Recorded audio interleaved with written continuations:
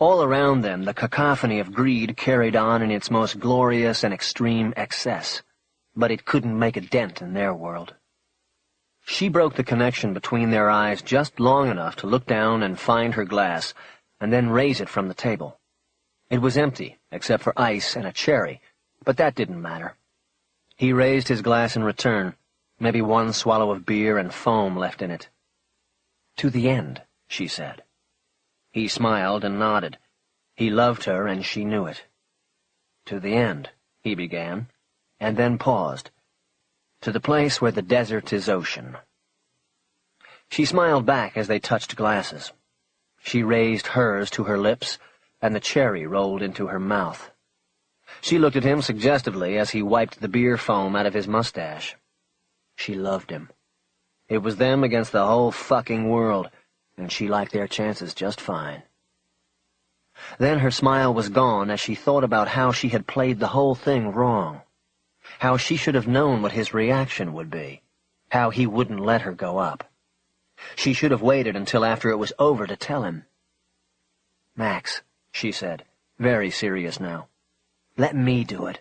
I mean it, one last time." "No way. It's me. I go up." There was a whoop from the casino floor, and it was loud enough to break the barrier surrounding them. She looked out and saw some 10-gallon Texan dancing at the end of one of the crap tables, just below the pulpit that reached out over the casino floor. The Texan had his dial-a-date at his side, a woman with big hair that had been working the casinos since all the way back when Cassie was dealing at the Trop for the first time. Cassie looked back at Max. "I can't wait until we're out of this place for good. Let me at least flip you for it." Max slowly shook his head. "Not in the cards. This one's mine." Max stood up then, and she looked up at him. He was handsome and dark. She liked the little scar under his chin, the way no whiskers ever grew there. "Guess it's time," Max said. He looked out across the casino, his eyes scanning but never stopping and holding on anything, until they traveled up the arm of the pulpit. Cassie's eyes followed his. There was a man up there, dressed darkly and staring down like a priest on his congregation. She tried to smile again, but couldn't bring the corners of her mouth up. Something didn't feel right. It was the change of plans, the switch. She realized then how much she wanted to go up, and how much she was going to miss the charge it would put in her blood. She knew then it was really about her, not Max. She wasn't being protective of Max. She was being selfish. She wanted that charge one last time. "Anything happens," Max said. "I'll see you when I'll see you." Now she outright frowned. That had never been part of the ritual, a goodbye like that, a negative like that. "Max, what's wrong? Why are you so nervous?" Max looked down at her and hiked his shoulders. "'Cause it's the end, I guess." He tried a smile, then touched her cheek and leaned down. He kissed her on the cheek and then quickly moved over to her lips. He reached a hand down beneath the table where nobody could see, and ran his finger up the inside of her leg, tracing the seam of her jeans. Then, without another word, he turned and left the lounge. He started walking through the casino toward the elevator alcove, and she watched him go. He didn't look back. That was part of the ritual. You never looked back. 1. The house on Lookout Mountain Road was set far in from the street and nestled against the steep canyon embankment to the rear. This afforded it a long and flat green lawn, running from the wide front porch to the white picket fence that ran along the street line. It was unusual in Laurel Canyon to have such an immense lawn, front or back, and so flat as well. It was that lawn that would be the key selling point of the property. The open house had been advertised in the real estate section of the Times as starting at 2 p.m. and lasting until 5.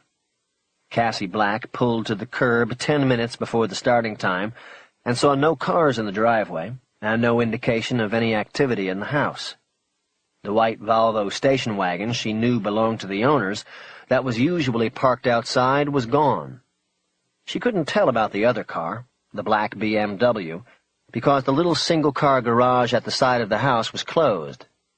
But she took the missing Volvo to mean that the owners of the home were out for the day and would not be present during the showing. This was fine. Cassie preferred they not be home. She wasn't sure how she would act if they were right there in the house with the girl as she walked through it.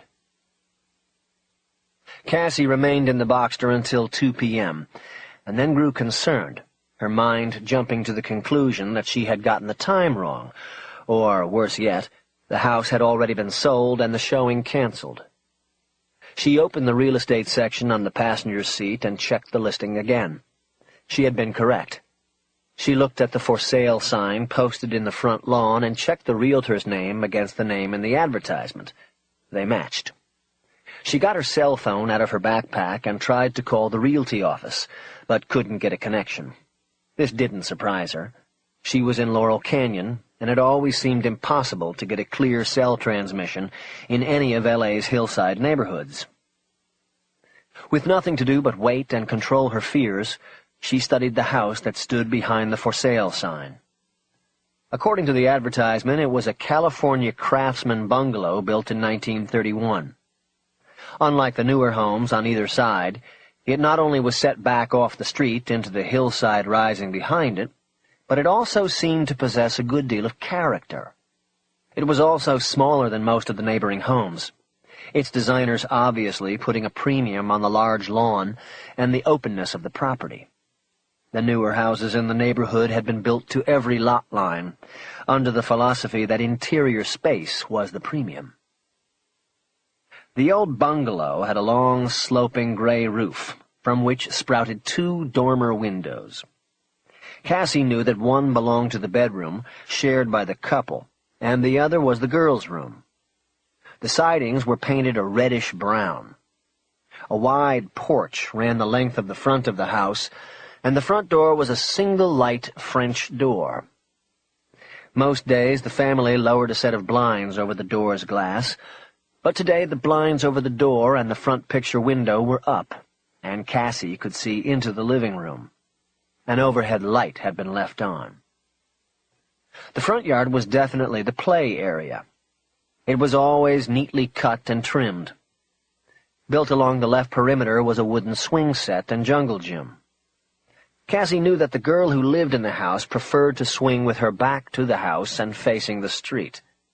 She had often thought about this, wondering if there was something about this habit that could be read as some sort of psychological clue. The empty swing hung perfectly still. Cassie saw a kickball and a red wagon sitting motionless in the grass, also waiting for the attention of the girl. Cassie thought the play area might be one of the reasons the family was moving. All things being relative in Los Angeles, Laurel Canyon was a pocket of reasonable safety in the sprawling city. Still, it wasn't desirable in any neighborhood to have your child playing in the front yard so close to the street, the place where harm could befall them, where danger could come to them. It didn't say anything about this potential problem with the yard in the advertisement. Cassie looked down and read it again. Bring all offers. 1931 classic California craftsman. 2 bedrooms, 2 baths, spacious living dining, huge wooded lot. Highly motivated and anxious. Reduced and priced to sell. Cassie had noticed the for sale sign on the property during a routine drive-by 3 weeks earlier. The sighting had thrown her life into turmoil, which manifested itself in insomnia and inattention at work. She had not sold a single car in the 3 weeks, her longest absence ever from the sales tote board. Today's showing was the first open house as far as she knew, so the wording of the ad struck her as curious. She wondered why the owners would be so anxious to sell that they would have already reduced the price after only 3 weeks on the market. That did not seem right. 3 minutes after the open house was scheduled to begin, a car Cassie didn't recognize, a maroon Volvo sedan, pulled into the driveway and stopped. A slim, blonde woman in her mid-40s got out. She was casually but neatly dressed, She opened the trunk of her car and removed an open house sign, which she carried toward the curb. Cassie checked her hair in the visor mirror, reached to the back of her head, and pulled the wig down tight on her scalp. She got out of the Porsche and approached the woman as she set up the sign. "Are you Laura LaValle?" Cassie asked, reading the name off the bottom of the for sale sign. "I sure am.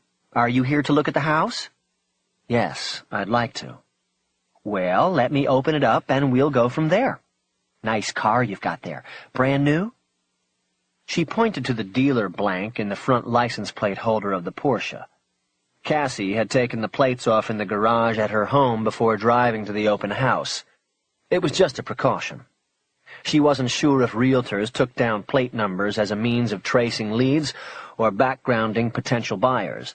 She didn't want to be traced. It was the same reason she was wearing the wig. Yes," she said. "New to me, but used. It's a year old." "Nice." The Boxster looked pristine from the outside, but was actually a repo with almost 30,000 miles on it, a convertible top that leaked and a CD player that habitually skipped when the car hit the slightest bump in the road. Cassie's boss, Ray Morales, was letting her use it while he dealt with the owner, allowing the guy until the end of the month to come up with the money before putting the car into the showroom. Cassie expected that they would never see a dime from the guy. He was a deadbeat through and through. She'd looked at the package. He'd made the first 6 payments, late every time, and then skated on the next 6. Ray had made the mistake of taking the guy's paper after he'd gotten no takers from the outside loan companies. That was the tip-off right there. But the guy had talked Ray into taking the paper and turning over the keys. It really bugged Ray that he had been beaten. He personally went out on the rig when they hooked up the Boxster outside the deadbeat's hillside box overlooking Sunset Plaza. The real estate woman went back to her car and removed a briefcase, then led Cassie up the stone walkway to the front porch. "Are the owners going to be home?" Cassie asked. "No, it's better when no one's home. Then people can look where they want, say what they want. No hurt feelings. You know, people's tastes are different. One person will think something is gorgeous. Somebody else will call it hideous." Cassie smiled to be polite. They got to the front door, and LaValle removed a small white envelope from her briefcase and took out a key.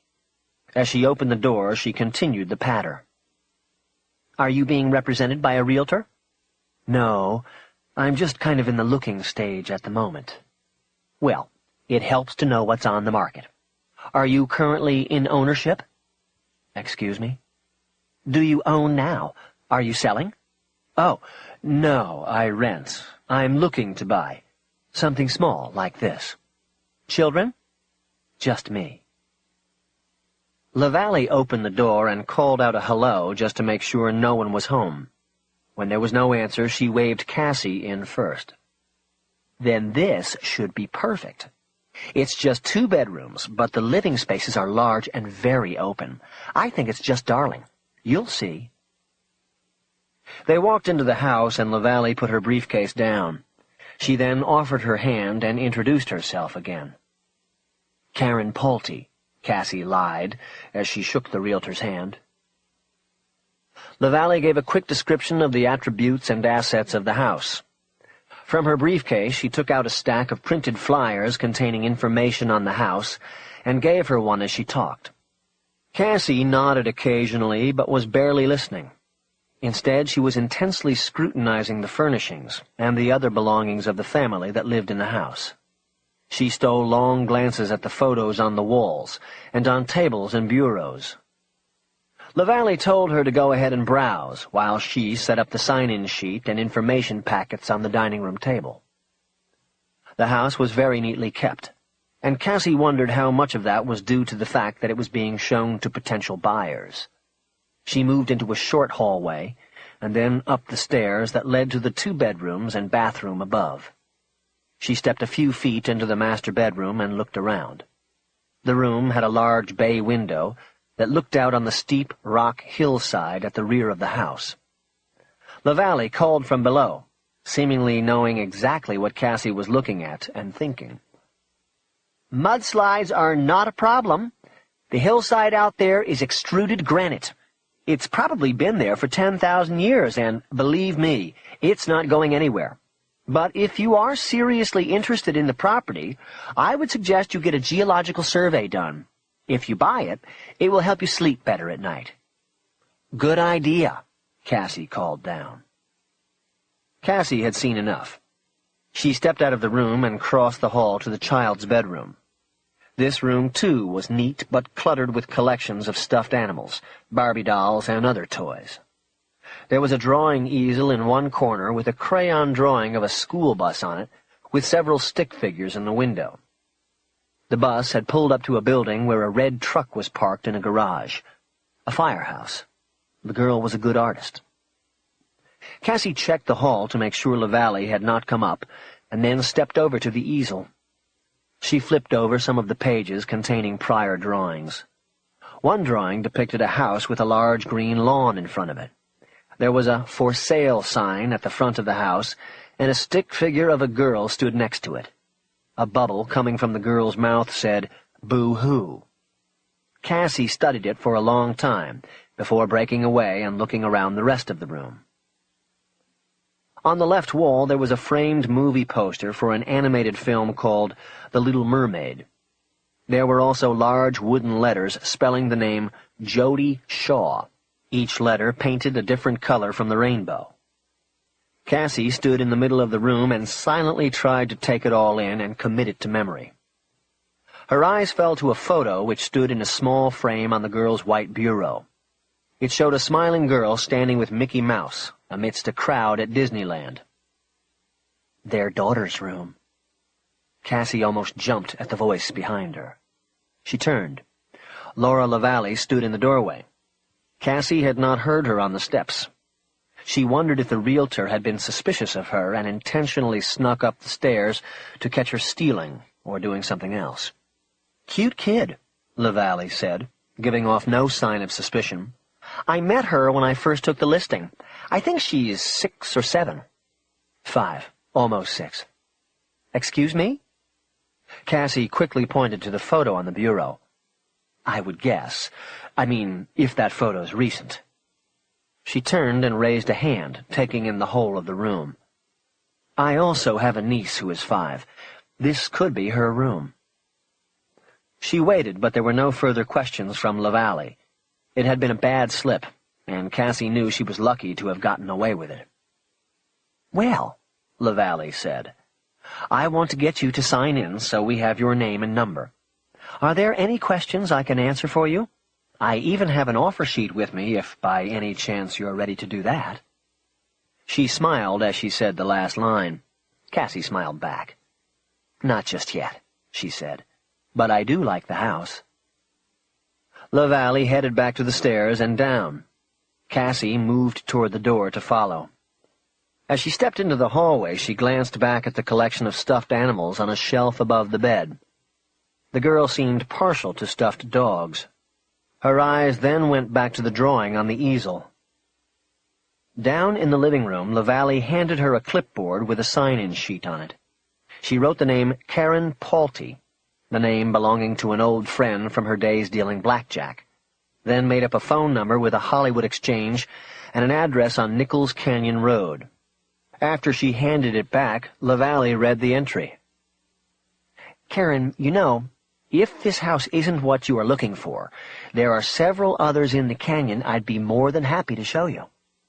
"Okay, that would be fine. Let me think about this one first, though."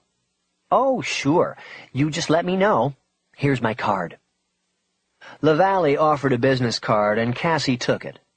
She noticed through the living room's picture window a car was pulling to the curb behind the Boxster, another potential buyer. She decided it was time to ask questions while she still had LaValle alone. "The ad in the paper said the Shaws were anxious to sell the house.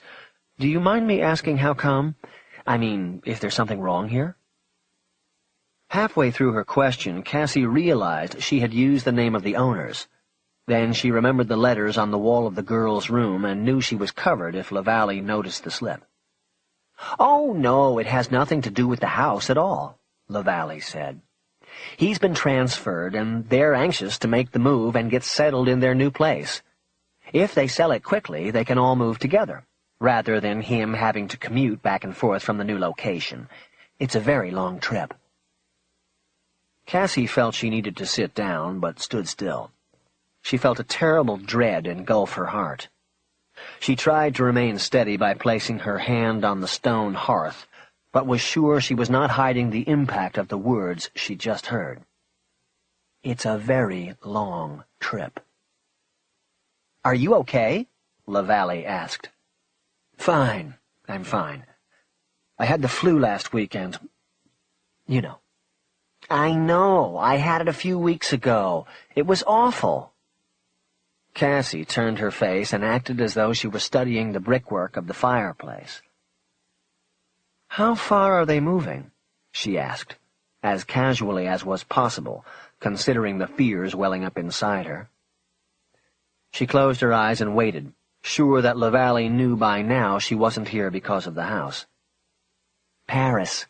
He works for some kind of clothing import business, and they want him working on that end of things for a while. They thought about keeping the house, maybe renting it out, but I think realistically they know that they probably won't be coming back. I mean, it's Paris. Who wouldn't want to live there?" Cassie opened her eyes and nodded. "Paris." LaValle continued in an almost conspiring tone. "That's also the reason they would be very interested in any kind of an offer. His company will cover him on anything below appraisal value, anything within reason. So a quick, low bid might really be able to turn this. They want to get over there so they can get the girl into one of those language schools this summer, so she can start learning the language and be fairly integrated by the time school starts." Cassie wasn't listening to the sales pitch. She stared into the darkness of the hearth. 1,000 fires had burned there and warmed this house, but at the moment the bricks were black and cold, and Cassie felt as though she were staring at the inside of her own heart. In that moment she knew that all things in her life were changing. For the longest time she had lived day to day, carefully avoiding even a glance at the desperate plan that floated out on the horizon like a dream. But now she knew that it was time to go to the horizon. 2.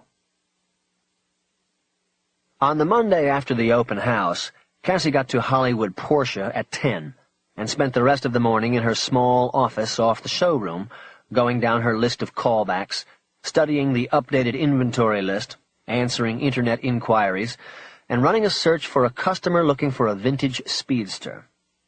Mostly, though, her thoughts remained concentrated on the information she had learned during the open house in Laurel Canyon. Mondays were always the slowest days in the showroom. Occasionally there were leftover buyers and paperwork from the weekend, but as a rule very few first-visit car buyers came in. The dealership was located on Sunset Boulevard, a half-block from the Cinerama Dome, and sometimes it was so slow on Mondays that Ray Morales didn't mind if Cassie walked over and caught a flick in the afternoon, just as long as she had her pager on and could be recalled if things started hopping.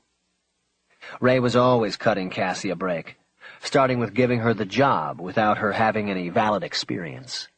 She knew his motives weren't entirely altruistic. She knew it would only be a matter of time before he came to her to collect the return. She was surprised he hadn't made the move yet. It had been 10 months. Hollywood Porsche sold new and used cars. As the newest person on the 6-member sales force, it fell to Cassie to work Monday shifts and to handle all internet-related business. The latter she didn't mind because she had taken computer courses while at High Desert Institution for Women and had found she enjoyed the work. She had learned that she preferred dealing with customers and salesmen from other dealerships over the internet rather than in person. Her search for a speedster of the quality her customers sought was successful. She located a '58 convertible in pristine condition on a lot in San Jose and arranged to have photos and the particulars overnighted. She then left a message for the customer saying he could come in the next afternoon and look at the photos, or she would send them over to his office as soon as she got them. The one test drive of the day came in shortly before lunch. The customer was one of Ray's so-called Hollywood hard-ons, a name the fleet manager had come up with himself. Ray religiously scoured the Hollywood Reporter and Daily Variety for stories on nobodies becoming overnight somebodies. Most often these were writers who were snatched from penniless obscurity and made rich and at least known for the day by a studio deal for a book or screenplay. Once Ray chose a target, he tracked down the writer's address through the Writers Guild or a friend he had in the Voters' Registrar's office. He then had the Sunset Liquor Deli deliver a bottle of Macallan Scotch whiskey with his card and a note of congratulations. A little more than half the time it worked. The recipient responded with a call to Ray and then a visit to the showroom. Owning a Porsche was almost a rite of passage in Hollywood, especially for males in their 20s, which all the screenwriters seemed to be. Ray passed these customers on to his salespeople, splitting the commission on any eventual sale. The test drive Cassie had on Monday was a writer who had just signed a first-look deal with Paramount for 7 figures. Ray, fully aware that Cassie had not sold a car in 3 weeks, gave the up to her.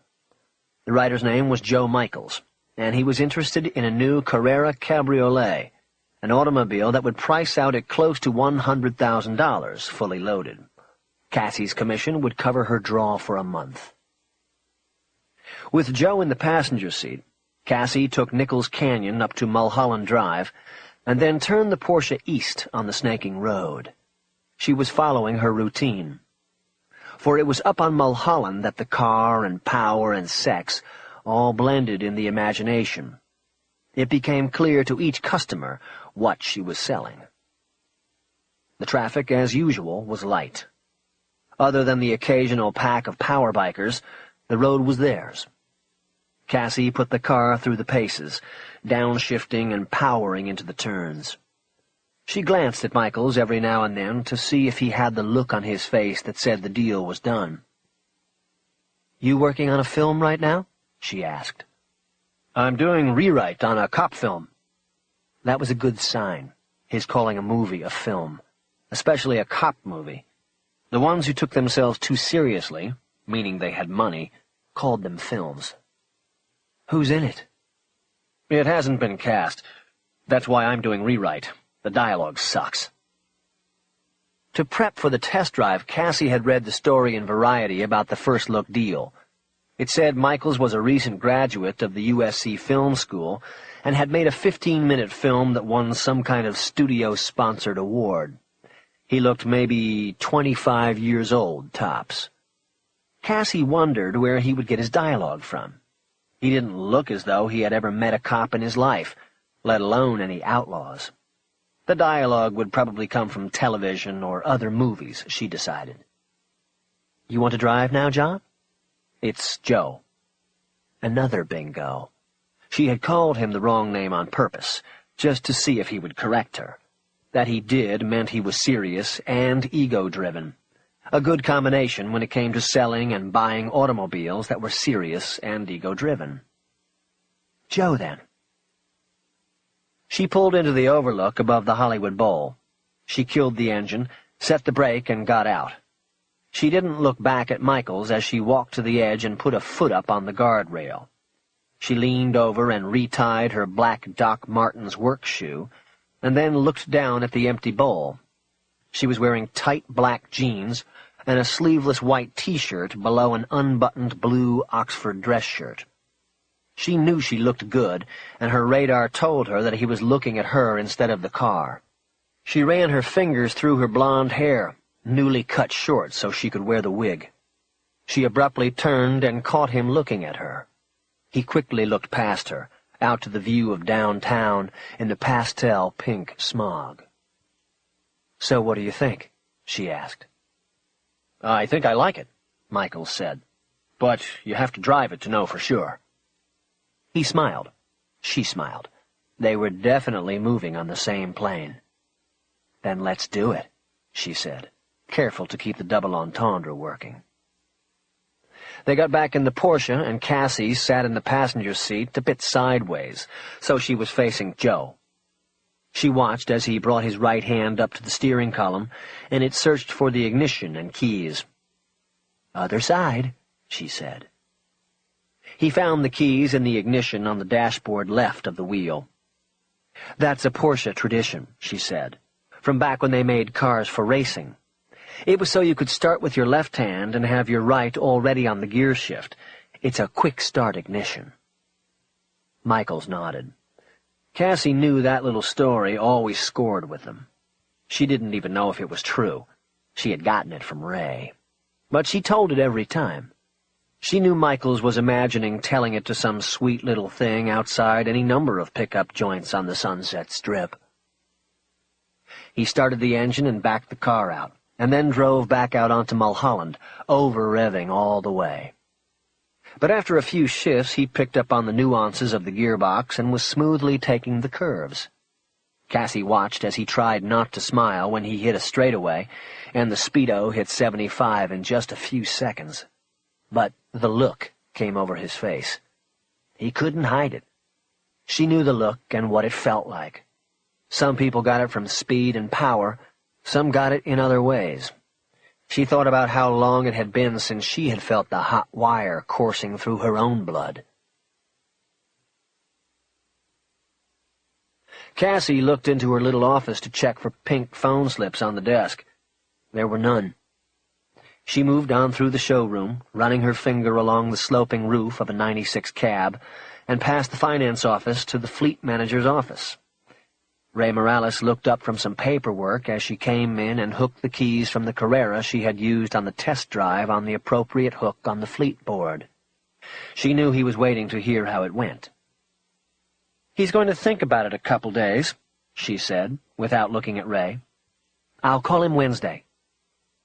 As Cassie turned to leave, Ray dropped his pen and pushed his seat back from his desk. "Shit, Cassie! What is up with you? That guy was a hard-on. How'd you lose him?" "I didn't say I lost him," Cassie said, too much protest in her voice.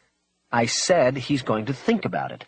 Not everybody buys after the first test drive, Ray. That car's going to run $100,000. "With these guys, they do. With Porsche, they do. They don't think, they buy. Cassie, damn, he was primed. I could tell when I had him on the phone. You know what you're doing? I think you're psyching these guys out.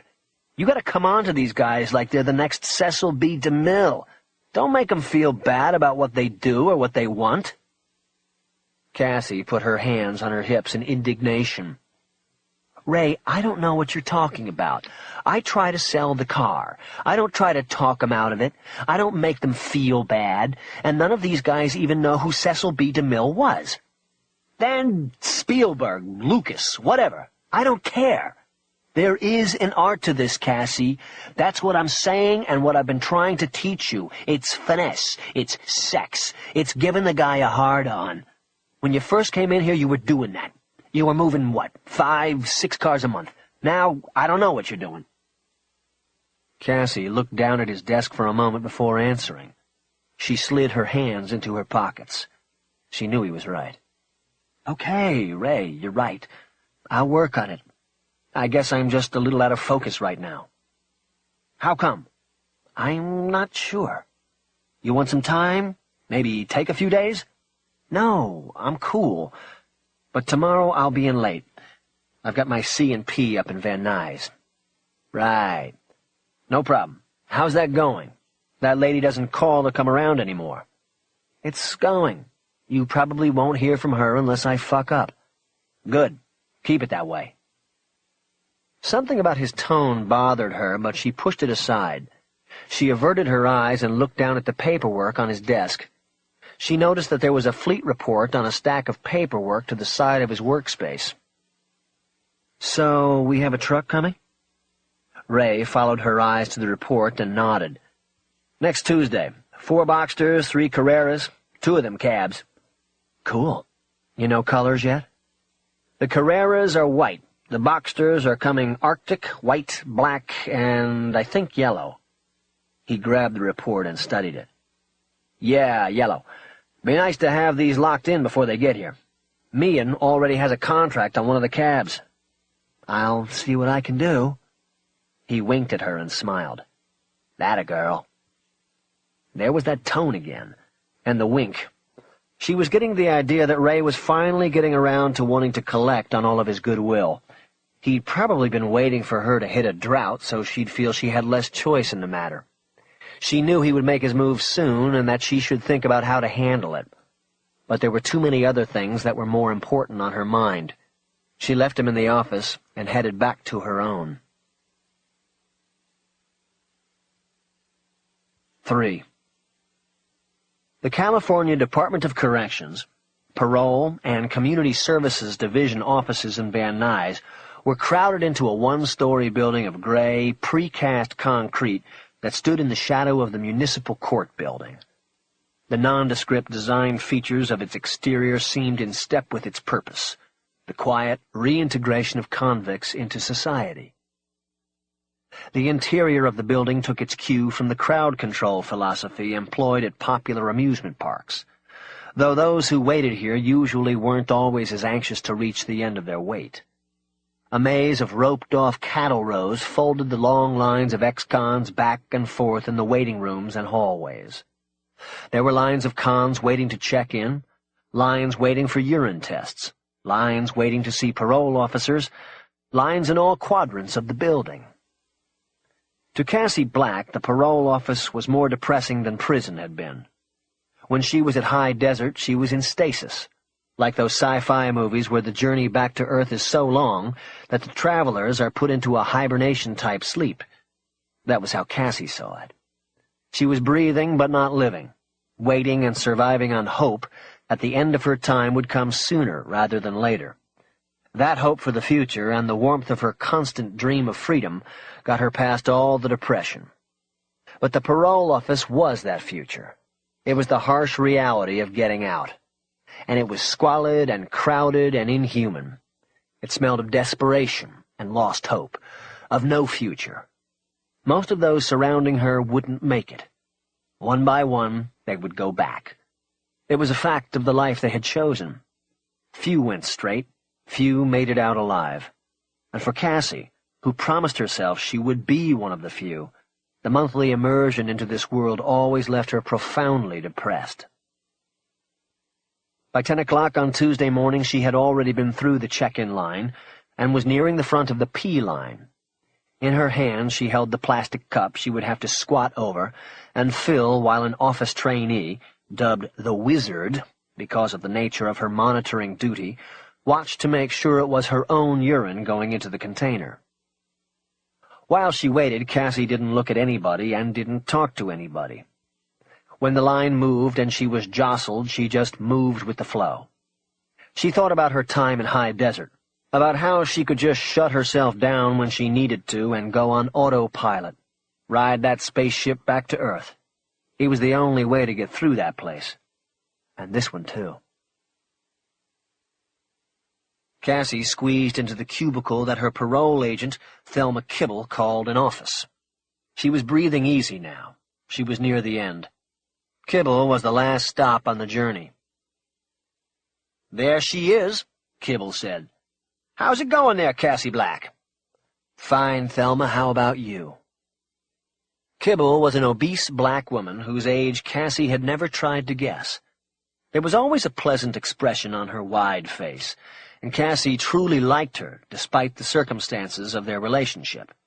Kibble wasn't easy, but she was fair. Cassie knew she was lucky when her transfer from Nevada had been assigned to Kibble. "Can't complain," Kibble said. "Can't complain at all." Cassie sat in the chair next to the desk, which was stacked on all sides with case files, some of them 2 inches thick. On the left side of the desk was a vertical file labeled RTC, which always drew Cassie's attention. She knew RTC meant Return to Custody, and the files located there belonged to the losers, the ones going back. It seemed the vertical file was always full, and seeing it was always as much as a deterrent to Cassie as anything else about the parole process. Kibble had Cassie's file open in front of her and was filling in the monthly report. This was their ritual. A brief, face-to-face visit, and Kibble would go down the checklist of questions. "What's up with the hair?" Kibble asked, without looking up from the paperwork. "Just felt like a change. I wanted it short." "Change? What, are you so bored you gotta make changes all of a sudden?" "No, I just—" She finished by hiking her shoulders, hoping the moment would pass. She should have realized that using the word change would raise a flag with a parole agent. Kibble turned her wrist slightly and checked her watch. It was time to go on. "Your pee going to be a problem?" "Nope." "Good. Anything you want to talk about?" "No, not really." "How's the job going?" "It's a job. It's going the way jobs go, I guess." Kibble raised her eyebrows, and Cassie wished she had just stuck to a one-word answer. Now she had raised another flag. "You drive them fancy damn cars all the time," Kibble said. "Most people that come in here are washing cars like that, and they ain't complaining." "I'm not complaining." "Then what?" "Then nothing. Yes, I drive fancy cars, but I don't own them. I sell them. There's a difference."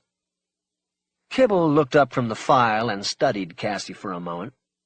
All around them, the cacophony of voices from the rows of cubicles filled the air. "All right, what's troubling you, girl? I don't have time for bullshit. I got my hard cases and my soft cases, and I'll be damned if I'm going to have to move you to HC. I don't have time for that." She slapped one of the stacks of thick files to make her point. "You won't want that, neither," she said. Cassie knew HC meant high control. She was on minimum supervision now. A move to HC would mean increased visits to the parole office, daily phone checks, and more home visits from Kibble. Parole would simply become an extension of her cell, and she knew she couldn't handle that. She quickly held her hands up in a calming gesture. I'm sorry. Nothing's wrong, okay? I'm just going through one of those times, you know?" "No, I don't know. What times you talking about? Tell me." "I can't. I don't know the words. I feel like it's like every day is like the one before. There's no future because it's all the same." "Look, what did I tell you when you first came in here? I told you it would get like this. Repetition breeds routine. Routine's boring, but it keeps you from thinking, and it keeps you out of trouble. You want to stay out of trouble, don't you, girl?" "Yes, Thelma, but it's like I got out of lockdown, but sometimes I feel like I'm still in lockdown. It's not—" "Not what?" "I don't know. It's not fair." There was a sudden outburst from one of the other cubicles as a convict started protesting loudly. Kibble stood up to look over the partitions of the cubicle. Cassie didn't move. She didn't care. She knew what it was. Somebody being taken down and put in a holding cell pending revocation of parole. There was always one or two takedowns every time she came in. Nobody ever went back peaceably. Cassie long ago stopped watching the scenes. She couldn't worry about anyone else in this place but herself. After a few moments, Kibble sat back down and turned her attention back to Cassie, who was hoping that the interruption would make the parole agent forget what they had been talking about. There was no such luck. "You see that?" Kibble asked. "I heard it. That was enough." "I hope so, because any little mess-up and that could be you. You understand that, don't you?" "Perfectly, Thelma. I know what happens." "Good. Because this isn't about being fair, to use your word. Fair's got nothing to do with it. You're down by law, honey, and you're under thumb. You're scaring me, girl, and you should be scaring yourself. You're only 10 months into a 2-year tale. This is not good when I hear you getting antsy after just 10 months. "I know. I'm sorry." "Shit. There's people in this room with 4 and 5 and 6-year tales. Some even longer." Cassie nodded. I know, I'm lucky. It's just that I can't stop myself from thinking about things, you know? No, I don't know. Kibble folded her massive arms across her chest and leaned back in her chair. Cassie wondered if the chair could take the weight, but it held strong. Kibble looked at her sternly. Cassie knew she had made a mistake trying to open up to her. She was, in effect, inviting Kibble into her life more than she was already into it. But she decided that since she had already strayed across the line, she might as well go all the way now. "Thelma, can I just ask you something?" "That's what I'm here for." "Do you know, are there any, international treaties or agreements for parole transfers?" Kibble closed her eyes. "What the hell are you talking about?" "Like, if I wanted to live in London or Paris or something?" Kibble opened her eyes, shook her head, and looked astonished. She shifted forward, and the chair came down heavily. "Do I look like a travel agent to you? You are a convict, girl. You understand that? You don't just decide you don't like it here and say, 'Oh, I think I'll try Paris now.' Are you listening to yourself talking crazy here? We aren't running no Club Med here. Okay, I was just... You got the one transfer from Nevada which you were lucky to get, thanks to your friend at the dealership, but that's it. You are stuck here, girl, for at least the next 14 months and maybe even further the way you're acting now." "All right, I just thought I'd..." "End of story." "Okay, end of story." Kibble leaned over the desk to write something in Cassie's file. "I don't know about you," she said as she wrote. "You know what I ought to do is I ought to 30-56 you for a couple days. See if that clears your mind of these silly-ass ideas. But you don't have to do that, Thelma. We're full up right now." Cassie knew a 30-56 was a parole hold, an order putting a parolee in custody pending a hearing to revoke parole. The PA could then drop the revoked charge at the time of the hearing, and the parolee would be set free. Meantime, the revisit to lockdown for a few days would serve as a warning to straighten up. It was the harshest threat Kibble had at her disposal, and just the mention of it properly scared Cassie. "I mean it, Thelma. I'm fine. I'm okay. I was just venting some steam, okay? Please don't do that to me." She hoped she had put the proper sound of pleading into her voice. Kibble shook her head. "All I know is that you were on my A-list, girl. Now I don't know. I think I'm going to at least have to come around and check up on you one of these days, see what's what with you. I'm telling you, Cassie Black, you better watch yourself with me. I am not fat old Thelma who can't get off her chair. I am not someone to fuck with. You think so? You check with these folks." She raked the end of her pen along the edges of the RTC files to her left. It made a loud, ripping sound. "They'll tell you I am not someone to be fucked with or fucked over." Cassie could only nod. She studied the huge woman across from her for a long moment. She needed some way to diffuse this, to get the smile back on Kibble's face, or at the very least the deep furrow out of her brow. "You come around, Thelma, and I have a feeling I'll see you before you see me." Kibble looked sharply at her, but Cassie saw the tension slowly change in her face. It had been a gamble, but Kibble took the comment in good humor. She even started to chuckle, and it made her huge shoulders and then the desk shake. "We'll see about that," Kibble said. "You'd be surprised by me." 4. Cassie felt a weight lifting off of her as she came out of the parole offices, not simply because the monthly ordeal was over, but because she had caught a glimmer of understanding about herself while inside. In her struggle for an explanation of her feelings to Kibble, she had arrived at an essential conclusion.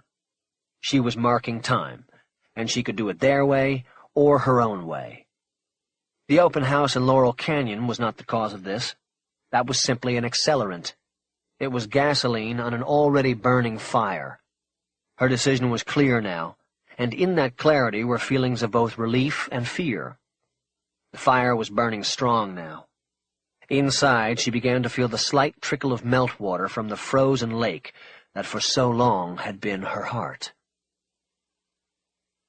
She walked between the municipal and county courthouses and through the plaza fronting the LAPD's Van Nuys station. There was a bank of payphones near the stairs leading up to the police station's second-floor entrance. She picked one up, dropped in a quarter and a dime, and punched in a number she had committed to memory more than a year earlier while in high desert. It had come on a note smuggled to her in a tampon. After 3 rings, the phone was answered by a man. "Yes?" It had been more than 6 years since Cassie had heard the voice, but it rang true and recognizable to her. It made her catch her breath. "Yes?" Yes, is this D.H. Riley?" "No, you have the wrong number." "Doghouse Riley? I was calling—" She looked down and read off the number of the phone she was standing at. "What kind of crazy name is that? No doghouse here, and you've got the wrong number." He hung up. Cassie did, too. She then turned around and walked back into the plaza and took a seat on a bench about 50 feet from the payphones. She shared the bench with a disheveled man who was reading a newspaper so yellowed that it had to have been months old. Cassie waited almost 40 minutes. When the phone finally started to ring, she was in the midst of a one-sided conversation with the disheveled man about the quality of the food service in the Van Nuys jail. She got up and trotted to the phones, the man yelling a final complaint at her.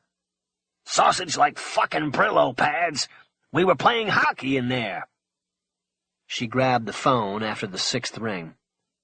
"Leo?" A pause. "Don't use my name. How you doing, sweetheart?" "I'm okay. How are— You know, you've been out now like a year, am I right?" Actually, and all that time, and not even a hello from you. I thought I'd hear from you before now. You're lucky I even remembered that Doghouse Riley shtick. 10 months. I've been out 10 months. And how's it been?" "Okay, I guess. Good, actually." "Not if you're calling me." "I know." There was a long silence then. Cassie could hear traffic noise coming from his end. She guessed he had left the house and found a payphone somewhere on Ventura Boulevard, probably near the deli he liked to eat at. "So, you called me first," Leo prompted. "Right. Yeah, I was thinking—" She paused and thought about everything again. She nodded her head. "Yeah, I need to get some work, Leo." "Don't use my name." "Sorry." But she smiled. Same old Leo. "You know me, a classic paranoid." "I was just thinking that." "All right, so you're looking for something. Give me some parameters. What are we talking about here?" "Cash. 1 job." "1 job?" He seemed surprised and maybe even disappointed. "How big?" "Big enough to disappear on, to get a good start." "Must not be going too good, then." "It's just that things are happening. I can't—" She shook her head and didn't finish. "You sure you're okay?" "Yes, I'm fine. I feel good, actually. Now that I know." "I know what you mean. I remember the time when I decided for good, when I said, fuck it, this is what I do.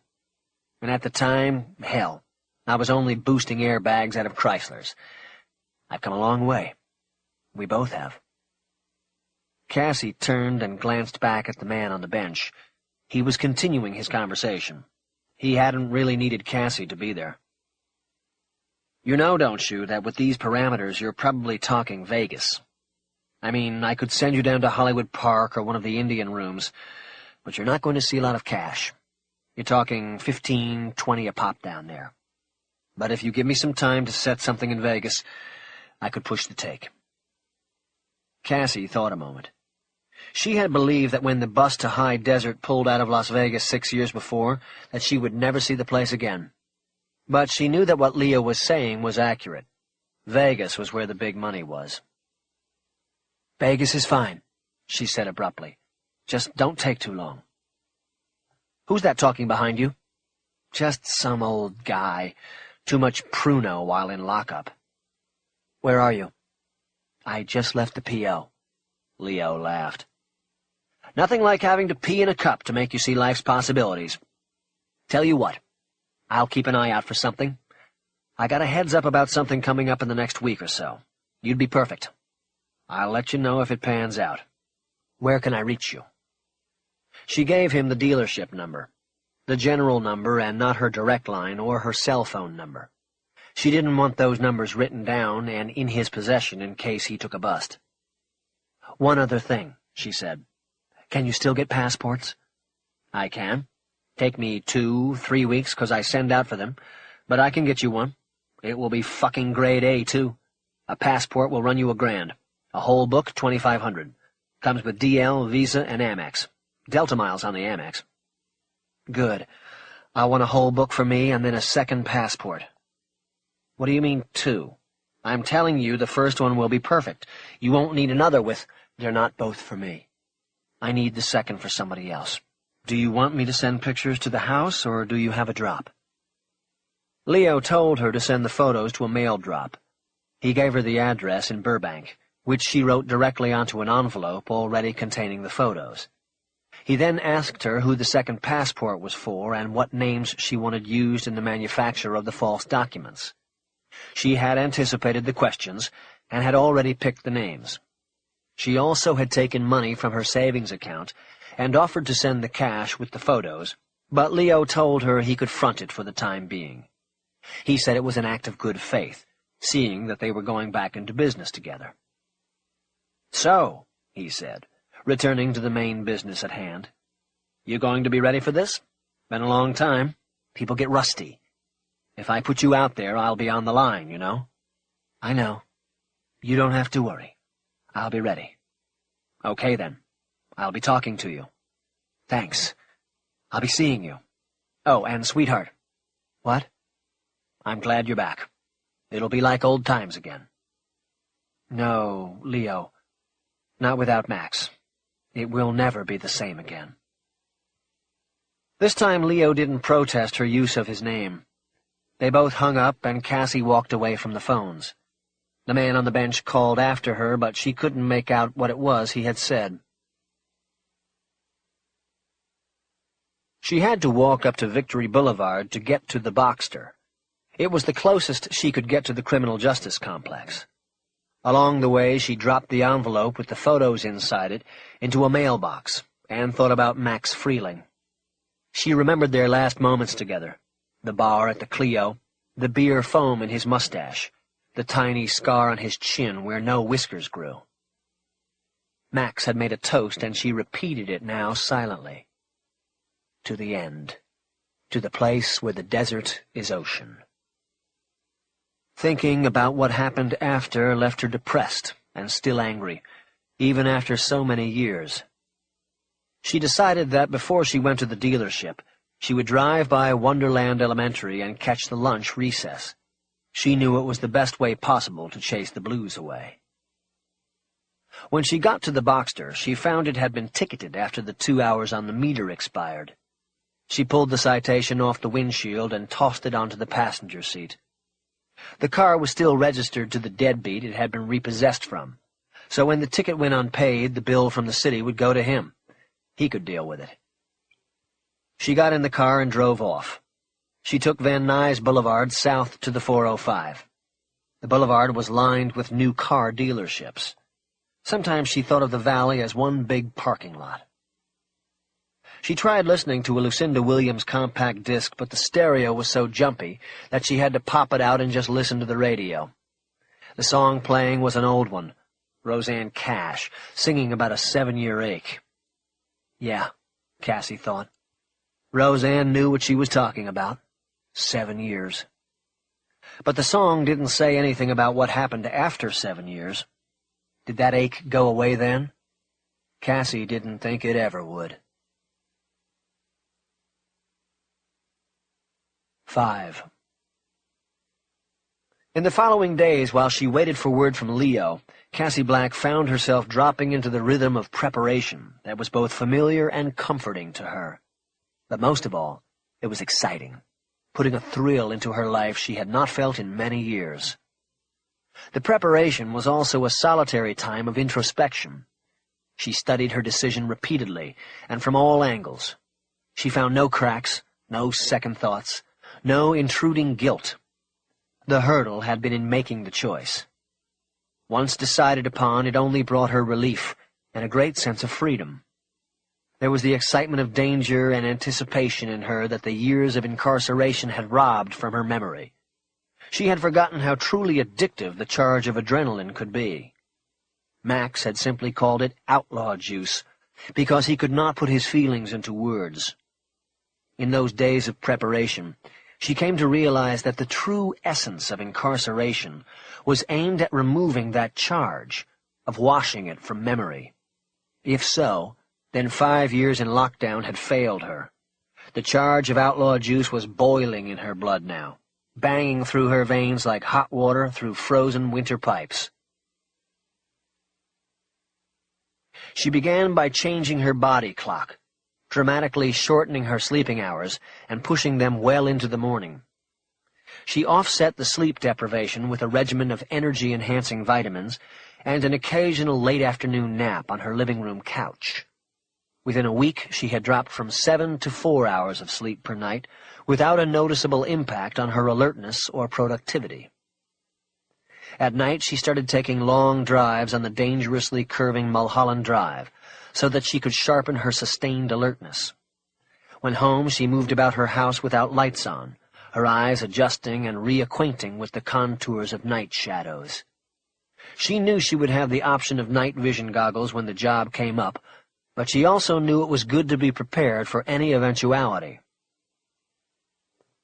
By day, when she wasn't working at the dealership, she started gathering the equipment she might need and making the tools she would use. After carefully making a list of every conceivable thing that would help her overcome any obstacle on a job, she memorized its contents and destroyed it. Such a list in her possession was enough in itself to violate her parole. She then spent an entire day driving to a variety of hardware stores and other businesses, gathering the items on the list, and spreading her cash purchases across the entire city, so that the various parts to her plan could never be construed as the whole. She bought screwdrivers, iron files, hacksaw blades and hammers, baling wire, nylon twine, and bungee cords. She bought a box of latex gloves, a small tub of earthquake wax, a Swiss Army knife, and a painter's putty knife with a 3-inch wide blade.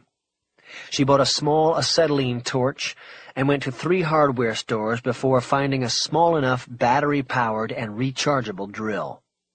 She bought rubber-tipped pliers, wire cutters, and aluminum shears. She added a Polaroid camera and a man's long-sleeve wetsuit top to her purchases. She bought big and small flashlights, a pair of tile workers' knee pads, and an electric stun gun. She bought a black leather backpack, a black fanny pack and belt, and several black zipper bags of varying sizes that could be folded and carried inside one of the backpack's pockets.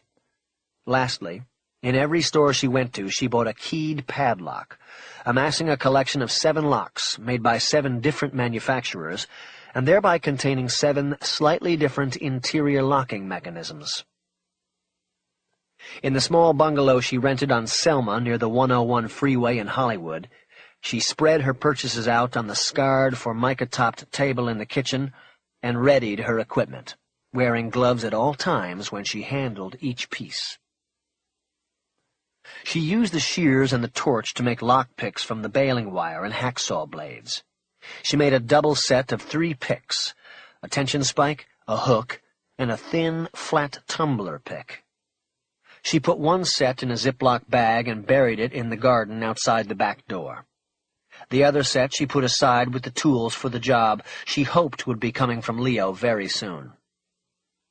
She cut half of a sleeve off the wetsuit and used it to encase the drill, sewing the sound-deadening rubber tightly in place with the nylon twine. From the rest of the wetsuit she created a roll-up satchel in which she could quietly carry her custom-made burglary kit.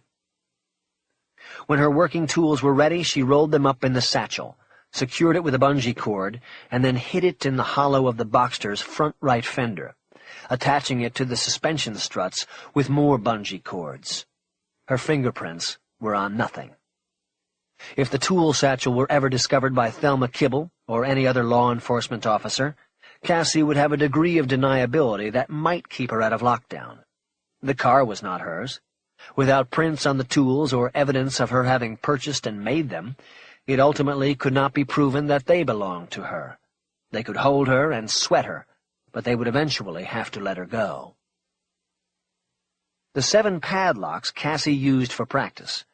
She locked them onto a wood clothing hanger and dropped the keys into a coffee cup in a kitchen cabinet. At night, she sat in the dark in her living room and blindly worked the extra set of picks into the padlocks. The nuances of finessing a lock open came back to her slowly. It took her 4 days to open all 7 padlocks. She then hooked them back on the hanger and closed them. She started over, this time wearing latex gloves. At the end of 2 weeks, she was regularly timing herself, and she could open all 7 locks in 12 minutes, with gloves on. She knew all along that what she was doing was as much mental preparation as anything else. It was getting back into the rhythm, the mindset. Max, her teacher, had always said the rhythm was the most important preparation, the ritual. She knew it was unlikely she would have to pick a lock on the job Leo would find for her. Most of the hotels in Las Vegas and elsewhere had gone to electronically programmed card keys in the last decade. Subverting electronic protection was another matter altogether. It required inside help, or a skill at socing, short for social engineering, meaning the con at the front desk, or the finesse moves with the housekeeper. The prep time brought her close to memories of Max, the man who had been both her mentor and lover. These were bittersweet memories, because she could not think of the good times without remembering how they had all ended so badly at the Cleopatra. Even still, she often found herself laughing out loud in the darkness of her house, the hanger full of padlocks on her lap, her hands sweating inside tight latex gloves. She laughed hardest as she remembered one socing trick Max had pulled to perfection at the Golden Nugget. They needed to get into a room on the 5th floor. Spying a night service maid's cart outside a room down the hall, Max went into a service alcove and took off all of his clothes. He then ruffled his hair and walked down the hall to the maid's cart, cupping his privates in his hands. After startling the woman, he explained he had been sleeping and got up to go to the bathroom. In his sleepy confusion, he had inadvertently stepped through the wrong door and out of his room, the door closing and locking behind him. Not wanting to prolong her encounter with the naked man, the housekeeper quickly handed him her passkey. They were in. What made the story so funny in memory to Cassie was that once Max was in the room, he had to dress and return the key to the maid in order to complete the trick. But his clothes were hidden down the hall in the alcove, so he put on a set of the Marks' clothes. The man they had targeted was slightly shorter than Max and rail thin. He weighed at least 50 pounds less. He was also openly gay, and his clothes announced this to the world. Max walked back down the hall to the maid in a flamingo pink shirt open to the navel and black leather pants so tight he couldn't bend his knees. Each night when she had finished practicing and was ready for sleep, Cassie reburied the second set of picks and put a heavy winter coat on the hanger holding the padlocks. She zipped the coat closed, hiding the locks, and returned it to a hallway closet. Ever aware that Thelma Kibble might make good on her threat to make an unscheduled appearance, she left no outward appearance in her home or activities of what she was planning and preparing for. But she never saw any sign of Kibble's presence. The parole officer apparently didn't even make a follow-up call to Ray Morales to check on Cassie's behavior and work status. Cassie believed the woman was simply overrun with too many cases. Despite the stern words to Cassie, Kibble probably had dozens of hard cases that were more deserving than Cassie of a field visit. As Cassie waited for the call from Leo, she kept her old routines as well. Each morning she went running at the Hollywood Reservoir, circling the lake and crossing the Mulholland Dam twice. The run was penance for her earlier morning ritual, stopping at the farmer's market on Fairfax for donuts and coffee at Bob's. She would take her breakfast in the car, driving up into the hills of Laurel Canyon and stopping, if parking was available, near the fenced playground outside the Wonderland School.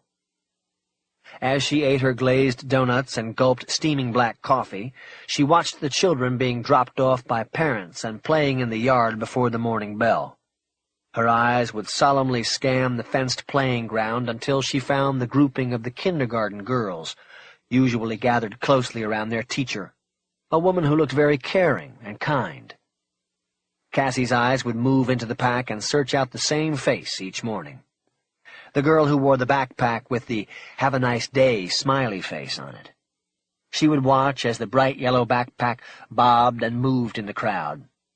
Cassie would not lose sight of the girl until the bell rang, and the children were herded inside to the classrooms. Only then would she crumple the donut bag and start her car to head to the reservoir to work her body and mind to near exhaustion before the day had barely begun. 6. 15 days after Cassie Black made contact with Leo, she got the return call. She was sitting in her office, going over the figures on a trade-in sheet with Ray Morales, when she heard her name announced over the showroom loudspeaker. She had a call on line 1. Her mind on the work at hand, she grabbed the phone and punched the line without thinking about it. "This is Cassie Black. Can you hold?" "Sure." She recognized the voice with that one word. She paused as a cold finger slid down her spine. Then she hit the hold button. A palpable excitement rose in her chest. "You okay?" Morales asked. "Sure, fine. I have to take this, though." "Go ahead." "I mean, alone? It's personal." "Oh. Okay." Ray looked a little rejected and maybe even annoyed. To him, personal probably meant a new boyfriend was calling. Cassie had gently rebuffed him 2 days earlier when he had asked her out to dinner after work. Now that he had finally made his move, he was too late. Cassie was waiting on Leo and wasn't going to complicate things with Ray. If things went the way she was planning, she would be doing him a favor by not getting involved with him. He'd have no secrets to hide when the cops came to talk to him. Ray said he would be in his office if she wanted to finish going over the trade-in report. He moved out of her small office and closed the door without Cassie having to ask. She leaned forward to look over the desk at the bottom of the door jamb. She could tell that Ray was standing just outside the door, hoping to hear her conversation. "Ray?" He didn't respond, but Cassie watched the feet move away. She clicked the hold button on the phone. "Hello?" "What, did you go for a test drive or something?" "Sorry." "Well, I got something for you." Cassie didn't respond at first. The trilling of adrenaline in her blood was strong. Outlaw juice. She felt this sense of being at the edge of a cliff. It was time to go over, now or never. Those people who got in padded barrels and floated over the falls had nothing on this. Leo spoke into the silence, breaking the spell. "I'm not sure you're going to like it, though." Cassie swallowed back a catch in her throat. "How come?" "We'll talk about it when I see you." "When and where?" "Just come here, but make it soon, either tonight or tomorrow, first thing. This has to go down by tomorrow night or we lose it." "All right. Tonight after work. You still in the same place?" "Always." "One last thing. I'm turning on the memo button on the phone machine here so I have this on tape. Kid, you know I love you, but it's been a long time. Don't get insulted because this is just a precaution. Ever since Linda Tripp and Monica Bluhimsky, it's standard operating procedure around here. Here goes. Are you currently working with any law enforcement agency at this time?" "Leo, don't say my name. Just answer the question." "I'm sorry, but this is a precaution I have to take. People been setting traps right and left out there." "No, Leo, I'm not. If I wanted to set you up, I could have done it back before I spent a nickel at High Desert. Everybody and their brother wanted me to make a deal then, but I didn't." "You sure didn't, and you know I appreciated it. Didn't I take care of you when I could? What about that P.I. you wanted to hire? That cost me $5,000, you know. You took care of me, Leo. I won't forget. I wish you'd forget using my name. Sorry. Okay. Good enough. The tape's off. We're good to go. I'll see you in a little while. Did you get the passports? A pause. Not yet. Next time I'm out, I'll make a call to check on that. Okay? Okay. But I need them. Soon. I'll deliver the message. See you soon. Take all usual precautions. After she hung up, Cassie's eyes traveled up the wall next to the door. Her eyes held on the poster taped on the wall and facing her. It showed a woman in a string bikini walking on a sun-drenched beach. The word Tahiti was scrawled in the sand behind her, just out of reach of the surf's wash. To the place where the desert is ocean, she said out loud. 7. Cassie drove west on Sunset. She had the top down on the Porsche. She loved the thrum of the engine coming through the seat and the deep guttural tones she heard on the curves. At Beverly Glen, she turned the Boxster north and followed the winding canyon road over the hill and down into the valley. Leo Renfro lived in Tarzana, in the flats north of Ventura Boulevard on a street fronting the 101 freeway. His house was a small, post-war ranch house, without any real defining design or style. It was like every other house in his neighborhood, and that was exactly the way Leo wanted it. Leo had survived by being nondescript, by blending in. She drove by the house without braking, and then up and down the surrounding blocks, studying every parked vehicle she passed, and looking for the telltale signs of a surveillance vehicle, vans with mirrored windows, cars with more than one antenna, pickup trucks with camper shells on the back. One vehicle caught her attention. It was a plumbing repair van, according to the sign painted on the side panel. It sat at the curb in front of a house on the block to the rear of Leo's house. Cassie passed it without stopping, but then turned around and headed back, pulling to the curb and parking a half-block from the van. She sat there watching the vehicle and looking for movement behind the glass, a shifting of the suspension as people moved around inside, any indication of life within. Nothing happened, but Cassie maintained her vigil for almost 10 minutes before she saw a man in a blue jumpsuit come out of the house and approach the van. He opened the side door and climbed inside. A few moments later, he carefully lowered a heavy pipe-snaking machine to the road. He then got out, closed and locked the van's door, and pushed the machine toward the front door of the house. He seemed legit to Cassie. She restarted the Porsche, made one more circuit through the neighborhood, and then returned to Leo's house. She parked at the curb out front and reminded herself not to buy into Leo's constant paranoid sensibility. She remembered all the rules and precautions he used to lay on her and Max before a job. Don't bet black before a job. Don't eat chicken before a job. Never wear a red hat, and so on and so on. It was all step on a crack, break your mother's back stuff, as far as Cassie had been concerned. Until that last night at the Cleopatra. When Cassie got to the front door, she looked up at the joists of the roof overhang and saw the old bullet camera was still in place. She was wondering if it still worked, and got her answer when Leo answered the door before she knocked. She smiled. Guess it still works. Of course it does.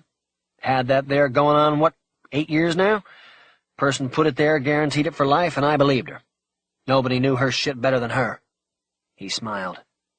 How are you, Cassie? Come on in. He stepped back to let her in.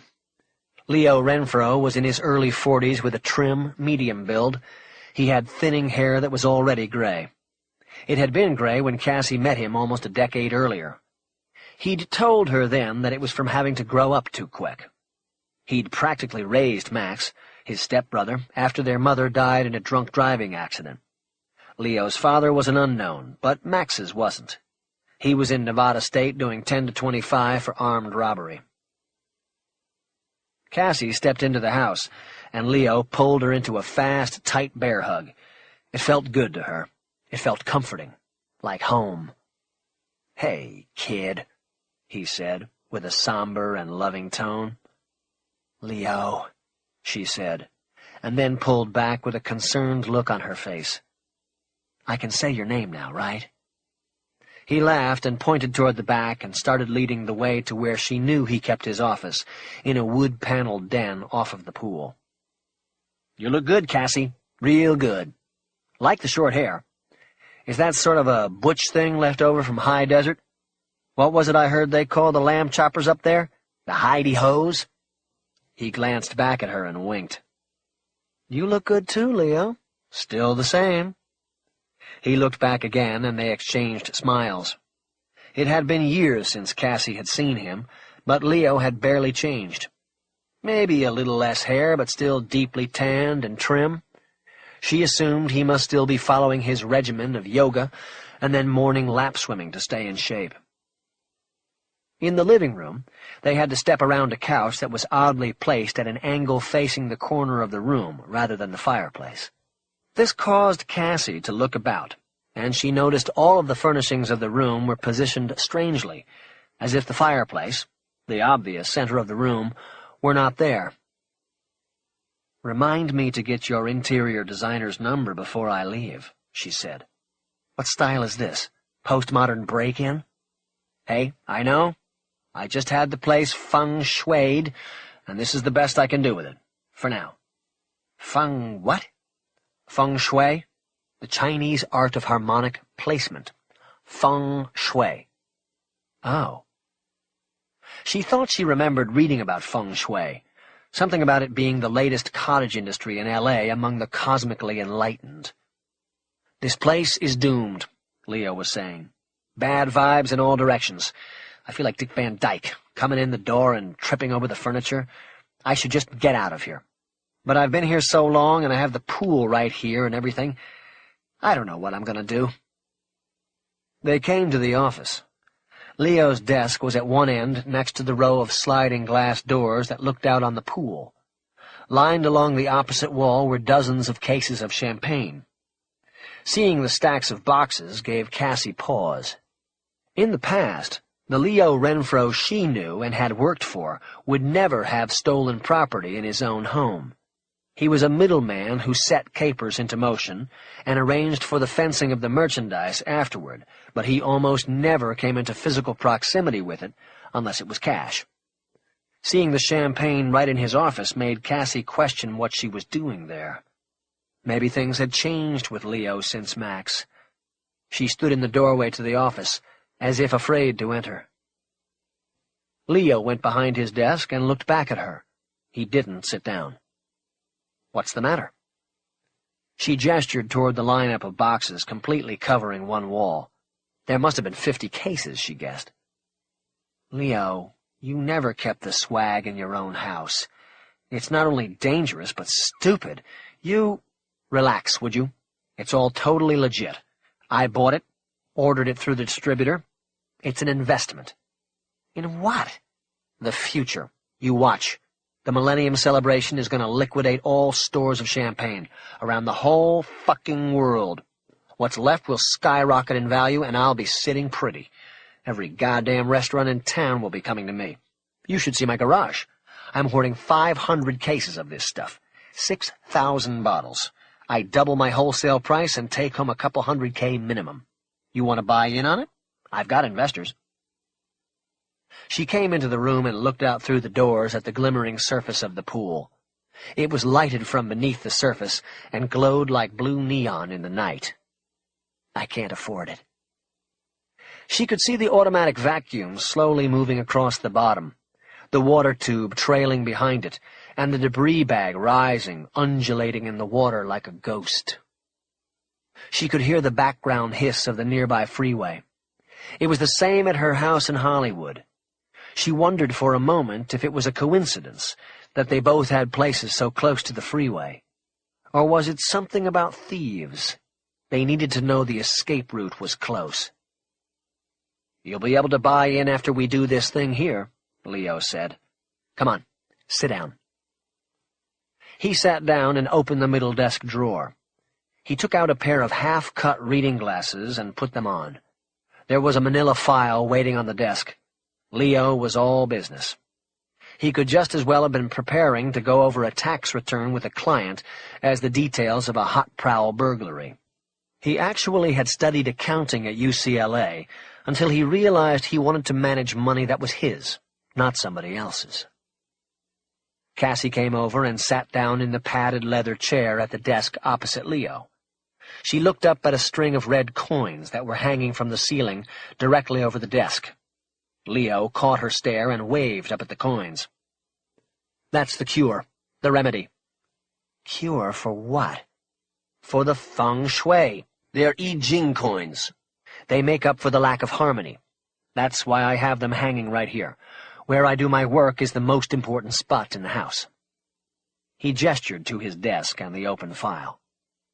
"Leo, you were always paranoid, but I think you're finally wigging out."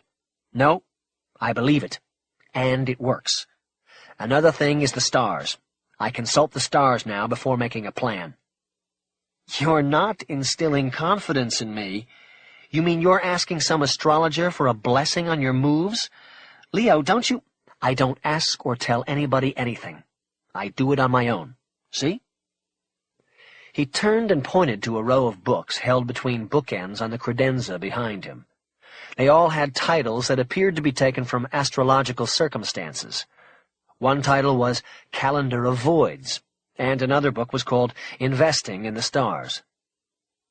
"Leo, you used to just quote your Jewish grandfather who said things like, 'Never pick up a penny that is heads down.' What about him?" "I still believe in him. I believe in it all. The important thing is to believe. Not to hope, but to believe. There is a difference. I believe in these things, and so that helps me do what I have to do and accomplish what it is I want to accomplish." Cassie thought it was a philosophy that could have come from nowhere else but California. "That's the beauty of it," Leo was saying. "I'm covered from all directions. It's good to have any edge you can get, Cass. Max used to say that, remember?" Cassie nodded somberly. "I remember." A long pause of uneasy silence and sad memories went by. Cassie looked out at the pool. She remembered swimming with Max one night after they thought Leo was asleep. Then the pool light came on and they were naked. She finally looked back at Leo. He had opened the file on the desk. There was a 1/4-inch thick stack of $100 bills in the file, along with a page of neatly printed but indecipherable notes torn from a yellow legal pad. One of Leo's precautions. He always kept notes in a coded language that only he knew. He was studying the notes on the yellow paper. "Now, where do I begin?" he said to himself. "How about with the reason you said I won't like this one?" Leo leaned back in his chair and studied her for a long moment.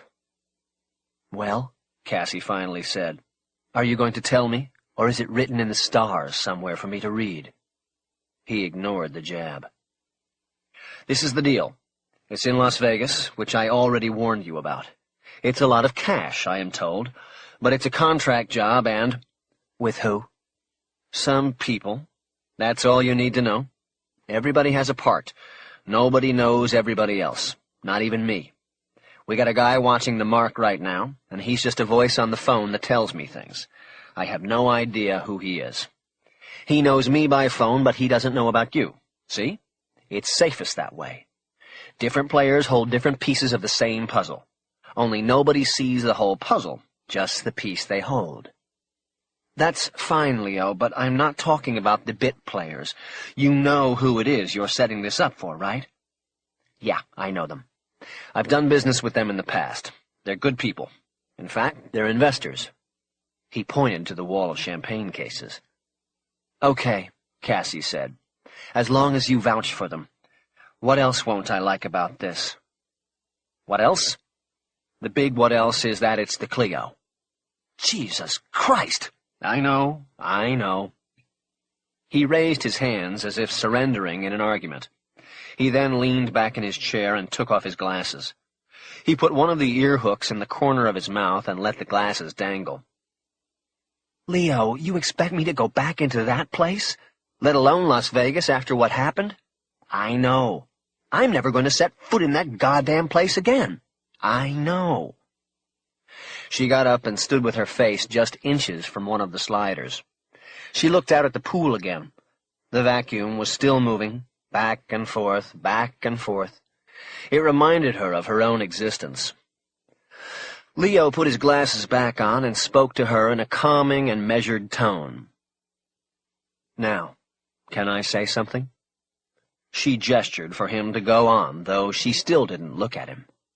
Okay, let's remember something here. You called me. I didn't call you. You asked me to set up a job. You said you wanted it big, and you wanted it soon, and you wanted it to be cash. Have I got all of that right? He waited for an answer, but she didn't say anything. I'll take your silence as a yes. Well, Cass, this is that job. She turned to face him. But I didn't say... He held up his hand, silencing her. Let me finish. All I'm saying is that I brought this to you for consideration. You don't want it? Fine. I'll make some calls and I'll go with someone else. But, girl, you were the best I ever knew of on the hot prowl. You are a true artist, if ever I knew one. Even Max would have admitted that. He was the teacher, but the student got smarter. So when these guys came to me and told me about this thing, I started thinking it was you all the way. But hey, I'm not forcing you to do anything. Something else will come down the pipe, and I'll call you then. I don't know when that will be, but you'll still be first on my list. You will always be first, Cassie. Always. She slowly came back to her chair and sat down. You're the artist, Leo. A great bullshit artist. That speech is your way of saying I should do it, isn't it? I didn't say that. You don't have to. It's just that, Leo, you believe in your stars and your I Ching coins and all your other things. The one thing I have to believe is that place, that night, that there was just a ghost or something in the mix, a jinx, and it was either on us or on that place. For 6 years I've been saying that it wasn't us, that it was that place, and now you want me to go back there. Leo folded the file closed. Cassie watched the stack of money disappear. I only want you to do what you want to do. But I have to make some calls now, Cass. I need to set this up with somebody else tonight because the job has to be tomorrow night. The mark's supposed to check out Thursday morning. Cassie nodded and felt this awful sense that if she passed on this job, there wouldn't be another. She didn't know if this was because Leo wouldn't trust her or because of something else. It was just a premonition. Her mind flashed on the scene of a beach and the surf coming up and wiping out letters drawn in the sand. They were gone before Cassie could read them, but she knew what they spelled. Take the job. What's my end if I do it? Leo looked at her and hesitated. You sure you want to know? She nodded. He opened the file again and slid the yellow page out from beneath the stack of currency. He spoke while looking down at his notes. Okay, this is the deal. We get the first 100 off the top and 40 points on the rest. They've been watching this guy. They think he's got about $500K, all cash, in a briefcase. That pans out, that comes to $260 for us. I'd cut it 60-40, you on the big end. Better than $150 for you. I don't know if it's enough to disappear on permanently, but it's a fucking A start and not bad for a night's work. He looked up at her. Not bad for them either, $240 for doing nothing. Not nothing. They found the mark. That's most important. They also have somebody on the inside who will make things very easy for you. He paused for a moment to let the money and the details sink in. You interested now? Cassie thought a moment. You don't know when the next one will be coming, do you? Never do. Right now, this one's all I got. But to be honest, I wouldn't count on the next one being this kind of money. Probably take 2, 3 jobs to put this kind of bread together. This is the big one. This is the one you want. He leaned back in his chair, looked over his glasses at her, and waited. She knew he had played it just right. He'd let her run out with the line, but now was slowly reeling it back in. She was hooked, and she knew it. A job with a potential payoff of more than $150,000 didn't come along often. The most she and Max ever pulled on a caper was $60,000 they took off an assistant to the Sultan of Brunei. It was pocket change to the Sultan, but she and Max had celebrated until dawn at the Aces and Eights Club in North Vegas. "All right," she finally said. "I'm interested. Let's talk about it."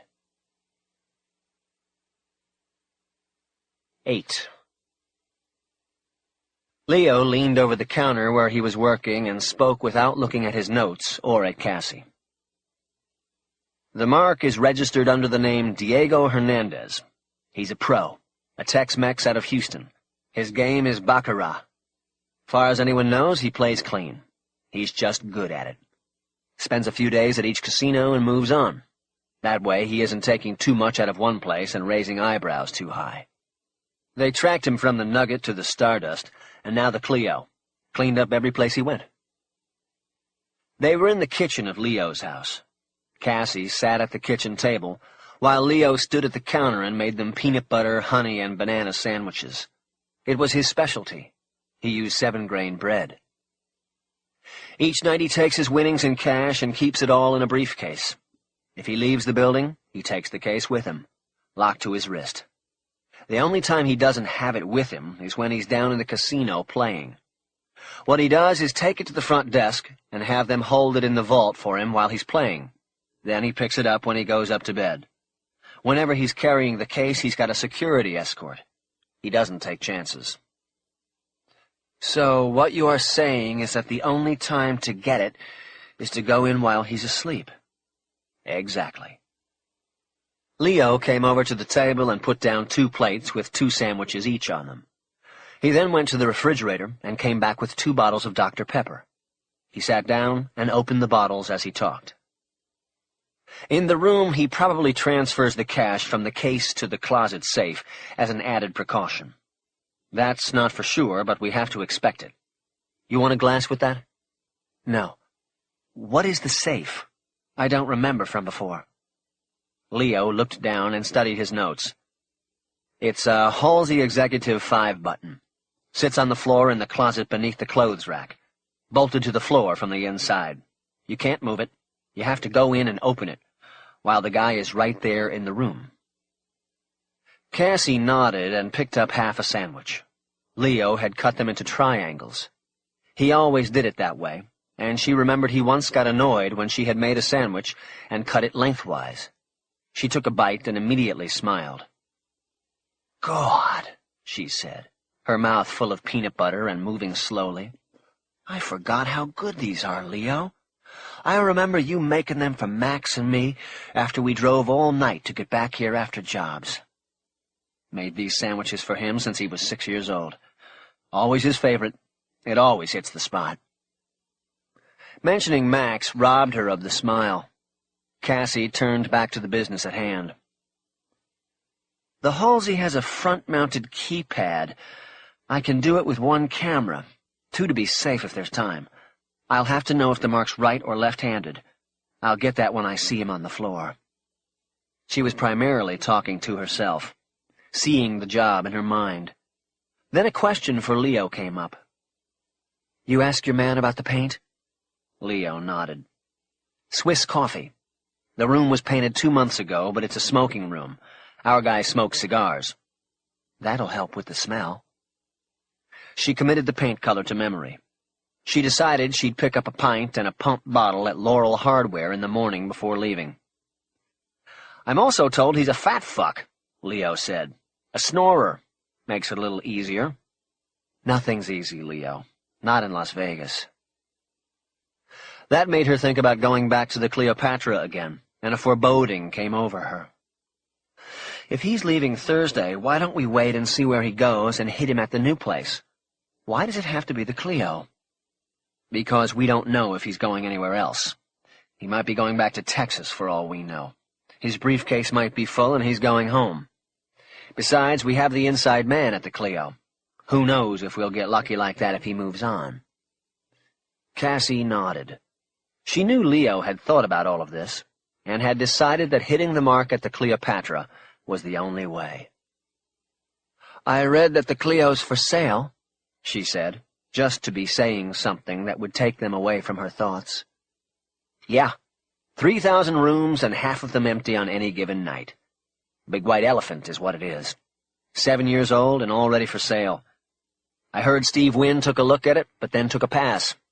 You know, something must be fucked up there if he didn't see a way to turn it around. He touches something, it's gold." "Maybe the place never got over the bad publicity. You know, with Max." Leo shook his head. "Old news. The problem is they made that place as cheap as Mother Hubbard's flophouse, and now it's falling apart and nobody wants to stay there. Too many other nice places on the Strip for the same dough. You got the Bellagio now, the Venetian, the Mandalay Bay down at the end."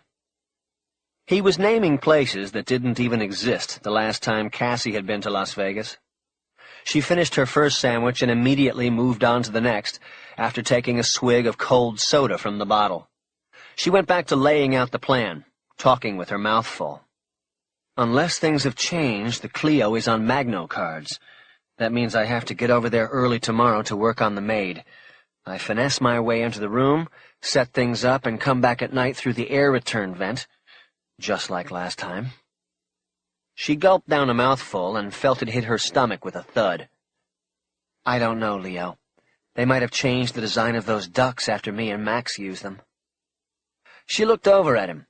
He was looking over his glasses at her and smiling. "What?" "You're not listening to me," he said. "I told you the spotter is an inside man. Forget the ducks. And the maid, too. No socing on this one. You'll have a complete package waiting for you at the VIP desk." He looked down at the notes. "Under the name Tercello.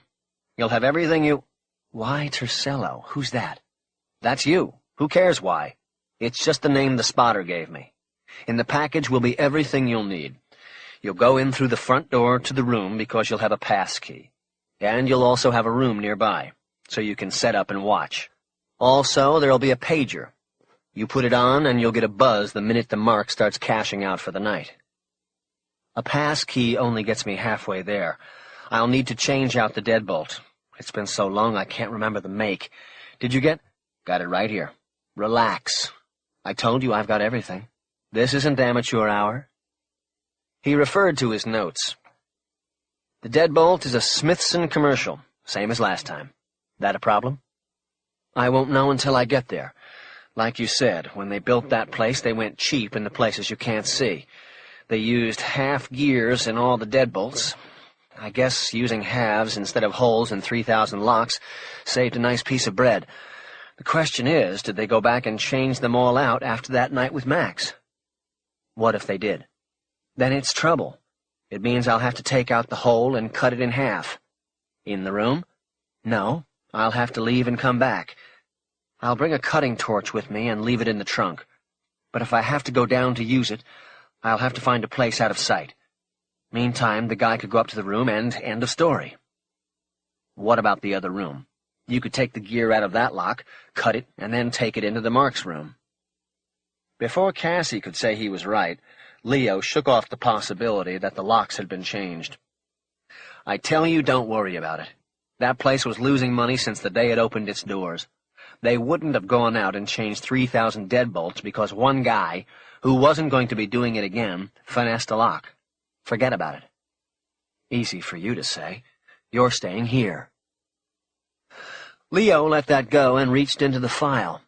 He pulled out the stack of money and put it down next to Cassie's plate. "Our partners are serious people. They know there are equipment costs. That's 10 grand there, for camera shopping and whatever else you need. I've already spent close to 900 on the basics. Let me ask you something. How up-to-date are you on all of the cameras and stuff? You know what you want?" "I'll go see my guy at Hooten's, if he's still there. It's been a long time." "Sure has." "If he's not, I'll go to Radio Shack. I've kept up. I'll make it work, Leo. Don't worry about that part." Leo studied her over his eyeglasses again. "So what happened, Cass? Why'd you wait so long to call me? I had given up hope of you ever turning up again." "I don't know, Leo. I guess at first I just thought I was going to make a run at it, you know?" Leo nodded. "The straight and narrow," he said. "But it wasn't there for you. One day everything changed." "Well, welcome back. We could use you on our side." He smiled. Cassie shook her head. "Leo, this is a one-shot deal. I mean it. I'm not on your team. I'm going to disappear after this." She knew the money wouldn't be enough. It would only be a start. But that was all she wanted, the promise of a new start. Leo nodded and looked down at the yellow page of notes. "Well, this little caper should get you to wherever it is you want to go." "Did you make that call on the passports?" Leo raised his eyes to hers without raising his face. "I did. I'm told they're on the way. I'll check the drop later. I like going late, after the counter's closed." "Good. Thanks for doing that." "No problem. I want you to get to where you want to go, Cassie." She picked up the money and stood up. "I guess I better get it in gear if it's going to be tomorrow. I have to—" "Wait. One more thing. This is important." He pushed his plate aside, although his second sandwich was uneaten. From the rear pocket of his pants he pulled an appointment book. It was the size of a checkbook, but thicker. He took a rubber band off it and opened it to a page marked with a pink Post-it sticker. Cassie could see it was the current month's calendar. Many of the blocks denoting the days were filled with Leo's neatly coded printing. Leo ran his finger along the blocks until he found what he was looking for. He spoke without taking his eyes off the page. "I want you to humor me on something when you're over there." "Fine. What?" "Promise me." "I'm not going to promise you anything until I know what you're talking about. What is it, Leo?" "Okay, this is it. Whatever you do, no matter what happens, don't be in that guy's room between 3:22 and 3:38 in the morning. Okay? That's Wednesday night going into Thursday morning. Write it down if you think you'll forget." Cassie felt a bemused, questioning smile come across her face. "What are you talking about?" "It's a void moon." "A void moon?" "This is my astrological calendar, okay? I work with those books I showed you in the office, and I chart things, including the moon." "Okay, so you chart the moon. What's a void moon?" "It's an astrological situation, okay? See, when the moon is moving from one house to another up there in the constellations, it sometimes is in no house at all. When that happens, it means it is void of course, until it finally gets into a house. It's a void moon. And like I said, on Wednesday night, going into Thursday morning, there's a void moon for those, 16 minutes. It's hanging out there between Cancer and Leo. It's void from 3:22 until 3:38. I worked it all out here." He closed the calendar and held it up to her as if it was something sacred. "And so?" "And so it's a bad luck time, Cass. Anything can happen under a void moon. Anything wrong. Just don't make your move during that time." Cassie studied him for a moment and registered his look as completely sincere. Leo had always been a true believer in whatever it was he chose to believe in. "It's going to be tough," she said. "It all depends on when the guy goes down. I need to go 2 hours into the sleep pattern. At least 2 hours, to be sure." "Then go in after the void. I'm not fucking around here, Cass. You know Lincoln, McKinley, and Kennedy were all inaugurated during a void moon? All 3 of them. And look what happened to them. Clinton, too. And he might as well have been shot. What happened with him?" He nodded very somberly, and held the calendar up again, as if it were proof of something itself. To Cassie there was something endearing about his fervent belief. Maybe it was because she wasn't sure she believed in anything anymore. "I mean it," Leo said. "You can look this stuff up going back as far as you want." Cassie took a step toward the table and reached for the book. But as Leo offered it, she pulled her hand back.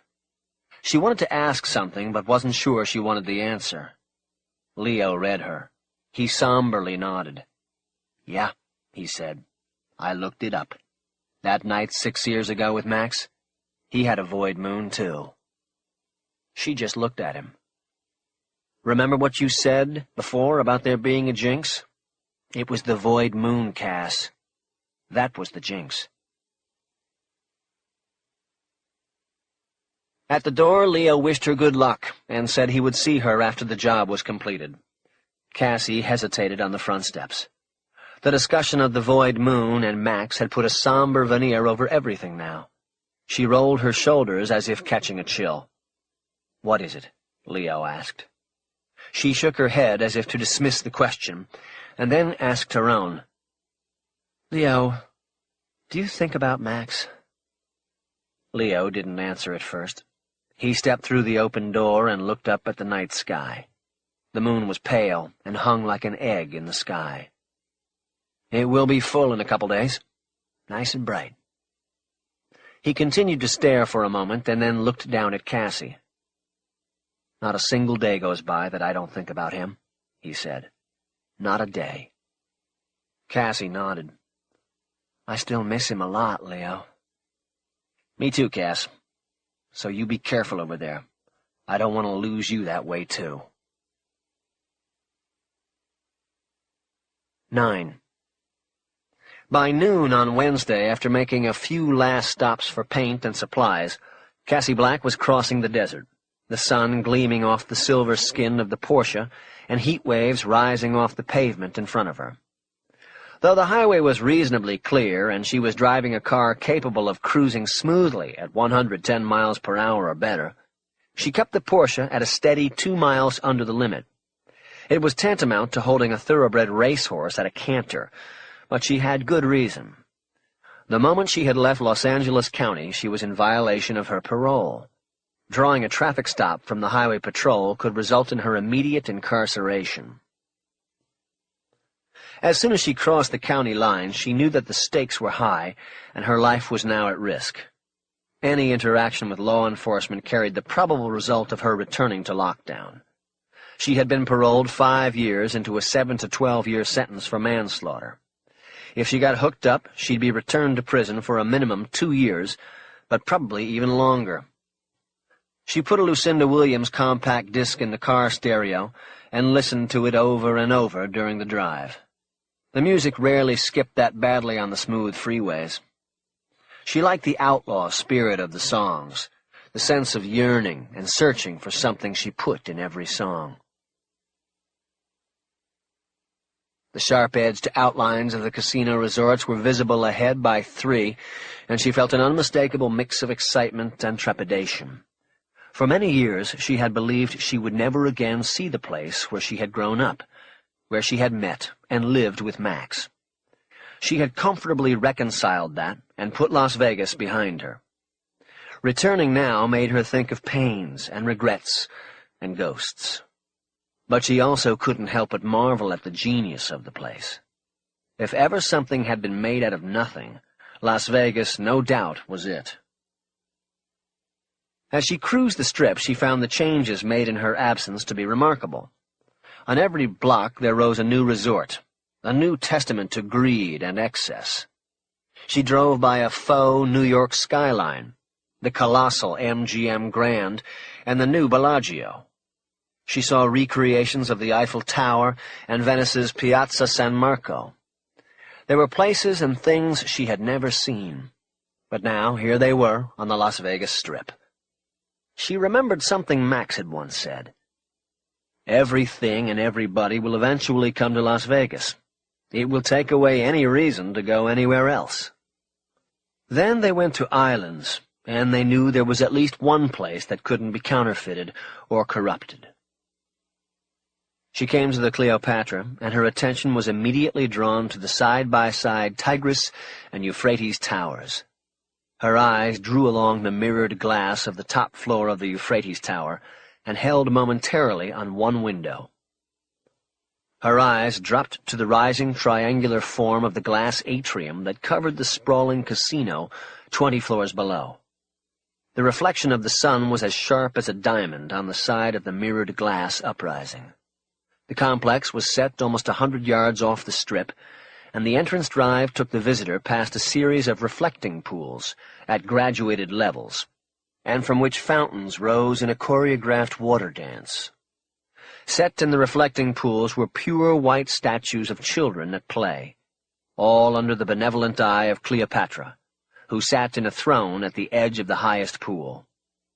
Behind her, an Egyptian motif was integrated into the modern design of the sand-colored exterior of the hotel and casino. Cassie drove by and waited with the traffic to turn onto Flamingo and head out into the industrial warrens on the west side of the city. She couldn't help but think about Max, about their times here, about the end. She had not expected such biting pain and regret upon her return. The landscape of Las Vegas was always changing, reinventing itself. She had not expected a place that was essentially just a facade to have such a nostalgic resonance. But it was there, and it burned. She had not been with another man since Max, and she was sure she never would be. Perhaps, she thought, this pain is all she would ever have, that she should embrace it. But then she remembered there was more. There was the plan out on the horizon. Hooten's Lighting and Supplies was located in an industrial complex near an elevated section of the freeway. It had been there for almost 40 years, though its business had changed markedly over that time. Originally a wholesaler of lighting equipment to the casinos, its business evolved more into the arena of electronics. It no longer was simply a supplier, but a manufacturer as well. HLS now built and sold much of the sophisticated surveillance equipment employed in the casinos in Nevada, as well as in gaming rooms on Indian reservation land throughout the West. What the operators of HLS and the casinos that purchased the equipment were not aware of was that inside the company there was at least one person who made the same technology available, for a price, to those intent on circumventing the casino security systems the company installed. Cassie parked the Boxster in the fenced rear lot, where the installers parked their trucks at night, and went in through the back door. Once inside, she stood still for a moment as her eyes adjusted to the dim interior. When she could see clearly, her attention was drawn to the long counter that ran the length of the right side of the no-frills equipment and catalog room.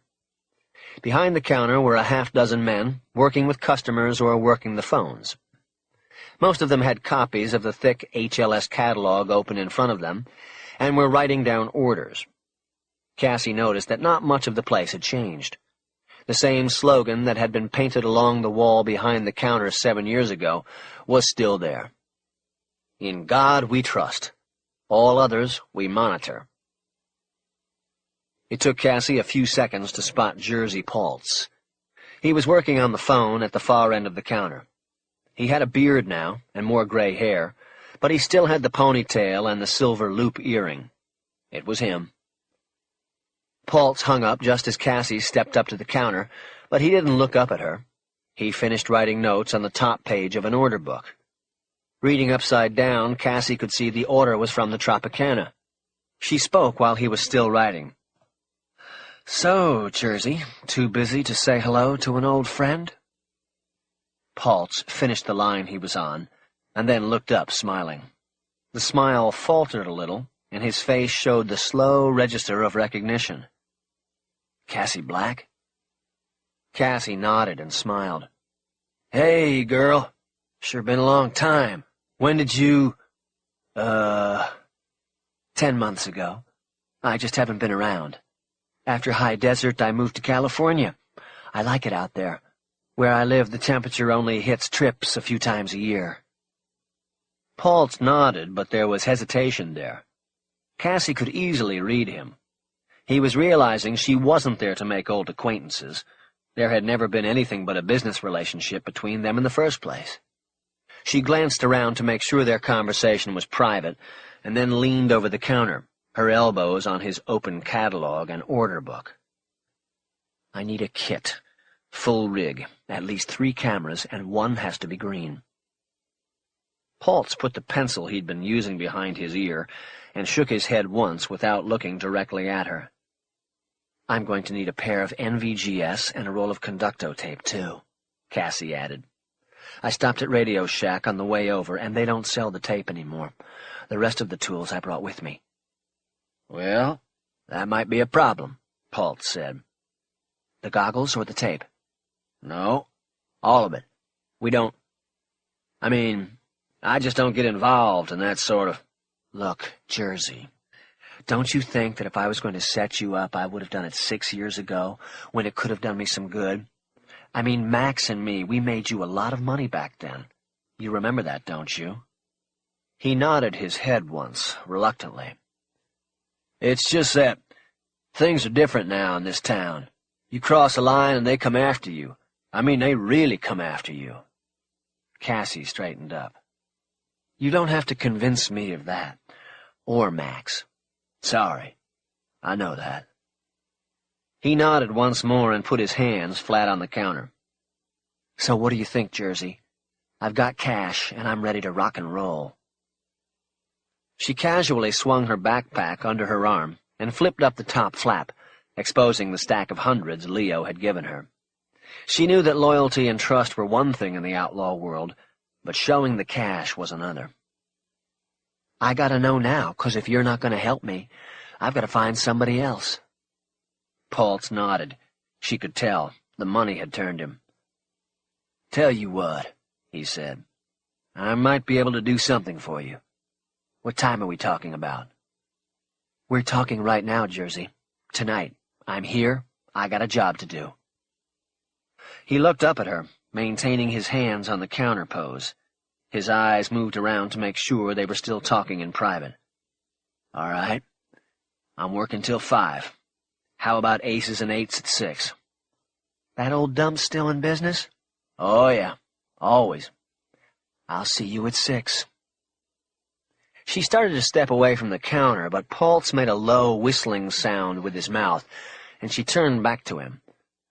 Paltz took the pencil off his ear and wrote something on a scratch pad. He tore the page off and handed it to her. You'll need to have that with you. She took the page and looked at it. It had a price on it. $8,500. She thought it was high. She had read enough about the current technology to know the costs for what she needed should be in the range of $5,000, including a nice profit for Paltz. Before she could say anything, Paltz apparently read her. Look, he whispered, you're going to pay high end for this stuff. What we make here is proprietary. You take a bust with this stuff on you, and they'll trace it right back here. Now, selling it to you ain't illegal per se, but they could get me on an aiding and abetting bit. They throw conspiracy charges around now like confetti. On top of that, I'd lose my job. So you got to pay high to cover my exposure here. Take it or leave it, that's the price. She now realized she had made a mistake showing him the cash before they had a deal. Okay, fine with me, she finally said. I'm on an expense account. See you at 6, Ann. Yeah, 6. 10.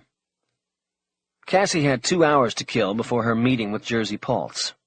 She thought about going to the Clio and picking up the package waiting for her at the front desk, but decided against it because it meant she would have to leave to make her meeting and then come back. That would mean 2 extra trips under the cameras. She didn't want to give the people on the other side of those cameras 2 extra chances at making her. Instead, she stayed away from the Strip. She first stopped at a nail salon in a strip mall on Flamingo and had the manicurist cut her nails as short as possible. It wasn't very stylish, but the manicurist, who was Asian, probably Vietnamese, didn't ask any questions, and Cassie tipped her nicely for it. She then drove east on Flamingo, out past UNLV, and into the neighborhood where she had lived until she was 11. On the drive from L.A., she had convinced herself that she wanted to see it one last time. She passed the 7-Eleven where her father took her to get candy, and the bus stop, where she was let off after school. On Bloom Street, the little house her parents had owned was still painted pink, but she could see little changes had been made in the 2 decades since they had left it. The swamp cooler on the roof had been changed out with a real air conditioner. The garage had been converted into living space, and the backyard was now fenced, just like all the other houses on the block. Cassie wondered who lived there now, and whether it was the same family that had bought it at auction after the foreclosure. She had the urge to go knock on the door and see if she could be allowed a quick look at her old room. It seemed that the last time she had ever felt completely safe had been in that room. She knew how nice it would be to have that feeling again. The image of her room as it had been back then made her momentarily think of Jody Shaw's room and the collection of stuffed dogs on the shelf over the bed. But she quickly dismissed that image and moved back to her own memories. Staring at the house, she thought about the time she came home from school and saw her mother crying while a man in a uniform tacked a foreclosure notice on the front door.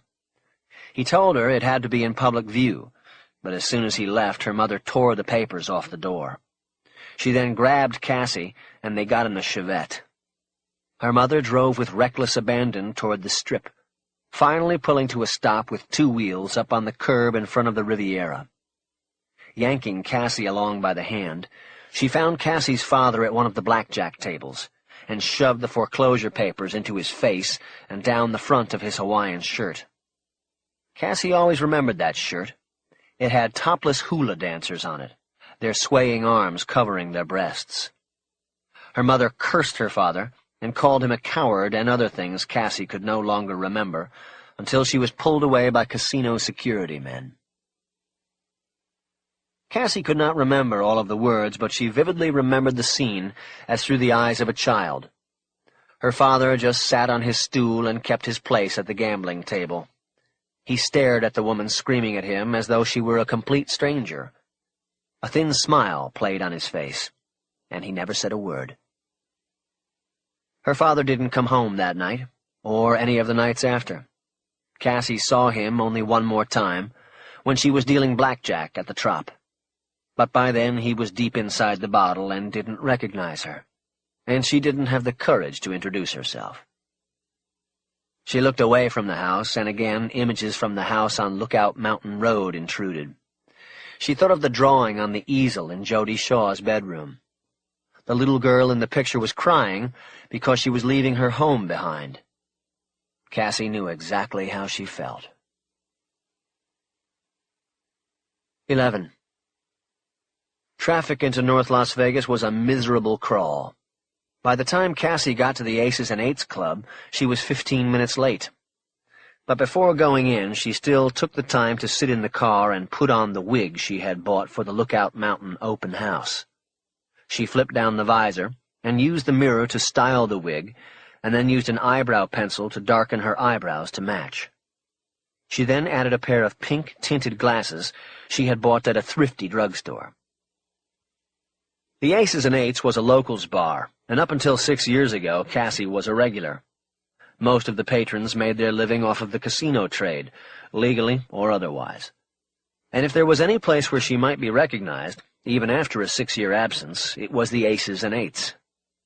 Cassie had almost told Jersey Pulse to choose another spot for the rendezvous, but went along with his choice so as not to spook him. She also had to admit to herself she was a bit nostalgic. She wanted to see if the old hangout had changed. After checking herself once more in the mirror, she got out of the Boxster and went inside. She carried her backpack over one shoulder. She saw several men at the bar and could tell by their uniforms or the colors of their dealers' aprons what casinos they worked for. There were a couple of women in short dresses and heels with their pagers and cell phones on the bar, hookers waiting for jobs, and not worried about being obvious about it.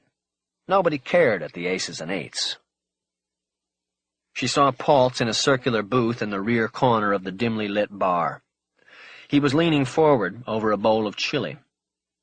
Cassie remembered that the chili was the only thing on the menu that the regulars dared to eat, but she'd never eat it again, here or anywhere else, after having to eat it every Wednesday for 5 years in high desert. She walked up and started sliding into the booth when Paltz began protesting. "Honey, I'm waiting for—" "It's me." He looked up and recognized her. "Little early for Halloween, isn't it?" "I thought there might be people in here who'd remember me." "Shit, you haven't been around in 6 years. In Vegas, that's ancient history.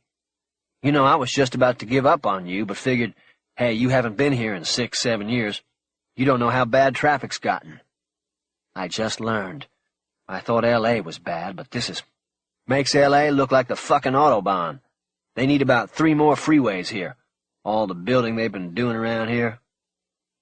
Cassie didn't want to talk about traffic or the weather. She got right to the point of the meeting.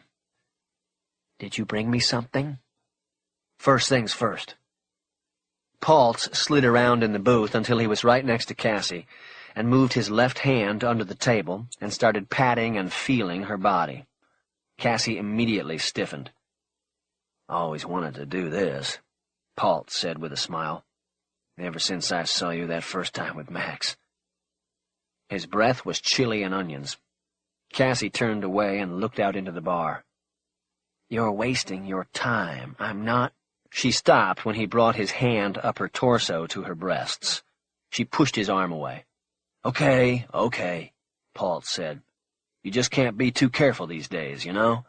You got 85 bumblebees in that bag?" She looked out of the booth and across the bar to make sure no one was watching. They were clear.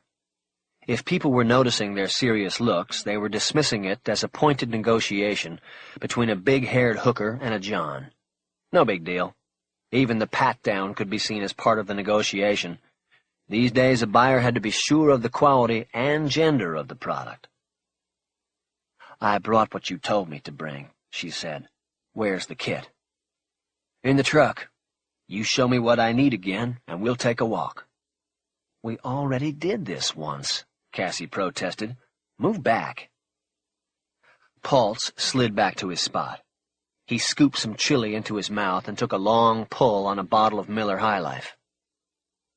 Cassie moved the backpack across her lap and put it down on the seat between them. She pulled the flap back halfway. Her rubber tool satchel was now in the bag. On top of it was the sheaf of currency, $100 bills, or bumblebees, as some of the longtime locals called them. It was Vegas slang dating back several years to a time when thousands of counterfeit $100 chips flooded the Vegas underworld. They were perfect counterfeits of the black and yellow $100 chips used at the Sands. They were called bumblebees. The fakes were so good that the casino had to change the colors and designs of their chips. The Sands was long gone now, demolished and replaced by a new casino. But the underworld code of calling a $100 bill or chip a bumblebee remained. Anyone who used the term had been around a while. Cassie made sure Paltz got a good look at the money, and then flipped the backpack closed, just as a barmaid came to the table. "Can I get you something?" she asked Cassie. Paltz answered for her. "No, she's fine," he said. "We're just gonna go outside, and then I'll be right back. I'll need another beer then, sweetheart."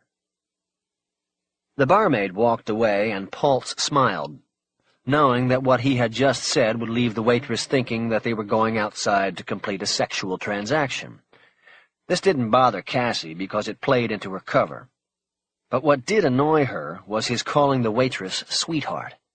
It always bothered Cassie when men called women they did not know by endearing names they didn't mean. She bit back on an urge to call Paltz on it and started sliding out of the booth. "Let's do it," she said instead. Once they were out the door, Paltz led the way to a van parked at the side of the bar. He unhooked a set of keys from his side belt loop and unlocked the sliding door on the passenger side. The van was parked so that the open door was only a few feet from the side wall of the bar.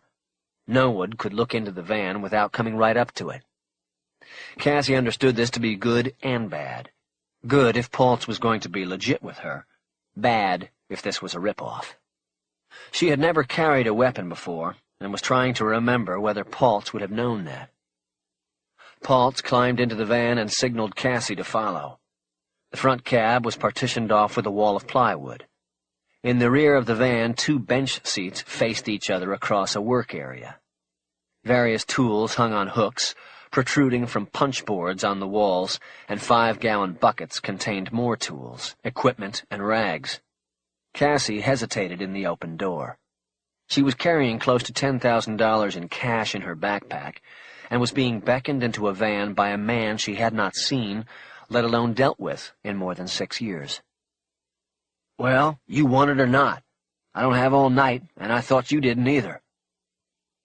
He pointed to a medium-sized American tourister suitcase that was on the floor.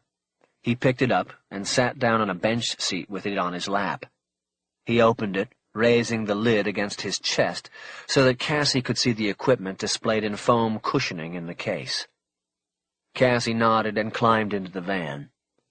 "Close the door," Paultz said. She slid the door closed but kept her eyes on Paultz as she did it. "Let's do this quick," she said. "I don't like being here." "Relax. I'm not going to bite you." "I'm not worried about getting bit." Now that she was closer, Cassie looked at the case again. Pieces of electronic surveillance equipment were placed in cutouts so they would not move during transport. Cassie recognized most of the pieces from prior use or electronics magazines and catalogs. There were pinhole cameras, a microwave transmitter, a receiver, and several pieces of related equipment. There also was a pair of night vision goggles. Like a door-to-door salesman, Jersey Paultz waved his arm in front of the display and started his spiel. "You want me to go over everything, or you think you've got a handle on it?" "Better show me everything but the NVGs. It's been a while." "All right, then. Let's go from image capture to picture delivery. First, the cameras." He pointed to the upper half of the case. 4 small black squares with open circuitry and circular centerpieces were displayed in the foam rubber. "You've got 4 chip cameras here. Should be enough for any job. When we spoke before, you didn't say if you needed color, but—" "I don't need color. I don't need audio. I need clarity. I need to read numbers." "That's what I figured. These are all black and white. The first 3 you see here are your standard pinhole board cameras. When I say standard, I mean Houghton L&S standard. Nobody puts together a better board right now. With these, you get 400 lines resolution from a linear electronic iris. Very clear. Runs 4 to 6 hours on a dime battery. How's that work for you time-wise?" "Should be fine." Cassie felt herself getting excited. She had tried to keep up with the technologic changes through electronics magazines, but actually seeing the equipment was dipping the hot wire into her blood. She could feel the blood pounding in her temples. Paultz went on with his show. "Okay, then this 4th board is your green camera. It's called the Ali, like Muhammad Ali. That's why we call it the greatest little camera of all time in the catalog. Ali, ALI, ambient light iris. With this one, you have vision with lights on or off. With infrared, you sometimes get exposure blooms on your LED screen when lights are on. So we developed this. It operates with what light is in the room and gives you enough picture to see what you have to see. Shapes, shadows, movement. Green field of vision as usual.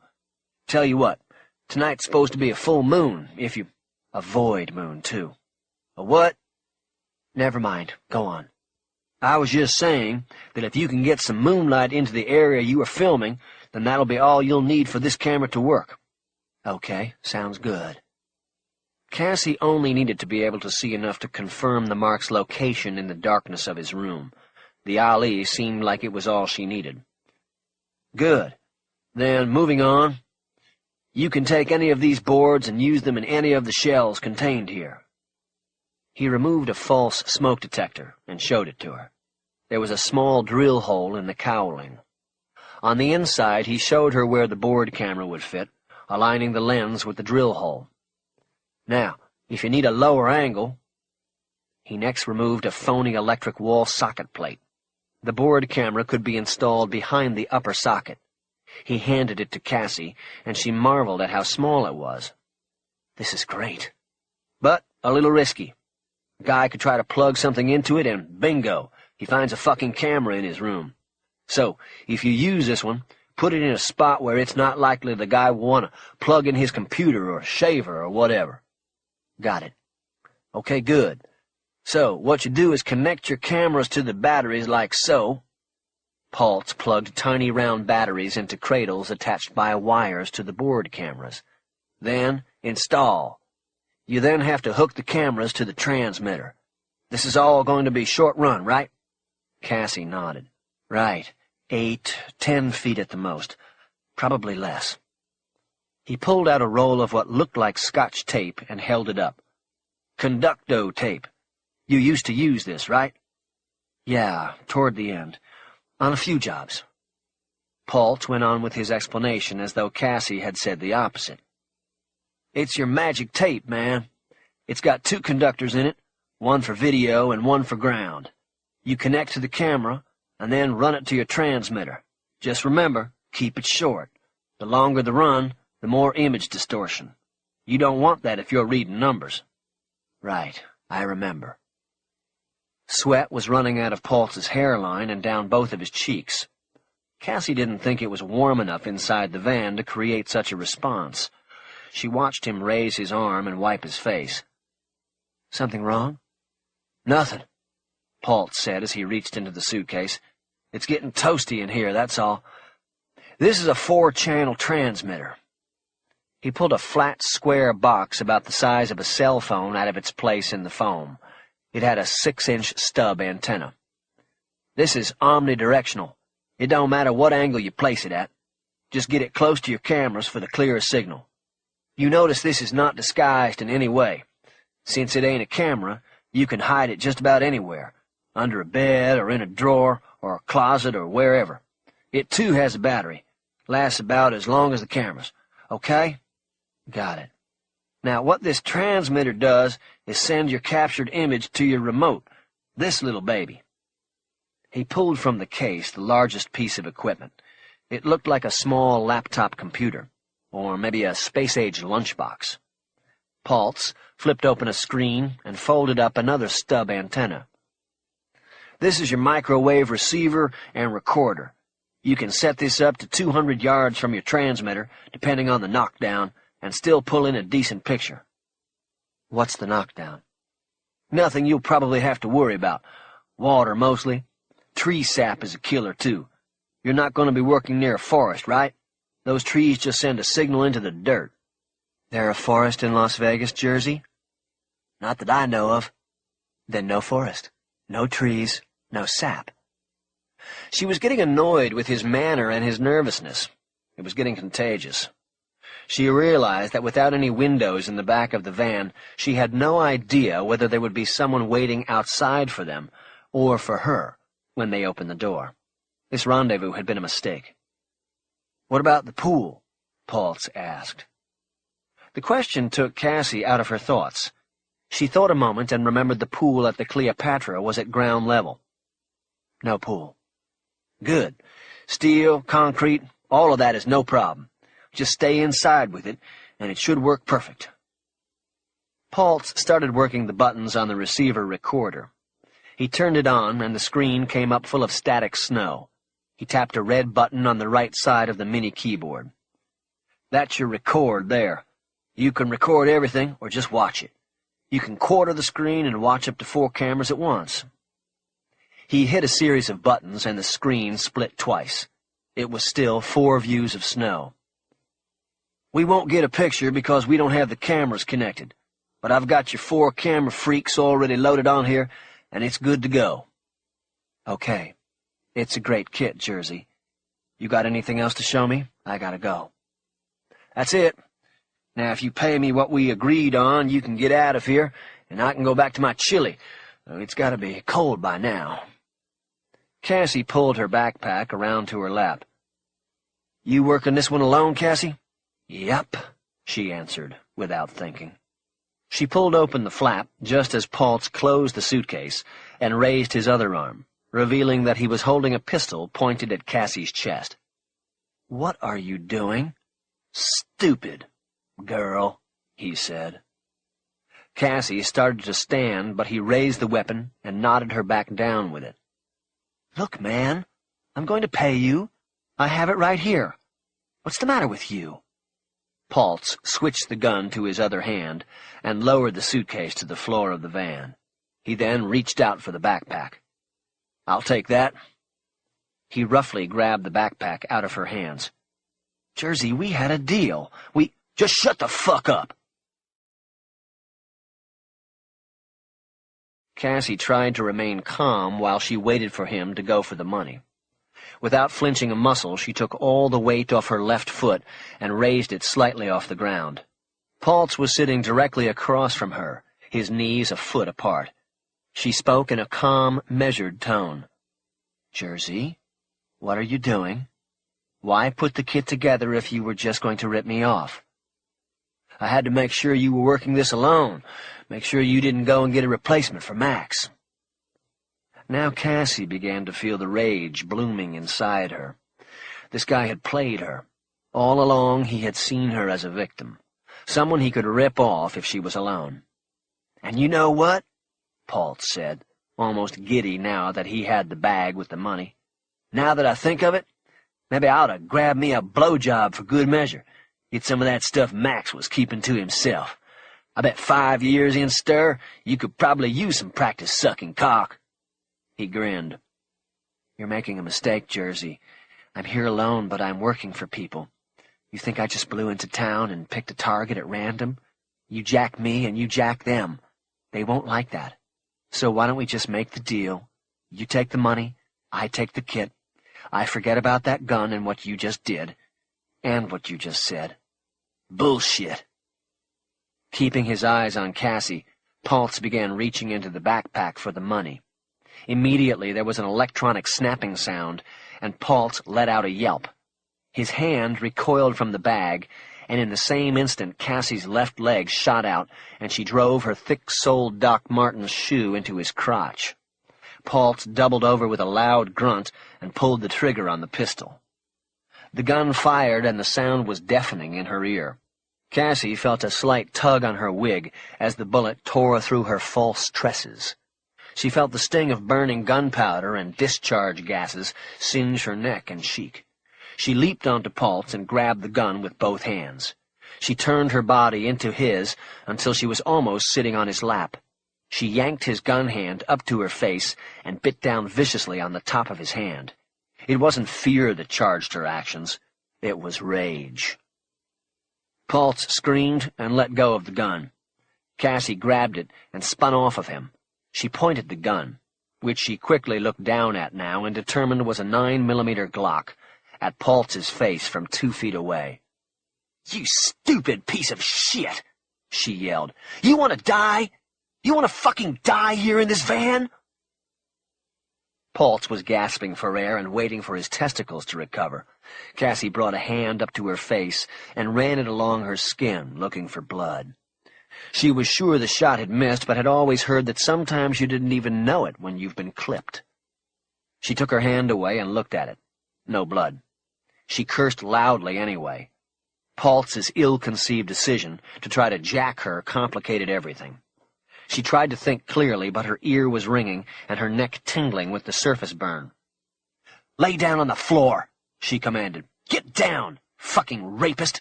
I ought to shove this gun up your ass." "I'm sorry," Paltz whined. "I was scared. Bullshit! Just get on the floor, face down. Now!" Paltz slowly got down to his knees and then onto the floor. "What are you going to do?" he whimpered. Cassie stood over him, a foot on either side of his body, leaned down and pressed the muzzle of the gun into the back of his head.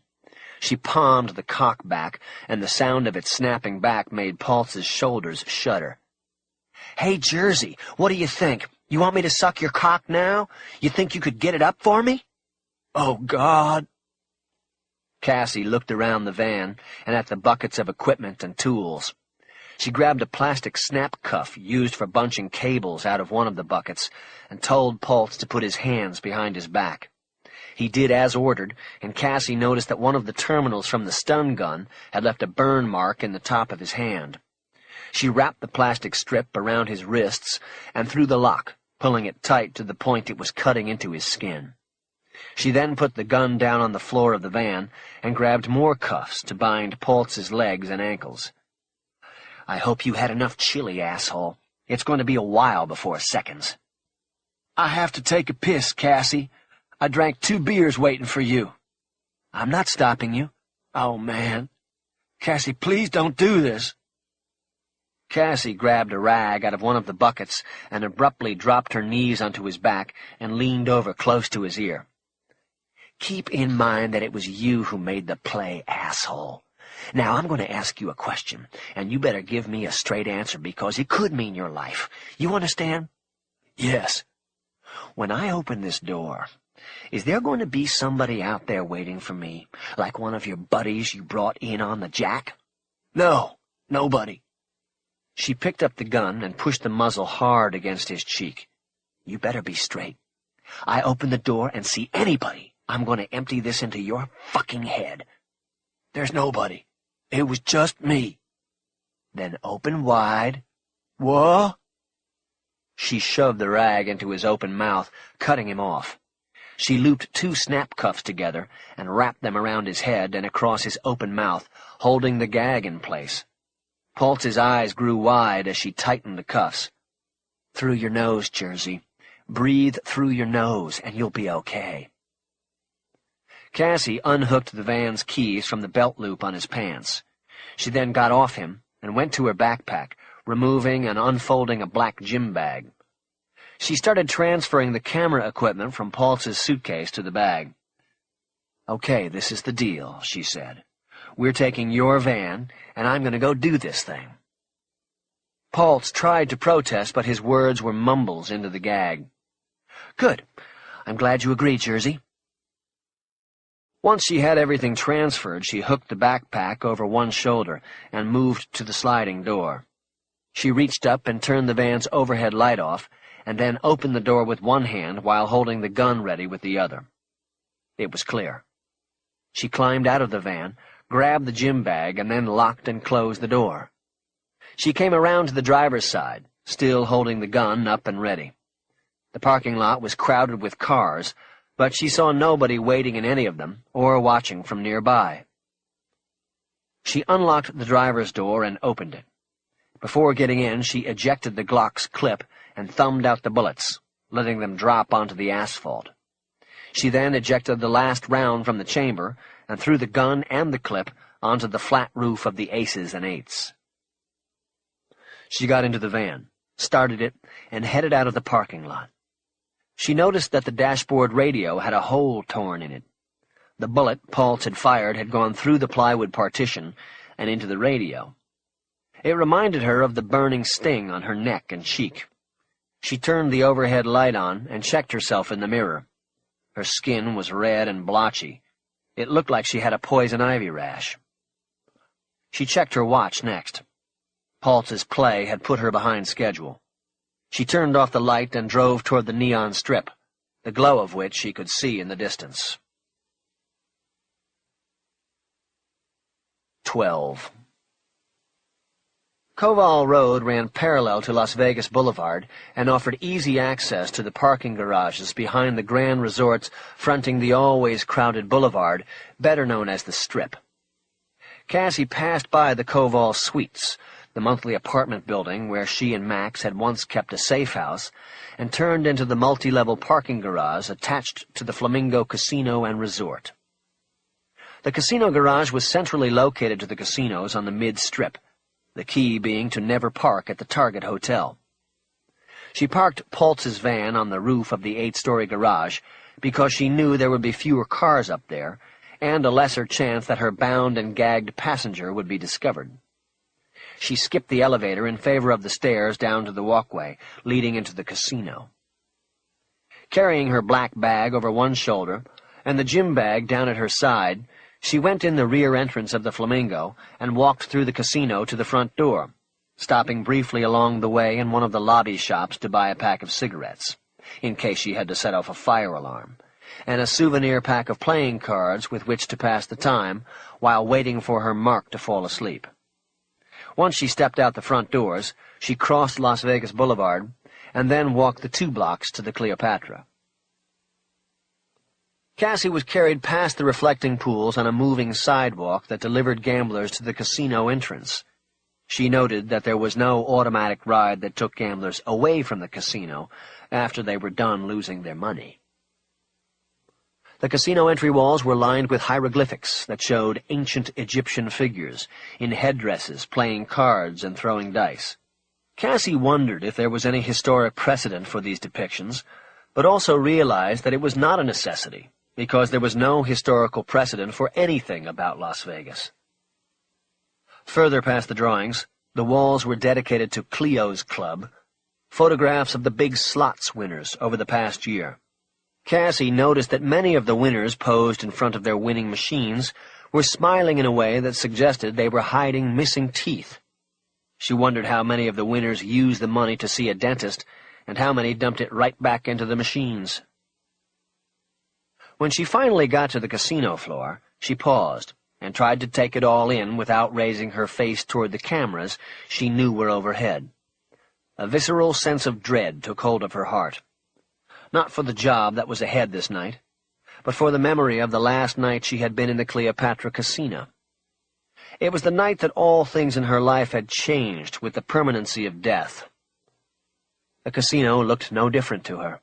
The same setup, the same interchangeable gamblers chasing desperate dreams. The cacophony of money and machines and human voices of joy and anguish was almost deafening. She composed herself and pressed on, weaving her way through a football field of crowded slot machines and blue felt gaming tables. She was also aware that every move she made was now being recorded from above. She kept her head level, if not slightly turned down. She pulled the wide brim of her hat down tight over her brow. She wore the drugstore glasses to complete her camouflage. Her scalp was warm and damp under the wig, but she knew she had hours to go before there would be any relief from it. As she passed through the cards and dice gaming aisles, she saw many men and a few women in the blue blazer uniform of casino security. They seemed to be posted at every column and at the end of every row of dealers' tables. She saw signs leading to the lobby and followed. She glanced upward at one point, but without raising her chin. The ceiling rose in a 3-story-high glass atrium above the gaming tables. When it first opened its doors 7 years before, the Cleopatra was called the Crystal Cathedral of Casinos, a reference to its borrowing of the atrium and other design elements from a California house of God that was prominent on religious television programming. Below the partial glass ceiling, iron standards stretched from wall to wall and held up banks of lights and cameras. The Cleopatra was like no other casino in Las Vegas, in that it allowed natural light to enter the gaming room. It also made no effort to hide the cameras that watched over everything. Other casinos favored contained environments of artificial lighting and placement of cameras behind mirrored walls and ceiling globes, even though not a single player below doubted that every move that he or she made, as well as the money on the tables, was being closely watched. Cassie's eyes were drawn upward to the balcony that extended like 2 joined arms out and above the crowded gaming tables. The hands of the arms formed a cup, the crow's nest from which a craggy-faced man looked down upon the gaming floor. He had white hair and wore a dark suit, not a blue blazer. She guessed he had to be one of the men in charge, maybe the man himself.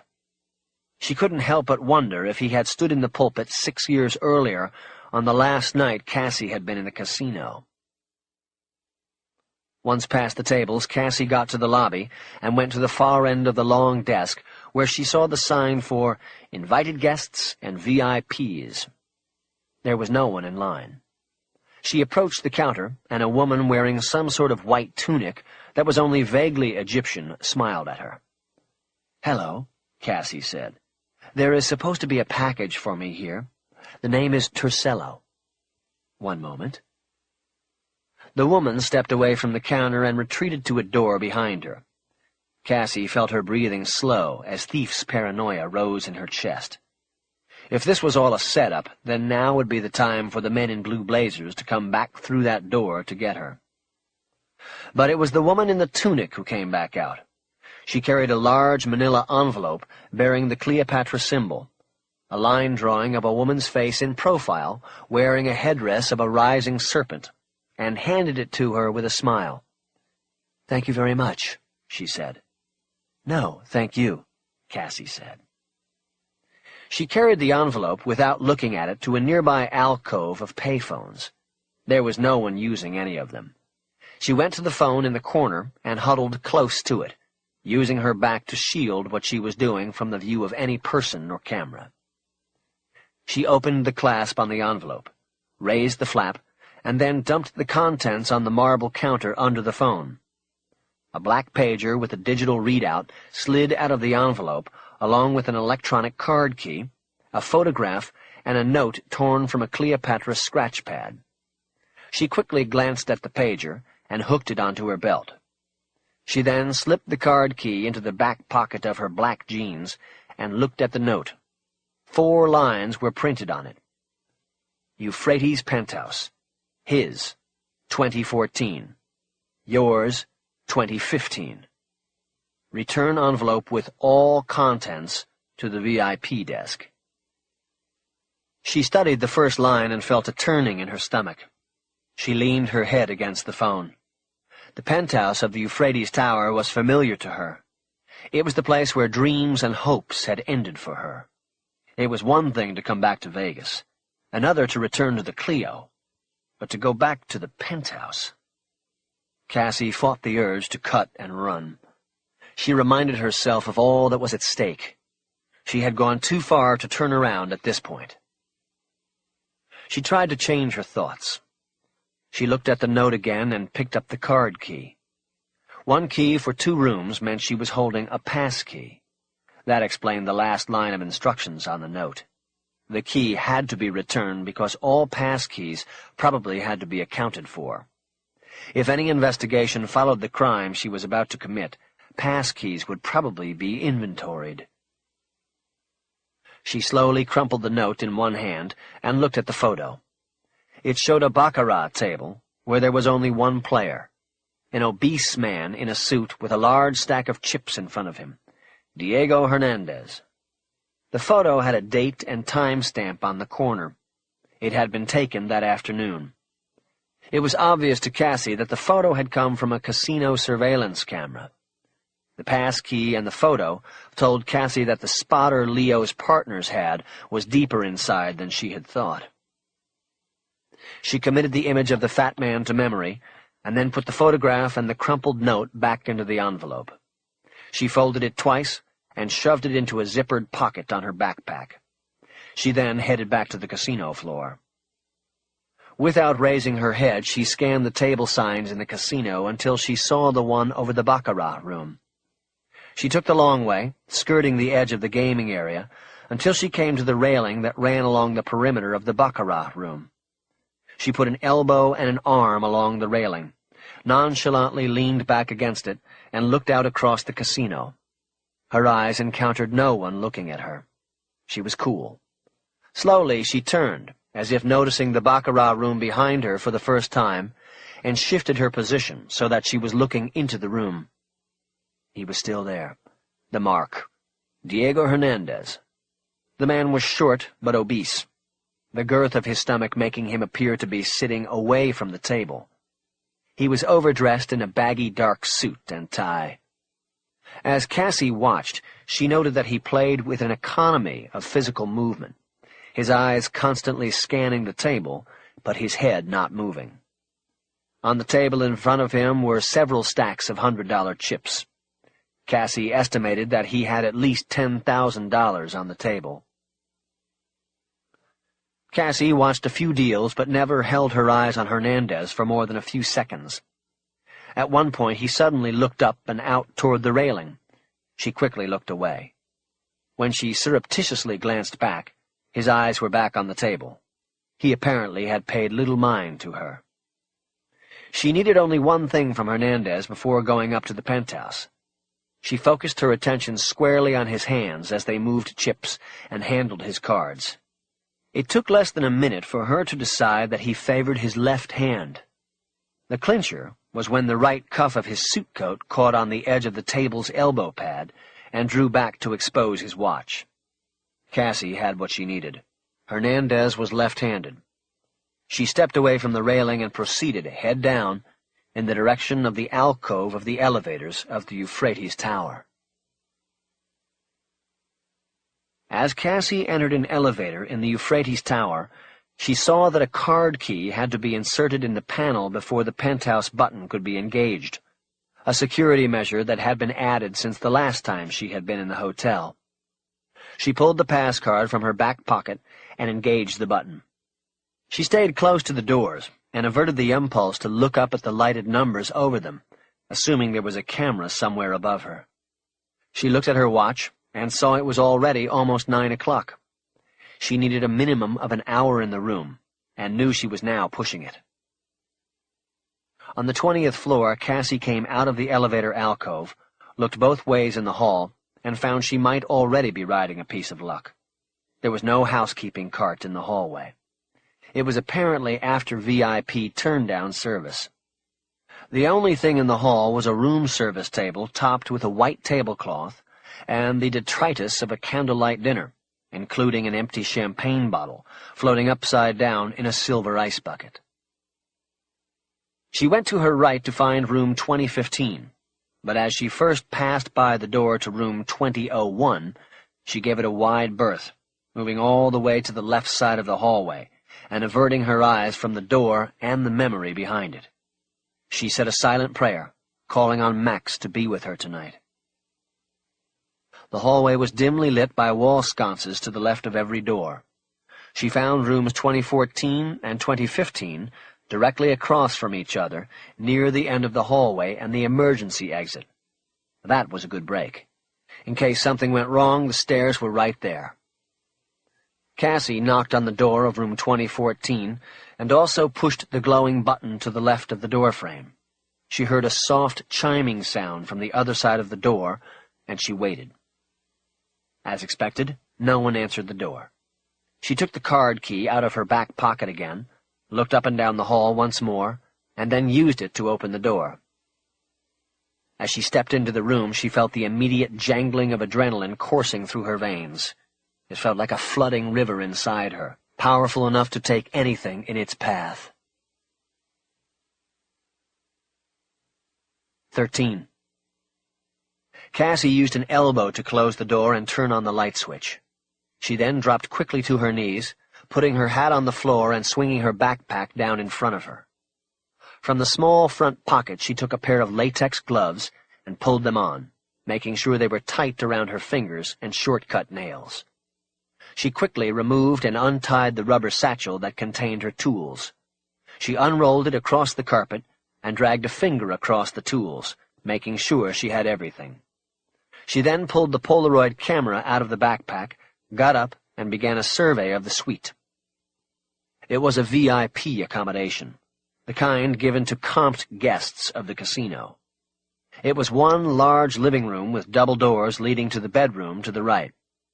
The furnishings were plush, and Cassie knew that in most of the hotels, the VIP suites were refurbished annually to keep them looking pristine, and their inhabitants thinking they were one of the few who got the privileges of the comped.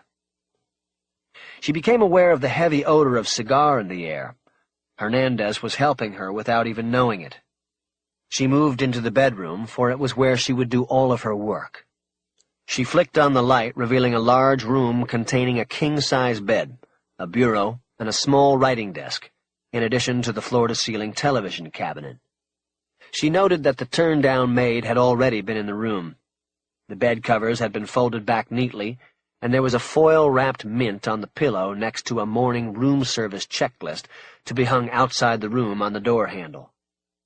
There was an alcove to the right with an open door to the bathroom on one side and a double set of louvered doors on the other.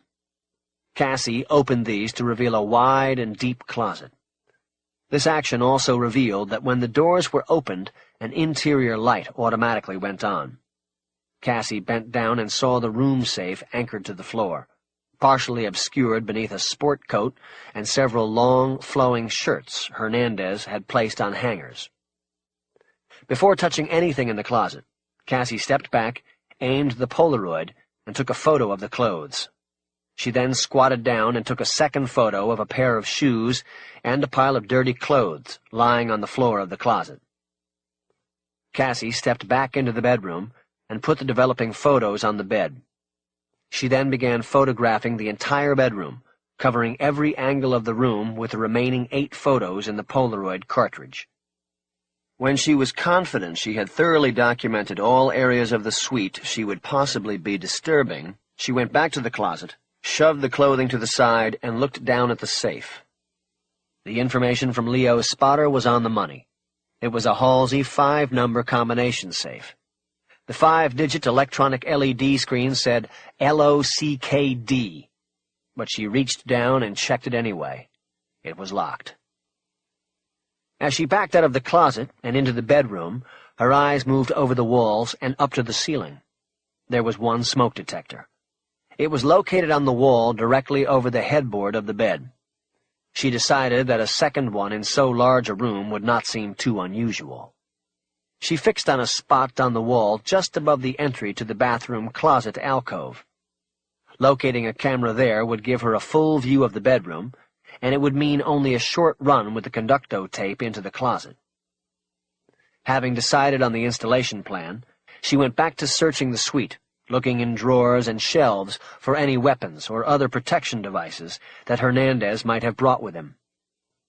On a shelf above the wet bar in the living room, she found a doorknob alarm, a cheap electronic gizmo that is hooked on a doorknob and sounds an ear-splitting alarm if a clip squeezed into the door jamb is disturbed.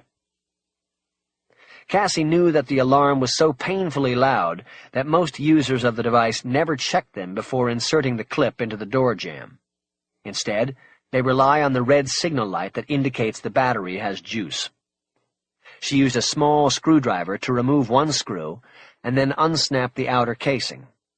With pliers, she snipped the conductor and ground wires, then pruned off a 1/4 inch of rubber sleeve off each wire and wound them together, closing the circuit, usually closed by the clip, when it was slid into the door jamb. She turned the device on, and the signal light came on, indicating good battery. No alarm sounded, although the clip was not in place. She turned it off and returned it to the place she had found it on the wet bar shelf. Cassie went back to the suite's entrance hallway and sat down on the floor. From her backpack, she pulled the pair of knee pads, which she strapped on over her black jeans. She then knelt in front of the door and went to work. She picked the drill up off the tools display and put in a Phillips bit, and began removing the screws from the cover plate of the interior door handle and deadbolt. The homemade drill cowling dampened its sound considerably. Cassie figured someone would have to actually be listening on the other side of the door to notice the noise. When she had the cover plate off, she put a pen light in her mouth and pointed it into the interior of the lock apparatus while she used a screwdriver to pop the lock washer off the bolt axle. She then gripped the bolt switch with a pair of rubber-tipped pliers and pulled it out of the apparatus using both hands. She leaned in and looked closely at the interior mechanism. Cassie took the light out of her mouth and exhaled in a low whistle of relief. Leo had called it correctly. The lock mechanism relied on a half gear to drive the bolt home. Despite knowing this was a problem 6 years ago, the managers and security providers of the hotel chose not to incur the expense of changing every deadbolt in the 3,000-room hotel. The decision made back then would allow Cassie to stay in the room and complete the installation. If a full gear had been installed in the lock's mechanism, she would have had to remove it and take it someplace, maybe the bathtub in the room across the hall, and cut it with the acetylene torch.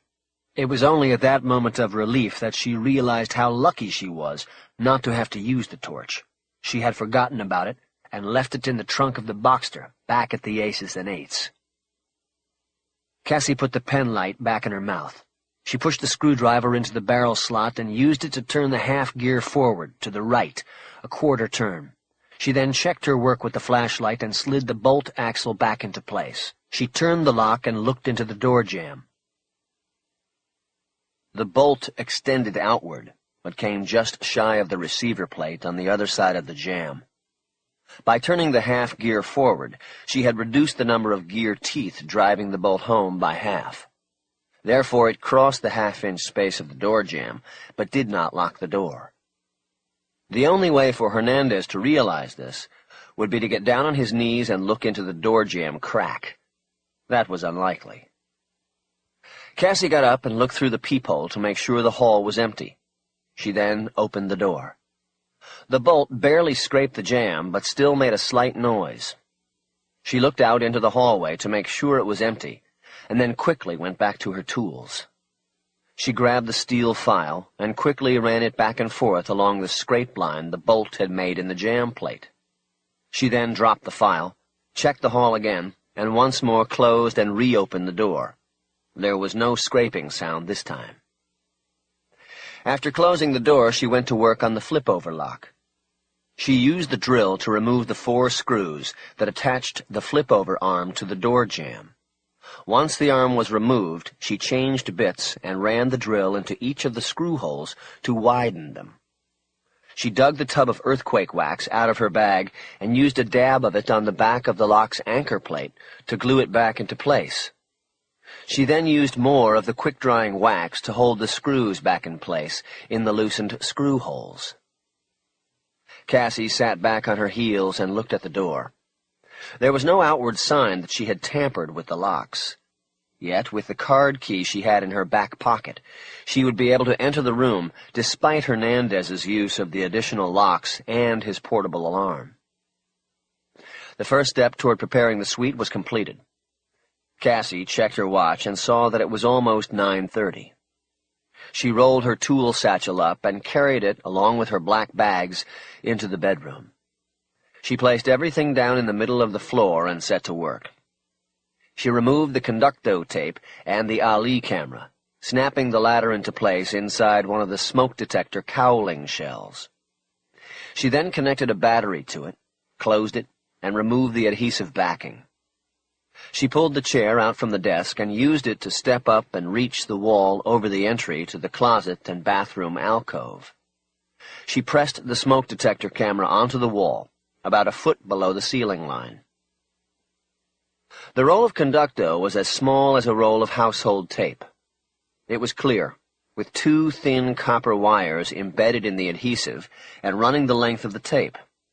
She wrapped one end of the tape on the connector posts and then closed the detector cover.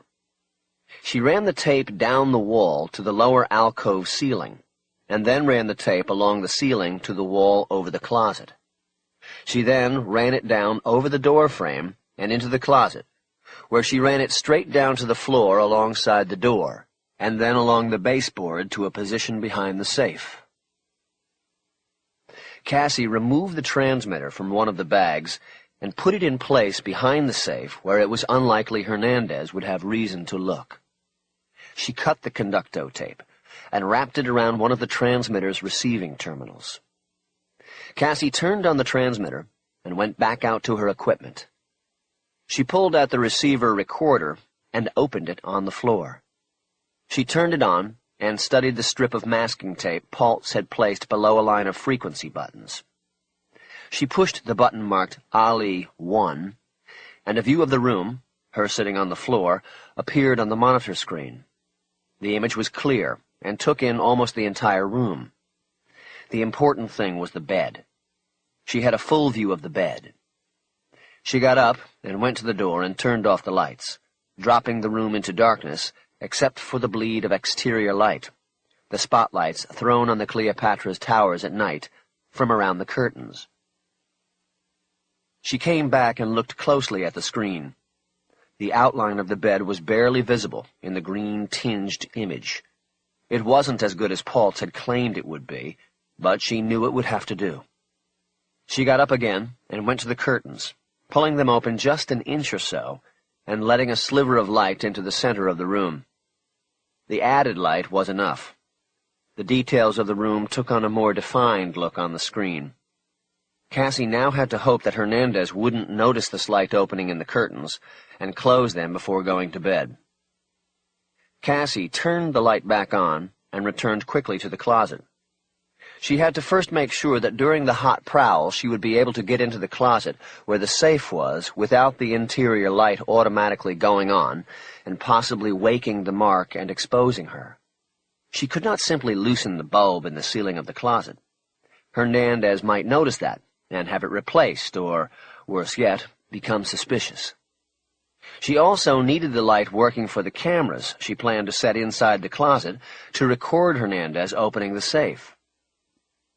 The twin louvered doors to the closet slightly overlapped, with a strip of wood edging on the left door, covering the joint between the two doors. This meant she could open the left door without opening the right. But if she attempted to open only the right, she would pop the left open a few inches because of the overlapping strip. The problem was that the auto switch for the light was inside the frame of the left door. A small button dropped out of the top frame when the door was opened just an inch, completing the electric circuit that fed juice to the light. Cassie went to the desk, opened the drawer, and looked for something to write with. She found a pencil with a sharp point and went back to the closet. On the exterior trim of the door frame, she drew an up and down line at the spot where the auto switch button was located. From her tool collection, she removed the painter's putty knife. She closed the closet doors and reached up with the flat tool to the spot on the exterior trim marked with pencil. She slid the putty knife in and brought pressure upward against the door frame. With her other hand, she opened the left door a few inches and then opened the right all the way, the door swinging free of the overlap trim. She then closed the left side, removed the putty knife, and stepped into the closet through the right side. She had entered the closet without turning on the light, but she knew she had no time to celebrate. She opened the left door again, and the closet light went on. She leaned over the front of the safe as if to open it with her left hand. She then looked back to her right and put her finger on the wall on a spot where she believed a camera would have the best view of the combination pad. She marked the spot with the pencil, and then went back up to the equipment bag, from which she pulled the wall socket cover and one of the board cameras. She quickly set the camera inside the fake socket plate, attached a battery and conducto tape to the terminals, and used the drill to mount it on the spot on the wall with the center screw. She adjusted the plate so that it was level, then ran the tape down the wall to the floorboard and back around the safe to the transmitter. Back out of the closet, she checked the recorder receiver. She pushed the camera buttons until she had the socket camera on the screen. The location and focus of the camera was perfect. She was looking right at the combination pad and could read the numbers on it. It was perfect. She felt the stirring of excitement inside, but it was quickly cut short by the vibration of the pager against her belly. Cassie caught her breath and froze. She pulled the pager off her belt and looked at the digital display. Cashing out, on his way. "Shit!" she exclaimed in a loud whisper. She threw the pager into the backpack rather than put it back on her belt. The page changed everything. She abandoned her plan to put a second camera in the closet, this one overhead, and quickly backed out of the closet area. The page meant Hernandez had cashed out and left the baccarat table, but still had to go to the front desk and retrieve his briefcase. That gave her time to finish. From the gym bag, she removed the Ziploc bag containing the small pump spray bottle of paint and the aerosol can of deodorizer. She stepped back into the closet alcove and looked up at the ceiling while shaking the paint bottle. She then sprayed the paint up onto the conducto tape. It wasn't a perfect match, but it was close. She started spraying the paint in a large back-and-forth arc, covering the tape, but most of the ceiling as well. She then followed the tape down the wall to the frame of the closet door. Inside the closet, she sprayed the tape line running from the false electric socket down to the floorboard and left it at that. She then grabbed the deodorizer and sprayed healthy bursts into the closet and alcove, then threw out the rest of the suite as she hurriedly moved through it. After quickly packing her equipment in the 2 bags, Cassie grabbed the Polaroids off the bed and went back to the closet. Using the photos as a guide, she moved the clothing and shoes back into the same positions as they had been when she first entered the suite. She was careful not to allow the clothing to rub on the rear wall of the closet, where there was wet paint. As she slid the hangers back into place on the clothing bar, something heavy and hard in the pocket of a large sport coat banged against her. She reached into the pocket and brought out a gun. It was a Smith & Wesson 9mm pistol with a black finish. She ejected the clip and found it was full. She paused, even though she knew time was critical. Should she leave it or take it? Should she unload it? Too much was happening for her to think through the possibilities and come up with the right answer. She remembered something Max had always said about the ripple effect. Remember the ripple effect. If you change something in a room, it changes the universe of the job. It creates ripples. She knew the answer then. You take the gun, the mark may notice, and the job is finished. You unload the gun, and the mark may notice, and it is finished. No action means no ripples, no change in the universe. She shoved the gun back into the pocket of the jacket and backed out of the closet, checking her work against the Polaroid one last time. Time was up.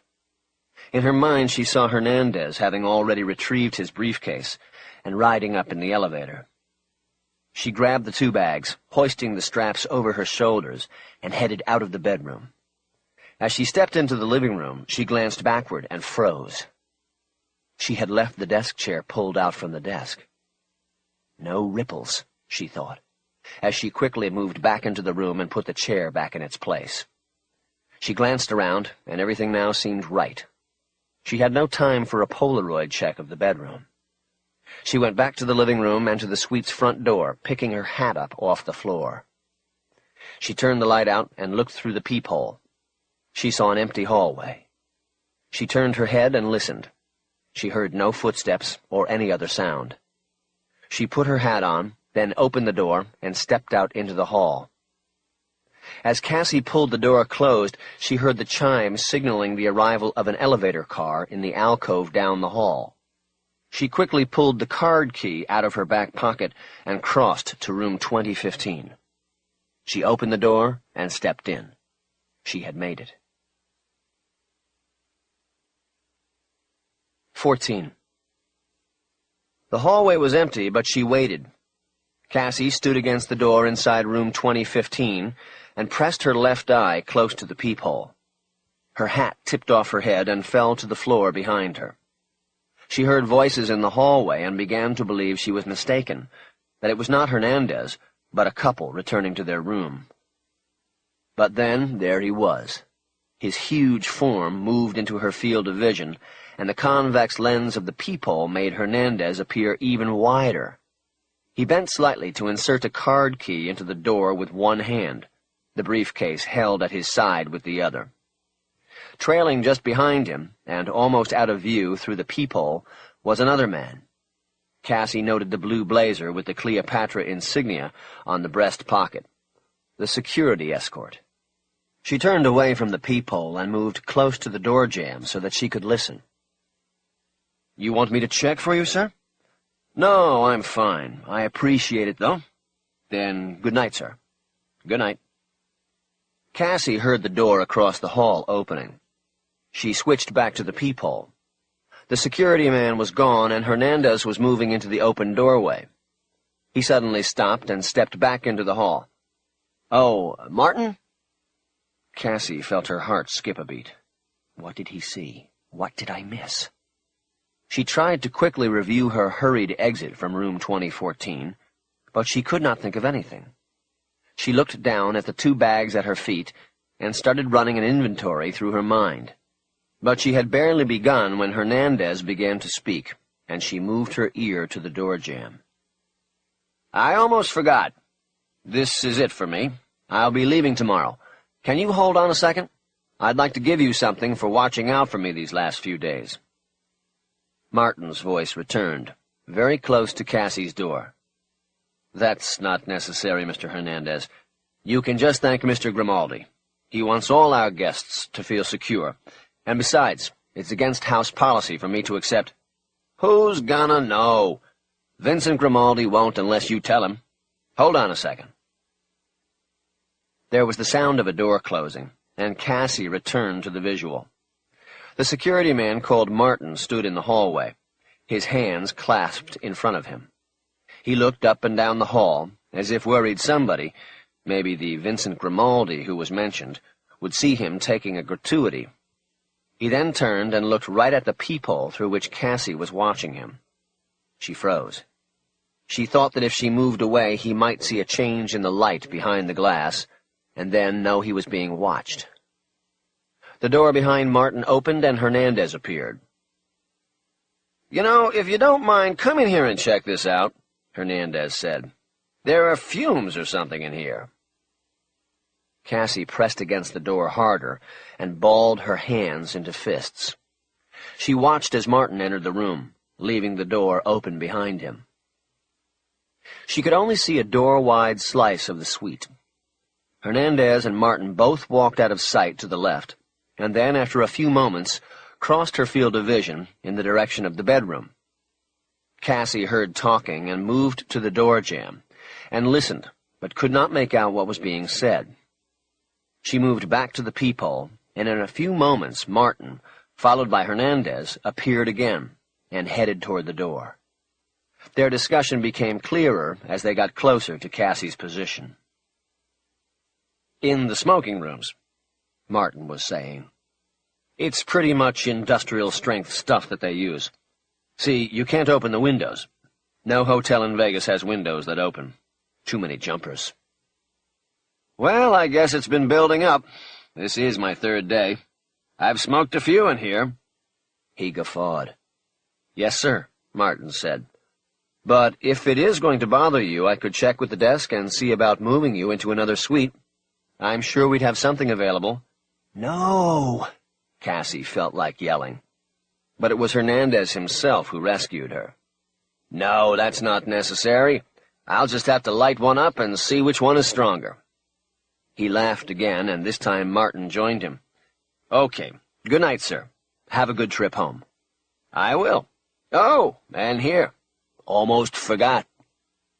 Hernandez held out his hand, and Martin raised his. Cassie heard the click of casino chips being dropped into the security man's hand. There must have been a lot of them, and they were of high value. Martin's exclamation of thanks came through the door loud and clear. "Mr. Hernandez, thank you. Thank you." "No, thank you, Martin. Have a good one. With this, I'll have more than one." Hernandez laughed and closed his door after hooking a "Do Not Disturb" sign on the handle. Martin disappeared from Cassie's point of view. She heard Hernandez turn the deadbolt, and then there was the metallic click of the flip-over lock being slapped closed. She stood motionless and not breathing for 5 seconds. Nothing happened. She knew her work on the door had gone unnoticed. Cassie turned and leaned against the door, and then slid down to the floor. She quickly unzipped the black bag and pulled out the receiver monitor. She opened the screen and raised the antenna, then quickly hit the button that put the view from the bedroom smoke detector camera on the screen. The bedroom became visible, though the screen was largely in shadow because the only light came from the slight break in the curtains. She waited. The door opened and the light came on. Hernandez stepped into the room, the briefcase still at his side. Cassie leaned in close to the screen and saw that the case was attached to his wrist with a handcuff. It put a little shiver of excitement in her. Leo's spotter knew how to pick them. Hernandez was smoking a fresh cigar and blowing clouds of smoke toward the ceiling while he stood in the center of the room and looked around, never once looking up at the camera. He then stepped beneath the camera and into the alcove leading to the closet and the bathroom. Cassie switched screens to the closet cam and waited. The screen wasn't completely dark. Light from the bedroom slashed through the slats. In a moment, she saw Hernandez's legs through the slats, and then the door opened. Cassie hit the record button in case Hernandez opened the safe. But he didn't. He apparently rustled through his clothes, though Cassie couldn't see this because of the camera angle, then stepped out of the closet. Cassie thought of the gun and retraced her actions with it. She was sure she had returned it to its place in the jacket pocket exactly the way she had found it. She returned to the bedroom cam and just caught a glimpse of Hernandez going through the door to the living room. She immediately lamented not setting up a camera in the living room. But she just as immediately dismissed the regret as Monday morning quarterbacking. The fact was that if she had installed a camera there, she might not have had the time to install the bedroom or closet cameras, which had been necessities. Getting up quickly, Cassie moved with the receiver recorder to the table in her suite. Spread on the table were tourist magazines, hotel information, and room service folders, a pad and pencil, and a bottle of Chardonnay from Robert Long Vineyards with a generic welcome card on it. She pushed everything aside so she would have room to work. She checked the screen again and saw Hernandez was back in the bedroom. He had placed the briefcase down on the bed while he worked the key into the cuff and detached it from his wrist. Once free of the encumbrance, he reached over and picked up the foil-wrapped mint that had been left on the pillow as part of the turn-down service. He ate it in one bite, returned the cigar to his mouth, and then turned toward the closet alcove, reaching into the inside pockets of his suit coat and removing thick sheaves of money as he approached. Cassie switched screens to the closet camera and hit the record button. This was it. All her work had been to put her in this position. On the screen, the light came on in the closet, and Hernandez's big left arm, followed by part of the upper portion of his body, dropped into the picture. He reached down to the combination and started tapping the numbers. But before he was done, his right arm swung through the picture, and he put his hand on the top of the safe to support himself. "Shit, no!" Cassie wanted to yell, but instead she brought a clenched fist up to her mouth. Hernandez opened the safe's door, dropped to one knee, and reached inside. He brought out a 2-inch stack of currency and placed it on top of the safe. He then put down the equally thick stack he had just removed from his pocket. He then reached into the side pockets of his jacket and took out 2 more wads of cash. He combined all of the currency into one thick stack he could barely hold in one hand. He hefted it. Cassie could not see his face because of the angle of the camera, but she knew he was smiling. Hernandez put the cash into the safe and closed it, then got up and closed the closet door, extinguishing the overhead light. As Cassie watched, she wondered about the briefcase. It appeared that it was too large to fit into the safe. But why hadn't Hernandez taken the cash that must be in it and placed it in the safe? She switched to the bedroom camera, but there was no sign of Hernandez. The briefcase was lying flat on the bed. Her question about the case and Hernandez's decision not to put its contents into the safe did not hold her attention long. There was a more important question she had to answer. She switched the recorder receiver to the playback program and began watching the recording of the closet camera. She grabbed the hotel pad and pencil and hit the slow-motion button, just as Hernandez's hand dipped into the picture. "Come on, baby." The numbers could clearly be seen on the screen. Hernandez's finger hit 4, 3, 5. But then his right arm, reaching for support on the safe, swung through the frame and obscured the final 2 numbers. Cassie reversed the recording and replayed it with the same result. She was short the final 2 numbers of the combination. "Son of a bitch!" She got up from the table and paced across the room to the curtains. She pulled them open and looked out, the view going across the strip to the dark outlines of the mountains far from the city of neon. She looked up and saw the moon. She knew she couldn't go in with just 3 numbers and hopes of trying various combinations of the final 2 to open the safe. The Halsey safes had built-in tampering devices. If 3 successive erroneous combinations were entered on the keypad, the locking mechanism would freeze. It would then take a visit from security and an electronic device called a D-lock to open the safe. The D-lock was usually kept under lock in the hotel manager's safe. There was only one alternative, Cassie decided: a fire drill. 15. Cassie watched the screen and waited. The alarm was blaring in the hallway, and she could smell the smoke. But Hernandez showed no sign of moving from his room. He was fully clothed and lying propped on a pile of pillows on the bed. He was watching the television, but the angle of the smoke detector camera prevented Cassie from seeing what was on the screen. She dialed his room and watched as Hernandez lazily reached for the extension on the bedside table. "Yes?" "Mr. Hernandez, this is hotel security. We have an alarm and a report of smoke on your floor. We are going to need you to evacuate immediately." "A fire? I heard the alarm." He sat up abruptly. "We're not sure yet, sir. We have people coming up, but other guests are reporting smoke on the 20th floor. Please, sir, gather your valuables and evacuate down the emergency stairs until we can evaluate what is happening." "Okay. Bye." As Hernandez jumped up from the bed, Cassie was surprised at the big man's agility and speed. As he was putting his shoes on, Cassie switched screens to the closet camera and hit the record button. She waited. In a few moments the door opened, and this time Hernandez knelt in front of the safe instead of leaning over it. He reached to the combination pad and hit the buttons in the full sight of the camera.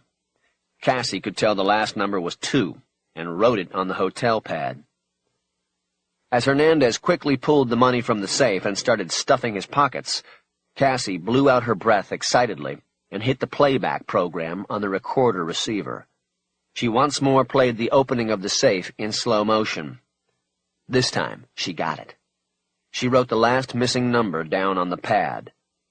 43512. She took no time to celebrate. She switched back to the live feed from the bedroom cam. Hernandez was standing at the desk, locking the briefcase onto his wrist. Cassie picked up the phone and called his room. Hernandez grabbed the phone quickly. "Yes?" "Mr. Hernandez, this is security. We have isolated the problem, and there is no risk. You do not have to evacuate your room." "What was it?" "We think someone left a cigarette on a room service cart near a smoke detector. It set off the alarm." "Well, can you turn it off now?" "We're working on it, sir. Sorry for the Did Vincent tell you to call my room?" Cassie was momentarily taken aback. "Excuse me? Vincent Grimaldi." No, sir. We're just following standard practice. Good night, sir." She hung up. It was the second time in the past half hour that the name Vincent Grimaldi had been mentioned. Cassie was sure she had heard it before. As she was thinking about it, the alarm from out in the hallway was finally turned off. She went to the suite's door and listened at the jamb. She heard men talking from far down the hall. She could not make out the words, but she assumed they had found the cigarette she had left burning on a room service cart under a smoke detector. Now, all she needed was for Hernandez to go to sleep. She switched the receiver back to the bedroom cam and saw Hernandez had stripped to boxer shorts and a T-shirt. He was back on the bed watching television. All the lights were off except for the glow from the television. Cassie checked her watch. It was almost midnight. She thought about the name Hernandez and the security escort had used. Vincent Grimaldi. It had a resonance, but she couldn't place it. Cassie picked up the phone, dialed the hotel operator, and asked to be connected to Vincent Grimaldi. A moment later, the connection had been made, and the call was picked up after one ring. "Security," a man's voice said. "Mr. Grimaldi's office." "Oh," Cassie said. "I think I have the wrong number. I wanted to see about getting a line of credit in the casino. Does Mr. Grimaldi handle that?" The man at the other end of the line chuckled. Well, you could say he's in charge of all of that, but he doesn't handle applications. He runs the casino, ma'am. He's the director of all casino operations. So what you need to do is just go down to the casino and apply for credit at the big cashier station next to the Sphinx. They'll take care of you. Okay, I'll do that. Thanks. Cassie hung up as she now remembered the name Vincent Grimaldi and who he was. 6 years earlier, his name had been in all of the papers in the days following Max's last caper. He had been part of the cover-up.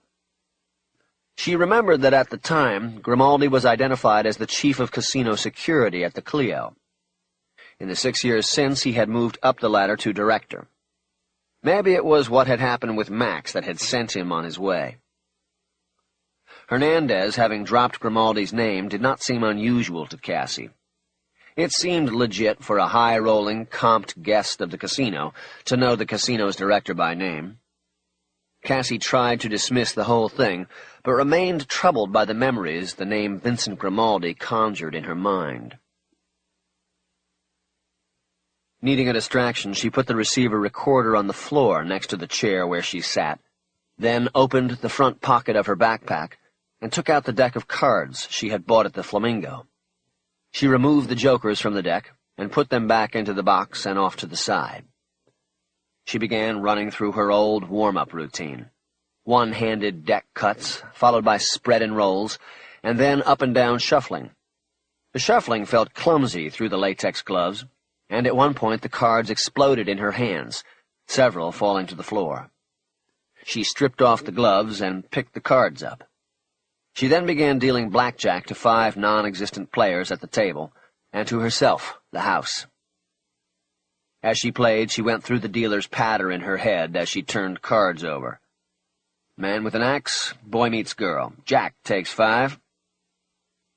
But soon her mind traveled, and she remembered the first time she met Max.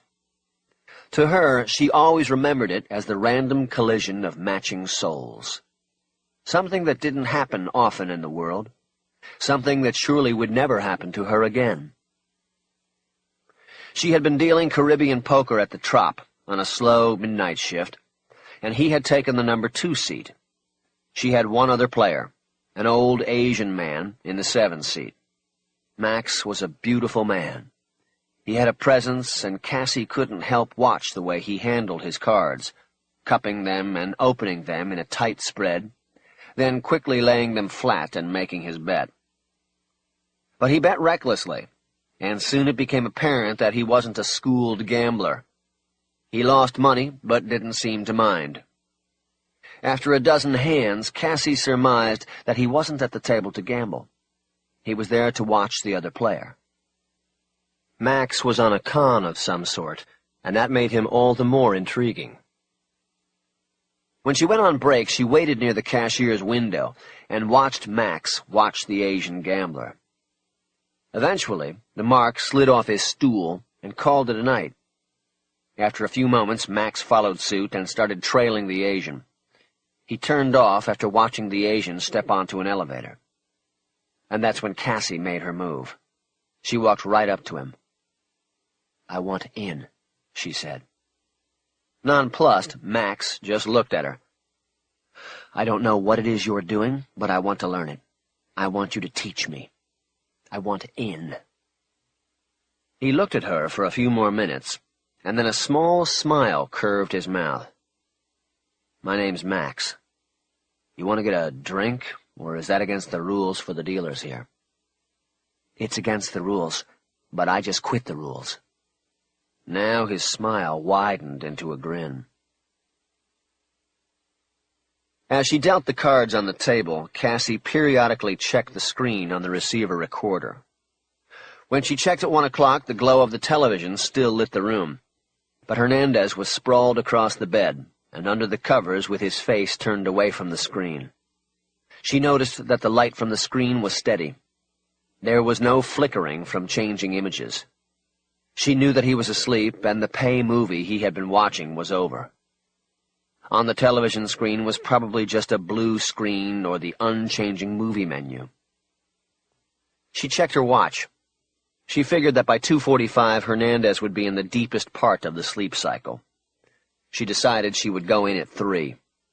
That would leave plenty of time for her to be in and out before Leo's void moon began. She slid the playing cards back into their box and returned it to her bag. She decided to do something she knew put her at unneeded risk, and that Max would have never done, but she felt she needed to do it, for Max and for herself. 16. Cassie made her way through the still-crowded casino to the cocktail lounge off the hotel lobby.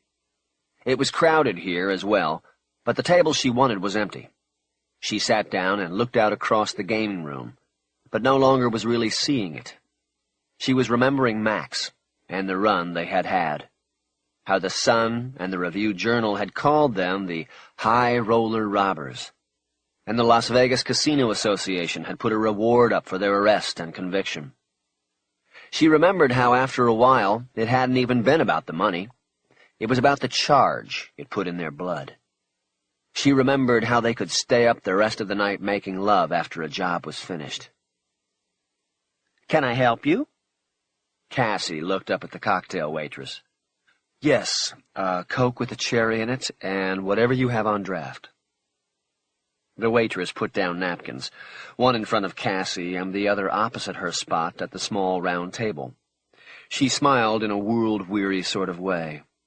"Is somebody coming, or is the second drink to keep the hitters away?" Cassie smiled back and nodded. "I just want to be alone tonight." "I don't blame you. It's a mean crowd tonight. Must be the moon." Cassie looked up at her. "The moon?" "It's full. Didn't you see it? It's burning brighter than any of the neon they've got around here. A full moon always adds an edge to things around here. I've been here long enough. I've seen it." She nodded as if to cut off any debate on the subject. Cassie nodded back. The waitress left then, and Cassie tried to ignore what she had said and concentrate her thoughts on remembering the night 6 years before when she had sat in the same spot at the same bar. But no matter how hard she thought of Max's beautiful face, she could only focus on the bad that followed. She still marveled at how a moment of wonderful joy, then, could be the same moment that incited so much pain and dread and guilt now. She was pulled out of her reverie by the cocktail waitress who was putting the drinks down on the napkins. The woman put down a piece of paper and left. Cassie turned it over and saw she owed $4. She pulled a 10 from her pocket and put it down. Cassie watched the bubbles floating up through the beer and forming a half-inch layer of foam at the top of the glass. She remembered the foam in Max's mustache that night. She knew deep inside that what she was going to do this night was as much about Max as about anything else. She had somehow come to believe that somehow there would be a lightening of her guilt, a redemption for all that had gone before if she did this thing right. It was a crazy thought, but it was one she had secretly grabbed onto, and now seemed to have placed as high as all others. The thought was that if she did this right, she could reach back across the tide of time and make up for things, even for just a moment. She picked up her Coke and looked around to make sure no one was watching. She caught a woman staring at her, but then quickly realized that she was looking at her own face in the mirrored wall at the back of the lounge. Because of the wig and the hat and the glasses, she had momentarily not realized who she was looking at. She quickly looked away. She picked up her glass, reached across the table, and tapped it lightly on Max's glass of beer.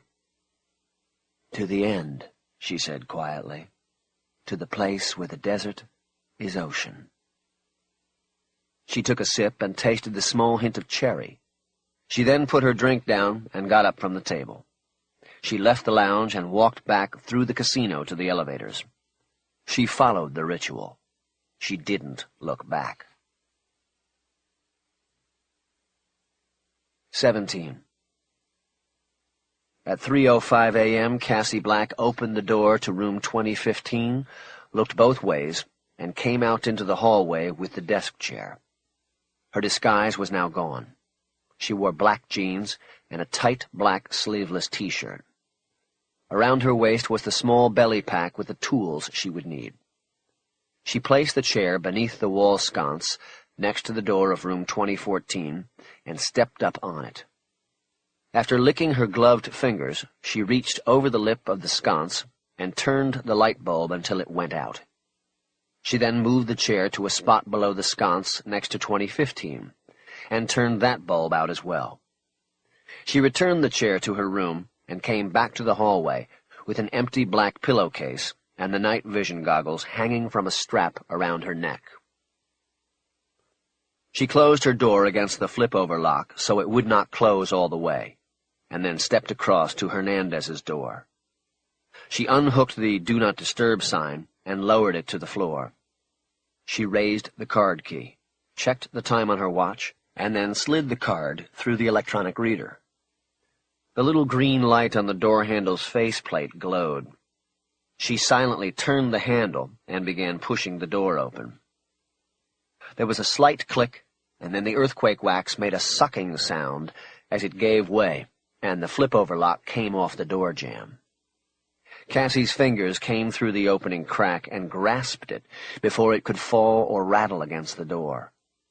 At the same moment she heard the clip from Hernandez's electronic alarm fall from the door jamb, the alarm silenced by Cassie's tampering.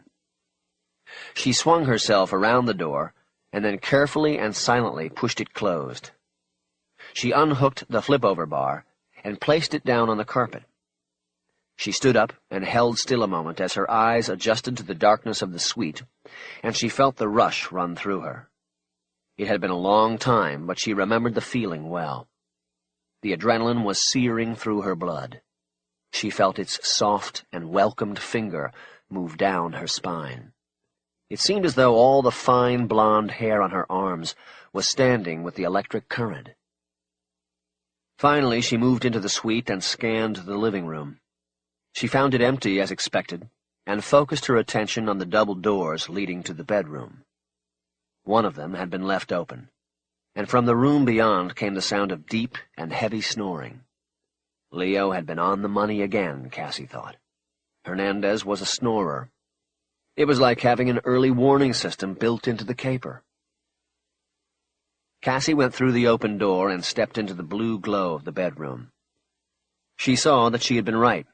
The television had reverted to the blue menu screen after the movie Hernandez had been watching had ended.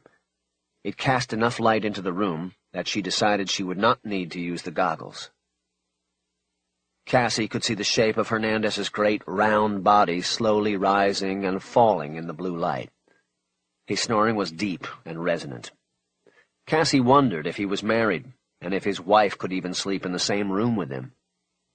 Beyond him, on the bed table, the numbers of the clock glowed red. She had plenty of time. Next to the clock she saw Hernandez's watch and wallet, and the gun. Hernandez had apparently removed it from the jacket in the closet to keep it at the ready. She moved around the bed to approach the bed table. Hernandez groaned and started to move. She froze. Hernandez lifted his head and dropped it, opened his mouth and closed it, and then adjusted the position of his body. He was lying on his back, covered to the neck with the bedspread. The bed springs protested under the redistribution of his weight, but then he finally found comfort and stopped moving. After a long moment of remaining still, Cassie took the last 3 steps to the bed table and reached for the gun. She slowly unfolded the pillowcase and put it inside. She put the wallet in next and picked up the watch. She turned it over in her hand, careful to prevent its metal band from chinking. She ran her thumb over the wrist plate and found it to be smooth stainless steel. There was no variation in the feel, as there should have been from the Rolex seal stamped on the plate. The watch was a counterfeit. She silently put it back down on the bed table and slowly backed away from the bed. She had to fight the urge to immediately go to the safe, grab the cash, and run, but she knew she had to retrieve the cameras. The equipment was proprietary. It could be traced to Hooten L&S. If it could be traced there, it could possibly be traced to Jersey Pulse. From him, the trail could lead back to her and Leo. She pulled the chair away from the desk, positioned it under the smoke detector camera, and slowly stepped up onto it. She opened the casing, and with a small pair of wire snips taken from the pack on her belt, she cut the connection to the conducto tape. She then carefully closed the cover and pulled the smoke detector off the wall, its adhesive strip making a snick sound as it came free. She turned on the chair and looked down at the bed. Hernandez didn't move. Climbing down, Cassie almost shouted when she caught a glimpse of herself in the full-length mirror on the back of one of the doors and mistook it for someone else in the room. She shoved the smoke detector into the pillowcase and put the chair back in its place. Turning her back to the bed, she brought her wrist in close to her chest and pressed the illumination button on her watch. It was now 3:11, and she had only the closet and safe remaining. From the fanny pack, she removed the painter's putty knife. She spotted the pencil mark on the door frame and slid the blade of the tool into the crack. Following the same procedure as before, she opened the closet without the interior light being activated. Once she was inside and the doors were closed, she carefully and silently slid Hernandez's clothes to one side, then stepped up onto the safe and reached to the bulb overhead. She unscrewed it and left it on the shelf next to the extra pillow. She crouched on the floor and used a screwdriver to remove the electric socket plate containing the second camera. She snipped the tape as well. Last came the transmitter. She reached behind the safe, grasped the antenna, and pulled it out of its hiding place. She cut the tape connections and secured it in the pillowcase with the rest of the equipment. Now the safe. She took a deep breath, reached to the keypad, and carefully typed in the combination of 43512 she had committed to memory. The safe came open, making a soft thump sound, like a can of fresh tennis balls being opened.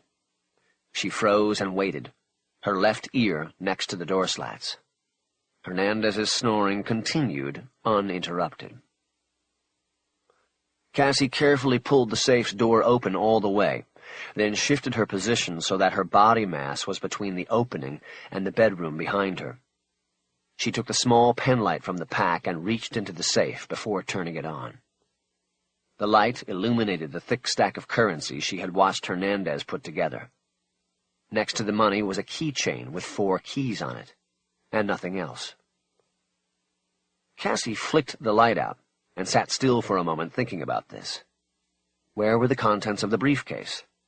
Where was the $500,000 in cash Leo's partners had promised? She reached back into the safe and grabbed the stack of money, bringing it out and spreading it on her lap. She flicked the light on for a second and saw the currency appeared to be all $100 bills. Her rough estimate was that she had close to $100,000 in her lap. A lot of money, to be sure, more than she had ever had or stolen. But it wasn't as much as she expected and had been told to expect. Something was wrong. Where was the briefcase? She realized she had not seen it while moving through the other rooms. She would now have to go back into the suite and find it.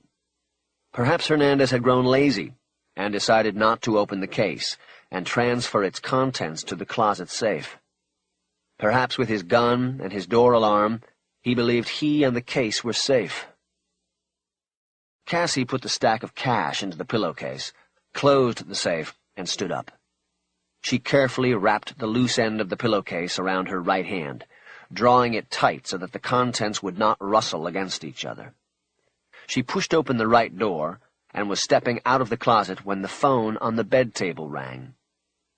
Cassie jerked herself back into the closet and silently pulled the door closed. The phone rang a second time, and she heard Hernandez stirring. She realized she had made a mistake. Rather than having retreated to the closet, she should have moved, gotten out of there with what she had, and retreated to the room across the hall. Now she was stuck. It was probably going to be security on the phone. They had discovered that someone had entered the room across the hall.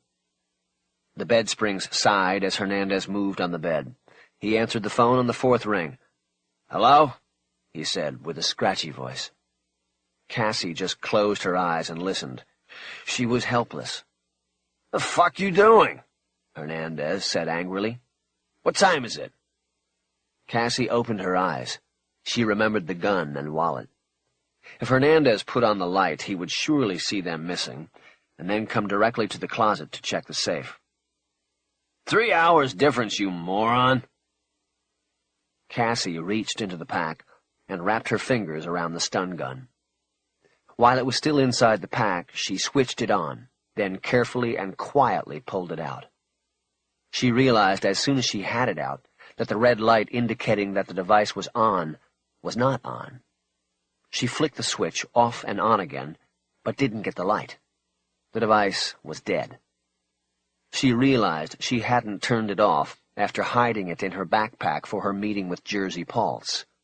Leaving it on and the jolt that had been delivered to Paltz had sapped the stored charge. It was useless.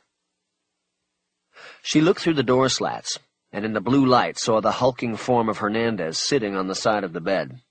She then lowered the pillowcase to the floor and reached inside it. "Yeah, well, call me then. I don't care how nervous he is. What am I going to do about it at 3:15 in the goddamn morning?" She pulled the gun out. Yeah, later. Goodbye." Cassie heard him slam down the phone. "Fuck!" he called out. The blue glow from the television was extinguished, dropping the closet into complete darkness. Cassie heard the bed springs move as Hernandez tried to get comfortable and returned to sleep. She slowly turned on the goggles and was pulling them up into place when Hernandez let out another expletive. "Fuck!" A light in the bedroom was turned on. Cassie heard the bed protesting, and then heavy footfalls on the carpet, coming closer. Hernandez was coming to the closet. She slowly backed as far into the closet as she could and raised the gun in a two-handed, elbow-locked grip. She told herself that she would not shoot. She would only back him off until she could escape. Hernandez's wide shadow eclipsed the light coming through the slats. Cassie braced herself. But then the shadow was gone, and the closet doors didn't open. Cassie dropped her aim and took a step toward the door. In a few moments she heard the toilet seat bang against the tank. Then came the sound of Hernandez urinating. She lowered the gun all the way and fought the urge to cut and run, to grab the pillowcase and go for the door. She could be on the stairs before Hernandez figured out what was going on. And she would have the gun. He could do nothing but call security. This time of night it would be a skeleton crew. She'd be out of the hotel before anyone could react. But she stayed in the closet and waited. She knew the best escape was the undetected escape. But that wasn't her reason. The briefcase was the reason. She wanted that case. She needed it. After the toilet was flushed, another long period passed, and then Hernandez finally walked back past her viewpoint and got back into the bed. The light went out, and he never noticed that the wallet and gun were missing from the bed table. Cassie slowly moved down to the floor and sat with her knees up and her back against the safe. She brought her wrist up and pressed the button that lighted the face of her watch. It was now 3:20, and she felt a searing sense of loss. She folded her arms on her knees and put her head down. She knew she wasn't going to leave the closet until well after the void moon began. She couldn't risk it. Cassie thought about Leo. She wondered if he was awake this late, and if he was thinking about the void moon, if he was checking his watch. He had called it a bad luck time. But to Cassie, the bad luck had come before the void moon had started. It was that phone call to Hernandez. That was the bad luck. She would have to tell Leo that. Explain it. Surely he would understand. And if he didn't, Cassie would make him. 18. At 3:46 a.m., Cassie Black opened her eyes in the bedroom closet of the man she was trying to steal from. That man had finally started to snore again, and Cassie knew it was time to make her final move. She slowly stood up and pushed the closet door open. She pulled the goggles up over her eyes and looked at the bed. She could see Hernandez under the covers with his head propped up on 2 pillows. If he opened his eyes, he would be staring right at her, but his deep breathing and the guttural pitch of his snoring indicated he was down deep into sleep. It didn't matter to Cassie any more if he awoke. She was tired of waiting. It was time for her to find the briefcase and get out of the suite and out of Las Vegas for good. She stooped down and massaged her left calf. It had cramped up while she had waited. When she was ready, she wrapped the pillowcase around her hand and again slowly pushed the closet door all the way open. For a moment, Cassie stood motionless in the bedroom and studied the sleeping hulk on the bed. It was always the strangest part of a job, to observe the mark sleeping. It was like knowing a secret you weren't supposed to know. She began a sweeping look around the room in search of the briefcase, but it was nowhere in sight. She backed into the alcove and checked the bathroom. Nothing. She came back into the bedroom, got down on the floor, and reached the pen light under the bed. She flicked it on, revealing the space to be empty, save for an assortment of dust balls and a room service menu. Cassie got up and went into the living room, where she surveyed every square foot of the room, but found nothing that even hinted at the location of the briefcase. She started panicking and thinking about her decision earlier to go down to the bar for a cherry Coke and to rekindle memories of her last moments with Max. During that time, had Hernandez possibly gotten up from bed, left the suite, and stashed the briefcase, only to return and go right back to sleep? It seemed ludicrous, except for the fact that she could not find the briefcase. Suddenly, she remembered the safe. Hernandez's keys had inexplicably been inside it. Cassie tried to determine what this could mean, and quickly came to a conclusion. The keychain held keys that opened the briefcase and the handcuffs.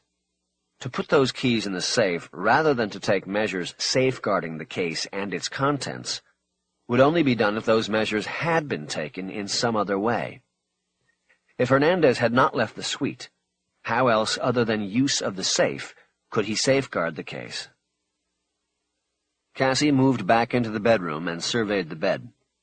She visualized what she had seen through the peephole when Hernandez had opened the door. The briefcase had been attached to his right hand. She came around the right side of the bed and gently pressed her hands down on the rumpled bed covers, careful to stay away from formations created by Hernandez's body. She didn't breathe as she did this. It was the closest she had ever come to a mark. It was too close, and every one of her senses was focused on the bed and the huge body that snored beneath the covers. Her hand eventually came down on something flat and hard, and she knew she had found the briefcase. She slowly began lifting the bedspread until she had uncovered the case and the handcuff link to Hernandez's right wrist. Realizing she needed the keys to remove the case, she went back to the closet and reopened the safe. As she did this, she noticed that she had left the gun sitting on top of the safe. She grabbed it, opened the safe, and carefully removed the keys. In the green vision of the goggles, she studied them. There were 5 keys, and Cassie had had enough experience with handcuffs to know the little key with a round barrel went to the handcuffs. She detached it from the others so that she could work with it without causing the others to jangle, and left the closet once more for the bedroom. Hernandez hadn't moved. Cassie put the gun down on the bed and silently worked the key into the cuff attached to the steel handle of the case. She turned it, and the cuff came open, with a metallic clicking sound. She started to remove it just as Hernandez, possibly alerted by the sound, began to stir. Cassie quietly removed the handcuff and straightened up, taking the briefcase off the bed. She reached down and grabbed the gun. Hernandez let out a sigh and started kicking his legs beneath the covers. He was waking up. Cassie raised the gun. She told herself she could do it if she had to. She could blame it on the bad timing of a phone call, on the void moon, or on simple fate. It didn't matter. But she could do what she needed to do. She held the gun straight out and pointed it dead center at the moving mass on the bed. 19. The first thing Jack Karch noticed as he walked through the Cleopatra Casino was that the crow's nest was empty. He knew Vincent Grimaldi wouldn't be up there right now because he knew exactly where Grimaldi was. But the custom and practice of the casino since the day it opened was to always have somebody up in the nest. That was 24 hours a day, 7 days a week. If it wasn't Grimaldi, then it was usually somebody else. Karch knew it was all imagery, sleight of hand. The illusion of security created security. But right now nobody was watching from above, and that told him the thing Vincent had called him in to handle was big and important. This realization juiced Karch's blood a lot better than the 22-ounce cup of 7-Eleven coffee he had gulped down on the drive. As he cut between the gaming tables and weaved around drunken, all-night gamblers who crossed blindly into his path, Karch kept his eyes on the door behind the pulpit, half expecting someone to come hustling out of security, maybe adjusting his collar or his tie as he took his position. But nobody ever came, and Karch finally dropped his eyes when he got to the Euphrates Tower elevator alcove. The alcove was empty except for one woman who was holding her plastic change cup and waiting. She looked at Karch's severe face and then turned away, putting her free hand over the top of her cup, as if guarding its contents. He casually stepped over to the sand jar beneath the call button and brought his foot up onto the edge of it and bent over as if he were about to tie his shoe. He did this so his back was to the woman. Instead of tying his shoe, he dipped his finger into the black sand, which had been freshly cleaned of cigarette butts, and smoothed. He cut his finger through the sand until it found what he knew would be there. He withdrew the card key and straightened up just as an elevator chimed its arrival. After following the woman into the elevator, he blew the dust off the card key and used it to engage the PH button after the woman had pushed the 6 button. Standing next to her, Karch could glimpse between her splayed fingers and into her cup. It was about half full of nickels.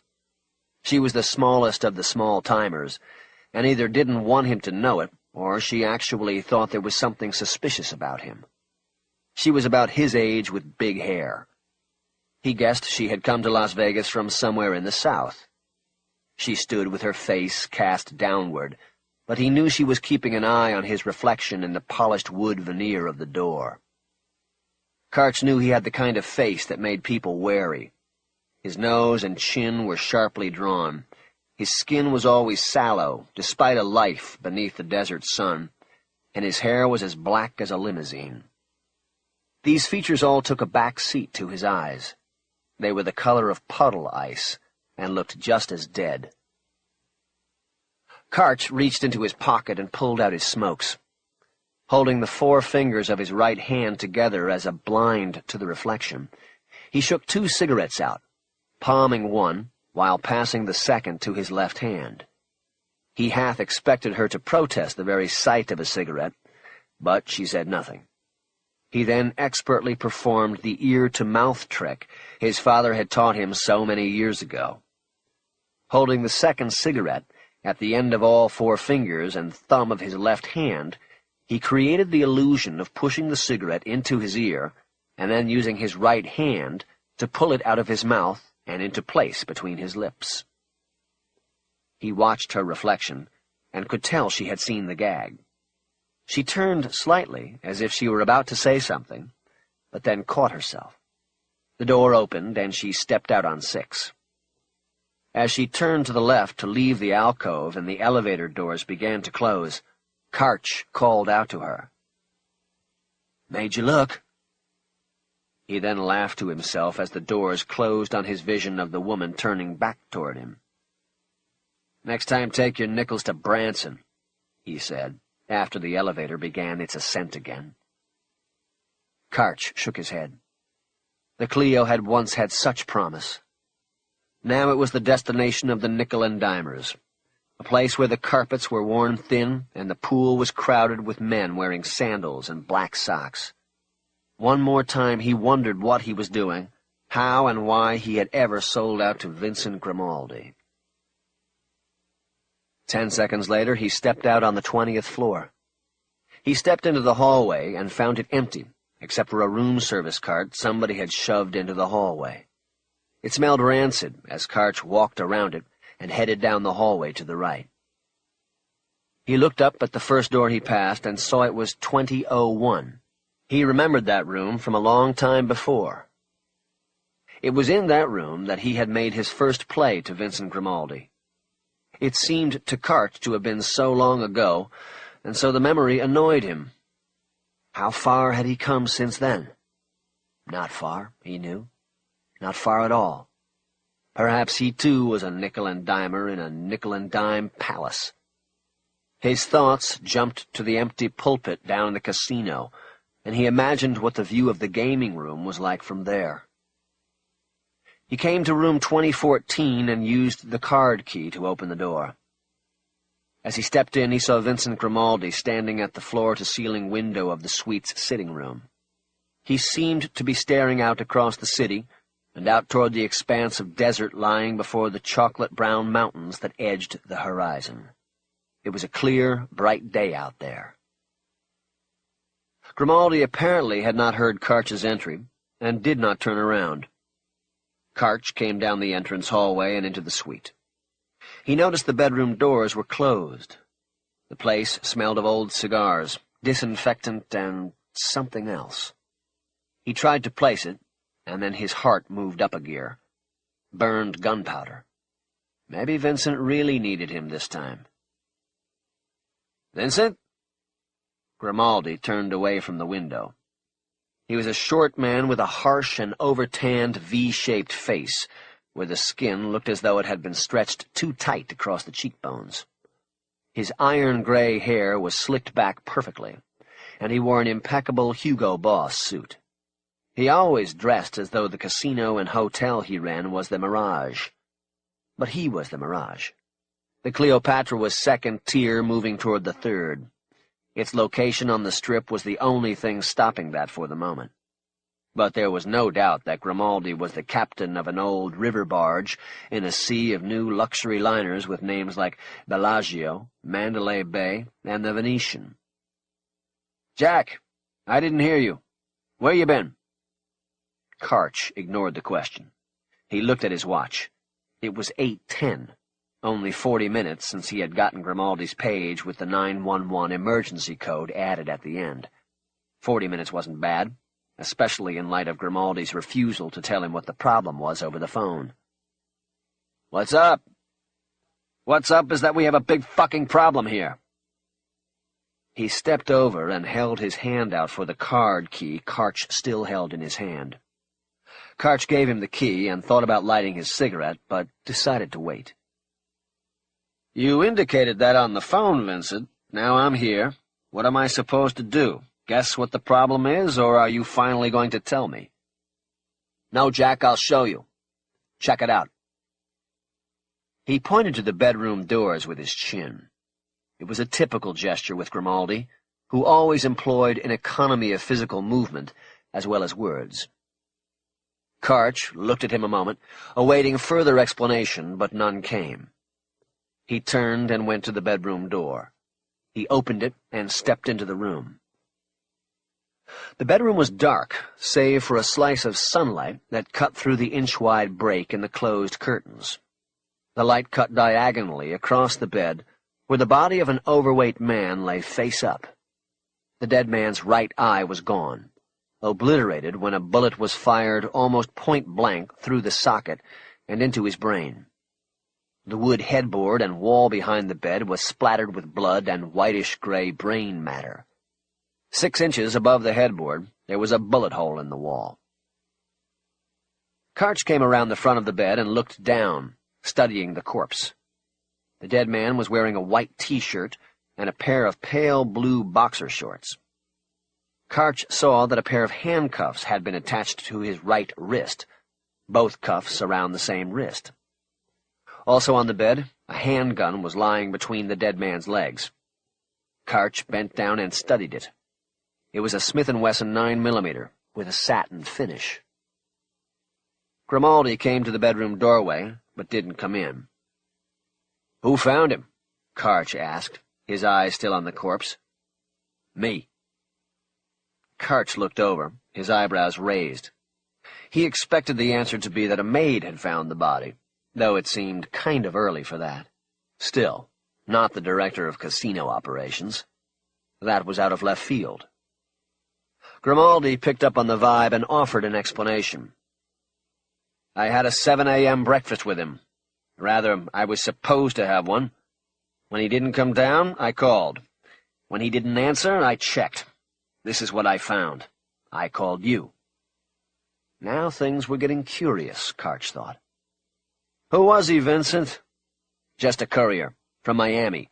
Name was Hidalgo, though we had registered him under an alias." Karch waited. Grimaldi said nothing else. "Look, Vincent, you want to take me in and tell me what's going on, or am I supposed to bring up Seymour the psychic from the lounge to guess for me every step of the way?" Grimaldi blew out his breath. Karch was enjoying the moment. The old man was in a jam and needed him. Karch already knew one fact for sure. He planned to milk this thing, whatever the fuck it was, for all he could get. And if that included finally putting Vincent Grimaldi back on his heels, then Karch would do that in a heartbeat. He thought about the crow's nest downstairs. He could see himself up there, watching the money, watching everything. "Yeah, I'm going to tell you." Grimaldi stepped into the room and looked down at the body. "It's money, Jack. The fat fuck had $2.5 million with him. It's not here now, and he can't exactly say what happened to it, can he?" "2.5? For what? I assume he didn't bring it to put down on a blackjack table." Karch saw a vein high on Grimaldi's temple start to tick. The old man was angry. Karch knew how dangerous he was when he was angry. But he was like a little boy standing at the Christmas tree with a broomstick. He had to see how fragile those glass balls really were. "He came to make a drop," Grimaldi said. "This morning. That's what the meeting was about." He gestured toward the body. "I come up this morning and find this. The fucking mutt brought somebody in here, and now the money's gone. We have to get that money back, Jack. It's spoken for. Know what I mean? We need to get it quick. Karch shook his head, took the unlit cigarette from his mouth, and cut in. "Spoken for by who? Jack? Some things you don't need to know. You just need to get on this and find out who—" "Take it easy, Vincent, and good luck with this." Karch waved a hand and headed toward the door. He got all the way to the living room and was heading to the suite's front door when Grimaldi caught up with him. Okay. Hold on, Jack. I'll tell you, okay? I'll tell you the whole thing you think you need to know." Karch stopped. He was still facing the door with Grimaldi behind him. He noticed that the door's flip-over lock was missing. He reached up and touched the unpainted square on the door frame where it had been fastened. There was a grayish, waxy material in the screw holes. He rubbed some of this between his finger and thumb, thinking he had seen it before. He turned back to Grimaldi. "Okay, Vincent, from the beginning. If you want my help on this, you have to tell me everything. Don't leave anything out." Grimaldi nodded and pointed to the couch. Karch stepped back into the room and sat down. Grimaldi went back to his position by the room's glass wall. From Karch's angle, he was completely framed in bright blue sky. He was the dark, angry cloud in the middle of that sky. Karch took the unlit cigarette out of his mouth and put it in his coat pocket with the other one he had used during the elevator gag. "All right, this is the story," Grimaldi said. 2 weeks ago I got the word from somebody that there was going to be a problem with the transfer. Something came up on the background, what they call an association problem." Karch nodded. He wasn't as far inside the loop as Grimaldi, but his job gave him more than a general understanding of what was going on. The Cleopatra Hotel and Casino was for sale. A Miami entertainment consortium called the Buena Suerte Group was lined up to buy. The investigations unit of the Nevada Gaming Commission had been working on a background inquiry of the buyers for 12 weeks, and would soon submit a final report making a recommendation to the commission to approve or disapprove the sale. The commission, an appointed board, almost always followed the investigative branch's lead, making the report the key element in any bid to buy or open a casino in Nevada. "What happened?" he asked. "From what I heard, Buena Suerte was going to come up clean." "It doesn't matter what happened. What matters is the money, Jack." "Everything matters. I have to know everything. What came up?" Grimaldi waved his hands in frustration and surrender. "A name came up, okay? They found a connection between one of the directors and a man named Hector Blanca. Now you'll ask, who is Hector Blanca? Suffice it to say that he's a silent partner who was supposed to have remained silent. And that's all I'm saying on him." "Let me guess, Vincent. La Cuba Nostra?" Karch said it in an I-told-you-so voice. He and Vincent had talked about the mob hybrid before. Transplanted mafia soldiers from the Northeast teaming with Cuban exiles in Miami to take control of organized crime in South Florida. The word in criminal intelligence circles was that the group had secretly bankrolled a failed gambling referendum in Florida a few years before. It stood to reason that if they couldn't get casinos into Florida, that they would look elsewhere to invest their money. That elsewhere most likely would include Nevada, where you didn't need a referendum approval to set up gambling operations. You just needed to get by the GCI and the short-term memory of the current city fathers. The fact that Las Vegas was born of a mobster's dream and run for decades by like-minded and associated men was being lost in the community's collective amnesia. Las Vegas had been reborn as the all-American city. It was pirate ships and half-scale Eiffel Towers, water slides and roller coasters. Families welcome. Mobsters need not apply. The problem was every time a new subdivision was approved and cut further into the desert, the backhoes of progress came perilously close to digging up the reminders of the city's true heritage. And some of the sons and grandsons of those forefathers, even some of the ones buried out in the desert, could not let the old place go. "We're not going to talk about the La Cuba Nostra," Grimaldi said, seemingly putting both an Italian and Cuban accent on the words. "My ass is on the line here, and I don't give two shits about how smart you think you are." "Okay, Vincent, then let's talk about your ass being in the crack. What happened?" Grimaldi turned and gazed out the window as he spoke. "Like I said, I got wind there was a problem.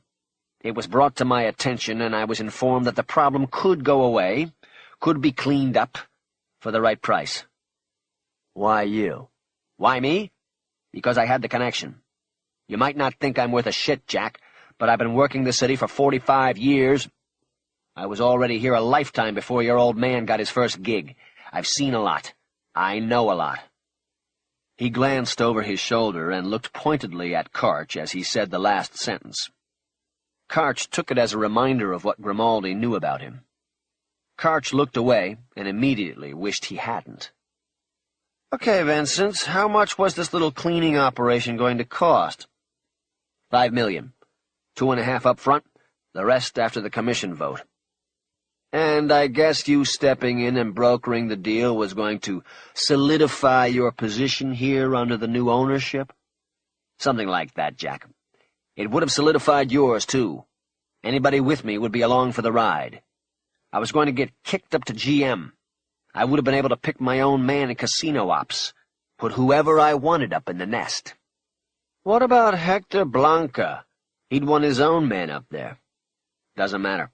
The deal I made gave me the choice. Karch got up and joined Grimaldi at the window. They spoke while both looked out across the desert to the mountains beyond.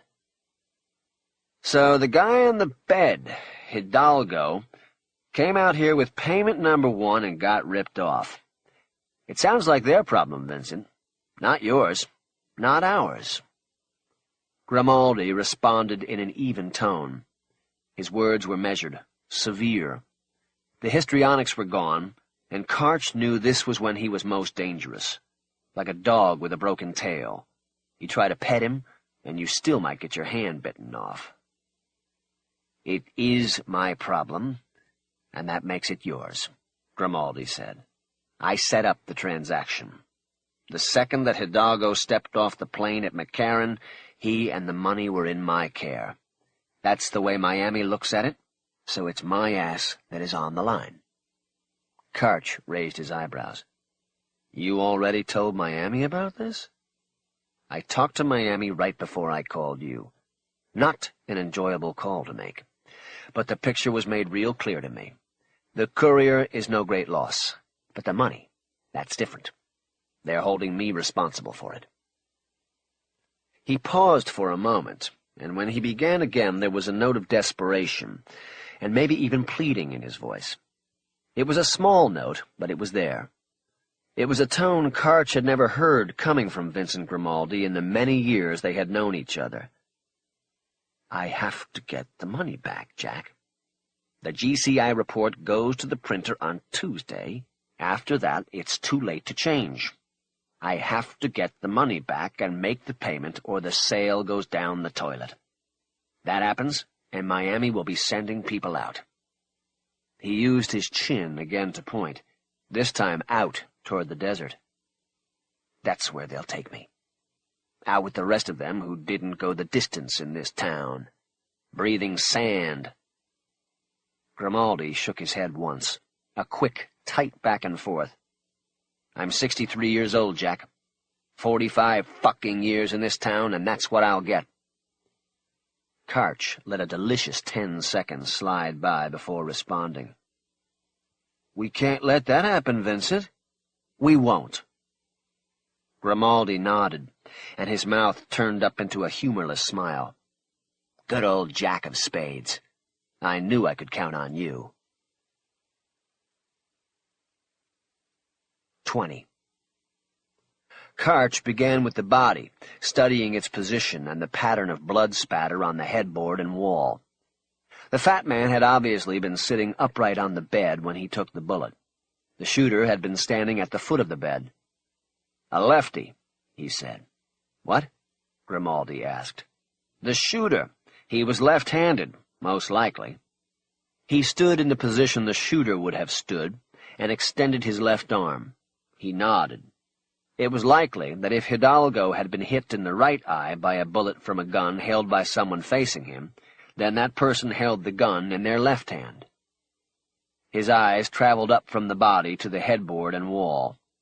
Back at the office, he had a couple books on blood spatter, how to read the meanings of elliptical versus circular blood drops, and so on. But he had never gotten past the introductory chapters because the stuff was so deadly boring and rarely usable in his line of work. What was to be read of significance from this tableau? Not much. The guy was alive, and then he was dead. That was all. Anybody report a shot? He asked. No, Grimaldi said. But I wanted him isolated, so none of the rooms on either side or across were occupied. Also, I don't know if it connects up, but there was a fire alarm on this floor last night. Karch looked at him. About 11, Grimaldi said. Somebody left a cigarette on a room service cart and parked it in the service alcove, right below a smoke detector. Karch nodded at the dead man. Was he evacuated? Did he leave his room? Not that we know of. I have somebody pulling together the tapes so we can look at everything.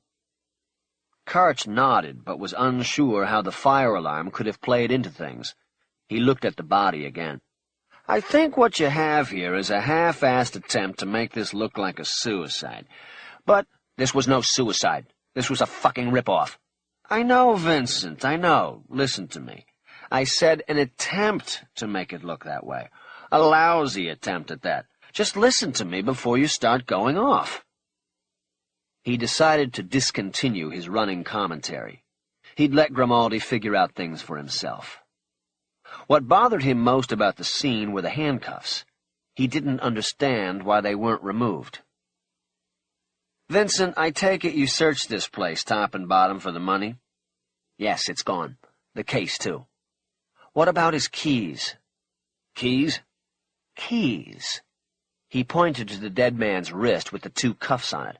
"The key to the cuffs, where is it?" "I don't know, Jack. I didn't see any keys. Whoever took the money took the keys, I guess. But they'll get a surprise." "What surprise?" "The key to the briefcase won't be on there. Fat Boy here didn't have it. Mr. His boss didn't want him opening it. Maybe going down to the tables with a piece of the cash. So he sent the key to me, and I would open the case at the drop meeting this morning. I have the key, but no fucking briefcase to open. The case has electronic protection, like a taser. Somebody tries to open it without the key, they'll get knocked on their ass good. 90,000 volts. Karch nodded and took a small notebook and pen from his pocket. He jotted down a note about the key in the briefcase. "What are you writing, Jack?" "Just a couple notes, so I can keep things straight. I don't want any of this information getting into the wrong hands." Karch turned and looked at Grimaldi. It backed him down. "I know, Jack. You'll be discreet." Karch came around the bed and looked at the watch on the night table. It looked like a Rolex. He hooked the pen through the metal band and lifted it, holding it so that he could look at the back plate. "Whoever it was who did this was smart enough to know this is a phony." "Anybody on the con would know that, Jack. They sell those things for $50 on the sidewalk outside of any place on Fremont. Whoever it was smart enough to know what they wanted was the goddamn money, and that was it." Karch nodded and put the watch back down. He stepped over to the closet and opened it and looked down at the safe. The door was open, and it was empty. "Tell me about this guy, Vincent. When did he come into town?" 3 days ago. I wasn't sure when the drop would take place. The guy we were paying was calling the shots on that. We just had to be ready with the cash. Hidalgo came in Monday, and we waited." Karch squatted on his haunches and closed the door to the safe, but not all the way. He studied the combination pad. "He stay in the room the whole time?" "No. He spent a lot of time on the floor. I gave him a draw, and the fuck started cleaning up on me. Christ, I thought if we didn't get this drop taken care of soon, he was going to bankrupt us down there." Karch turned and looked up at Grimaldi. "How much did he win, Vincent?" "I gave him 50 Bs out of the cage on Monday. By last night he had turned that into 100K and change. He was doing good. He was tipping $100 bills around like it was toilet paper." Karch looked back at the safe and swung the door open. He looked into its emptiness, but was not really seeing anything. He was thinking, brooding on what Grimaldi had just said. "You see what you did, Vincent? You brought this on yourself." "The fuck you talking about?" "You gave the guy money, and he turned it into more money, and he was showing it to the world. This town, that was like putting blood in the water, Vincent. It drew a shark to your fat man." "What are you saying, that whoever did this did it for the 100, not the 2.5 million? "I'm saying that whoever did this came in for the 100, and then found the rest. Luckiest fucking day of his life." "That can't be, Jack. That—" "Who knew about the money? I mean that it was here, and who had it? Who knew?" "Only me." "What about Miami? Could there have been a leak from there?" "No. Only one person knew." "Maybe the courier told somebody." "It's unlikely, Jack. He worked directly for the source. If the money was taken, he knew they'd look at him." "Unless he ended up dead." "What about the guy getting the drop?" "He knew it was here somewhere, but he didn't know who had it or where exactly it was. Besides, why steal what we're giving him?" "Exactly. So if nobody knew it was here, it goes to proving my point. This was a hot prowler, Vincent. Somebody who picked up on this guy winning $100 grand and went after it. and he hit the fucking jackpot. From his crouched position, Karch looked up at the closet. He studied Hidalgo's clothes, all pushed to the side so that the thief could work around the safe. His eyes caught on something on the wall behind the safe. It looked like peeling paint. He moved forward onto his knees and looked behind the safe. He looked closer and saw it was not paint that was peeling, but painted tape. He reached down and grabbed the tab and pulled it up. The tape went up the rear wall of the closet, across the ceiling, and then out of the closet and along the alcove ceiling. It finally ended on the wall above the alcove entrance.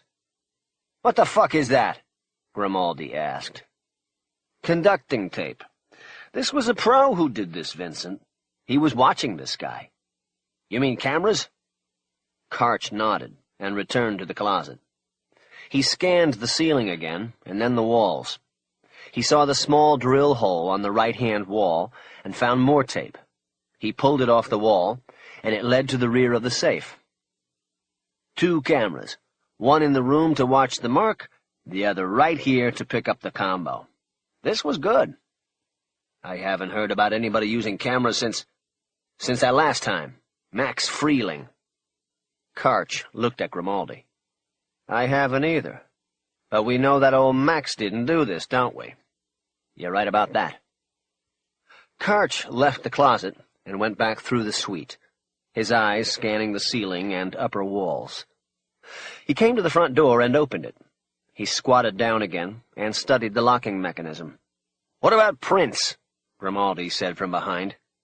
"There won't be any." He turned the deadbolt and saw the bolt come only halfway out. He closed the door with the bolt extended. He nodded. He admired a job well done. He stood up, closed the door, and looked at Grimaldi. Karch couldn't help but smile. "What's so fucking funny?" Grimaldi demanded. "Nothing," Karch said, his smile broadening. "I just get a rise out of a worthy opponent, that's all. I'm really glad you called me in on this, Vincent. I'm going to enjoy it. Listen, this isn't about you getting a rise. It's about me getting the money back." Karch let Grimaldi have the rebuke. It didn't bother him. He could already see how he was going to use this job to his advantage, to get what he had always wanted. "Vincent, you have a problem." "I know that. Why do you think I reached out for you?" "I mean a problem within a problem. Look at this." Karch stepped back so he could show Grimaldi the door's locking mechanism. He gaffed the lock. The fat man thought he was locked up tight in here, but the deadbolt and the flip lock were gaffed. So was this Radio Shack piece of shit he added himself. Karch jerked the electronic door alarm off the doorknob and tossed it onto the floor. "But see, all of this only worked on the in-room protections. The main lock wasn't gaffed. That means he had a key." Karch nodded. "You're real good, Vincent," he said in a tone that implied the opposite. "He had a key. That means he had somebody who got it for him. An insider." Grimaldi looked down at the floor, and Karch watched as the older man's color deepened again. Karch didn't wait for the wave of anger to subside. "My guess is our guy also had a key to one of these empty rooms around here, so he could set up and watch his cameras and make his move when the time was right. You want to take a look?" "Oh, yeah." The first room they checked was directly across the hall, Suite 2015, and Karch immediately said upon entering that they had found the spot where the thief had waited for the mark to go to sleep. "How do you know?" Grimaldi asked. Karch pointed to the table. The magazines, the room service menu, and hotel information binder were stacked and pushed to the side along with the bottle of welcome wine. This is where he waited. Karch looked around the suite, but wasn't expecting much. This guy was good, and the chances of a mistake were almost nothing. The bedroom looked undisturbed. He poked his head into the bathroom and saw nothing unusual. If the perpetrator had used the toilet, he had even put the seat back down when he was finished. He walked back into the living room where Grimaldi was standing in the middle of the room with his arms folded. Karch was trying to think of something to say that would twist the knife a little bit, but then noticed something beneath the table by the curtains. He stepped over and got down on his knees to crawl under the table. "What have you got, Jack?" "I don't know." He reached under the curtain and lifted it up. On the floor was a playing card, the ace of hearts. Karch looked at it a moment, considering it. He noticed that 2 opposite corners had been clipped, an indication it was from a casino souvenir pack. After use in the casino, the cards were clipped and then sold in the gift shops in every casino. The clipping was done to make sure nobody tried to slip one back into play at a casino table. "What is it?" Grimaldi asked from behind him. "A card. The ace of hearts." Karch suddenly thought of his old man and what he used to say about the ace of hearts. The money card, he called it. "Follow the money card," he would say. "The ace of hearts," Grimaldi said. "What do you think it means?" Karch didn't answer. He reached to the card and picked it up, his thumb and forefinger holding it by the edges. He crawled out from under the table, holding the card out. When he was standing again, he turned his wrist so he could see the top of the card. It had a design of 2 pink flamingos with their necks entwined, and forming the outline of a heart. "From the flamingo," he said. Grimaldi stared at the card. "What does it mean?" Karch shook his shoulders. "Maybe nothing, but our guy had to have been in here watching the cameras for a while. Maybe he was playing a little solitaire to pass the time. Well, if he dropped the ace of hearts, then he never fucking won." "Very perceptive, Vincent." Grimaldi exploded. "Look, Jack, are you going to help me out here, or are you going to spend your time playing word games and trying to make me look stupid? Because if that's what you're about, then I'll reach out for somebody else who can do the job without giving me the grief." Karch waited a long moment before responding in a calm tone. "Vincent, you reached out for me because you know there isn't anybody else who can handle this like I can." "Then let's stop talking and get it handled. The clock is ticking." "All right, Vincent. Whatever you say." Karch looked down at the card he still held by the corner. He knew he could call in a favor from Iverson over at Metro and run the card for latent prints. But that would bring Iverson into something that Karch expected was going to get dirty. He decided to keep the idea as a last alternative. He went over to the table and opened the folder containing the hotel information packet. There were envelopes and writing paper inside one of the pockets. He slipped the playing card into an envelope and put it into his inside jacket pocket. "Prints?" Grimaldi asked. "Maybe. I'll try a few other things first." They went back across the hall to 2014 and took a final look around while they discussed their options. Grimaldi said Miami didn't care what became of the courier, and so that left things open. They could back out of the room and let things run their course when the housekeeping maid discovered the body, or they could bring a laundry cart to the room, put the body in it, and take it down the service elevator to the loading dock and a waiting van. Any trace of the courier's stay in the hotel could be wiped off the computers and tapes, and his body could then be planted out in the desert after nightfall. "It will take 4 guys to lift that sack of shit," Grimaldi lamented. "You widen the circle of people who know about this, and you widen your exposure," Karch said. "But if we let things go, that means Metro comes in, officially, and talk about the hotel getting a black eye. I can't remember the last hotel homicide we had in this town. They'll go after this like Tyson went after Evander's ear." "That's true. But maybe that sort of pressure on our guy will be useful. Maybe force him into a mistake." "Yeah. And what if Metro homicide gets to him before you?" Karch just looked at Grimaldi with an expression that said the idea was absurd. "You call it, Vincent. We're wasting time. I want to look at the tape downstairs and get on with it." Grimaldi nodded. "Okay, no Metro. I'll have some people come up and take care of things here." "Good call, Vincent," Karch said, but in a way that might make Grimaldi wonder if he really meant it. "Let's go watch the tape." They both backed out of the room then, leaving the dead man behind on the bed. Grimaldi made sure he hooked the "Do Not Disturb" sign on the door handle. 21. On numerous prior occasions, Karch had been in Grimaldi's office on the second level of the casino. He held a secret security consulting contract with the Cleopatra. No records, payments in cash. And as such, he most often met with Grimaldi in his office, even though the tasks he was given normally had little to do with anything that went on in the casino below.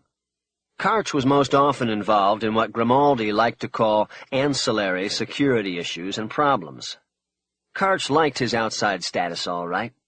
He knew he would never be the kind of man who could willingly wear a blue blazer with the profile of the Queen of Egypt emblazoned on the breast pocket. The office was large and opulent, with a desk area, a sitting area, and a private bar. The entrance was through the casino's huge security center, where dozens of video techs sat in rows of booths watching the screens of video tubes showing the ever-changing views of the hundreds of cameras focused on the casino floor.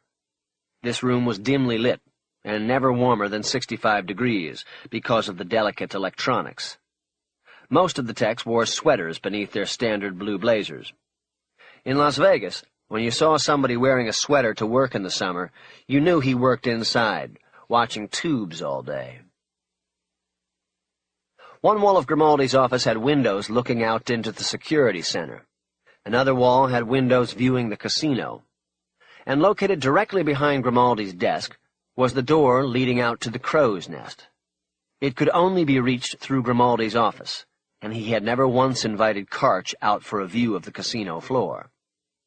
This was something that bothered Karch, and this frustration was compounded because he believed Grimaldi knew this. As they entered the office, Karch noticed a man sitting behind Grimaldi's desk and working the control board of the multiplex video station to the right of the desk. "What have you got?" Grimaldi said, as he turned to lower the blinds on the windows viewing the security center. "I got a surprise, is what I got," the man behind the desk said, without looking up from the 4 screens he had active on the video station. "Tell us." The word "us" made the tech look up from the screens. He nodded once to Karch, and then cast his eyes back down. "Well, looks to me like this guy might have been ripped off by a woman," he said. Grimaldi came around the desk and looked over the tech's shoulder at the screens. "Show us." Karch remained on the other side of the desk. He glanced past the 2 other men and out the glass door that led to the crow's nest. Grimaldi did not bother to introduce the technician to Karch. For the next 5 minutes, the tech used tapes taken from several overhead cameras to intermittently show Hidalgo's last night in the casino. It was called a video trail. There were enough cameras over the casino floor, any casino floor in Las Vegas, to never lose sight of an individual once he entered the so-called video net. The best techs had the quadrants of the net memorized, and with fingers flying across a keyboard, could jump from one camera to another to follow a target. Grimaldi's tech did that now, only it wasn't live action. He had pieced together Hidalgo's video trail from the night before. He showed Hidalgo playing baccarat and blackjack, even a couple spins on the roulette wheel.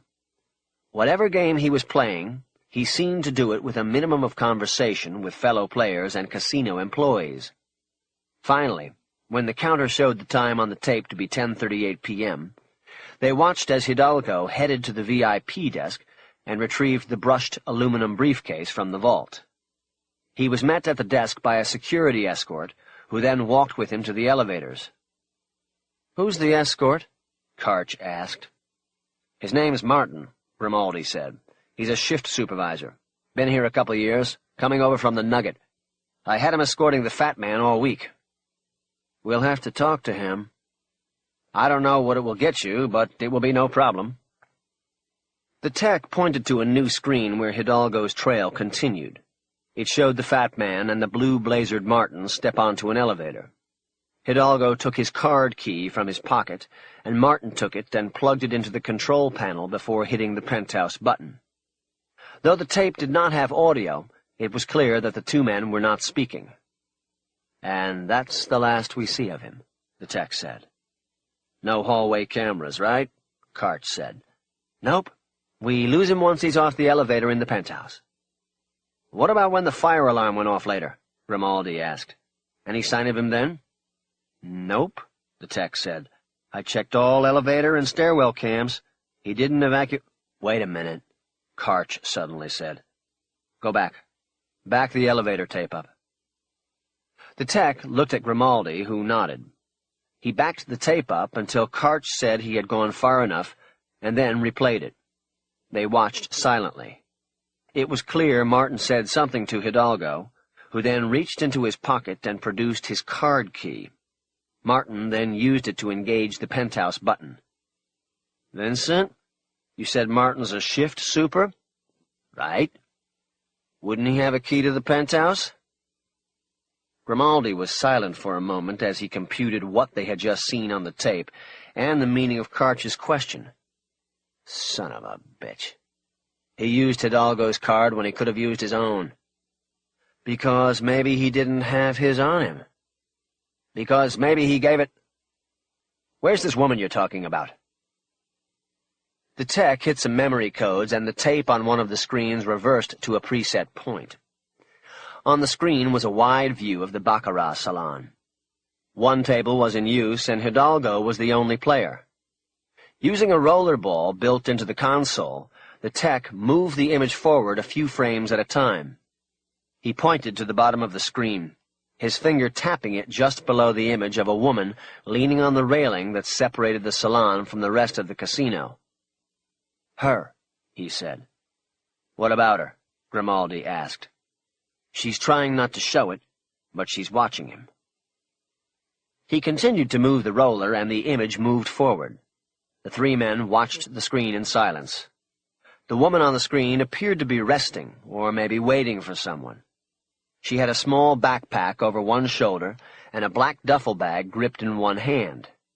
She looked as though perhaps she had just checked in and was waiting for someone, perhaps a husband who had stopped to play a few hands of blackjack before they went up to the room. But twice she glanced into the salon, and her eyes seemed to fall directly on Hidalgo. Each time her eyes held for what seemed to be more than a passing glance would call for. It was curious to Karch, but not enough. "He's the only guy playing," he said. "Who else is she going to look at?"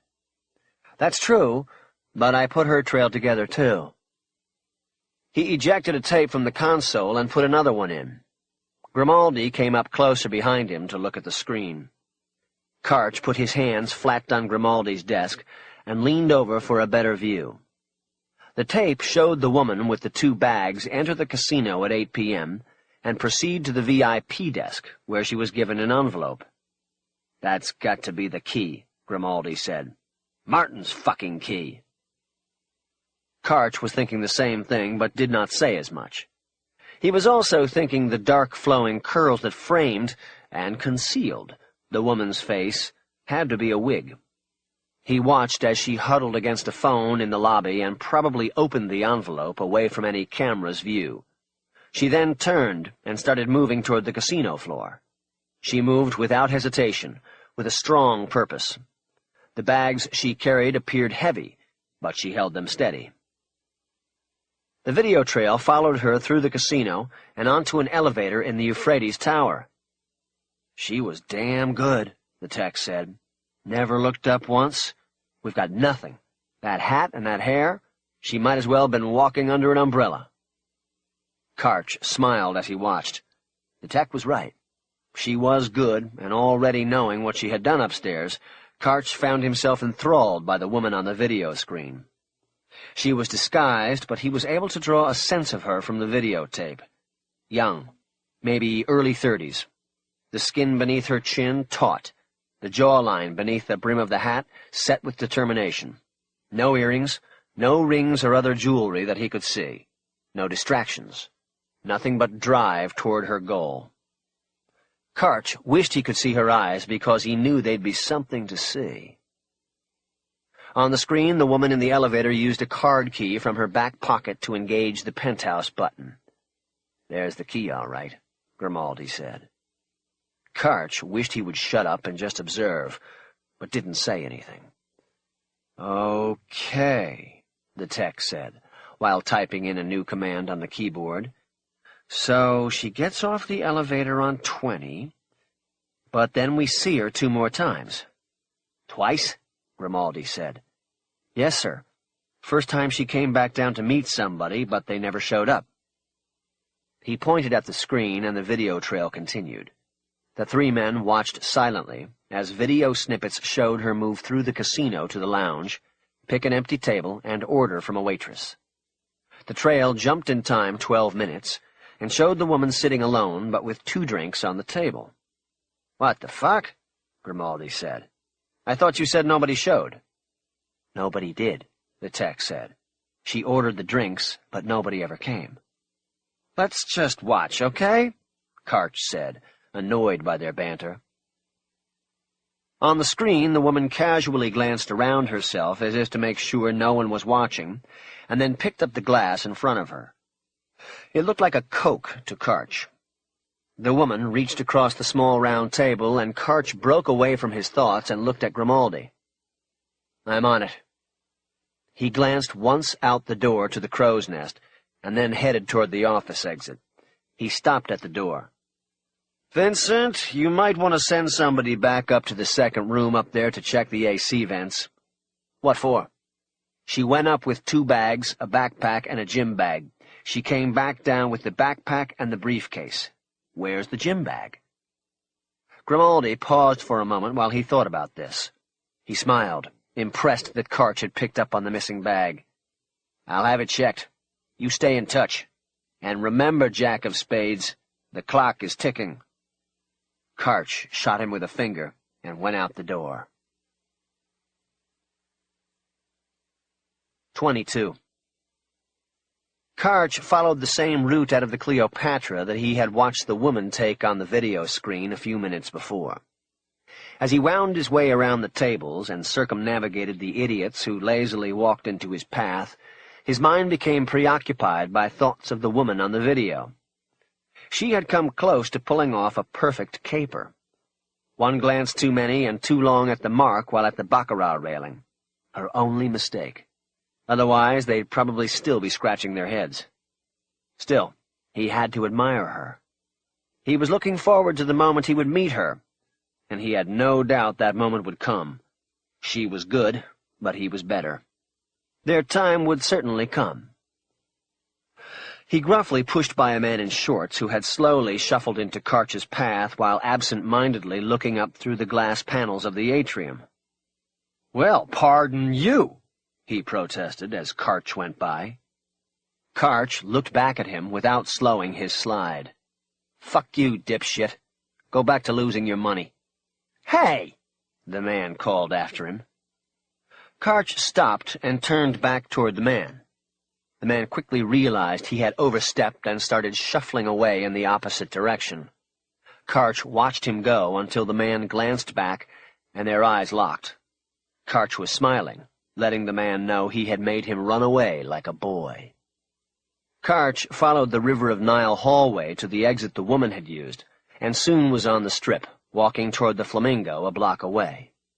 He realized as he got to the venerable and many times expanded and renovated casino that he needed some cash. He silently chastised himself for not asking Grimaldi for expense funds, and thought about going back, but knew the delay would probably set Grimaldi off. Instead, he looked around inside the Flamingo until he found a cash machine, and then withdrew the $300 maximum his account would allow. Usually, Don Cannon charged him $500 for a trail, but the 3 would have to do. He didn't think Cannon would be a problem. The money came out in hundreds, unlike any machine found outside of a casino. While still standing at the machine, Karch folded the 3 bills twice, so that they could easily be palmed. He creased the bills and put them in the palm of his right hand. He closed it slightly and let it hang naturally at his side. He thought about Michelangelo's hands, the master. He envisioned David's right hand hanging loosely at his side, or the casual repose of Dusk's hands at the tomb of Lorenzo de' Medici. Karch's father had gone as a young man to Italy to study the hands of the master. The son didn't have to bother. There was a full-scale replica of Michelangelo's David in the shopping rotunda at Caesar's Palace. Karch went to the telephone alcove off the lobby area and picked up a house phone. He asked for Don Cannon in security, and the call was transferred to an intermediate who asked who was calling. Karch was then put on hold once more, and this time waited more than a minute. He used the time to think about what he would say. Cannon was a shift supervisor in the tube room. Karch had met him on a missing person case 5 years earlier, and he had been cooperative, for a price, ever since. In a dozen years working the Strip, Karch had made connections like Cannon in almost all of the casinos. They were all legit, except for his relationship with Vincent Grimaldi. But now, one way or the other, he was seeing a way out of Grimaldi's grasp. A voice barked on the other end of the line. "Jack Karch! Don, how's it going? Keeping my powder dry. What can I do you for?" "I'm working a case and could use a little help from your cameras." "You want a little electronic magic, huh? What's the case?" "Pretty basic. Guy at the DI got ripped off by a hooker. He calls me because he's trying to keep it low profile, if you know what I mean. No coppers, no official record. But the broad took some jewelry, a watch and a ring, that have got sentimental value. You know, inscriptions and bullshit like that. He can't replace them on short notice, and if he goes back to Memphis tomorrow without this stuff, he's going to have a hard time explaining it to the wife." "I get the picture. What's it got to do with the Flamingo?" "I think she parked in your garage. The one fronting Koval. My guy met her at the bar in Bugsy's last night. Then they cabbed it to the DI. She ripped him after he passed out. I trailed her through the Desert Inn casino to the sidewalk, and I think she was heading here. This was about 4 in the a.m. today." "You said here. You're here now?" "Downstairs." "Why didn't you say so? Come on up." He hung up before Karch could say anything else. Karch walked to the elevators and took a ride up to the second floor. As he rode, he took a handkerchief out of his back pocket, balled it, and stuffed it into the breast pocket of his suit jacket. He pushed it down so that it could not be seen, but still served to hold the pocket open about an inch. He then checked his pocket for change and came up with a quarter and a dime. They were both of recent mintage and very shiny. He bent down and slid the quarter into one shoe and the dime into the other. One at a time, he shook his feet to move the coins below the arches. He hoped Cannon wasn't watching him on one of his cameras. Out of the elevator, he went left to the security complex entrance and rang the buzzer to the left of the steel door. There was a two-way speaker mounted on the wall above the buzzer, but it remained silent. After 5 seconds, the door buzzed and he went in. Don Cannon was a big and burly, dark-haired man with a full beard and glasses. It was likely he had been hired for his size and what he could do with it when necessary on the casino floor. But over the years he had graduated to inside work, and the only parts of the casino he usually saw these days were on the video screens he and his minions monitored in the so-called tube room. He was waiting for Karch in a small anteroom on the other side of the steel entrance door. They shook hands like they always did, and the folded $100 bills were seamlessly passed from one right hand to the other. Like most hotels on the Strip, it was the Flamingo's policy not to accept any remuneration to itself or its personnel for help given on criminal investigations. However, Karch knew the value of a gratuity and how it would keep that steel door's lock buzzing for him the next time he called. "I'm a little light today," Karch said in a low voice. "I'll have to catch you later on that, if that's okay."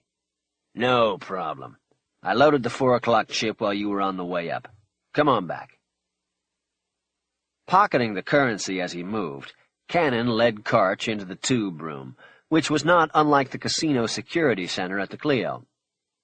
Video techs sat at rows of 12-screen multiplex consoles, their eyes endlessly moving from screen to screen, and using keyboards and joysticks to choose and manipulate camera angles and magnifications. They watched over everything, but most of all the money. It all came down to the money. Cannon stepped up onto a stage at one end of the room where a lone console was situated, so that as shift supervisor he could monitor cameras and video techs at the same time. You said she came in from the DI, right? Did she walk? Cannon slid into a seat on rollers and then pulled it close to the console. Karch stood behind him. Looks like it, a little after 4. That's a long walk. Okay, let's see. We'll try the north entrance first. His fingers started flailing across the keyboard as he typed in search commands. He continued talking. We went digital since I think you were last in here. It's a blast. Great. Karch didn't know what going digital meant, but it wasn't important to him. Okay, here's the door starting at 4. I'll put it on double time until you see something. He pointed to the large master screen directly in front of him in the console. It was divided into a matrix of 24 different camera angles. He moved the joystick, and an arrow moved across the screen to one of the small squares. He hit the Enter button, and the image on the small square took over the entire screen. The image was from a camera showing an angled overhead shot of a set of automatic glass doors. The image was moving quickly.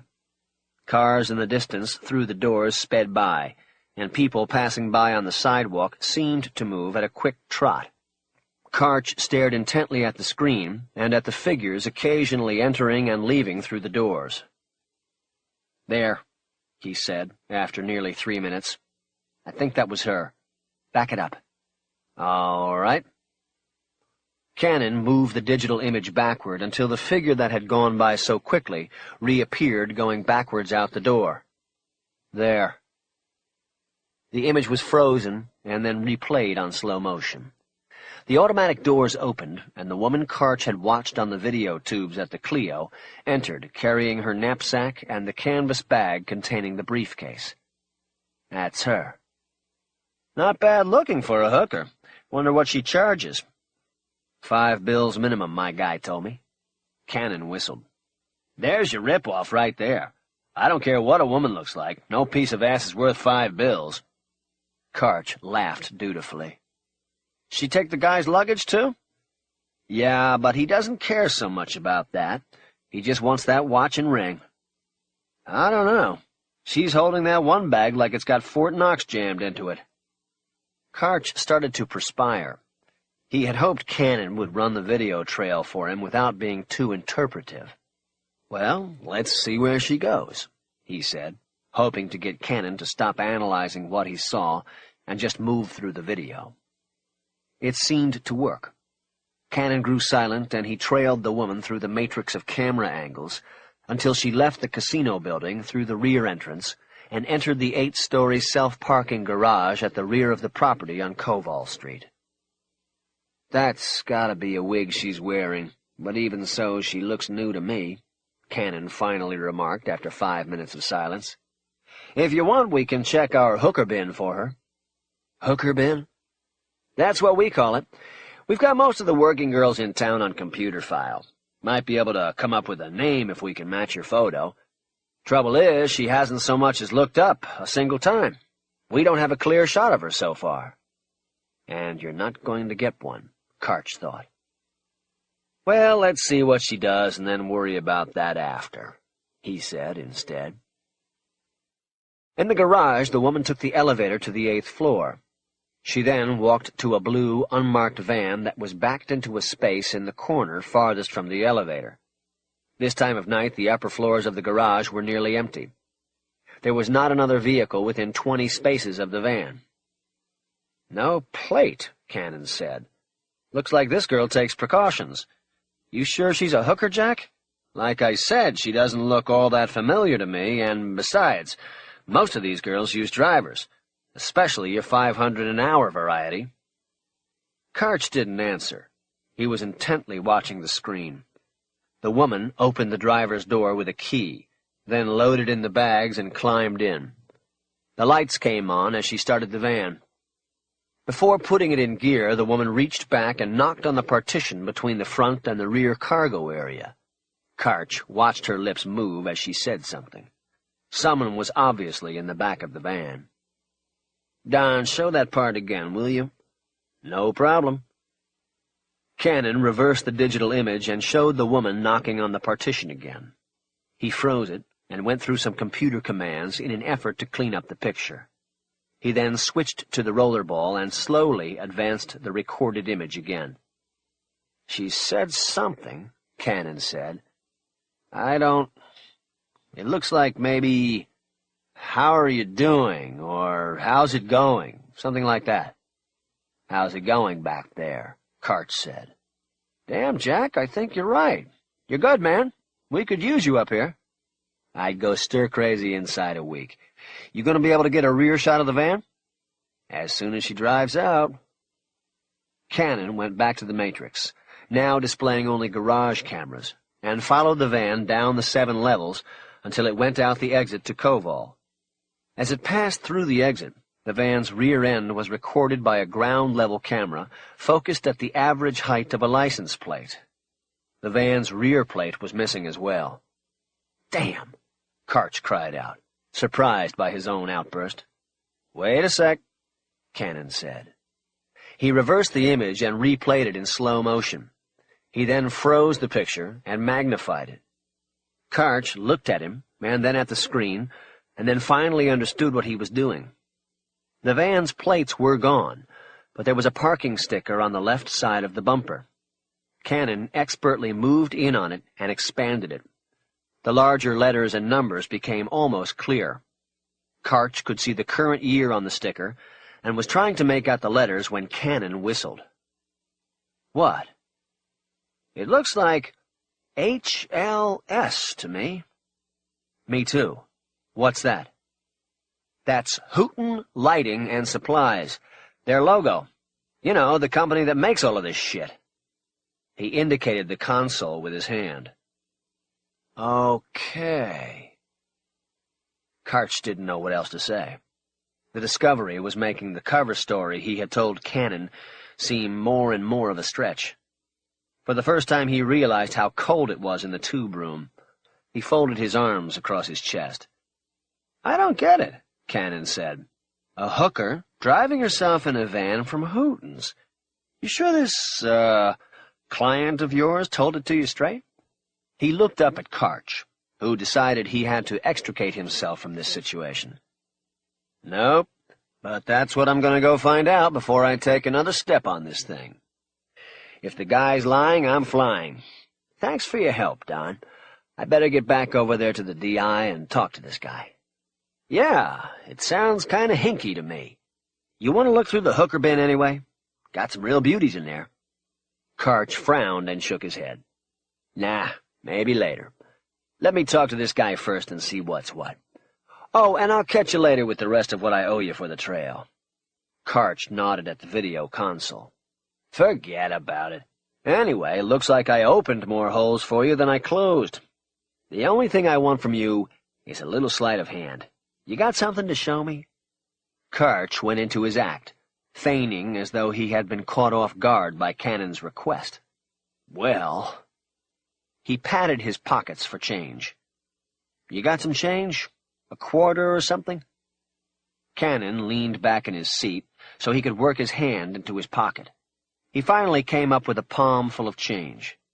Karch pulled the sleeves of his jacket halfway up to his elbows, and then chose a recently minted and shiny quarter, taking it off Cannon's palm with his right hand. He then performed a variation on the classic French drop with an added toss-away vanish devised by J.B. Bobo. It was a sleight-of-hand trick he had been practicing since he was 12 years old. It was one he could do in his sleep. He expertly accomplished it with fluid motions and a practiced ease. With his right hand palm up and chest high, he held the quarter by its edges between his thumb and 4 fingers, tilting it forward slightly so that Cannon could see its face. He then brought his left hand over top of the coin as if to take it away. As his left hand closed over the coin, he let it drop down into his right palm, completing the fake take. Karch closed his left fist and held it out toward Cannon. He started manipulating the muscles and balling his fist as if he were pulverizing the coin supposedly held within it to dust. At the same time, he moved his right hand in a flat circular motion above his closed left fist. He never took his eyes off his left hand. Round and round it goes, Where it ends up, nobody knows. He made the circle with his right hand wider and wider, until suddenly he snapped his fingers and opened both hands, palms out to Cannon. The coin was gone. Cannon's eyes quickly moved from hand to hand, then a broad smile cracked across his face. It was the usual response. The trick was a double misdirection. The skeptical viewer believes the coin never left the left hand, but is baffled when the coin shows up in neither hand. "Fantastic!" Cannon cried. "Where'd it go?" Karch shook his head. "That's the problem with this one. You never know where that coin's going to turn up. That part I never got a handle on. I guess you can add 2 bits to what I owe you." Cannon laughed loudly. "You're cool, Jack. How'd you learn that one? Your father?" "Yeah." "He's still around?" "Nah, he's gone. Long time ago." "And he used to work the Strip, right?" "Yeah, here and there. In the 60s. One week he opened for Joey Bishop, who opened for Sinatra at the Sands. I have pictures of the 3 of them. Cool. The Rat Pack. The good old days, huh?" "Yeah, some of them were good." Karch had a vision of seeing his father coming home from the hospital after the incident at Circus, both hands bandaged white. It looked like he was holding 2 softballs. His eyes looked like they were staring at something far, far away. Karch realized he had lost his smile and looked at Cannon. "Anyway, I better hit the road and get on this thing. Thanks for the help, Don." He offered his hand, and Cannon took it. "Any time, Jack. I'll find my way out." He turned toward the steps and started walking away, but then he stopped and leaned on the railing. "What the—" He raised his left foot and worked the shoe off. Without even glancing at Cannon, but knowing he was being watched, he looked inside the shoe and then shook it. Something rattled inside, and he turned the shoe upside down, dropping the quarter he had planted earlier into his other hand. He held it up and looked at Cannon. The big man banged a fist on his console and started smiling and shaking his head. "Son of a gun, I told you," Karch said. "Never know where the damn thing'll go." He flipped the coin to Cannon, who caught it in his fist. "I'm saving this one, Jack. It's fucking magic." Karch saluted and headed down the steps and out of the tube room.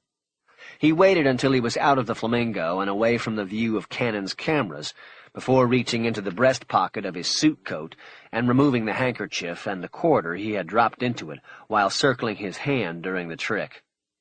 He would get the dime out of his shoe later, when he had time to sit down. 23.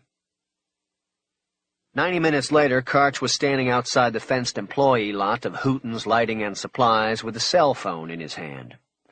Parked directly on the other side of the fence was the blue van that had been recorded driving out of the garage at the Flamingo about 6 hours earlier. Only now there was a license plate attached to the rear bumper. Karch was pacing a little bit, anxious as he waited for a call back. The small tickle of an adrenaline rush was beginning to caress the back of his skull. It was getting close, to the money, to the woman. He cocked his head back, and that seemed to accentuate the trilling up his spine and into his brain. The phone rang, and his thumb was already poised on the button. "This is Karch." "This is Ivy. I got it." Ivy was a Metro detective named Iverson, who ran plates for Karch for $50 a shot. He'd do other things for other prices, using the power of his badge to generate 2 incomes. Karch was always circumspect about his requests, even on totally legit jobs. He had learned over the years to treat all Metro cops, and Iverson more than others, with the same caution and distance as the prostitutes, pawnbrokers, and casino sharps he regularly dealt with on his cases. Karch tilted his head and hooked the phone in the crook of his neck while he got out his notepad and pen. "Okay, what have you got?" Plate comes back to a Jerome Xander Paltz, 47 years of age. Address is 312 Mission Street. That's North Las Vegas. I ran him on NCIC for you, and he's got a clean ticket. I threw that in for free, by the way. Karch had stopped writing after the last name. He knew Jerome Paltz, or at least he was pretty sure he did. He knew a Jersey Paltz who worked behind the counter at Hooten's. He realized he had always thought the name Jersey referred to where Paltz had come from. He now realized it was apparently a play on his first and middle names. "Hey, boss, you there?" Karch came out of his thoughts on Jersey Paltz. "Yeah, hey, thanks, Ivy. This clears something up for me." "Really? What?" "Oh, just this thing I'm working on. It's a surveillance outside a construction site. The Venetian. This van's showed up a few times, and I was kind of suspicious, but Paltz is on the list of vendors. He works for Hooten's L&S, and they're putting in the cameras, so scratch that." "What do they have over there, a theft problem?" "Yeah, construction supplies mostly. This Paltz guy's van isn't marked, so I thought I'd check it out." "Back to square one, huh? Looking for a wheelbarrow thief?" Karch guessed Iverson was smiling on the other end of the line. "You got it. But thanks, man. This'll save me some time. Catch you later." Karch closed the phone and looked through the fence at the blue van, while he tried to think about his next move. The trace coming back to Paltz put a curve on things. Finally, he opened the phone again and called information and got the general number for Hooten's Lighting and Supplies. He called and asked for Jersey Paltz, who picked up after a half-minute. "Jerome Paltz?" There was a pause. "Yes, who is Jersey Paltz?" "Who is this?" "It's Jack Karch."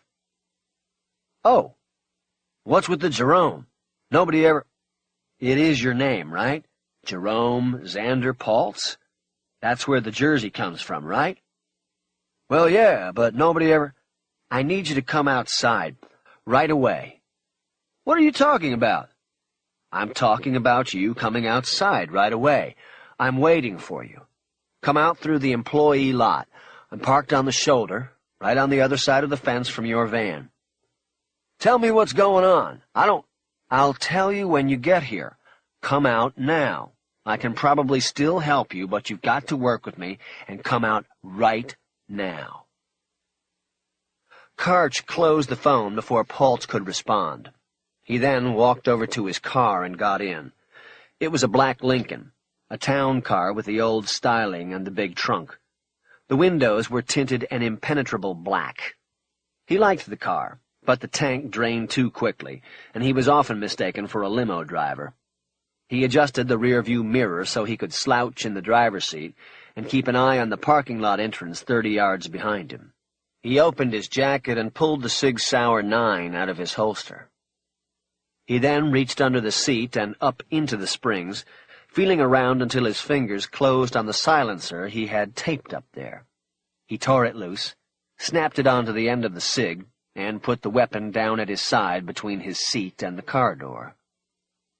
After 5 minutes of waiting, Karch saw Jersey Paltz enter the mirror's field of view and start heading toward the Lincoln. He was smoking a fresh cigarette and walked with a deliberate, if not angry, stride. Karch smiled. He was going to have fun with this. Paltz got into the front passenger seat all blustery and with onion bagel breath. "This better be good, goddammit! I'm on the fucking clock!" Karch looked over at him and waited for eye contact before responding. "I hope so." That was all he said. Paltz waited a few moments and then erupted. "Well, what the fuck do you want?" "I don't know. What do you want? You called me." "What are you talking about? You just called me and—" Karch burst out laughing, which shut Paltz up with confusion. He turned the key and started the car. He quickly dropped it into drive and looked over his left shoulder in preparation for pulling out onto the road. He heard the door locks automatically engage upon the transmission being moved into drive. "Hey, wait a fucking second here!" Paltz protested. "I'm on the clock, man! We're not going any—" He tried to open his door, but the auto-lock prevented it. While he started looking around for a button that would disengage it, Karch gunned the engine and pulled out onto the roadway. "Relax. You can't unlock it while the car's in drive. It's a safety feature. I was thinking Ted Bundy should have driven a Lincoln. God damn it, Paltz said, throwing his hands up in disgust. Where are we going? We've got a problem, Jerome, Karch said calmly. He turned west on Tropicana.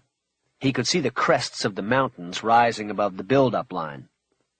What are you talking about? We don't have a problem. I haven't talked to you in a year, and don't fucking call me that. Jerome Xander Paltz. Jerry Z. Z. What name do you want on the stone? What stone? Would you just... The stone they put on your fucking grave. Paltz was finally silenced. Karch looked over at him and nodded. It's that serious, fuckball. They saw your van. Last night. Got it on tape. Paltz started shaking his head as if he were trying to shake himself awake from a nightmare. I don't know what you're talking about. Where are we going? Someplace private, where we can talk. We're not talking, man. You're talking, and I don't know anything about what you're saying. Okay, then, we'll talk when we get there. 10 minutes later, they were past the industrial warrens, and the city sprawl was thinning out as they approached open desert. Karch glanced over at Paltz and saw the man was beginning to get the proper feel for his predicament. They usually did as the desert started closing in. He reached down for the cig and brought it up and onto his lap, the muzzle pointing at Paltz's torso. "Ah, shit," Paltz said when he saw the gun and fully understood his situation. That fucking bitch. Karch smiled broadly. Who is she? Name's Cassie Black, Paltz said without delay. Fuck her, man. I ain't protecting her. Karch squinted his eyes as he tried to think. Cassie Black. The name was vaguely familiar, but he couldn't place it at the moment. She was the one with Max Freeling 6 years ago. Karch looked sharply at Paltz. No lie, man. Don't you remember? Karch shook his head. It didn't make sense.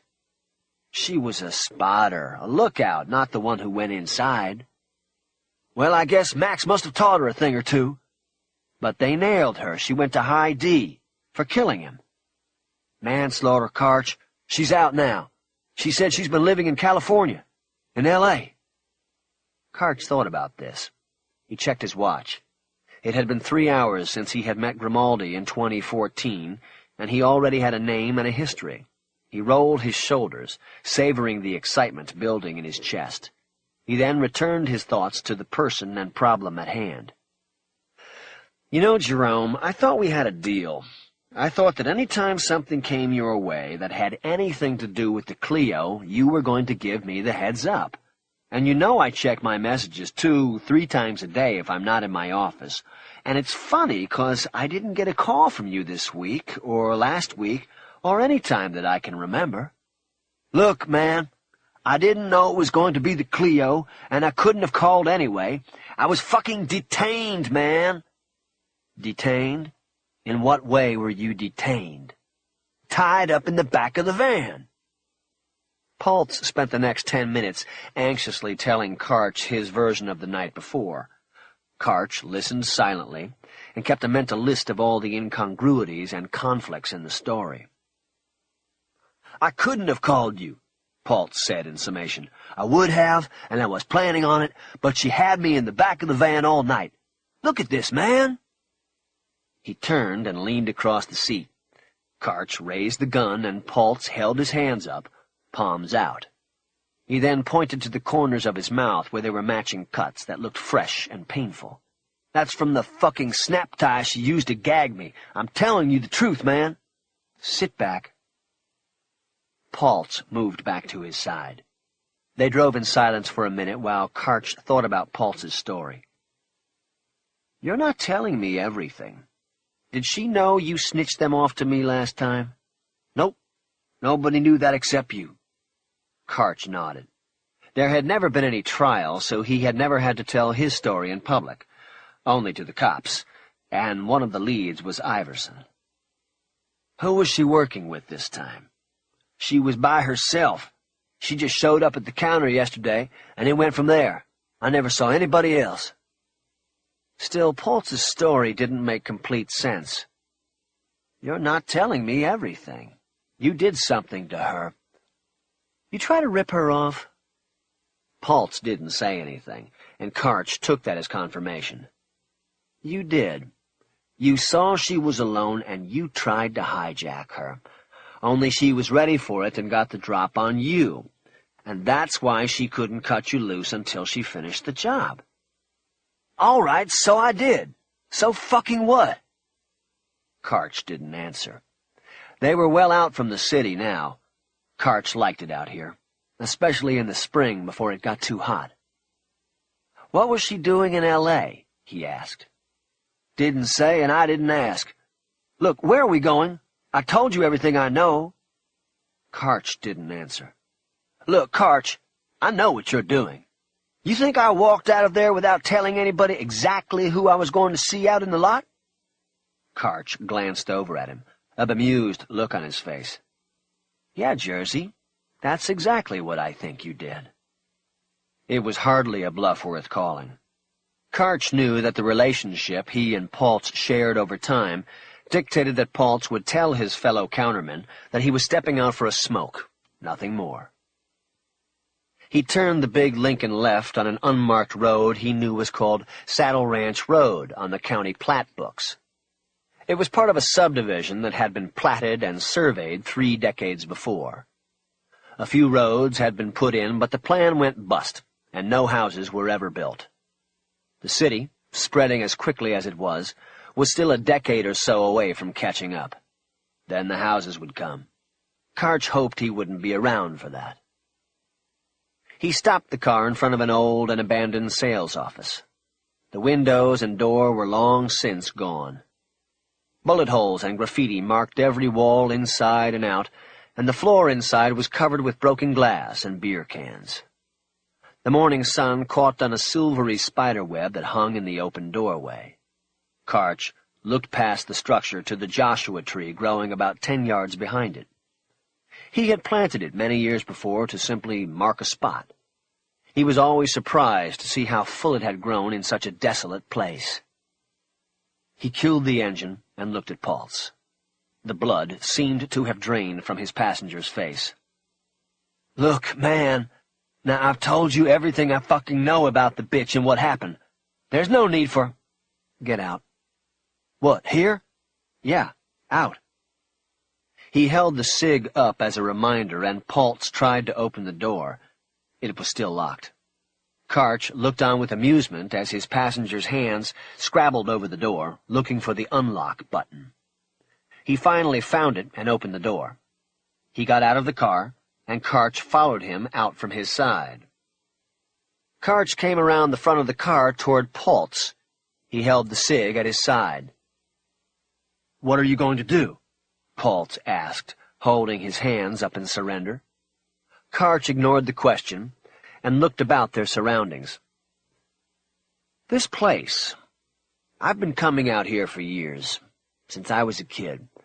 My father used to drive out here at night so we could see the stars.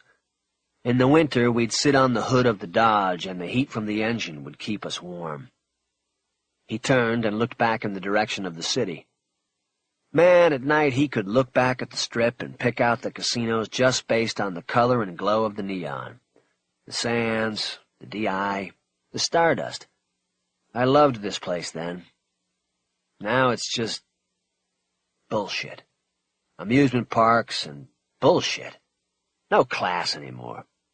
Sure, the bent-nosed bunch ran the place back then, but it had class. Now it's just... He didn't finish. He looked at Poltz as though he had just noticed him for the first time. "How much did she pay you?" "Nothing."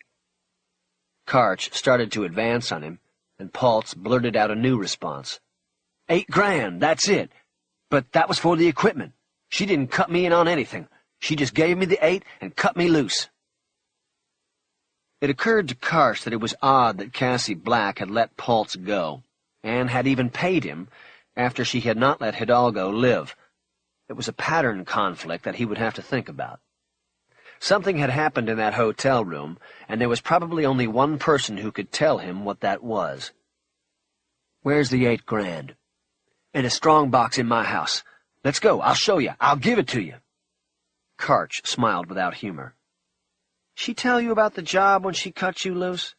"She didn't say jack to me. She just cut me loose and got out of the van. I found the $8 grand on the front seat with the keys." "What about the briefcase?" "What briefcase?"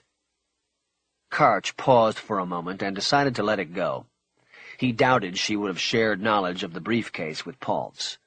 She had probably recognized the case as being electronically trapped and hadn't even opened it at that point anyway. Karch concluded he had all he was going to get from Paltz, except maybe the $8,000 in his house. "Come over here," he said, pointing to the hood of the Lincoln. "Put your wallet down on the hood, and your keys." Paltz did as instructed, standing at the front of the car while Karch stood to the side by the left fender. "You people stole from the wrong people, and she shot the wrong man." Paltz dropped his mouth open, but then quickly recovered. "I don't know what the fuck I didn't steal anything. You helped, and that makes you just as guilty. You understand that?"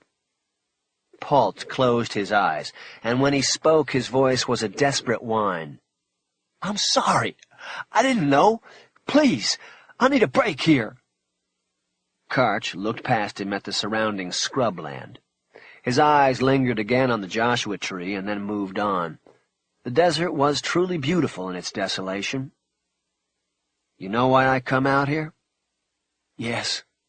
Karch almost laughed. "No, I mean to this place, this specific spot." "No." "Because 30 years ago, when they charted this place and started selling lots to the suckers, they had the whole place graded so it would look like it was ready to go. That they'd start building your house as soon as they got your money. It was part of the scam, and it worked real well." Paltz nodded as though he found the story interesting. "My old man bought a lot." "That's why you came out, huh?" Paltz's conversational tone was forced and desperate. Karch ignored the question. 30 years is a long time. The ground's pretty hard again, but you go anywhere else out here and start digging, and you got about a foot of top sand, and then after that it's like digging through solid rock. People think it's like digging at the beach, but it isn't close. The earth below the top sand hasn't been touched in a couple million years. The fucking shovel bounces off it." He looked at Paltz. "So I like it here. I mean, don't get me wrong. It's still hard work, but you got about 3 feet of earth you can deal with. That's all you really need." Karch offered a knowing smile. Paltz suddenly took off, as Karch knew he probably would. He ran around the sales office and then past the Joshua tree, attempting to use them as a blind. This also was not new to Karch. He stepped away from the Lincoln and calmly walked out to the left of the office to improve his angle. As he moved, he unsnapped the silencer from the SIG because it was no longer needed and would affect his accuracy. He trained on the range with the gun without the silencer. Paltz was about 30 yards away, moving right to left, his feet kicking up little clouds of sand and dust as he desperately ran in a zigzag pattern. Karch dropped the silencer into his coat pocket and stopped. He spread his feet, raised the SIG in a standard two-handed range grip, and traced Paltz's movement. He aimed carefully and fired once, leading the target by about 2 feet. He lowered the weapon and watched as Paltz's arms started to windmill and he went down face first into the sand. Karch knew he had hit him in the back, maybe even the spine.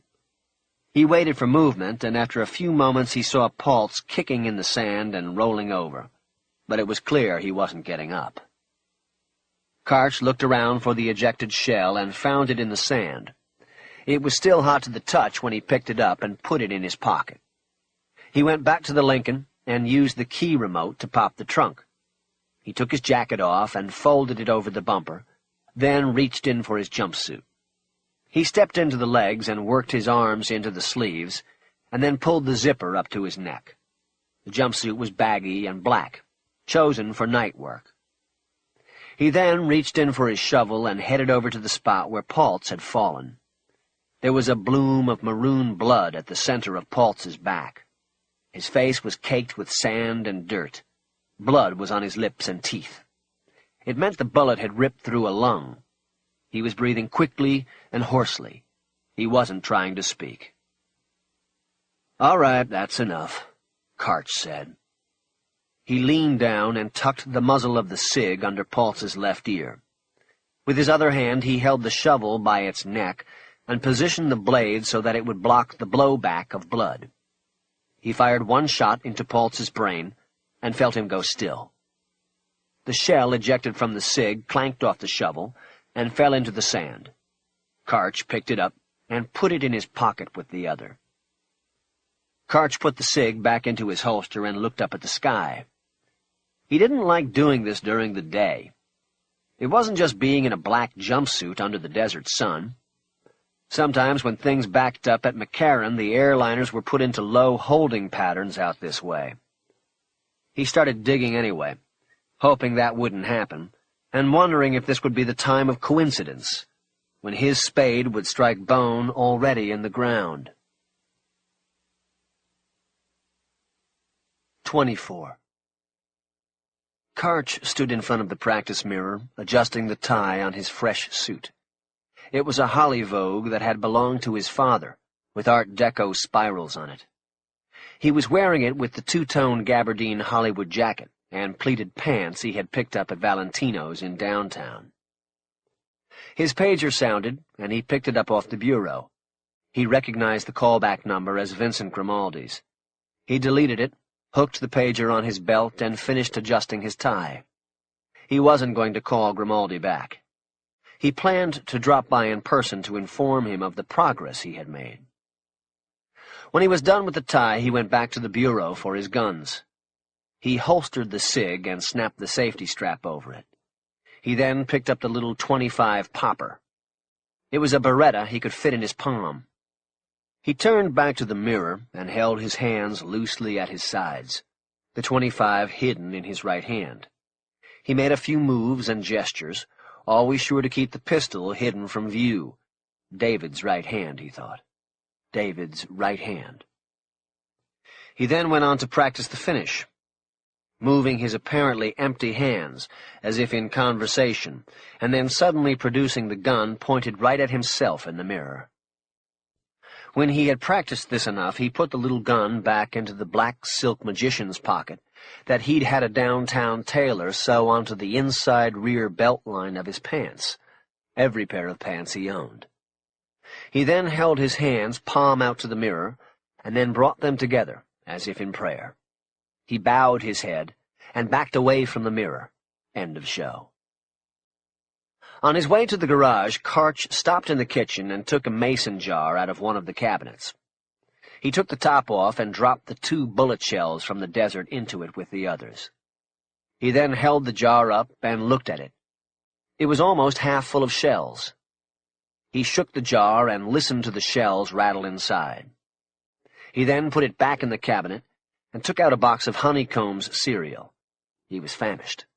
He hadn't eaten all day, and the physical exertion in the desert had sapped his strength.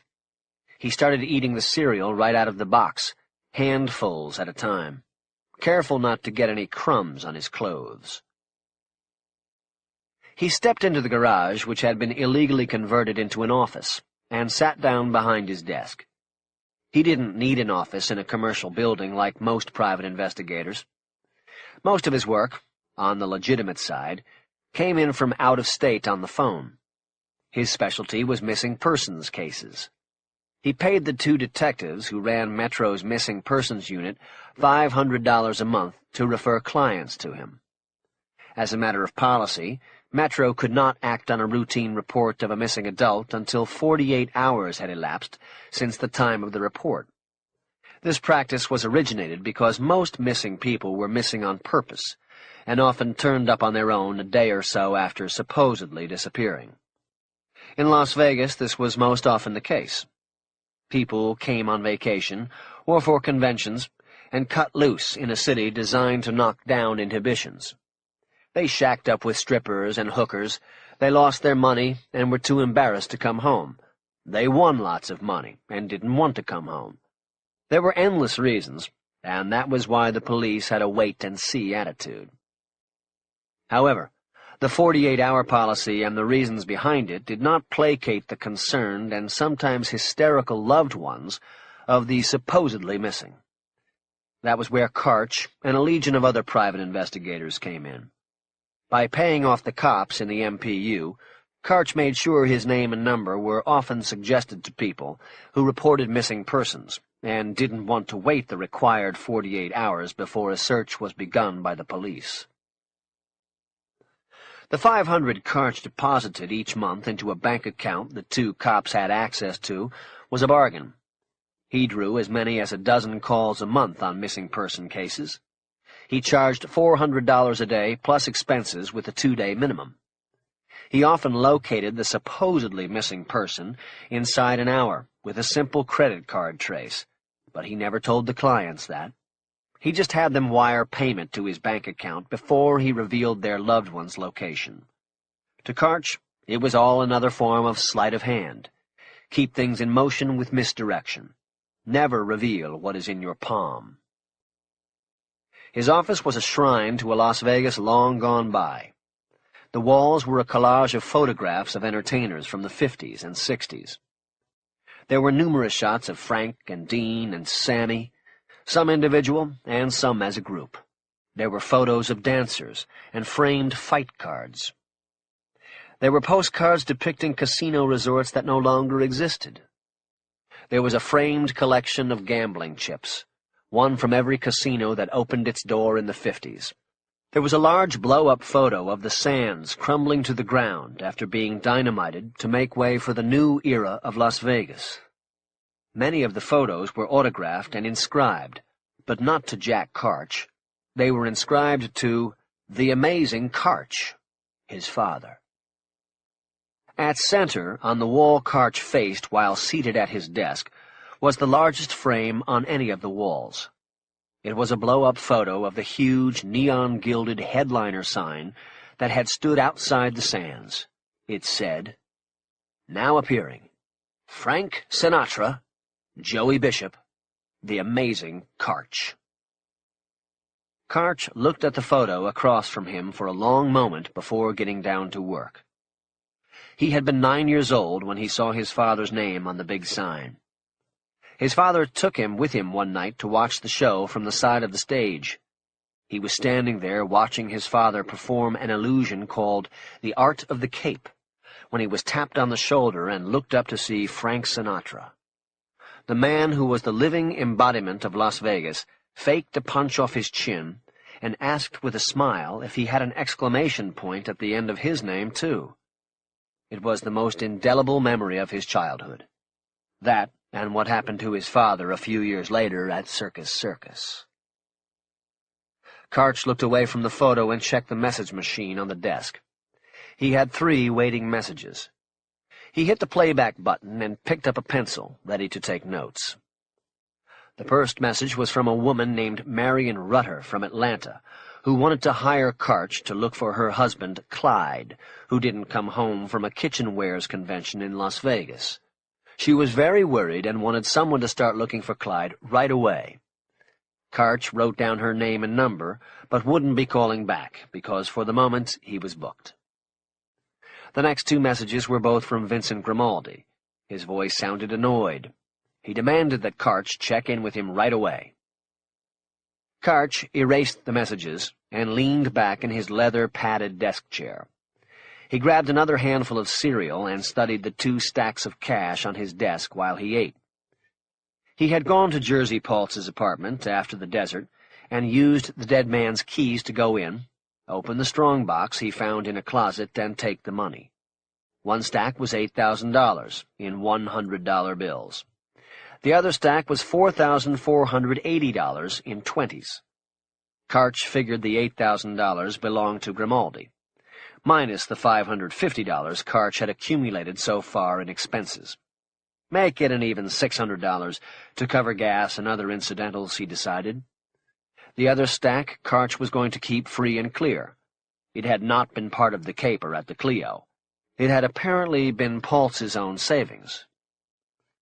He took what was his and put it into one of the desk drawers, which he then locked with a key. He took out a pre-printed and generic invoice form and wrote out a receipt for the $7,400 he would be returning to Grimaldi. He added an explanation for the money he was deducting for expenses. He did not put his name anywhere on the form. When he was finished, he folded the money inside the receipt and put it in an envelope he then slid into the inside pocket of his coat. He sat motionless at the desk for a few moments, wondering if he should have deducted more money to cover the trip he knew he would be making to Los Angeles. He finally decided against it, and got up and came around the desk to the row of file cabinets beneath the blow-up photo of the sands going down. He unlocked a drawer with a key, looked through the files until he found the one he wanted, and then went back to the desk with it. The file was labeled Freeling, Max. Karch opened it on the desk and spread the contents out. There were several police reports and handwritten pages of notes. There was also a packet of carefully folded and yellowed newspaper clippings. He opened these and read the one with the largest headline. It had been on the front page of the Las Vegas Sun 6.5 years before. High Roller Robber Plunges to Death, by Darlene Gunter, Sun staff writer. A man authorities believed to have been responsible for a string of hotel room burglaries of high rollers at strip casinos jumped to his death early Wednesday when faced with certain capture in a penthouse suite at the Cleopatra Resort and Casino. The man's body crashed through the casino's signature atrium ceiling, sending glass showering on players at 4:30 a.m. The body landed on an unused craps table, and the incident caused a momentary panic among those in the casino. However, authorities said no one was hurt in the incident other than the man who fell. Metro Police spokesman said the suspect, identified as 34-year-old Maxwell James Freeling of Las Vegas, fell 20 floors after crashing through the window of a penthouse suite when he was confronted by a Cleopatra security agent who had set up a sting operation to nab him. It was unclear late Wednesday why Metro Police were not involved in the sting operation. Also unclear was why Freeling chose to jump through the window in a fatal effort to avoid capture. Vincent Grimaldi, the casino's chief of security, was close-lipped about the incident, but expressed relief that it occurred during a time when the casino was at its least crowded. "We were just lucky it happened when it happened," Grimaldi said. "There weren't many people in the casino at the time. If it had happened during a high-occupancy period, who knows what could have resulted." Grimaldi said the casino would stay open while repairs were made to the atrium ceiling. He said a small portion of the playing area would have to be roped off during the repairs.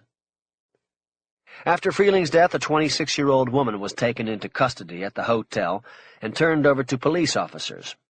She was arrested when she ran to Freeling's body in the casino after his fall.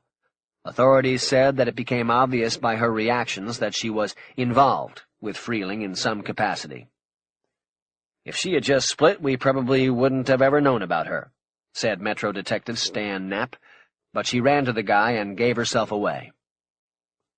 The woman, who police declined to identify until charges are filed, was being questioned throughout the day Wednesday at Metro headquarters. Police said that Freeling is believed to have been the highly skilled thief who struck 11 times in the last 7 months at casino hotels on the Strip. In each case, a casino guest was robbed of cash and jewels in his or her hotel room by a thief who entered while they slept. The thief was dubbed the High Roller Robber by police because the targets were all players, hotel guests who wagered and won large amounts of cash.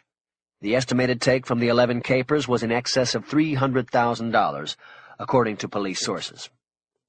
The thief apparently used several different means of entering the hotel rooms, from air conditioning vents to gaining room keys from unsuspecting housekeepers and front desk employees. None of the victims ever saw the thief who came in after they had gone to sleep. A police source said the thief may have monitored his targets through hidden cameras, but would not elaborate. Karch stopped reading. Because it was the first article on the incident, it had the least information, the writer having woven several paragraphs out of a handful of facts. He went on to the next day's story. Accomplice charged in high roller death, by Darlene Gunter, Sun staff writer. A woman police say was the lookout for the so-called high roller robber was charged Thursday with homicide in his death from a fall from the penthouse of the Cleopatra Resort and Casino. Cassidy Black, 26, of Las Vegas, was charged under Nevada's felony homicide law, which holds anyone who takes part in a criminal enterprise responsible for any death that occurs during the commission of the crime.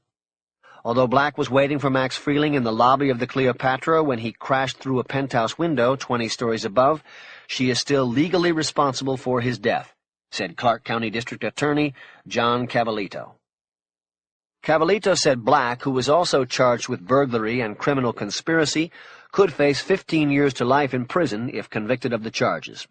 She was being held without bail at the county jail.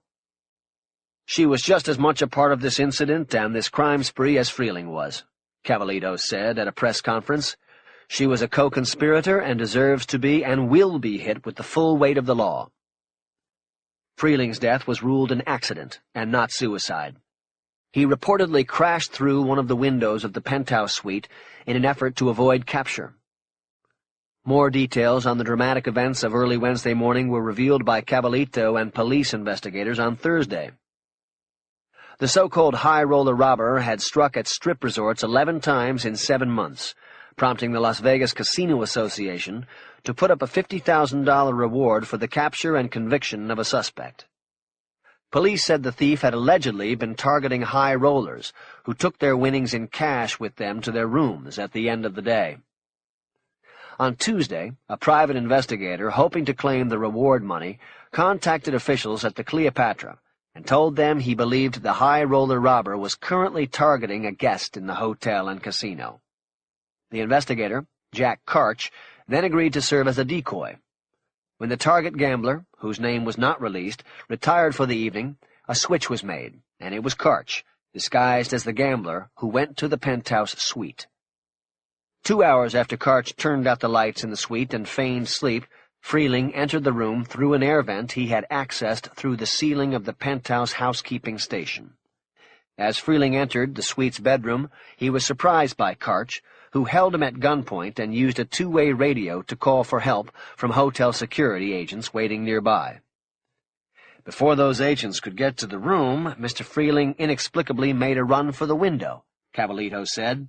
He threw his body into it and crashed through and fell. Cavallito said there was a small ledge below the window, and Freeling may have believed that he could escape on it by moving along the facing of the building to a nearby cable used to lower a window-washing platform down the side of the building. However, the momentum of Freeling's body going through the glass carried him past the narrow ledge and down. He crashed through the casino's signature atrium window, creating a panic among the few gamblers in the casino at the time. No one else was hurt. Following Thursday's press conference, Cavallito answered few questions, citing the ongoing investigation and prosecution of Black. He refused to reveal how it was that Karch, the private investigator, learned that Freeling was targeting a gambler at the Cleopatra. Efforts to contact Karch for comment were unsuccessful, and messages left on his office answering machine were not returned. As a young child, Karch performed on occasion with his father, the now-deceased magician known as the Amazing Karch, who was a mainstay at strip casinos and hotels from the 50s to the early 70s. The younger Karch was called Jack of Spades, because of an illusion in which his father placed him in a locked mail sack in a locked crate, and he would disappear and be replaced by a playing card, the Jack of Spades. While Cavallito said Karch has been cleared of any wrongdoing in the death of Freeling, the district attorney did criticize the decision of Karch and Cleopatra officials to set up the sting operation without police involvement. "We certainly wish that they had contacted the Metro Police Department before going ahead with this," Cavallito said. "Maybe then this whole incident could have been avoided." Vincent Grimaldi, chief of security at the Cleopatra, declined to comment on Cavallito's criticism. A spokesman for the Casino Association declined to say whether Karch could claim the reward in light of the death of the suspected thief and arrest of his accomplice. More details about Freeling were emerging yesterday as well. Authorities said the suspect had twice before been convicted of burglary and had previously spent a total of 4 years in state prisons. Freeling was said to have grown up in Las Vegas and, like Karch, was the son of a figure of note. Freeling's father was Carson Freeling, who was convicted in 1963 of taking part in a daring armed robbery of the Royale Casino, a caper which many locals believe was inspired by the film Ocean's 11, starring Frank Sinatra and other members of the so-called Rat Pack. Maxwell Freeling was 3 years old at the time of his father's arrest. Carson Freeling died in prison in 1981. Karch studied the photo that accompanied the story. It was a mugshot of Cassidy Black taken on the day of her arrest. Her long blonde hair was messy, and her eyes looked red and sore from crying. He remembered that she had refused to say word one to the Metro cops, even through 12 hours of interrogation. She had stood up, and Karch admired that. During the investigation of the Freeling incident, Karch had never met her, or even been in the same room with her. It was impossible to confirm that the woman in the photograph was the one he had watched on surveillance videos at the Clio and the Flamingo, but in his gut he knew it was. He scanned through the remaining few clips until he got to the last story. This one had another photo of Cassidy Black running alongside the story. It showed her in a jailhouse jumpsuit and shackles being led from a courtroom by 2 bailiffs. There was something about the angle of her jaw and the focus of her eyes upward that he liked. It showed that she still carried her dignity, despite the cuffs and the jumpsuit and the situation she was in. His eyes moved over to the story and he read it. It was the last story in the saga, the cleanup. It was short and had been buried inside the Sun. High Roller Robber. Black enters plea, gets prison. By Darlene Gunter, Sun staff writer. Cassidy Black, one of the so-called high roller robbers, pleaded guilty Monday to charges relating to the crime spree that included the dramatic death of her partner 2 months ago. She was immediately sentenced to state prison. In a plea agreement negotiated with the Clark County District Attorney's Office, the 26-year-old one-time blackjack dealer pleaded guilty to 1 count of manslaughter and 1 count of conspiracy to commit burglary. She was sentenced by Circuit Court Judge Barbara Kaler to serve 5 to 15 years in prison. Black, dressed in a yellow jumpsuit, said little during the courtroom hearing. She spoke the word guilty after each charge was read by Kaler, and then told the judge she fully understood the ramifications of her plea. Black's attorney, Jack Miller, said the agreement was the best Black could do, considering the overwhelming evidence of her involvement with Maxwell James Freeling in a 7-month crime spree that ended with her arrest and Freeling's plunge from a penthouse window at the Cleopatra Resort and Casino. This agreement still leaves her a chance to start over, Miller said. If she keeps her nose clean in prison, she can be out in 5, 6, 7 years. She'll still be in her early 30s, and that leaves her a lot of time to start over and be productive in society. Authorities said the evidence mounted against Black indicated she was Freeling's spotter and lookout on capers in which the hotel suites of high-rolling gamblers were burglarized while they slept. Karch dropped the clip onto the others without reading it to the end. Cassidy Black's guilty plea had precluded a trial and allowed him to avoid having to testify about what happened in that suite with Freeling. Her conviction also allowed him to claim the reward, though he had to get a lawyer to sue the Casino Association for it. After attorney fees and taxes, he walked away with $26,000 in reward money and Grimaldi's leash around his neck. He became Grimaldi's go-to guy for all the misdeeds and dirty work, the runs out to the desert with the full trunk. All that is going to change, Karch said to himself. Soon. Soon. Karch carefully refolded the newspaper clippings and closed the file. He then closed the box of cereal and took it back to the kitchen on his way to the front door. At the front door, he picked up the suit bag he had packed earlier and chose a pork pie hat from the rack, his traveling hat. He looked at the inside lining before putting it on. It was a Mallory. The inside label said, "For youthful smartness." He fitted it on and geeked the brim flat like an old jazz musician would, the way he had once seen Joe Louis wear a pork pie at the front door of Caesar's. He stepped out the door into the brilliant white sunlight. 25. As Karch walked through the casino at the Clio, he felt eyes upon him, and looked up under the brim of his hat to see Vincent Grimaldi staring back at him from the crow's nest. Grimaldi did not have to gesture for Karch to know he was angry and waiting. Karch looked away and made his way to the elevators, a little more speed in his step. When he was ushered into Grimaldi's office 2 minutes later, Karch was met by a large man he knew was Grimaldi's chief in-house thug. Karch couldn't recall his name, but remembered it ended in a vowel. It was Rocco or Franco or something close.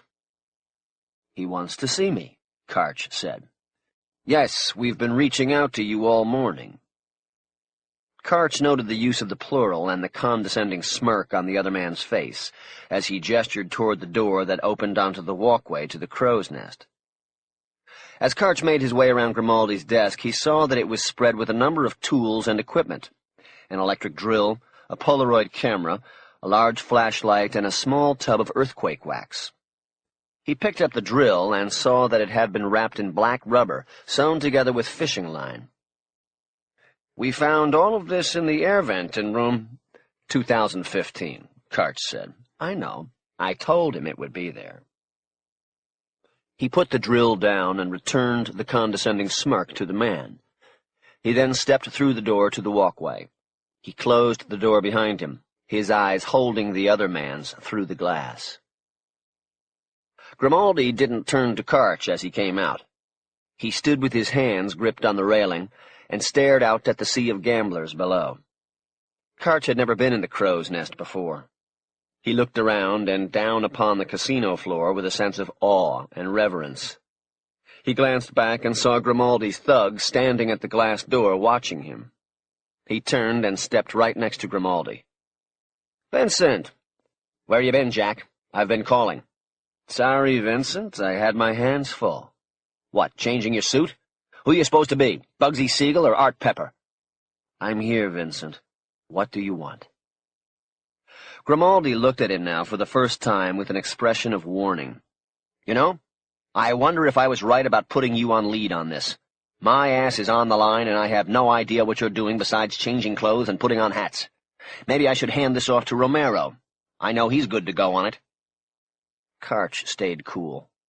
He had a pretty good idea that Grimaldi was only venting. "If that's what you want, Vincent, but I thought you wanted the money back." "I do, goddammit!" A few gamblers at a craps table below glanced up at Grimaldi's outburst. They were playing at the table where Max Freeling had landed 6 years before. Karch decided to stop playing games with Grimaldi. "Look, Vincent, I've been working the problem, okay? I've made progress. I have the woman's name, and I know where she is. I'd already be on my way if you hadn't been calling and paging me." Grimaldi turned to him, the excitement clearly showing on his face. "You've got a name?" "Yes." Karch nodded down toward the craps table below. "You remember the thing with Max Freeling, right? The high diver?" "Of course." "Well, remember the girl they picked up? His lookout?" "Yeah, she went away. Got 15, I think." 5 to 15, Vincent. Must have been a good girl, because she did the 5 and got out. It was her last night." "Bullshit. She was a lookout. You said yourself this morning that this was a pro, somebody who knew exactly what the fuck she was doing." "I know, and it's her. Believe me, it's her." "Tell me how you know this." Karch spent the next 10 minutes detailing his tracing of Jersey Paultz and his questioning of the electronics dealer. "Motherfucker," Grimaldi said of Paultz. "I hope you took care of him." "Don't worry about him." Grimaldi's sharp, dark face cracked into a smile, revealing beautifully white teeth. "They don't call you Jack of Spades for nothing. The man with a shovel in the trunk." Karch let it go. He remembered something and tapped his jacket below the breast pocket. "I've got the $8K she paid him for the equipment. minus my expenses. I'll leave it on the desk." "That's good, Jack. And guess what? I've got something for you. We've got a name, too." Karch looked at him. "Martin was the insider?" Karch nodded. "He acted dumb, but we eventually got it out of him.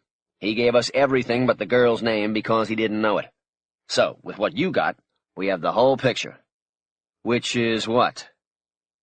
"The thing was set up by a guy in L.A. named Leo Renfro. He connected with Martin, and then he procured the girl for the job. He's the middleman on this thing."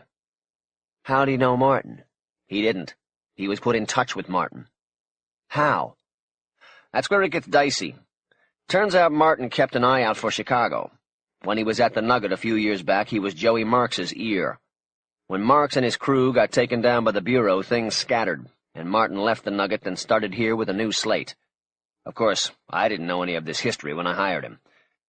Anyway, like I said, he didn't know this guy Renfro, but when he sees Hidalgo raking in the cash at the baccarat table, and then going up to his room every night with that handcuff case, he figured there was a nice score to be made.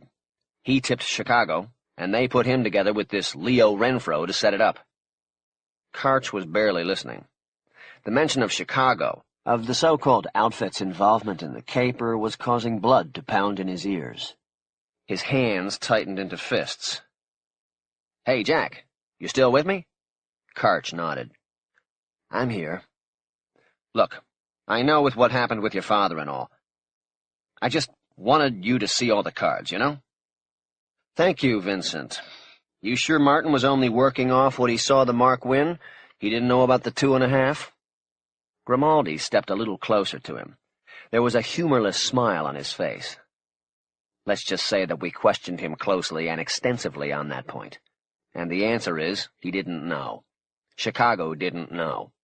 It was just a casino score. It was like you said, Jack. I made a mistake giving the guy a draw. He turned it into more money, and it drew sharks. Martin and his Chicago people. Everybody involved in this thing works for Chicago." Karch just nodded and kept his lips tightly together. "So, if the girl's from L.A. now, and Renfro's from L.A., then that's where the money is. You have to get over there and get it before they turn it over to Chicago." "They probably already have it by now, Vincent." "Maybe, maybe not. She killed the guy in his bed. Maybe they want to check the heat on it before they make any further moves. We have to get over there and be sure. Besides, even if they passed the money on, I want these people dealt with. Due diligence. You know the score." Grimaldi looked at his watch. "But I think we still have a shot at the money. 6 hours into this, and we've already got the whole story. You get over there and get the money. You have a line on the girl?" "Not yet. If she came in from L.A., that means she probably jumped parole. I could check to make sure, but that would leave an official trail. I don't think you want that yet, Vincent." "I don't. So hold that as a last resort. Maybe you should start with Renfro. Go from there." Karch nodded. "You have an address for him?" Grimaldi shook his head. "We got a cell phone number. The name and number was all Martin had. You'll have to trace it from there. Romero has it on a piece of paper in the office. Also written on there is the name of a guy I know over there in L.A. You need help with anything, tracing the number, anything. You call him and bring him in. There will be no official record with him. He's good people and has a lot of connections he'd be happy to share." "All right, Vincent." "Now, you go grab a plane and you'll be on the ground by 3 at the latest, and—" "I'm not flying, Vincent. I never fly." "Jack, time is of the essence here." "Then have your guy in L.A. handle it. I'm driving.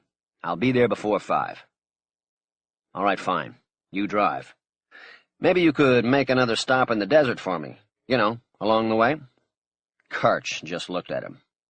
"I've still got Fat Boy and Martin in a laundry basket on the loading dock." "It's just sitting down there?" "I've got Longo down there watching it. Nobody'll get near it."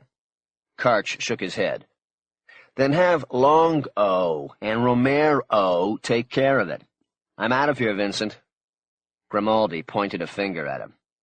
"All right, Jack, but I want to be kept informed this time. You understand me?" "Perfectly." "Then go get the money, Jack." Before heading in from the crow's nest, Karch took one last look across the casino. He liked the view from up here. He nodded to himself and walked to the glass door. 26. Cassie Black punched the buzzer on Leo Renfro's door at noon and almost doubled over when the simple action sent a charge of pain up through her sore arm. When Leo opened the door, she pushed in past him with the briefcase. He checked the street and then turned back to her as he closed the door. He was holding a gun down at his side. She spoke before he could say a word, and before she saw the gun. "We've got a big problem, Leo. This thing was— Why do you have that out?" "Not here. Don't talk at the front door. Come back to the office."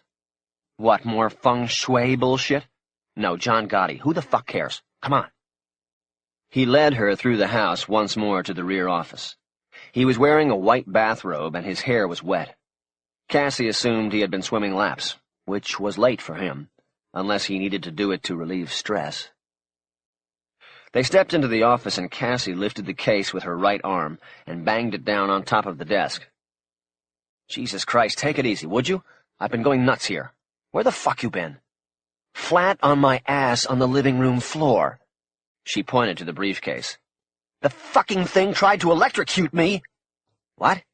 "Built-in taser. I tried to open it, and it was like getting hit by a bolt of lightning.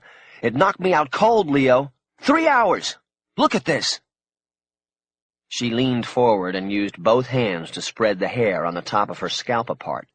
There was a surface cut and a swollen bump that looked painful. "I hit the corner of the table when I went down. I think that knocked me out more than the bolt." Leo's look of anger over her lack of communication was immediately replaced with a sincere look of surprise and concern. "Jesus. You sure you're all right? You better get that checked. I feel like I have that baseball guy Nolan O'Brien's arm." "Ryan." "Whatever. It feels like it's dead. My elbow joint hurts worse than my head." "You've been laying on the floor of your house all this time?" "Just about. I got blood on my carpet." "Jesus. I thought you were dead. I've been going nuts here. I called Vegas, and you know what I was told? My guy said something screwy over there." "What are you talking about?" "The guy disappeared. The mark. It's like he was never there. He's not in the room, and his name's off the computer. No record of him at all." "Yeah? Well, that's not the worst of it. Take a look." She reached for the briefcase's latches, but Leo quickly reached for her arms to stop her. "No, don't!" She shrugged him off. "It's okay, Leo. I got some heavy-duty rubber gloves, like the ones the guys who work on the power lines use. It took me almost an hour to work the picks with the gloves, but then I got it open. I disconnected the battery. The case is safe, but not what's in it. Look at this." She unlatched the case and opened it.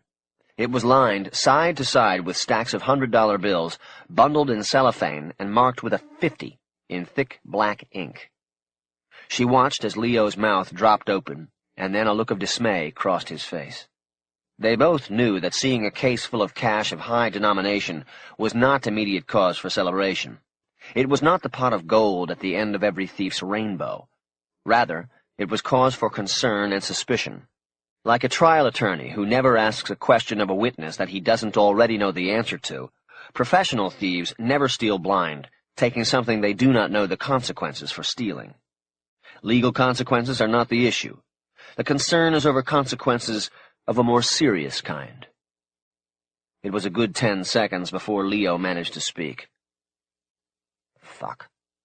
"Yeah." "Fuck." "I know." "You count this?" Cassie nodded. "I counted the bricks. There are 50 of them. If that 50 on each one means what it looks like it means, then you're looking at $2.5 million in cash. He didn't win this money, Leo. He came to Vegas with it. Hold on a minute. Let's think about this for a minute." Cassie started unconsciously massaging her sore elbow. "What is there to think about? They don't pay you at the cashier's cage in $50,000 bricks wrapped in plastic. He didn't win this money in Vegas. Period, Leo. He brought it with him. It's a payoff of some kind. Maybe drugs, maybe something else. But we took it.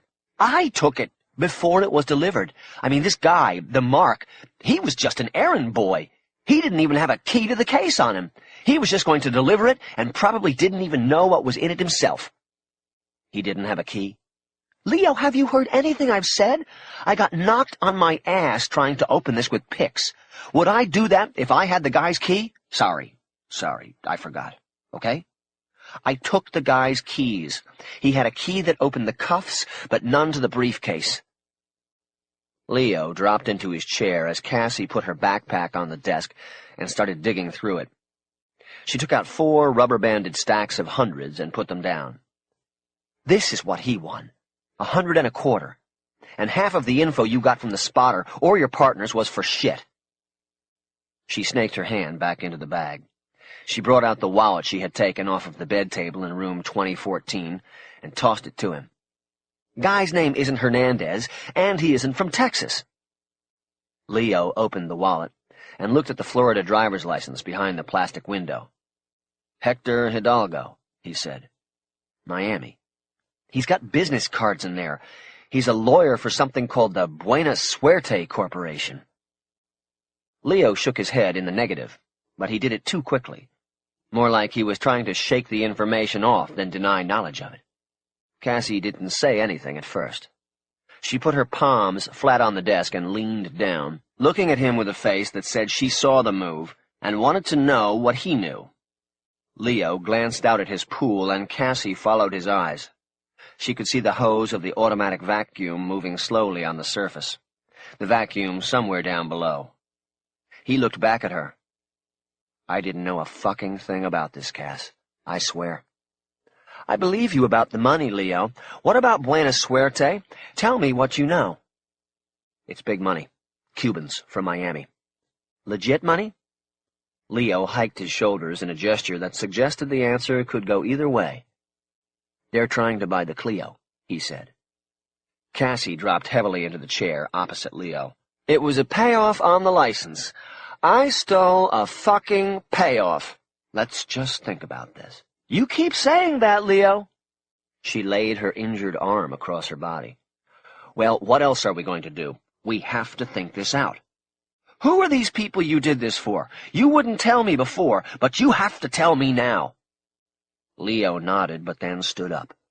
He went to the sliding door and opened it, then moved out by the pool. He stood at the edge and looked down at the vacuum gliding silently along the bottom. Cassie came up behind him. As he spoke, he never took his eyes off the water. They're from Vegas, by way of Chicago. Chicago? You mean the outfit, Leo? Leo didn't answer, but in his silence was the answer. How the hell did you get involved with the outfit, Leo? Tell me! Leo started walking along the edge of the pool, his hands deep in the pockets of his robe. Look, first of all, I'm smart enough to know not to intentionally get involved with the outfit, okay? Give me a little fucking credit, okay? I didn't have a choice in the matter. Okay, Leo, I understand. Tell me the story. It started about a year ago. I met these guys. I was at Santa Anita and saw Carl Lennertz over there. You remember him, right? Cassie nodded. Lennertz was a scout. Always had an eye out for what he called a good book, a score. He sold tips to Leo, usually collecting a flat fee or 10% of the gross take out of Leo's end. Cassie had met him once or twice with Leo and Max several years before. Well, he was with these 2 guys, and he made the introductions. They were just 2 guys who hung around the track and were looking to back a move here and there. They said they were venture capitalists. And you just took them at their word. A truck with a bad muffler system roared by on the nearby freeway, and Leo didn't answer the question until the noise had abated. I had no reason to doubt them, and they were with Carl, and he's good people. Besides, at the time, things were drying up, and I was scratching bottom. I needed setup money, and here were these 2 guys. So I set up a meeting for later, and we got together, and I asked them to, back me up on a couple things I had on my desk. They said sure, no problem. He stepped to the side of the pool where a surface net at the end of a 10-foot pole was hooked to a fence. He took it down and used it to skim a dead hummingbird out of the pool. Poor things. I don't think they can see water or something. They dive right in. This is the 3rd one this week. He shook his head. Dead hummingbirds are bad luck, you know. He flicked the dead bird over the fence into a neighbor's yard. Cassie wondered if maybe the 3 dead hummingbirds were really just the same one that the neighbor kept throwing back over the fence and into the pool. She didn't say anything. She wanted Leo to get back to the story. Leo hooked the net back in place on the fence and came back around to Cassie. So that's how it started. I took 65 bones off of them against 100 when the jobs were paid out. I was thinking 6 weeks tops. One was diamonds, and that's always quick, and the other was a warehouse, Italian furniture. I had somebody lined up in Pennsylvania on that and was probably looking at 6 weeks tops on the turnaround. My end was going to be about 2, and I'd owe these guys 1. Not bad. Most of the money I needed from them was for the data. The people I was working with had their own equipment. He was wandering, telling too many details about the plans and not what happened. You can skip all of this, Leo. Just read me the last page. The last page is that both jobs went to shit. The data on the diamonds was bullshit, a ripoff. I paid $40 for it, and the guy disappeared. And then the furniture turned out to have been made down in Mexicali. It was counterfeit designer stuff, and the Made in Italy tags were as bogus as most of the tits you see in this town. I didn't know it till I got the truck all the way to Philadelphia, and my buyer took a look. Shit, what a fucking mess. I just had them abandon the truck on the side of a road in Trenton. He paused as if trying to remember some other detail, then waved a hand in a resigned, dismissive gesture. And so that was it. I owed these guys $100,000, and I didn't have it. I explained the situation to them, and they were about as sympathetic as a night court judge to a hooker. But when it was all said and done, I thought I had bought some time. Only they just said that and turned right around and sold my fucking paper to another party. Cassie nodded. She could finish the story herself now. These 2 new guys come around and say they represent the new holder of the paper now, Leo said. They make it real clear that the new holder is the outfit, without actually having to say it. Know what I mean? They tell me that we have to work out a payment schedule. I ended up paying $2,000 a week just on the interest, just to stay afloat. It was killing me. I still owed the 100, but I was never going to get out from under. Never. Until one day they show up with a proposition. What was it? They told me about this job.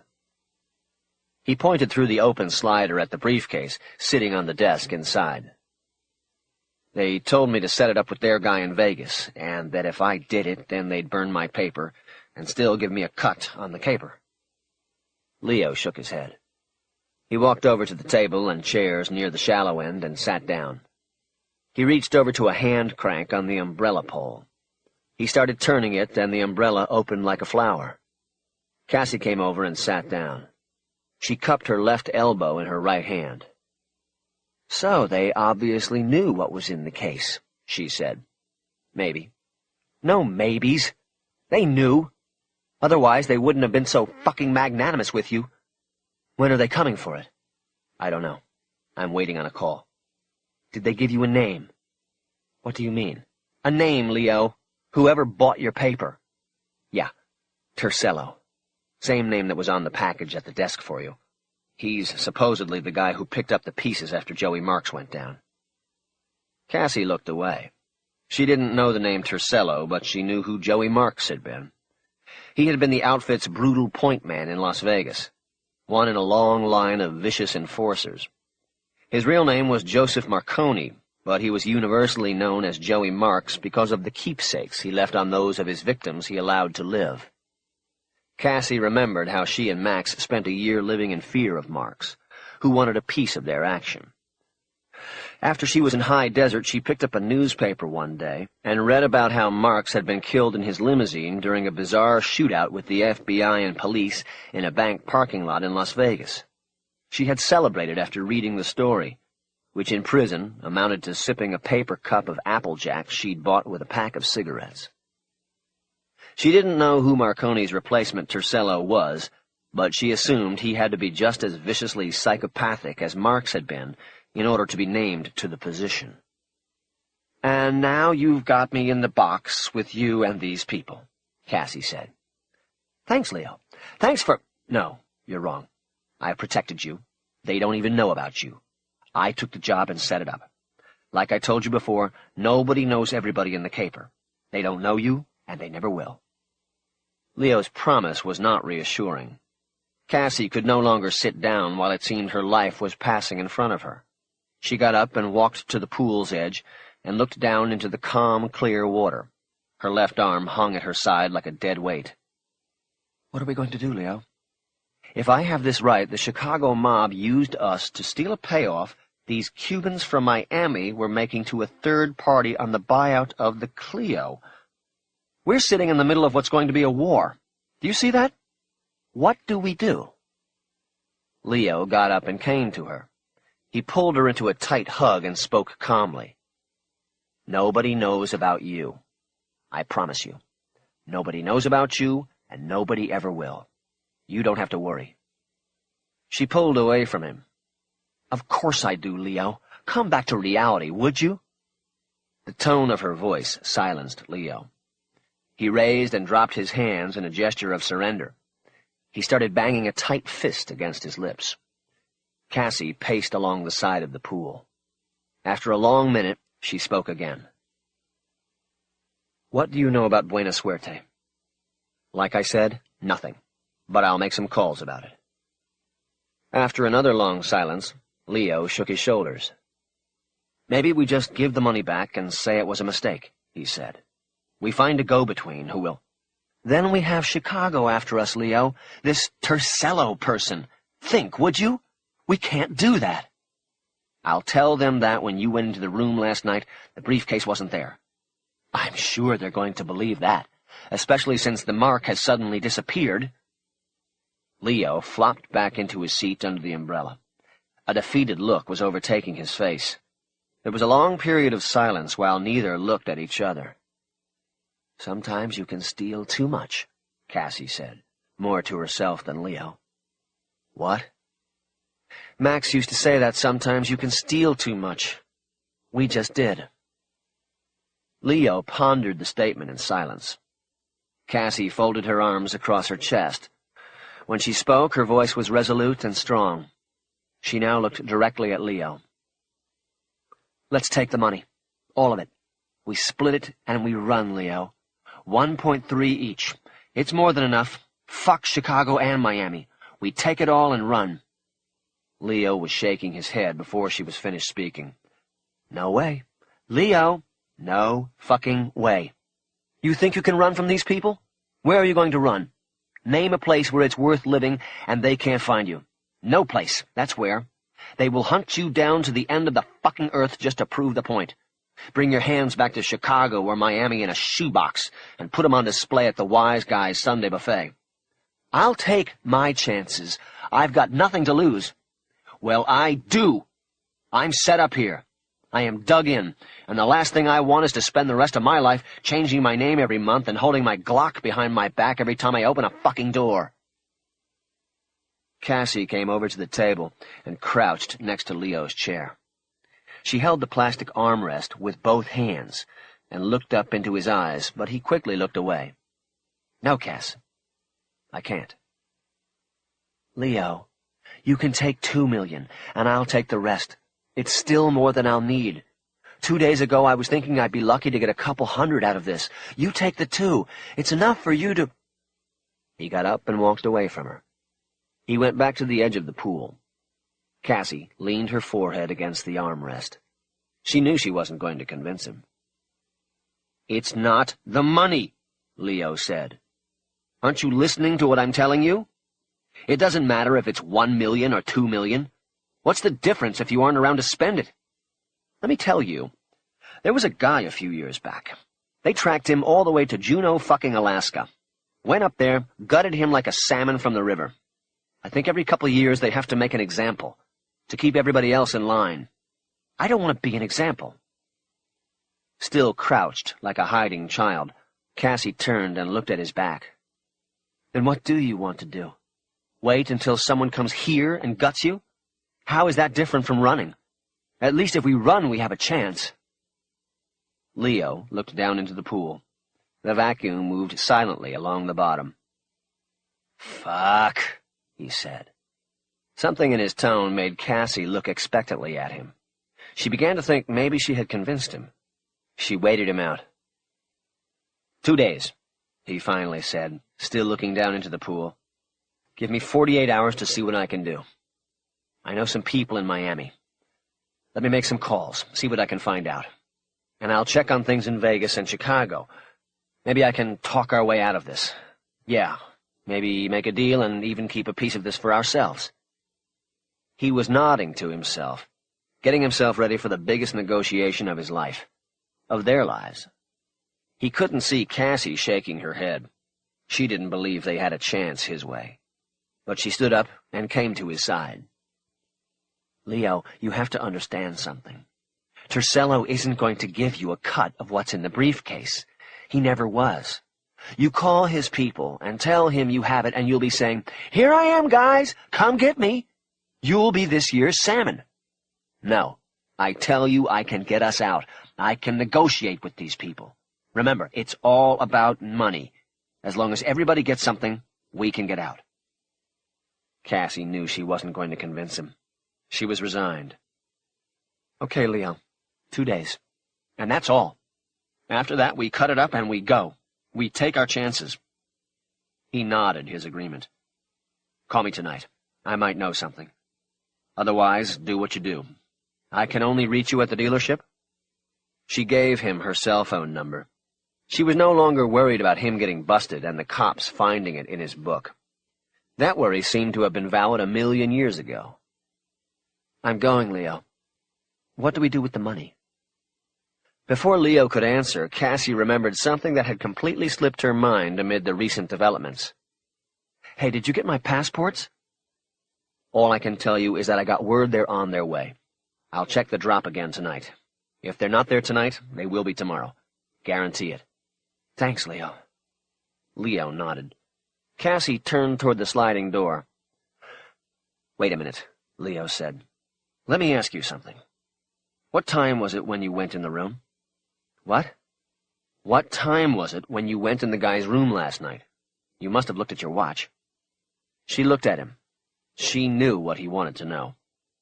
It was 5 after 3. And what, it took 5-10 minutes tops to do the job, right? Normally. Normally? He got a phone call, Leo. I was in the closet with the safe. The phone rang and he talked to somebody. I think it was about the payoff. He was going to make it today.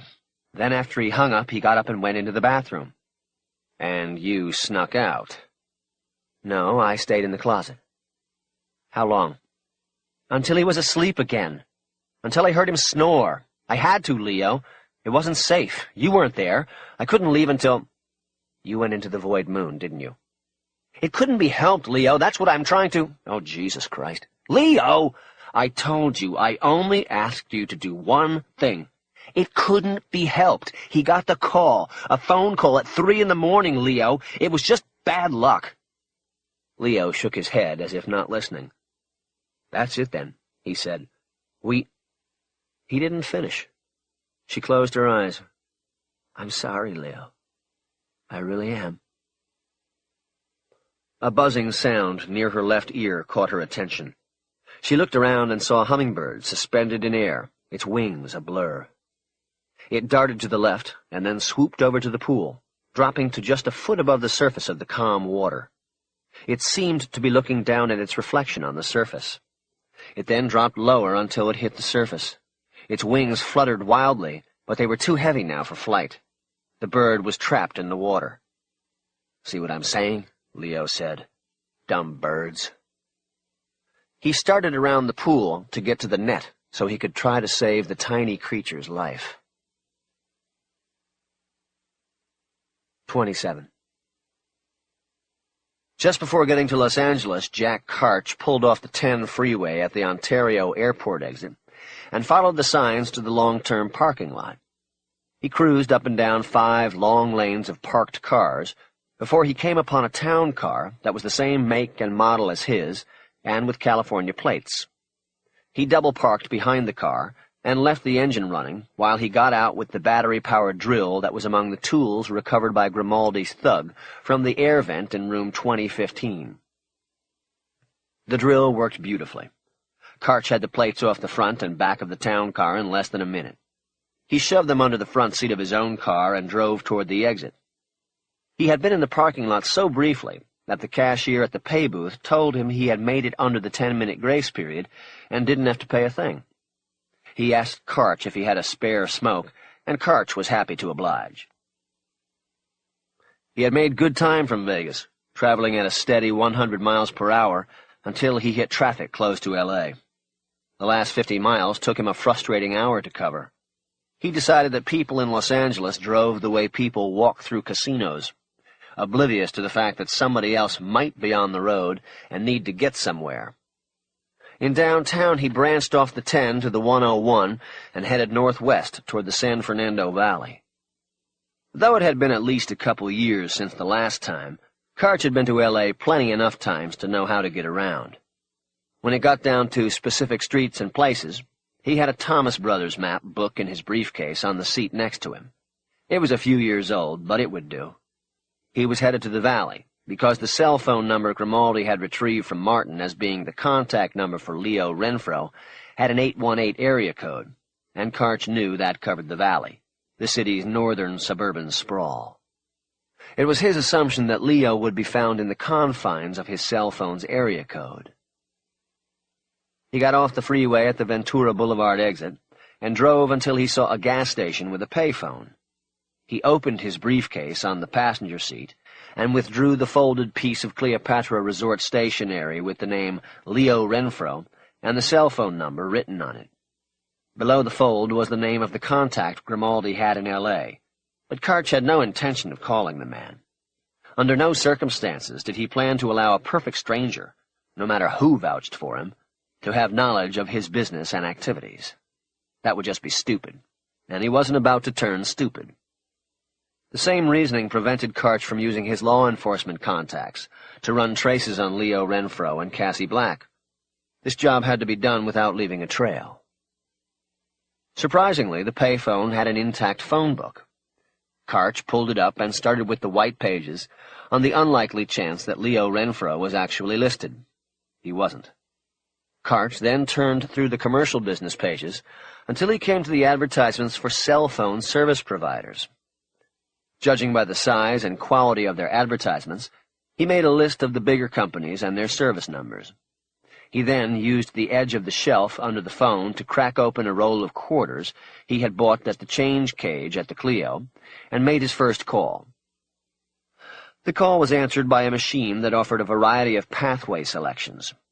Karch chose what he wanted and was transferred to billing inquiries, where he was put on hold for 2 minutes before a human voice picked up. "Thank you for calling L.A. Cellular. How can I help you?" "Yes," Karch said. "I've been called out of town indefinitely, and I want to cancel service on my cell phone account." After listening to a sales pitch for out-of-the-area service, the phone representative got down to business. "Name?" "Leo Renfro." "Account number?" "I don't have that handy yet." "It's the same as your cell phone number." "Oh, okay." Karch glanced down at the paper and read off the number Martin had provided during his interrogation by Grimaldi. "One moment, please." "Take your time." Karch heard the sound of typing on the other end of the line. "I'm sorry, sir, I'm not showing an account with that name or—" Karch hung up and immediately dialed the number of the next company on the list. He repeated the story over and over, and finally hit the right company on the 7th call. Renfro had his account with a company called SoCal Cellular. When the service operator pulled up the account information on her computer, Karch immediately went in for the final con. "I'm going to need you to send the final bill to my new address in Phoenix, if you don't mind." "Not at all, sir. Let me first set up the closeout screen." "Oh, sorry." "No problem. It will just take me a second." "Take your time." Karch let a few seconds go by and then started in again. "You know, I just realized I'll be back in L.A. at the end of next week for a few days to clear up some things. I may need the phone then. Maybe I should wait and do this after." "It's up to you, sir." Tell you what. Let's wait then." "Okay, sir. Do you want to wait on the address change, too?" Karch smiled. It always works best when the victim prompts the con. No, let's do... Tell you what, maybe I should wait. My mail's being forwarded from my old place anyway. But, wait a minute, I forgot offhand, which address does the bill go to? My home or office? I don't know, sir. 4000 Warner Boulevard, number 520. Which is that? Karch didn't answer. He was writing the address down on the letterhead. Sir? That's the office, so everything is fine. Let's leave it as is, and I'll take care of it after next week. Okay. Thank you for calling SoCal Cellular. He hung up the phone and went back to the car. He looked up the address in the index of the map book and learned he had been correct. The address was in the 818 area code, but it wasn't Los Angeles. It was Burbank. He started the Lincoln and checked the digital clock on the dash. It was exactly 5 o'clock. Not bad, he thought. He was getting close. 15 minutes later, the Lincoln was at the curb in front of a private mail drop and packaging shop at 4000 Warner Boulevard. He was not too disappointed. It would have been too easy and suspicious if the address he'd conned out of SoCal Cellular had led directly to Leo Renfro's front door. He checked the business hours marked on the door. The shop closed in 45 minutes, but another sign on the door announced that clients had 24-hour access to their boxes. Karch thought for a while about what to do, and decided that Renfro was the type who probably checked his box after hours anyway, to avoid becoming familiar with the people who ran the shop. It was in that thought that a plan suddenly sparked in his mind. Karch entered the shop and saw that it was shaped like an L, with the counter at the end of one branch, and the other branch lined with postal boxes. To the left of the door was a counter with a stapler, a tape dispenser, and several plastic cups with pens and paper clips and rubber bands in them. Karch saw a man working on something on the floor behind the counter. Above him was a roll-down security fence that allowed for the business side of the shop to be closed and locked while still allowing customers with a key to the front door access to their mailboxes 24 hours a day. Karch glanced to his left and noticed that the postal boxes were the kind with little windows through which holders could just glance in to see if they had mail. He walked into the box alcove and quickly found number 520. He had to bend down to look into it. He could see one envelope lying flat at the bottom of it. He glanced back to the right. There was a mirror positioned in the upper corner over the door that allowed the counterman to see into the mailbox alcove, but he was still down behind the counter working on something. Karch pulled a small penlight from his shirt pocket and turned it on. It lit up the interior of box 520, and he could read the writing on the front of the envelope. It was addressed to Leo Renfro. There was no return address on the upper left corner, but there was a set of initials.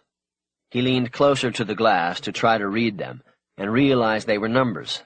773. Because there was already a piece of mail in the box, Karch thought for a moment about whether he needed to proceed with his plan. He decided to go ahead. His plan, if it worked, would still have the aspect of confusing the target, knocking him for a bit of a loop. Karch put away his keys and walked around the corner to the counter. Behind it there was a man in his early 20s who was dumping little styrofoam balls into a large box on the floor behind the counter.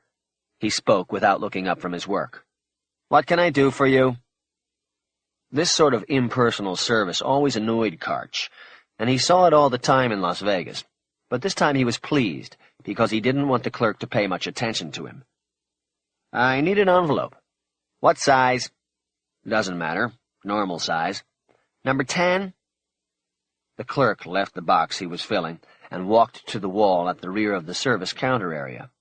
There were several boxes and envelopes of varying sizes mounted on the wall. Below them was the inventory arranged on shelves according to size. Karch scanned the envelopes and saw the number 10 size. "Yeah, 10 is fine." "Padded? Unpadded?" Padded."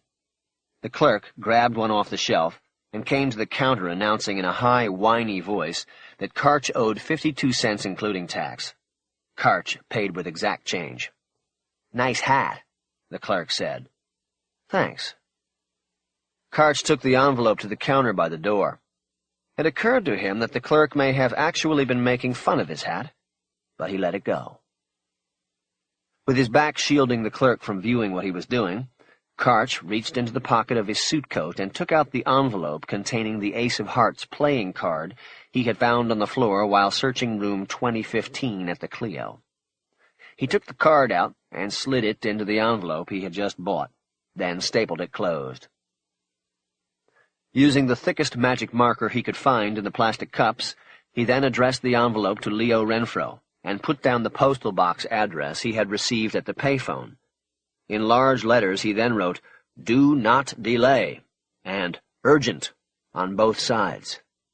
On the lines provided for a return address he wrote 773, and on the back he wrote Leo Renfro's cell phone number. He went back to the service counter and saw the clerk was now taping shut the box on the floor. Again he did not look up. This time he didn't even ask what was wanted. Karch could see the name tag pinned to his shirt said, "Stephen." "Excuse me, Steve, do you mind putting this into the proper box for me?" The young man sullenly put down the tape and walked over to the counter. He took the proffered envelope and looked at it as though there was some question as to whether he could accomplish the request. "I needed to go in there now because this guy always checks his box first thing in the morning." The kid finally decided he could handle the assignment and headed behind a partition that apparently led to the mailroom. "And it's Stephen," he called back out to Karch. Karch stepped away from the counter and went around the corner and down to box 520. He watched through the little glass window as the envelope he had just given the clerk was shoved into the box on top of the other piece of mail waiting for Leo Renfro. Karch had left the shop before the clerk made his return to the counter. As he walked to his car, he said out loud, "That'll be 52 cents. And it's Stephen." Once inside the Lincoln, he said it again and again, working on the pitch and getting an approximation of the right sullen tone and whine into it. When he had it down close enough, he started the car and pulled away from the curb. To make the call, he couldn't use an open payphone with background traffic noise. He drove around Burbank for 10 minutes looking for the proper venue. He finally spotted a restaurant called Bob's Big Boy and parked in the rear lot, backing into a slot next to a dumpster. Inside the restaurant, he found a payphone in the alcove leading to the restrooms. He dropped in coins and called Leo Renfro's cell number. He realized the chance he was taking. Renfro's mailbox was a blind drop. Though it obviously was in his name, there was no way for Karch to know whether the operators of the shop would have Renfro's cell phone number. But his plan had a built-in contingency for that. The phone at the other end of the line was picked up after 2 rings, but no one said anything. "Hello?"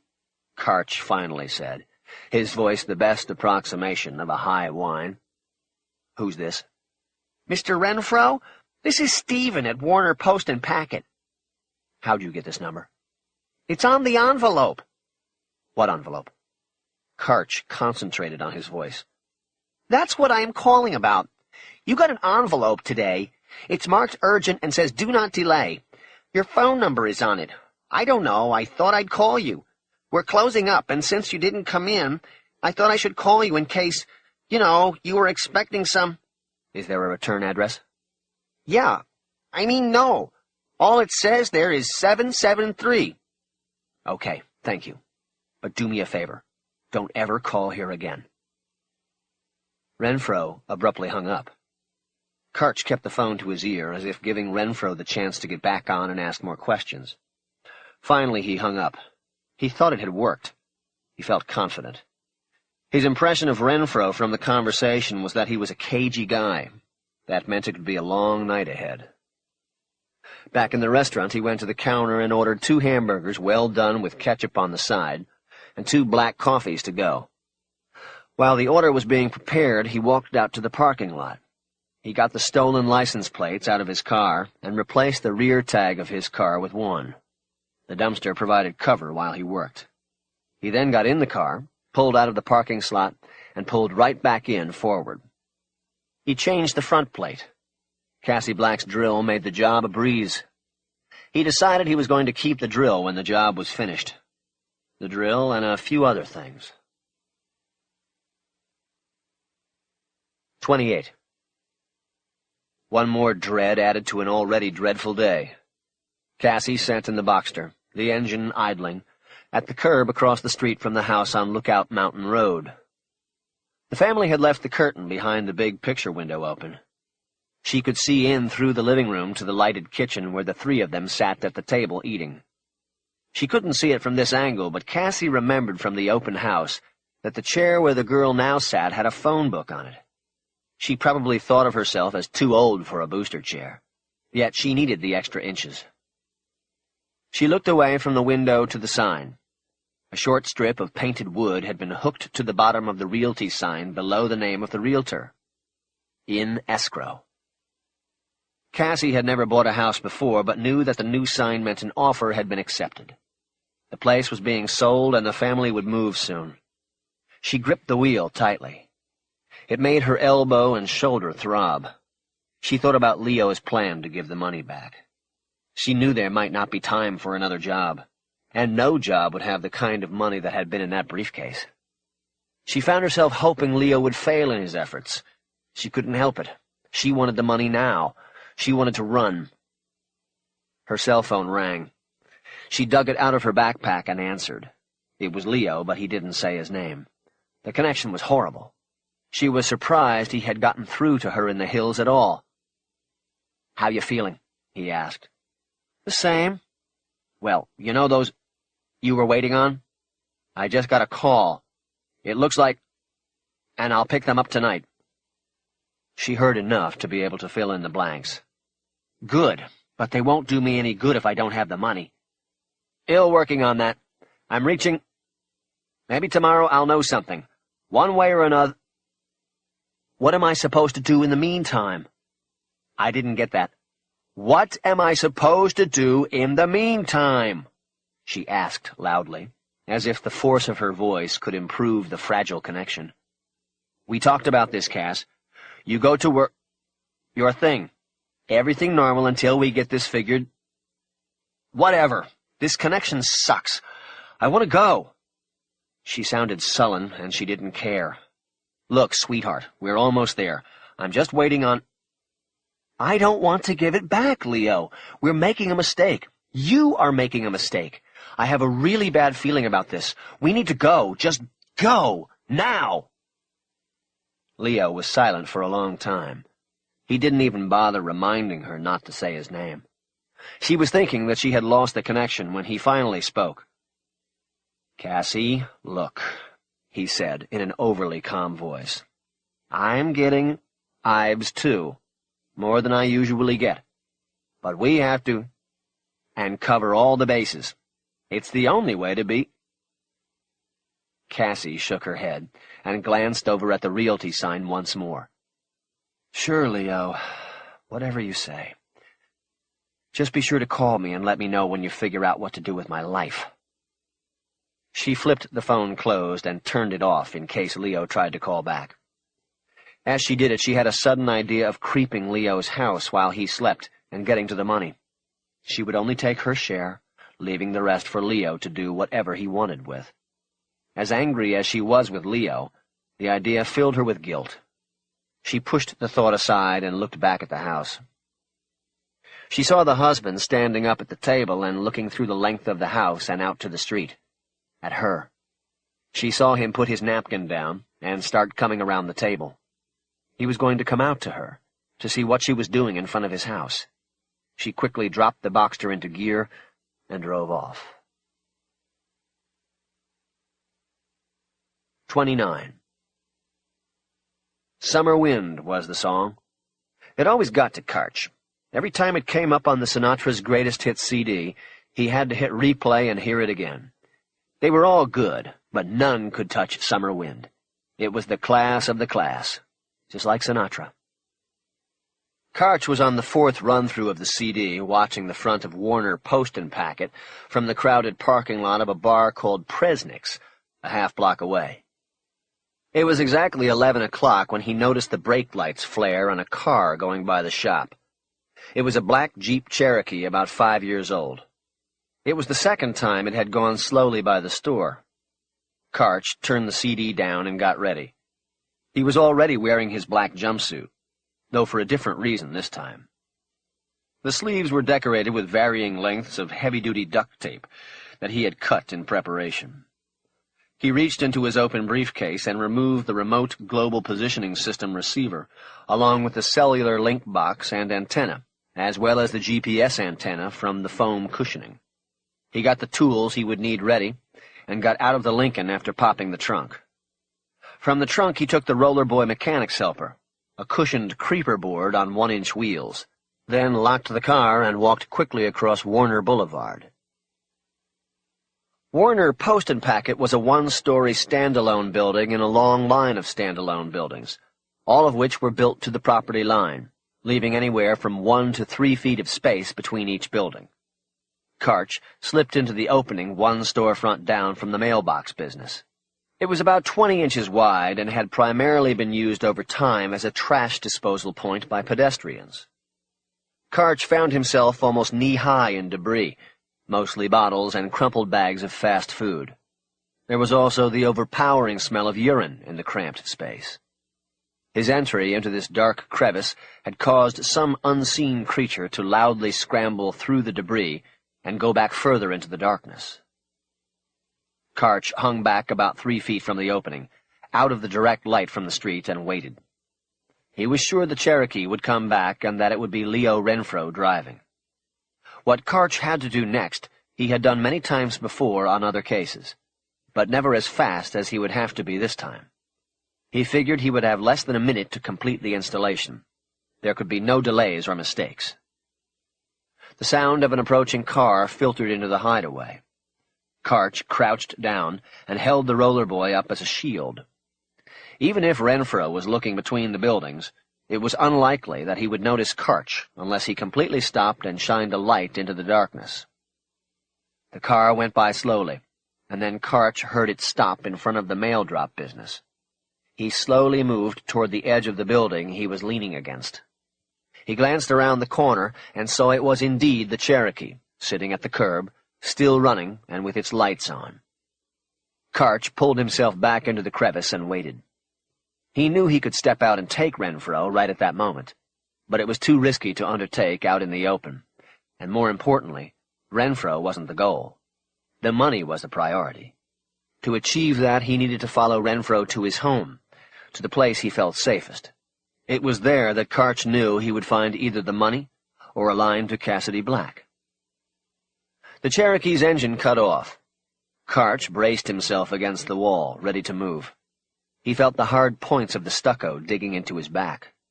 He bent forward to listen and heard the car's door open and then close. He heard steps moving quickly on the asphalt. He moved forward and looked once more around the corner. He saw a man in his mid-40s and of trim build working a key into the front door of Warner Post and Packet. Leo Renfro. Once he had the door open, the man looked up the street to the left and then back to the right. Karch ducked behind the corner and waited.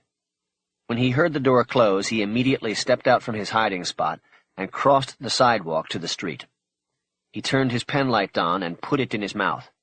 He duck-walked into a crouch as he approached the rear of the Cherokee. He had done an installation on a Cherokee before and was not anticipating a problem. He put the Rollerboy down and laid down on it face up. He grabbed the underside of the bumper and pulled himself completely under the car. It was tight quarters and hot. His chest rubbed the greasy undercarriage at several points, and he had to keep his face turned to the side to avoid scraping it, or even getting it burned on the hot pipes of the exhaust system. He reached to his legs and removed the satellite receiver and Cellulink transmitter from the right cargo pocket of his pants. Both were small square devices that had been lashed together with tape. A small stub antenna for the cellular connection was part of the bundle. The base of the receiver was a heavy-duty magnet. He reached up and attached the devices to the car's undercarriage frame directly below the driver's seat. Though the magnet appeared to hold firm, it was always Karch's practice to supplement to be sure. From his right arm he unwrapped 2 long pieces of duct tape and used them to lash the devices to the framework, further securing them to the underside of the car. Using Cassie Black's silent drill, he quickly attached the ground wire to the car's carriage pan, using a self-tapping screw.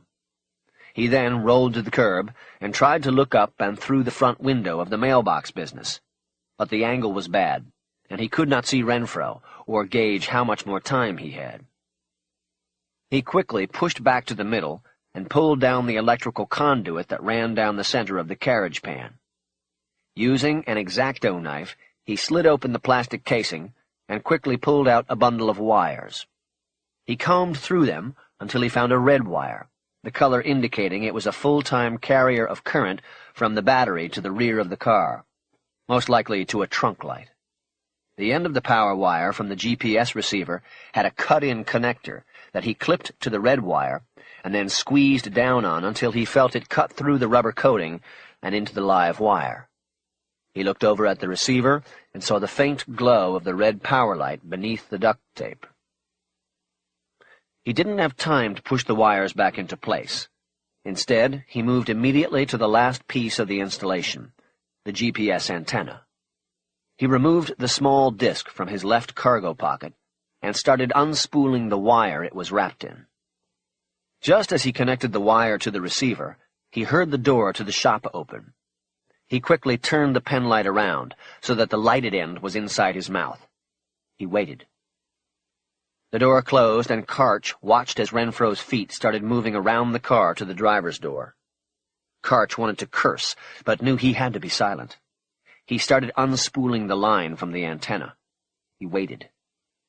As Renfro opened the car door, Karch used the sound as cover as he pushed himself down the length of the Cherokee. He was now directly below the rear bumper, the lower half of his body protruding from beneath the car. He reached the antenna up and wrapped the wire around the exhaust pipe just as the car was started, and he was hit with a blast of hot exhaust. Karch stifled a cough and quickly brought the disc up and placed it on top of the bumper, where it would be in direct line with the satellites above. He used the last piece of tape from his sleeve to tape the wire down and hold the antenna to the bumper. It wasn't a finesse job, but it would have to do, given the circumstances of the installation.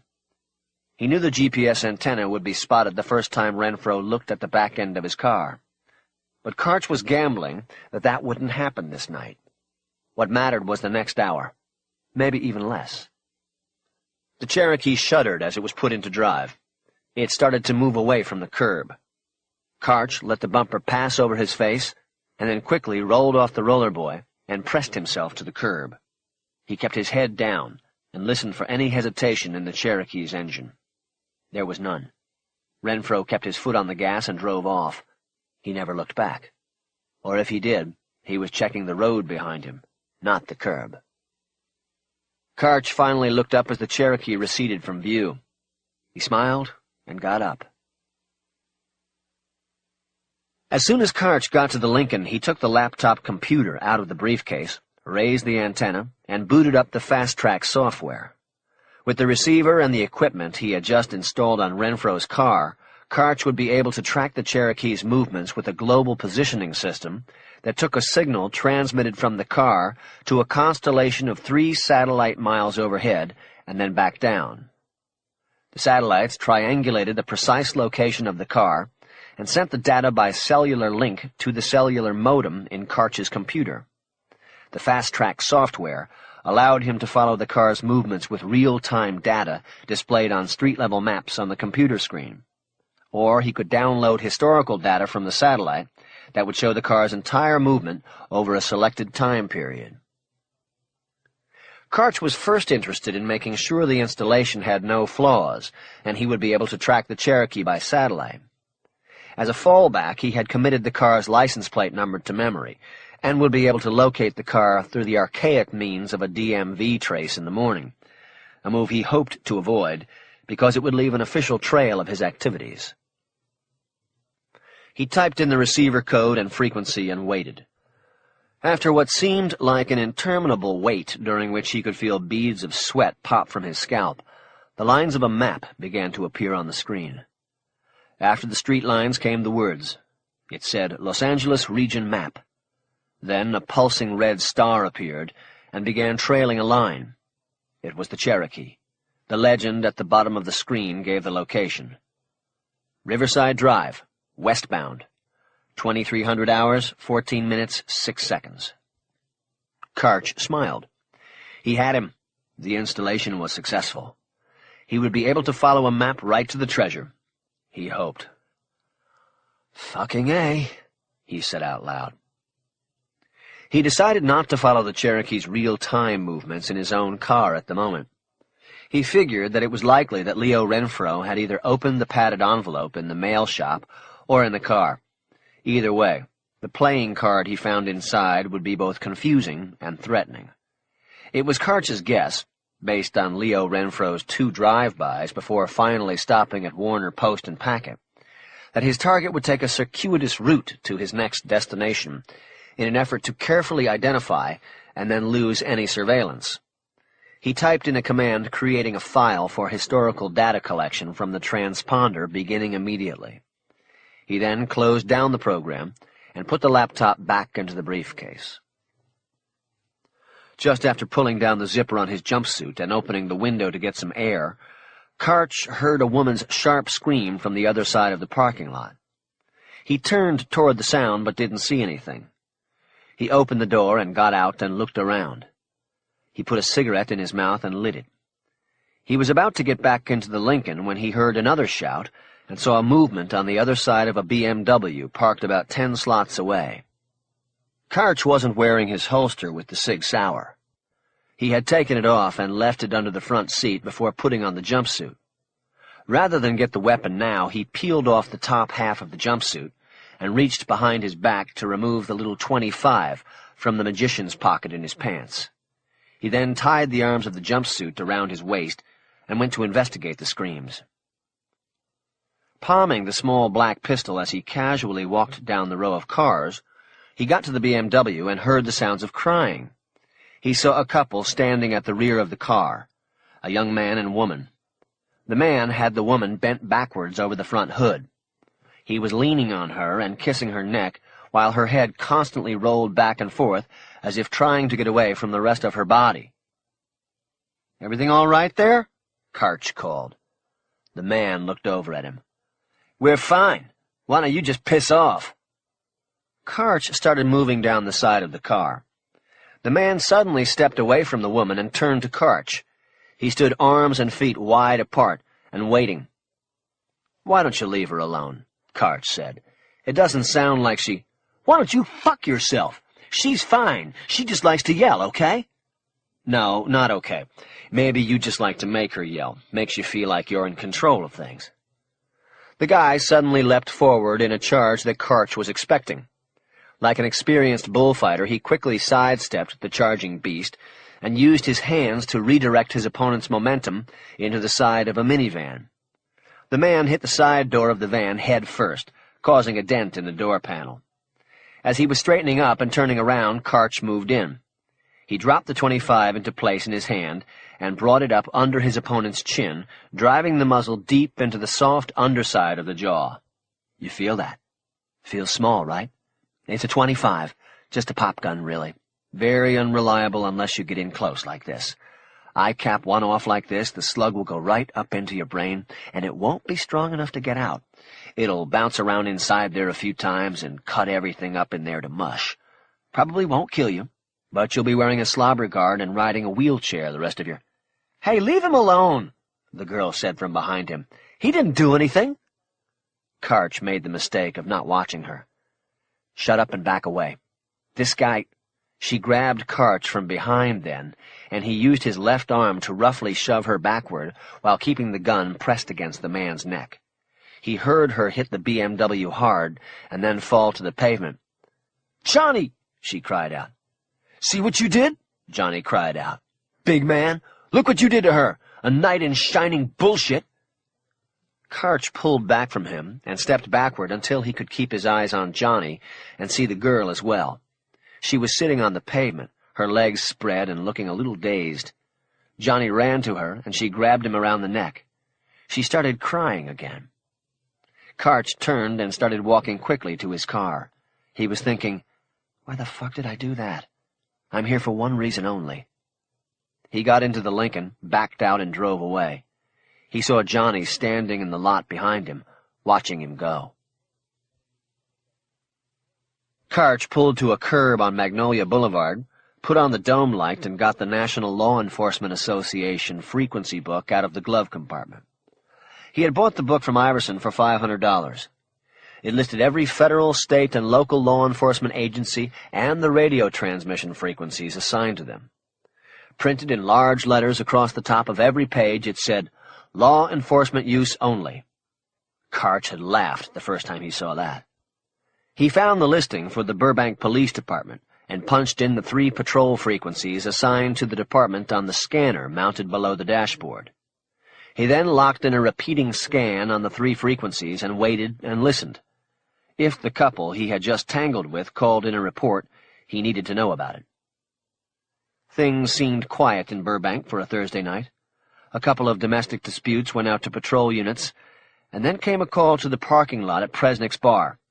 It had been reported as an assault and threat with a firearm. "Shit!" Karch yelled loudly. He banged his fist on the steering wheel. He looked at his watch. It was almost midnight. He knew he wasn't too far from Burbank Airport. He could go there and try to find another set of plates. But it was getting late, and he knew he needed to get out of Burbank. He put the car in gear and drove until he reached a residential street. He turned onto the street and drove a block down before stopping. He killed the lights, reached under the seat for the car's proper license plates, and got out with the drill. A minute later, he got back in with the stolen plates in hand. He shoved them under the seat and put the car in gear. He drove a full block before putting the lights back on. He drove west and didn't stop again until he was clear of Burbank and well into North Hollywood. He listened to a description of himself being broadcast on the Burbank frequencies and had to smile. The description that went out was 50 pounds too heavy and 10 years too old. The rest was so generic it didn't matter. The tag number that went out accurately matched the plates now under his seat, but the make of the car was off. It was described as a black Ford LTD. Karch lit a cigarette and tried to relax. Burbank was not going to be a problem. It was now midnight, and Karch thought that enough time had gone by for Leo Renfro to have gotten to wherever he was going. He pulled into the parking lot of a 24-hour supermarket called Ralph's and stopped the car. He had just opened the fast-track receiver when his pager went off. He checked the number and saw the page was from Grimaldi. He decided not to call back and even turned the pager off. He didn't want it sounding again at an inopportune time. The fast-track software booted up, and Karch typed in a command asking for the historical data file on the movements of the transmitter beneath Leo Renfro's car. A map of northern Los Angeles appeared on the screen with a red line delineating the car's movements. Karch had been right. Renfro had gone on a long and convoluted drive around the valley, driving in circles and making several U-turns. The computer showed the transmitter to be static for the last 12 minutes. Renfro had stopped. The computer placed the car on Citron Street in Tarzana. "Here I come, Leo," Karch said out loud. He put the Lincoln in drive and nosed it out of the parking lot on his way to Tarzana. 30. The Cherokee was found easily enough. It was parked in a driveway in front of a small house on Citron.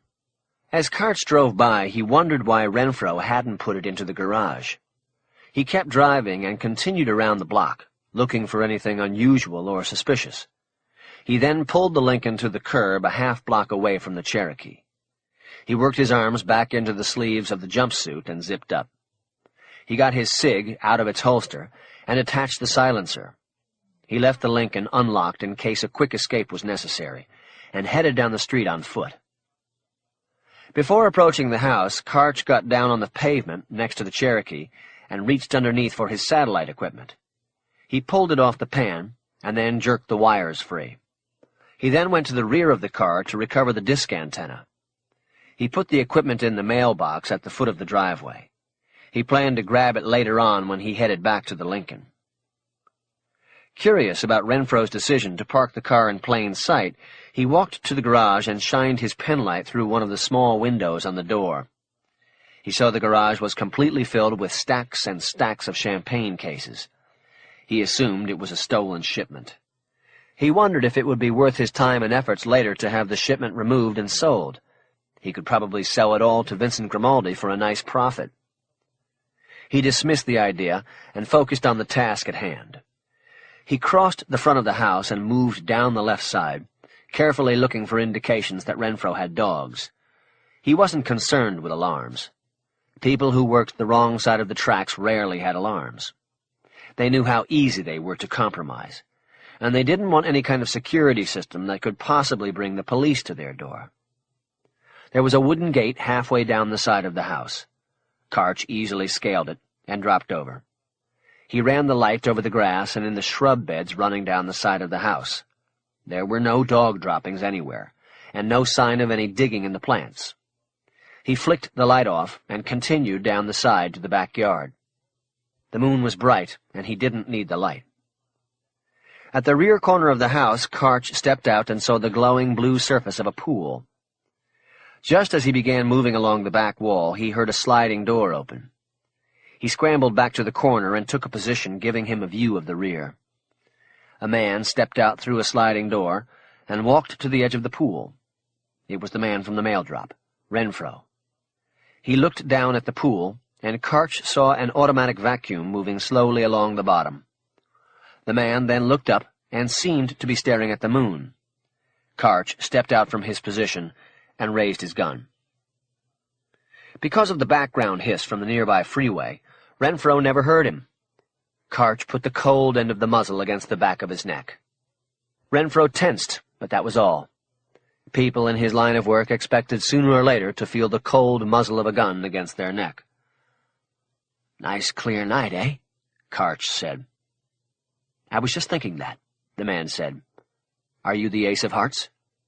"That's me." "I looked, but I didn't see you." "That's because I wasn't there. You're about a decade behind, Leo. I put a satellite bug on your car.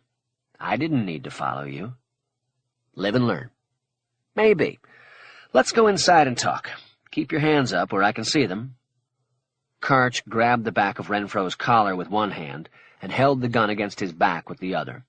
They headed back toward the house. "Anybody else inside?" "No, I'm alone." "You sure?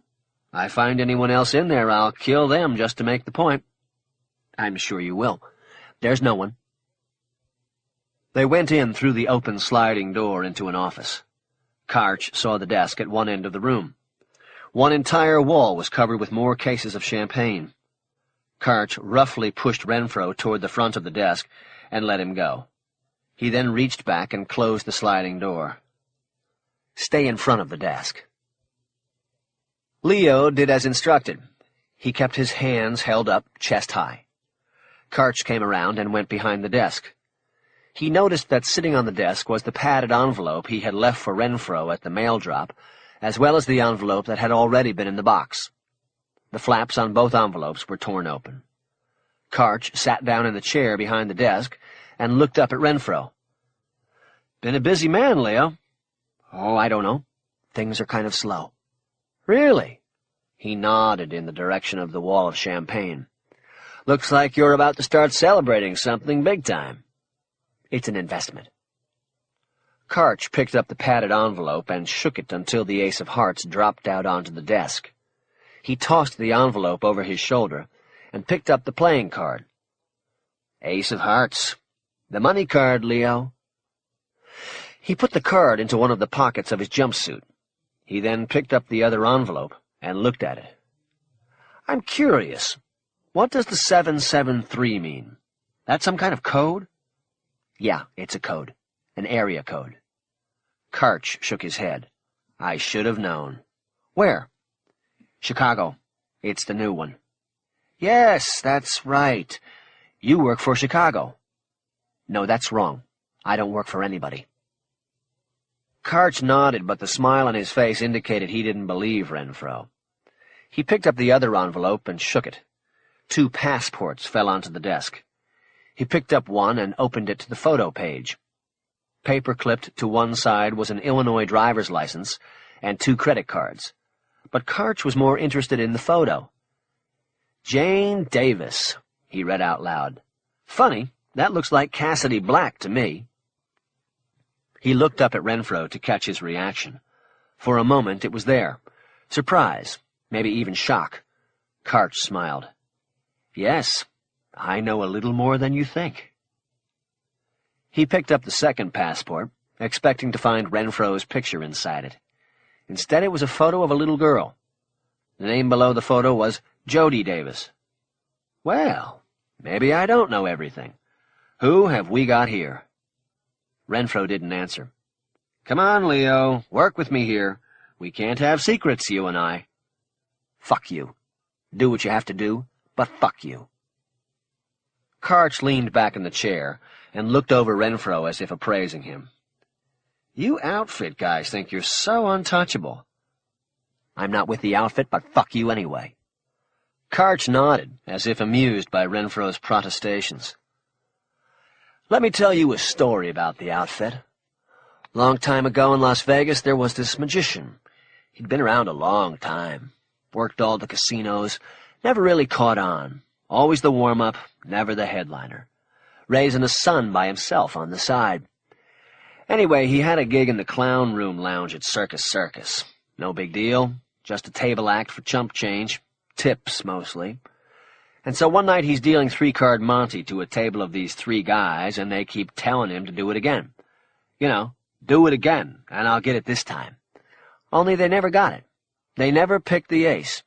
And it went on, and it got one of them hotter and hotter, like he thought this magician was personally making a fool of him or something. So skip to the end of the night. The magician punches out and is in the back garage walking to his car. And guess who's waiting for him but those same 3 guys from the bar? Karch paused, but not for effect.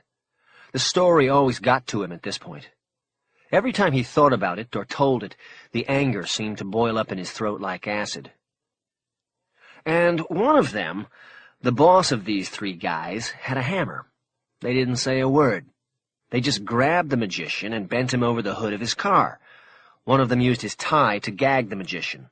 Then, one by one, the man with the hammer broke every one of the magician's knuckles. At some point he passed out, and when they were done, they just left him lying on the concrete next to his car. He never worked as a magician again. Couldn't even palm a quarter anymore. Every time he tried, it just dropped on the floor. I used to sit in my bedroom and hear him trying gags in the other room. I'd hear that quarter fall on that wood floor over and over again. He drove a cab for a living after that. Cancer finally killed him, but he was dead long before that. Karch looked at Renfro. "You know who the man with the hammer was?" Renfro shook his head. "That was Joey Marks, the outfits man in Vegas." "Joey Marks is dead," Renfro said. "And like I said, I don't work for the outfit or anybody else." Karch stood up and came around the desk. "I came for the money," he said quietly. "You stole from the wrong people, and I've come to set it straight. I don't care if you're with Chicago or not. I'm not leaving here without the money." "What money? I sell passports. I invest in champagne. I don't steal money from people." "Listen to me, Leo. Martin's dead, so is Jersey Paul's. You don't want to be like them, do you?" "So where's the money? Where's Cassie Black?" Renfro turned so he was facing Karch, and his back was to the sliding door. Behind him the pool glowed brightly in the dark. He lowered his chin as if looking inward and coming to a decision. He then nodded slightly to himself and looked back at Karch. "Fuck you." Karch shook his head. "No, Leo, this time it's fuck you." He lowered the barrel of the gun and calmly fired. The bullet blew out Renfro's left knee. It passed cleanly through the bone and tissue, hit the tile floor behind him, and bounced up into the sliding glass door. The door shattered into large, jagged pieces of glass that crashed down onto the floor and shattered again. Renfro dropped to the floor and grabbed his knee with both hands. His face was a mask of agony. The breaking glass was more noise than Karch had planned on making. The door was shattered except for one large, jagged piece of glass held in the bottom of the frame. He figured the house must have been built before safety glass was required. He looked out into the yard and hoped the freeway noise had covered the sound. Renfro started gasping and moaning as he rolled over the glass, cutting himself on his arms and back. The floor was quickly becoming slick with blood. Karch stepped over and leaned down over Renfro. "Give me the money, Leo, and I promise I'll end it quick and painless." He waited, but got no response. Renfro's face was scarlet. His lips were pulled back, exposing teeth gnashed together. "Leo? Leo, listen to me. I know you're in a lot of pain, but listen to me. If you don't give me the money, we're going to be here all night. You think it hurts now? You can't imagine what—" "Fuck you! I don't have the money." Karch nodded. "Well, at least we're making progress, right? We're now past the what money stage. If you don't have it, then where is it?" "I gave it to Chicago." The answer came too quickly for Karch. He looked closely at Renfro's face and decided he was lying. "I don't think so, Leo.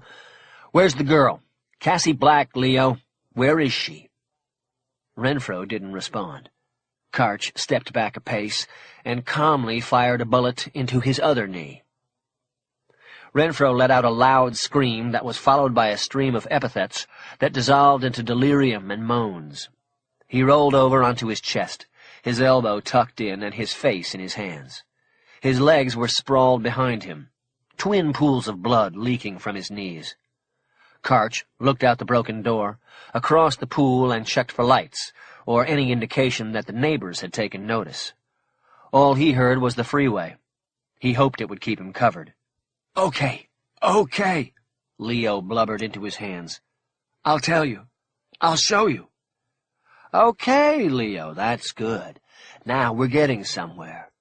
Renfro raised his head and pushed himself up onto his elbows.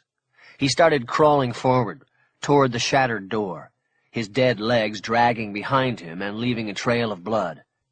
"I'll tell you," he choked out through pain and tears. "I'll show you." "Then talk to me, Leo," Karch said. "Where are you going? You can't go anywhere. You can't even walk, for crying out loud. Just tell me where it is." Renfro moved another painful foot closer to the door. When he spoke, his voice was ragged and was delivered through clenched teeth. You see, it was the fucking moon. The void moon." "What are you talking about? Where's the money?" Karch realized he had gone too far. Renfro was delirious with pain and blood loss. He was quickly becoming useless. "The void moon," Renfro said. "It's the void moon." Karch took a step along with him. "Void moon," he said. "What's that mean?" Renfro stopped moving. He turned his face and looked up at Karch. The tightness had gone out of it. He almost looked relaxed. "It means anything can happen, motherfucker." His voice was strong now. He suddenly raised himself off his elbows onto his hands. He raised himself up to full extension and lurched forward into the sliding door frame. His neck came down on the jagged piece of glass, still held in the frame. Karch realized what he was doing too late. "No, goddammit!" He reached down and grabbed Renfro's collar and jerked him up and off the glass. He dropped him to the floor and then grabbed his shoulder and turned him over. He had acted too late. A deep, wide gash extended across Renfro's neck. He had cut his own throat. Blood was burbling out of the left side, where the carotid artery had been severed. Leo Renfro's eyes were bright as he looked up at Karch. A bloody smile formed on his face. Slowly, he reached a hand up and used it to hold his neck together. His voice was a whispered croak. "You lose." Leo dropped the hand and let the blood flow from his neck. He kept the smile on his face and his eyes on Karch. Karch dropped to his knees and hovered over him. "You think you beat me? Huh? You think you won?" Leo could only answer with his smile. Karch knew it said, "Fuck you." He raised the gun and pressed the muzzle into Renfro's bloody mouth. "You didn't win." He leaned back and turned his face away. He pulled the trigger. The shot blew out the back of Renfro's head and killed him instantly. Karch pulled the weapon away and studied the dead man's face. His eyes were open, and somehow he still had the smile. "Fuck you. You didn't beat me." He leaned back on his heels and looked around himself. He saw a drop of blood spatter on the white instep of one of his two-tone light-tread spectator shoes. He used his thumb to wipe it off, and then wiped his thumb on Leo's shirt. He stood up and looked around the office. He sighed loudly. He knew he had a long night of searching ahead. He had to find the money. He had to find Cassie Black. 31. On Friday morning, Cassie Black arrived at the dealership at 10 and checked with Ray Morales to see what was what. He had taken her calls while she had been out the last few days. Ray said all was quiet, but that he had a prospect coming in to test drive a new Boxster at 3. He had just been given a development deal at Warner Brothers that ran into 7 figures. Ray had gotten it out of the Hollywood Reporter and expected it to be an easy sale. She thanked him for thinking of her with the prospect, and was about to head to her office when he stopped her. "You okay, kid?" he asked. "Sure, why?" "I don't know. You don't look like you've been sleeping much lately." Cassie brought her right hand up and cupped her left elbow, which still ached from the briefcase jolt. "I know," she said. "Just been thinking about things. Sometimes it keeps me awake." "What things?" "I don't know. Just things. I'll be in my office if you need me." She left him then and went to the sanctuary of her tiny office. She dropped her backpack into the footwell of the desk and sat down. She put her elbows up on the blotter and ran her hands through her hair. She felt like screaming, "I can't do this anymore!"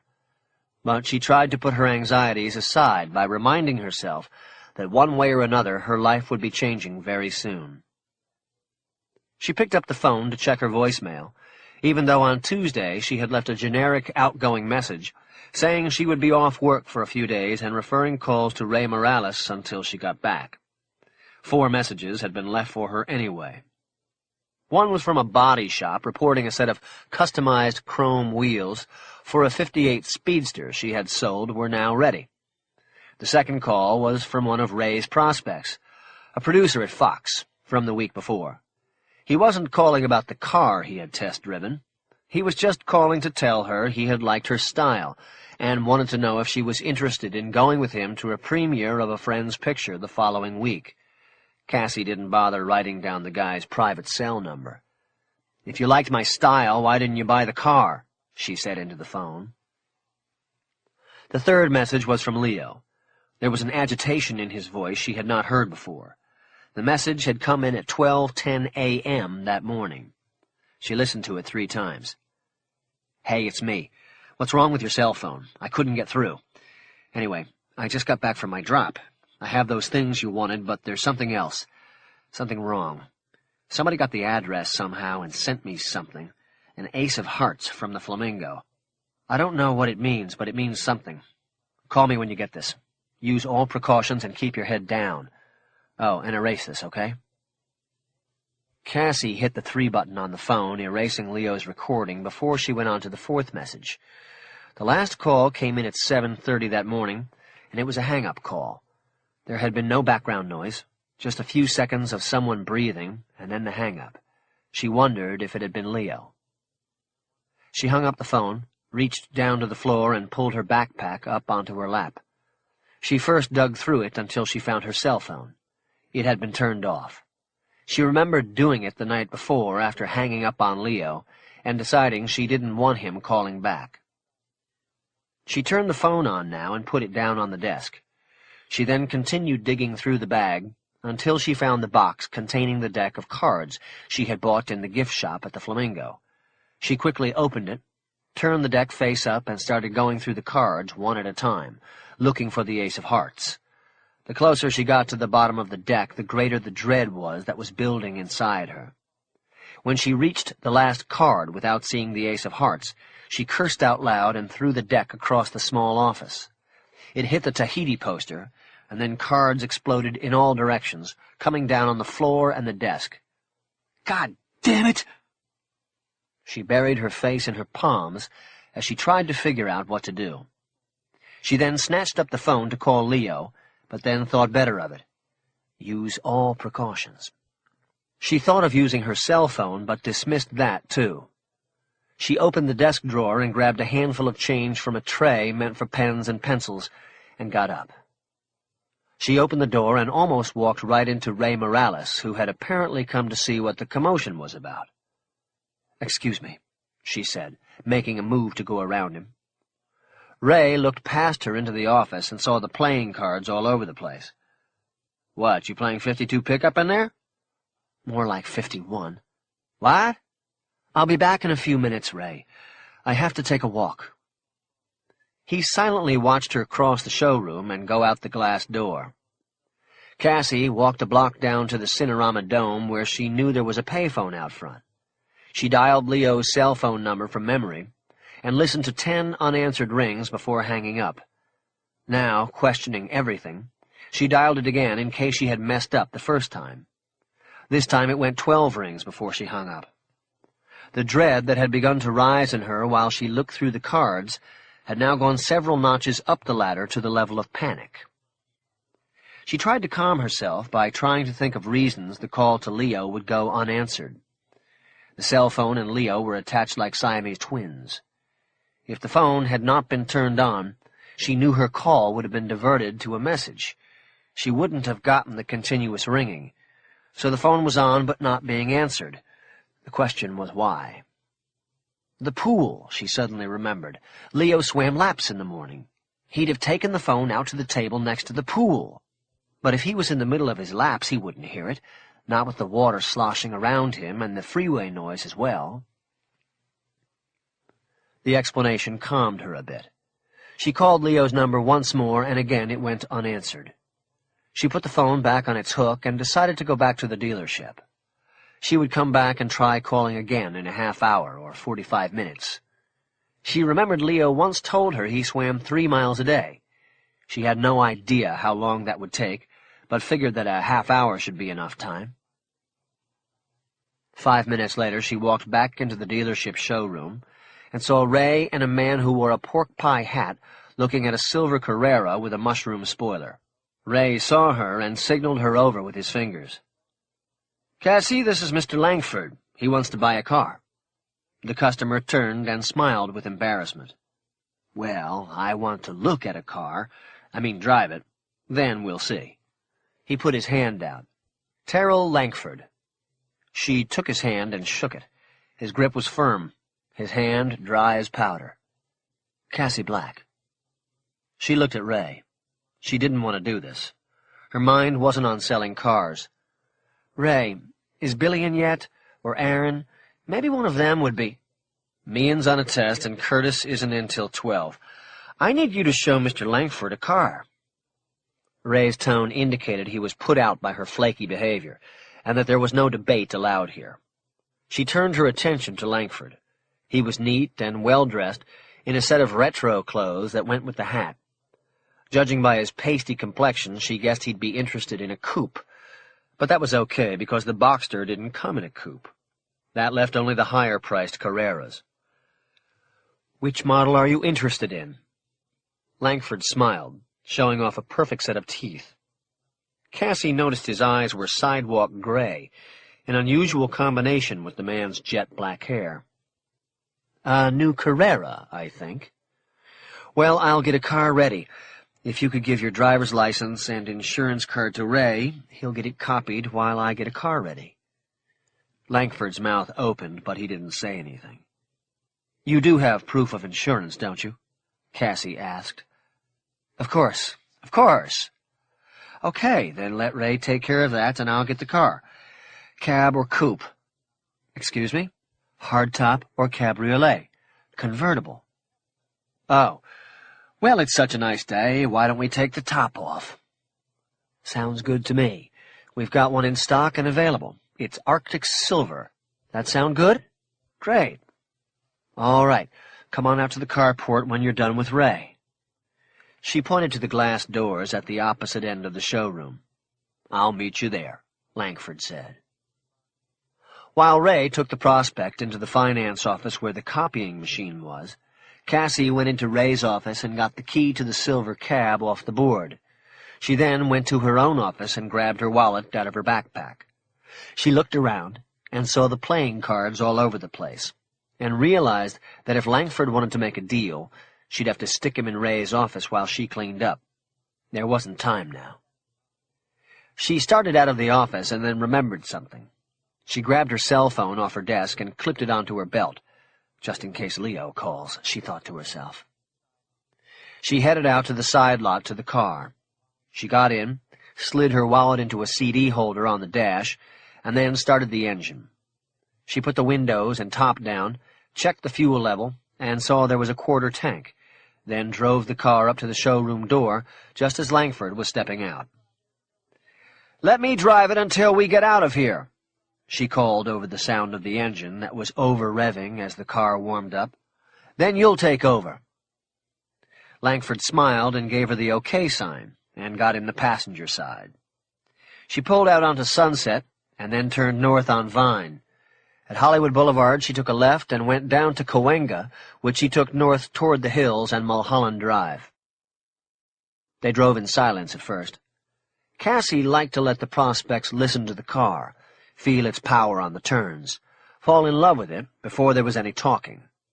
She liked to hold back on the sales pitch and the particulars until the customer was behind the wheel. Besides, her thoughts weren't on Langford and his interest in a $75,000 car. She kept thinking about Leo's call and the anxiety she heard in his voice. The Carrera effortlessly climbed through the Mulholland curves from Cahuenga up to the crest of the Santa Monica Mountains. At the Hollywood Overlook, she pulled off the road, killed the engine, and got out. "Your turn," she said, her first words since he had gotten in the car.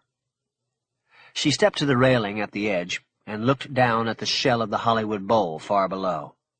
Her eyes moved out from the bowl, across Hollywood toward the spires of downtown. The smog was heavy and had a pinkish-orange tint to it, but somehow it didn't look all that bad. "Nice view," Langford said from behind her. "Sometimes." She turned and watched as he got into the driver's seat. She went around and got in the passenger side. "Why don't you keep going on Mulholland for a little ways? You'll get a good idea of how this handles. We can take Laurel Canyon down to the 101 and take that back to Hollywood. You'll be able to open it up on the freeway a little bit, see how it does." "Sounds good." He found the ignition on the left side quickly and started the engine. He backed out of the parking lot, then dropped the transmission into first gear and pulled out onto Mulholland. He drove with one hand on the stick shift at all times.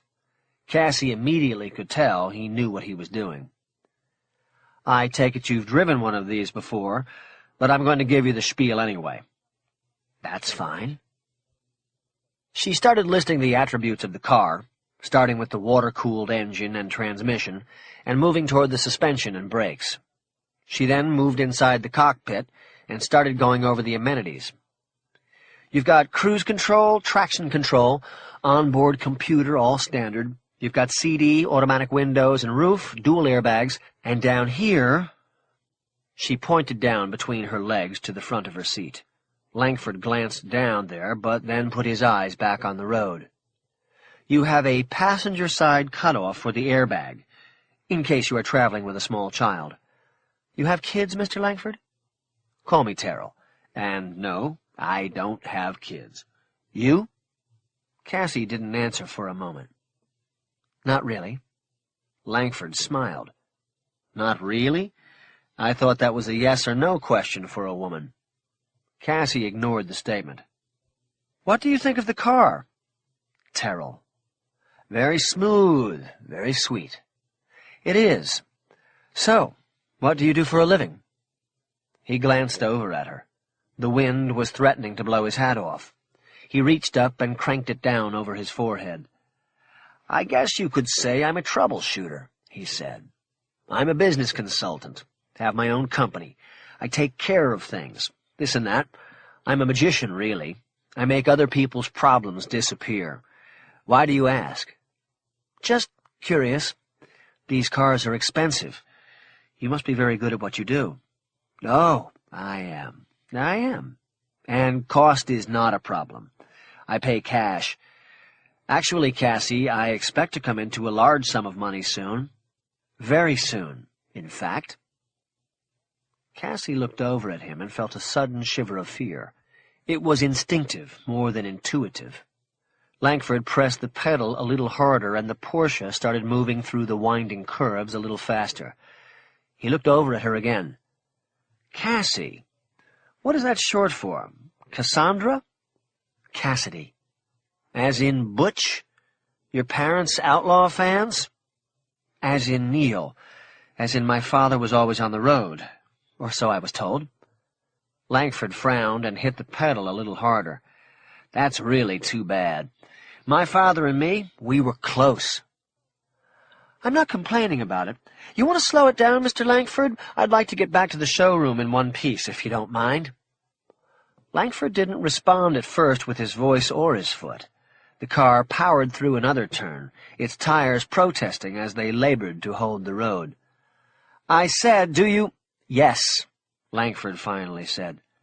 "You do want to get back alive." Something about the tone in which Langford delivered the line revealed that he was not talking about the possibility of a car accident. Cassie looked over at him and shifted in her seat so that her body was pressed against her door. "Excuse me?" "I said you want to make sure you get back alive, Cassidy." "Okay, pull the car over. I don't know what you think you're—" Langford slammed his foot down on the brake pedal and yanked the wheel hard to the left. The Porsche skidded and spun into a 180-degree turn as it stopped. He looked over at her and smiled, then dropped in the gear and popped the clutch out. The car lurched forward, and he started speeding through the curves, back in the direction they had come. "What the hell are you doing?" Cassie yelled. "Stop the car! Stop the car right now!" Cassie reached her right hand up and gripped the top of the windshield brace. Her mind was moving as fast as the car as she tried to come up with a plan, an escape. "Actually, Langford's not my name," the man next to her was saying. "I got it off a book I found on a shelf at Leo Renfro's last night. It's called Shooters, and I started taking a look at it. I thought it was about a guy in my line of work, but it wasn't. But hell, when your boss came up to me in the showroom and asked my name, it's all I could come up with on short notice, you know. My name is Karch, Jack Karch, and I've come for the money, Cassie Black." Through the terror building inside of Cassie, a thought pressed forward. "Jack Karch," she thought. "I know that name." 32. The Porsche was moving wildly through the Mulholland slalom. Jack Karch was going too fast for his skill now, and the car was intermittently crossing the yellow line in the middle of the two-lane road, and then rebounding by going off the road onto the shoulder. Karch was redlining the tack, but didn't want to take his hand off the wheel to pop the car into a higher gear. The engine roared and whined as the car went through the turns. Cassie gripped the windshield brace with both hands, but was being thrown violently back and forth in her seat. Karch screamed over the din of the engine. "I want the fucking money!" She didn't answer him. She was too busy watching the road uncoiling in front of them and thinking for sure they would go off the shoulder and down the embankment. "Martin is dead. Poltz is dead. Leo is dead." She turned to him at the mention of Leo's name. She felt her heart being pierced. Karch throttled back. He kept the car moving, but the engine noise and wind abated. "They're all dead," he said. "But I don't really want or need to hurt you, Cassie Black." He smiled and shook his head. "In fact, I admire you. You do good work, and I admire that. But I came for the money, and you're going to give it to me. You give me the money, and we'll call it square." Cassie spoke slowly and sternly. "I don't know what you are talking about, okay? Please, pull the car over." A look of sincere disappointment crossed Karch's face, and he shook his head. "I spent all night at Leo's. I tore that place apart. I found a lot of champagne, and I found the briefcase I was looking for, but I didn't find what was supposed to be in the briefcase. And I didn't find you until along about dawn, when I found you sitting there right in front of me. Leo's cell phone. I hit redial, and I got the dealership. I went through the direct extension directory, and lo and behold, I hear the name Cassie Black.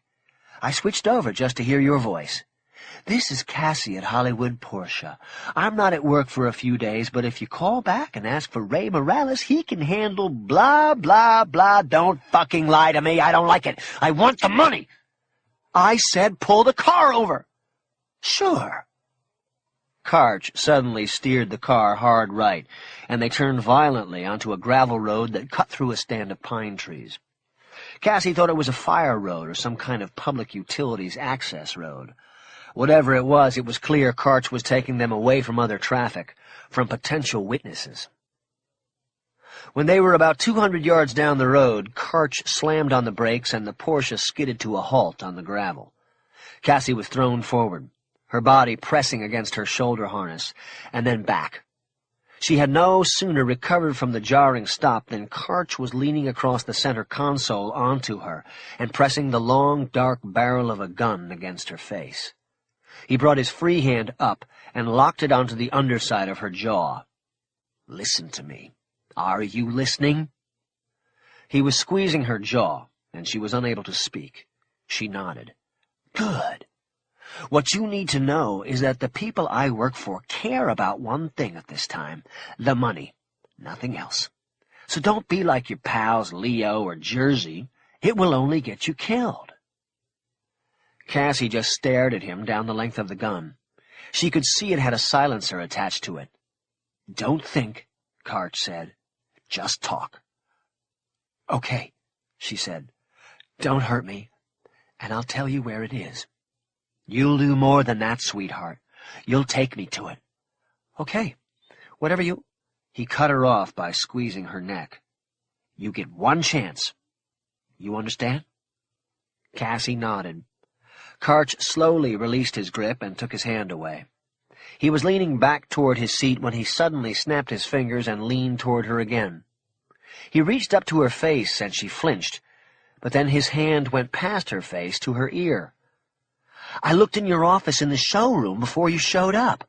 Playing cards all over the place, like you were looking for something. This what you were looking for?" He pulled his hand back and seemingly pulled something from her ear.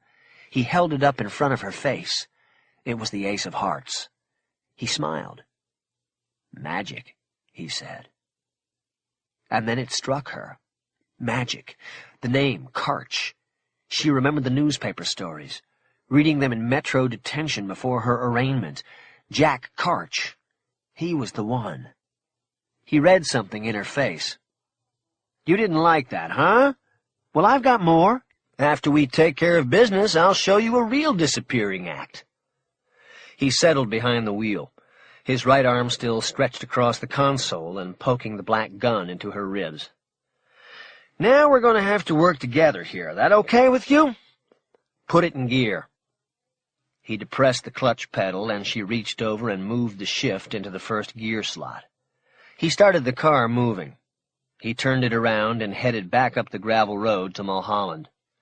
After he wound it out, he called for second gear, and she complied. He started talking again as though they were out for a Sunday drive. "You know something? I gotta tell you, the way you did this thing, my hat's off to you.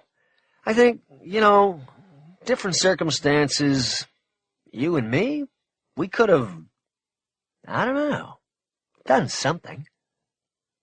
He took his hand off the wheel and pointed to the gear shift. "See? We work good together." She didn't answer. She knew he was a psychopath, able to sincerely talk about doing things together with a woman he was holding at gunpoint. Cassie knew she had to make a move, to shift things. She knew this man was going to kill her.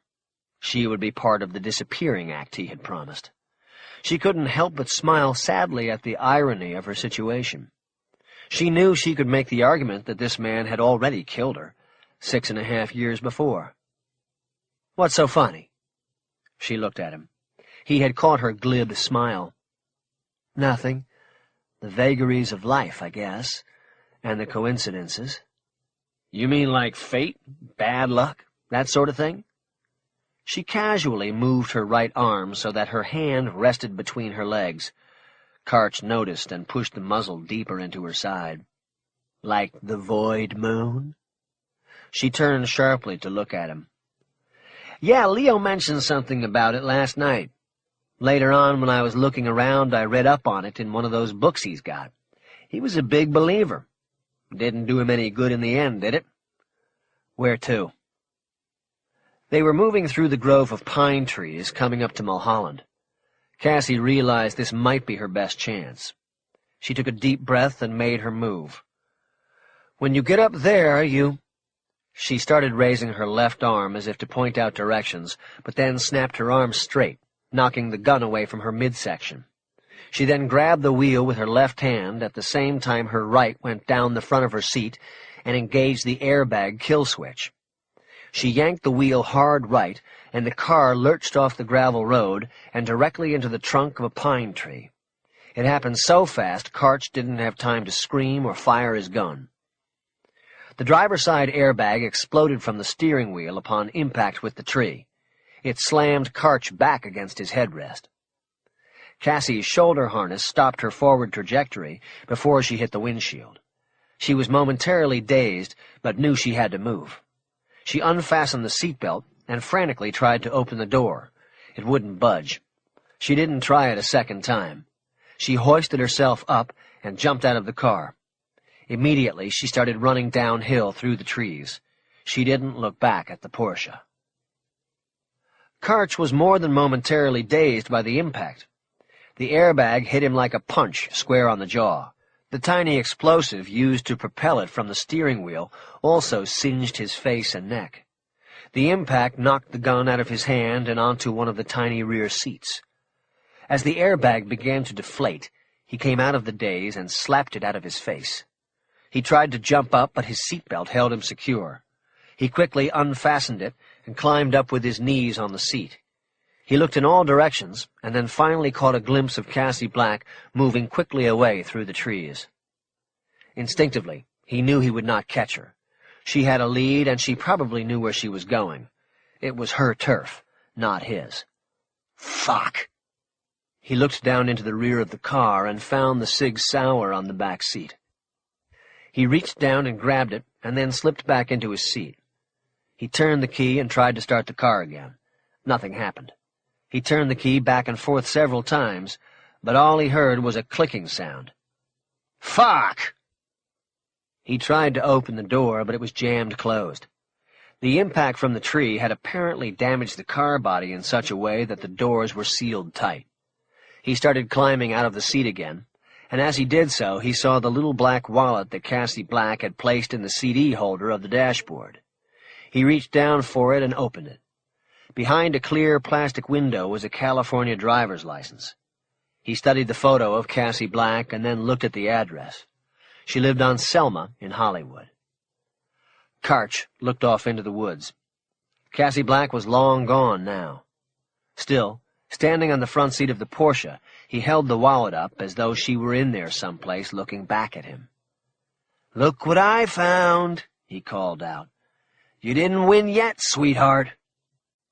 He took the silencer off the Sig and fired the gun once into the air, just to let her know he was still coming. As Cassie sprinted carefully down the hill, she began to hear music and used its source as a beacon. Eventually, she came out of the woods at a parking lot she recognized as being behind the Hollywood Bowl. She followed the access road down to Highland and then walked down to Sunset. It took her 20 minutes to get back to the dealership. As she approached, she saw 2 black and white police cars parked in the entranceway to the parking lot. There was also an unmarked car with a bubble light on the dashboard parked up on the curb in front of the showroom. Behind it, an ambulance was parked, but its rear doors were closed. There were many people standing out on the sidewalk, including most of the dealership's sales and service staff. Cassie walked up to a salesman named Billy Meehan, who was staring into the showroom with a stricken look on his face. "Billy, what happened?" He looked down at her, and his eyes grew large. "Oh, thank God! I thought you were in there with them. Where have you been?" Cassie hesitated, then decided on a lie that was not technically a lie. "I was taking a walk." "In there with who?" Meehan put his hands on her shoulders and leaned down into her face as though he was breaking very bad news to her. He was. "There's been a robbery. Somebody put Ray and Connie down on the floor in her office and shot them both." Cassie brought her hands up to her face and stifled a scream. "They then stole the silver cab. We thought maybe, you were a hostage or something. I'm glad you're okay." Cassie just nodded her head. Her history had been a guarded secret with Ray Morales. She realized that if other employees had known about it, they probably would have immediately suggested her as a suspect to the police.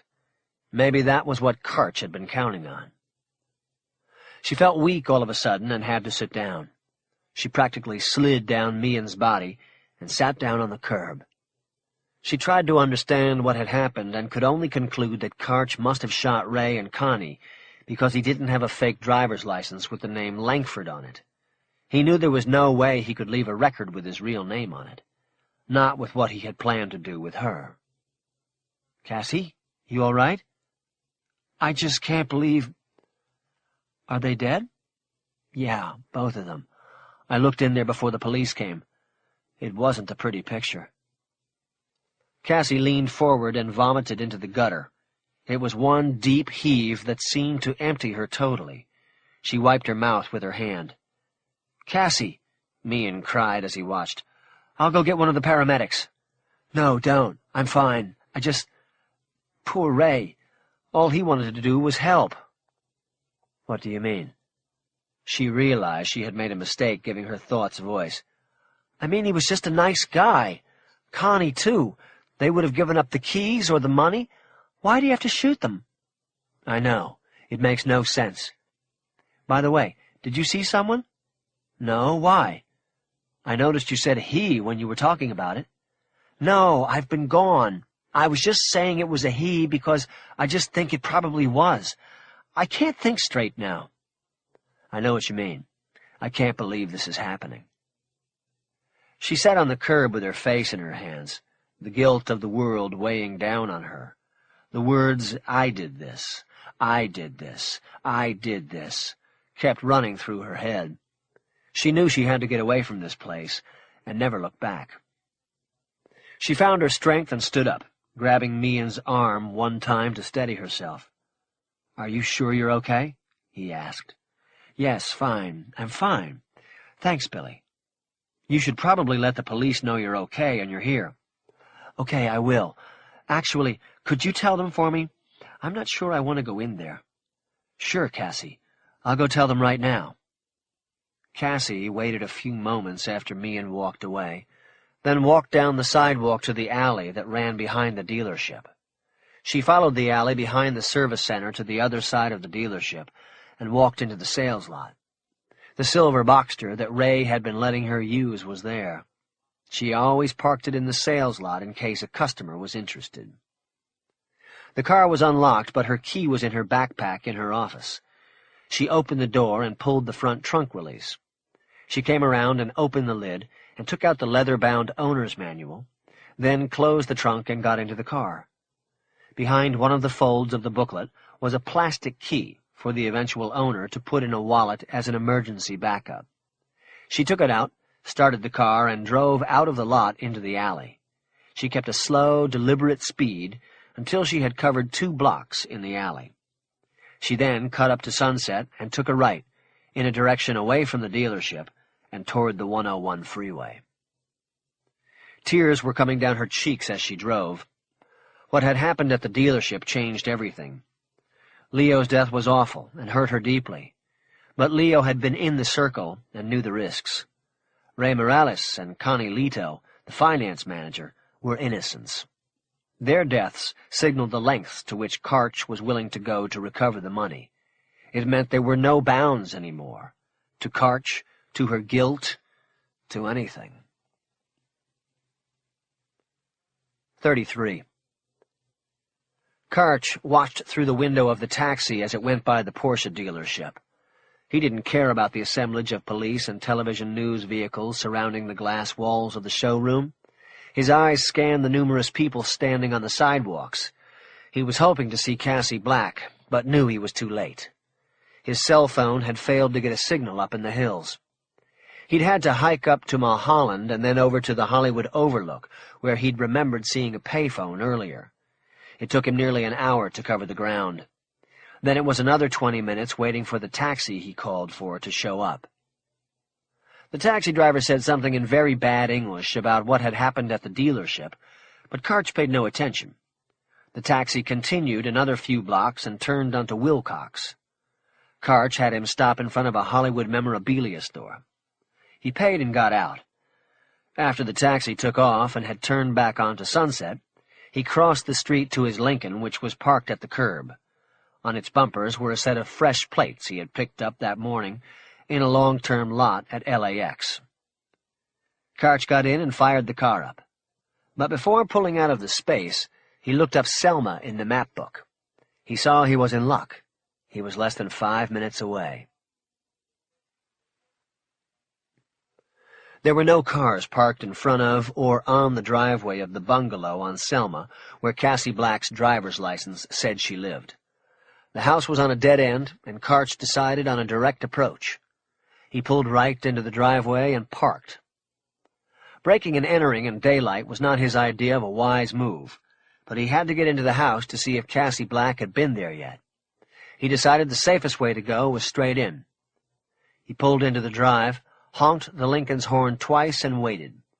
Finally, he killed the engine, got out and went right up the front steps, spinning his keychain on his finger. When he got close to the door, he bent over and raised his lock picks. He quickly went to work on the deadbolt, acting as though he were a man having trouble with his keys. He had no idea if he was being watched, but he was putting on a good show. He picked the lock in about 40 seconds. He then turned the knob and walked in. "Hey, Cassie!" he called loudly, and for the benefit of any neighbor who might have been watching. "Come on, I'm waiting out here." He closed the door, pulled out his gun, and quickly attached the silencer. He began a quick room-to-room check of the house. It was empty. He began a second and slower sweep, looking around to try to determine if Cassie Black had been to the house in the time since she had escaped from him up on the hill. The home, though sparely furnished, seemed to be in neat order. He became convinced that she had not been there yet. He sat down on the couch in the living room and thought about what this could mean. Did she already have the money, or did she not have the money? Had it been at Leo Renfro's, and he had somehow missed it during his all-night search? Worse yet was another possibility that poked through, that Renfro had been telling the truth when he claimed to have already given the money to his Chicago contacts. Karch felt something lumpy beneath the spot where he was sitting. He moved down the couch and then pulled up the cushion. He picked up a clothes hanger with 7 padlocks attached to it. It served to remind him of how formidable Cassidy Black had turned out to be. He decided in that moment that if he found out she had the money and was gone, he would chase her to the ends of the earth. Not for Grimaldi, and definitely not for the faceless group that pulled strings from Miami. He would do it for himself. He left the hanger on the couch and got up to start his third sweep of the house. This one would take the longest. The bedroom was the logical place to start. Karch knew people liked to sleep with the things dear to them close by. The white-walled room was furnished with the basics: a 4-poster bed, 2 bed tables, a bureau, and a mirror. A framed poster of a beach scene from Tahiti was taped to a wall. He studied it for a moment and quickly realized it was a duplicate of the poster he had seen in Cassidy Black's office when he had stepped in while looking for her in the showroom. He had been looking at the poster when the manager had stuck his head in and asked if he could help. Karch stepped over to the wall and studied the poster, wondering if it had any significance to his mission. The woman on the beach did not look like Cassidy Black. He finally decided he would have to worry about it later and turned to the nearby bed table and opened the top drawer. The drawer contained a stack of popular mechanics magazines that looked as though they had been bought at a yard sale. They were all in poor condition and were several years old. Still, he flew the pages on every one of them in case there was a note or maybe a hidden address. He found nothing and dropped the last magazine back in the drawer and kicked it closed.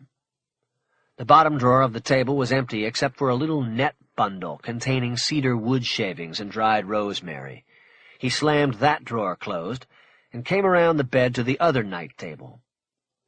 Before he opened the drawer, he had a feeling he would have good luck here. This table had a lamp on it, and the pillow on this side of the bed had an indentation from someone sleeping on it. He knew this was her side of the bed. Karch sat down on the bed and put his gun down next to his thigh. With both hands he picked up the pillow and brought it to his face. He could smell her hair. He wasn't good at identifying fragrances, but he thought he could smell tea leaves, like when you first open a box of tea bags. He wasn't sure about it and put the pillow back down. He opened the top drawer of the bed table and hit pay dirt. The drawer was crammed with personal items. There was jewelry and hairbands and photograph albums. There was a still camera with a long lens and a video camera as well. Placed on top of everything was a small framed photograph. Karch picked it up and studied it. It showed Cassidy Black sitting on the lap of a man wearing a Hawaiian shirt. She was holding a pinkish-orange drink with a paper umbrella in it. Karch almost didn't recognize her because the smile on her face was so wide and bright. However, he easily recognized the man in the photo. His was a face Karch would never forget.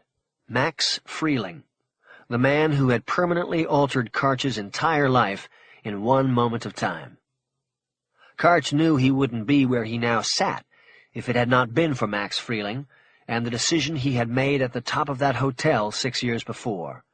All these years he had been under Grimaldi's thumb because of what happened in that hotel room with Max Freeling. He turned the picture over and hit the frame's glass harshly on the corner of the bed table. He heard the glass crack. He noticed something written on the cardboard backing of the frame. It said, "I looked up and saw the outline of Tahiti, and I realized this was the place I had been looking for all my life. W. Somerset Maugham." Karch turned the frame over and looked at the photo again. A spiderweb crack started on Cassidy Black's face and branched across the photograph. Karch tossed the frame into a wastebasket that was next to the bed table. From the drawer he removed a thick photo album with a soft brown leather binding. As he opened it, he expected to find more photos of Max Freeling, but instead got a surprise. The album was full of photographs of a young girl.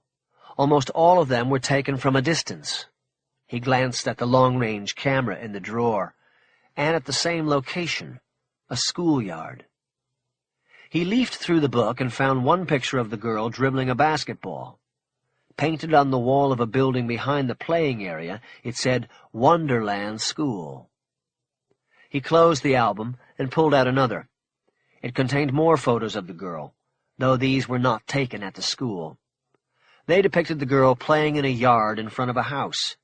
In some she was pulling a wagon or kicking a ball. In others she was going down a sliding board or laughing on a swing. A grouping of photos in the back of the book, but not yet placed in plastic windows, showed the girl on a trip to Disneyland. One of the shots showed her embracing Mickey Mouse. Karch realized something and reached into his coat pocket.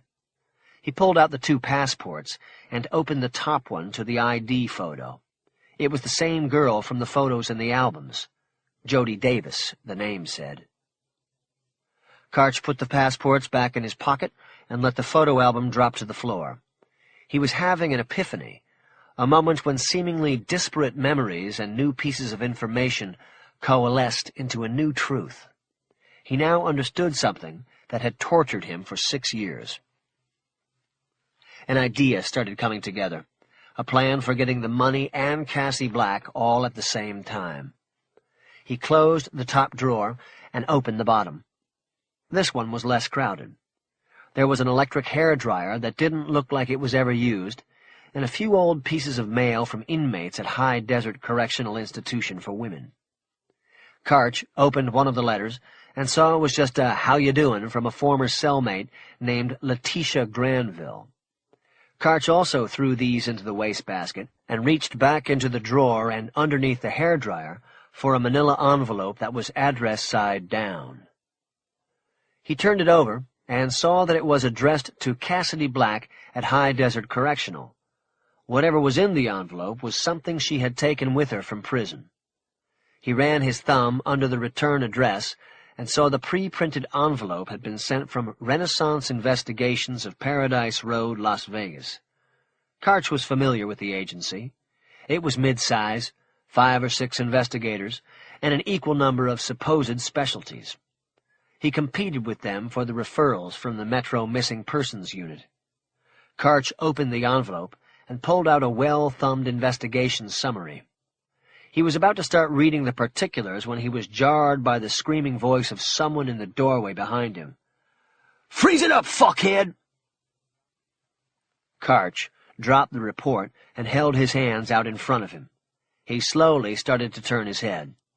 What he saw further shocked him.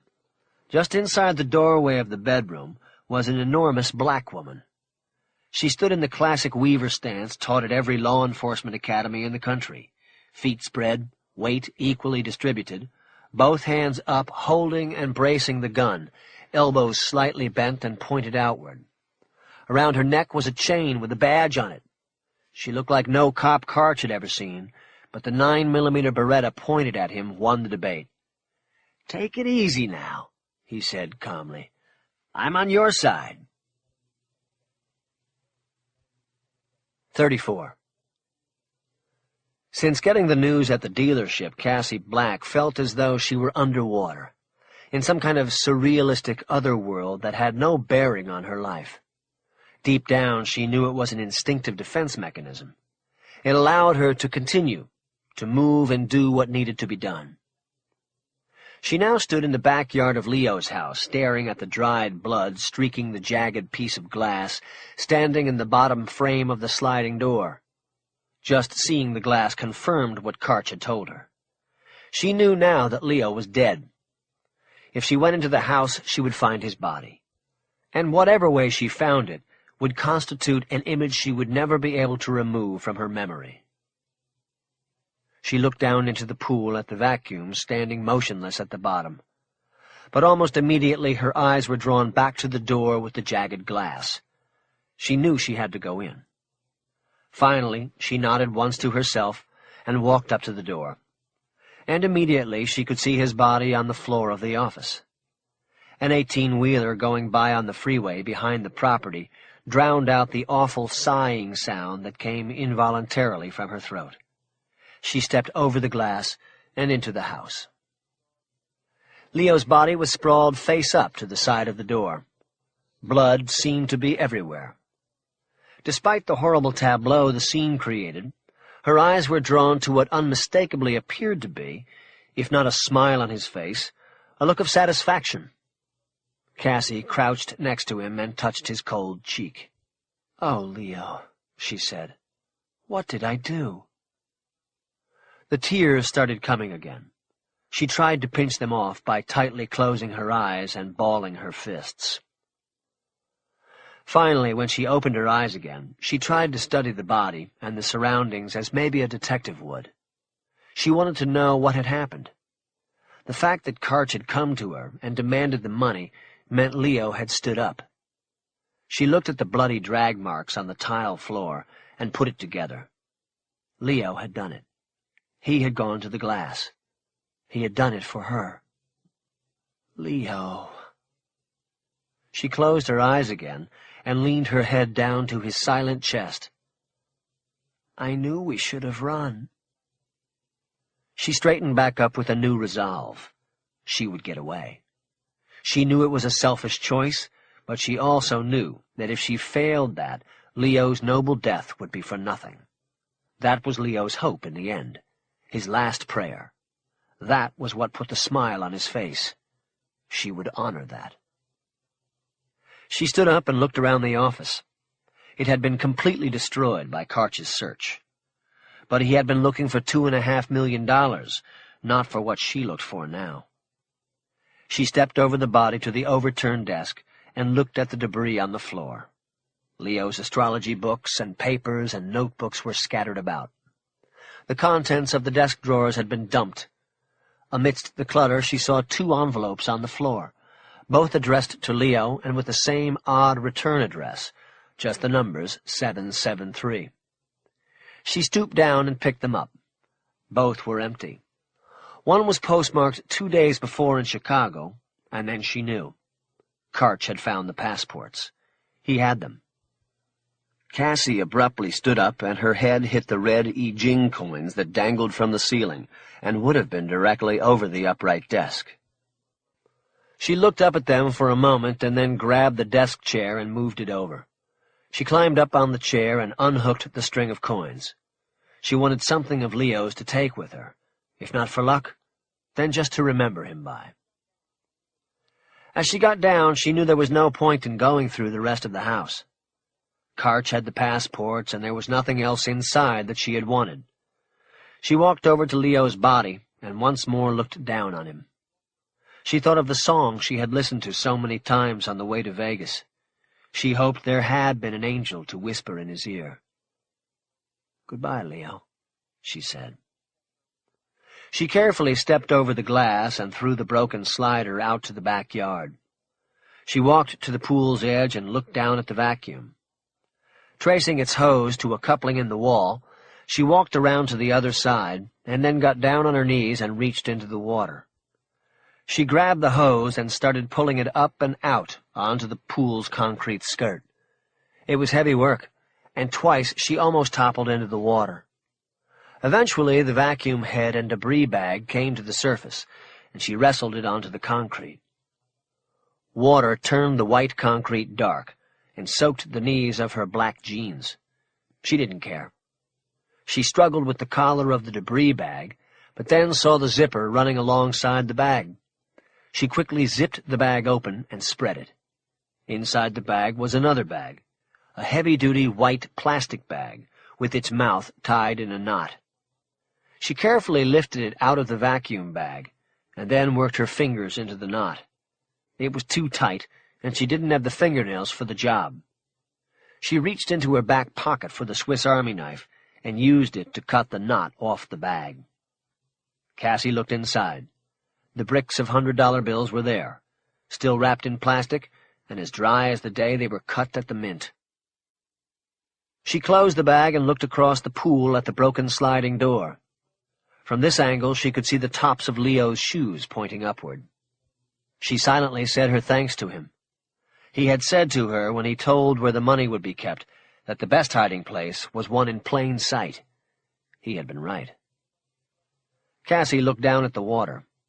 Her struggling with the vacuum had created a small current. Floating by her on the surface was a dead hummingbird, its tiny wings spread like an angel's. 35. Karch slowly stood up when ordered to by the woman with the gun. "Who the hell are you?" He nodded, hoping it would be a gesture taken as a sign of his full cooperation and compliance. "My name is Jack Karch. I'm a private investigator. My license is in the inside right pocket of my jacket. May I get it out and show it to you?" "Maybe later. A P.I.? What do you want with Cassie Black? And take 2 steps backward and lean against the wall." She was slowly coming further into the room. He did as he was told, and leaned his shoulders against the wall as he spoke. He saw her eyeing the cig which was still on the bed. "I'm on a case. A hot prowl in Vegas. A hotel room. A high roller was taken off for a lot of money. If you don't mind me asking, who are you?" The woman was at the bottom of the bed. Keeping her eyes and the aim of her Beretta on Karch, she bent forward and reached her free hand for the gun. "Agent Thelma Kibble, State Parole." "Oh, yeah, Kibble. I was going to try to reach you today to talk about Black." "Since when does Nevada allow its PIs to run around with silencer-equipped weapons?" Karch did his best to look surprised. "Oh, you mean that? That's not mine. I found that in the drawer there. That's Cassie Black's. And you might be careful how you handle it. I think it's evidence." "Of what? You said it was a hot prowl." "They found the body of her old partner, a man named Jersey Paltz, in the desert. He was shot." Kibble looked down at the weapon in her left hand. Karch was about 6 feet away from her. He decided it was too risky to make a move from that distance. "Tell you what, Mr. Karch, why don't you very slowly open up your jacket for me?" "Sure." Karch slowly opened his jacket, exposing the empty shoulder holster. "I know what you're going to say," he said quickly. "Empty holster, the cig must be his." "Not true. I have a license to carry a concealed weapon, but it's a Nevada state license. No good in California. If I had a weapon in this holster, I would be breaking the law. My weapon is locked in its case in the trunk of my car. If you want to walk out with me, I will show it to you." "I'm not worried about that. What I'm wondering is why you are here and not the Vegas cops. If there's a murder, why aren't the authorities involved? Why aren't they here?"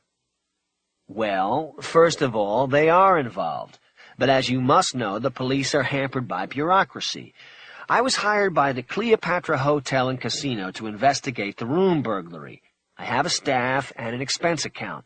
I move faster. The police will be coming here and be in contact with you soon. In fact, I am working very closely with the Metro Police.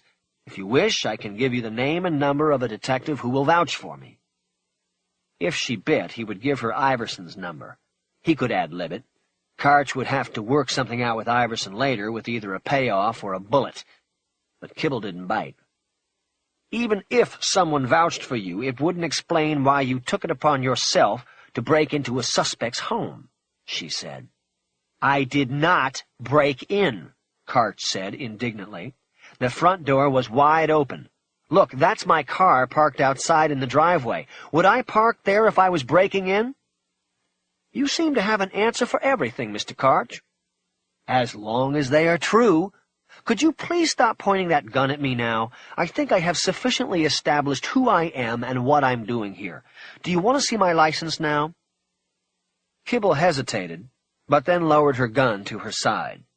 Karch dropped his hands to his side without her protesting. He had hoped she would actually put the weapon away, but nonetheless was pleased by what he saw. He decided to stay on the offensive. "Now, can I ask you what you are doing here?" Kibble hiked her sizable shoulders. "I'm doing my job, Mr. Karch, just a routine home call, checking up on one of my cases." "Seems a little too coincidental to me." "I had a conversation with her a couple weeks ago that didn't sit well with me. I put her on my list of field checks. Didn't get to it until today." "And you came here instead of visiting the dealership?" "I called the dealership. She had a message on her line saying she wasn't in today, so I came here." "Don't ask me any more questions, Mr. Karch. I'm asking you the questions." "Fine." He waved his hands in surrender. "You said there's a homicide in this? Well, I know Cassie Black probably better than anybody around here, and I'll tell you right now there's no way she's involved in a homicide. No way."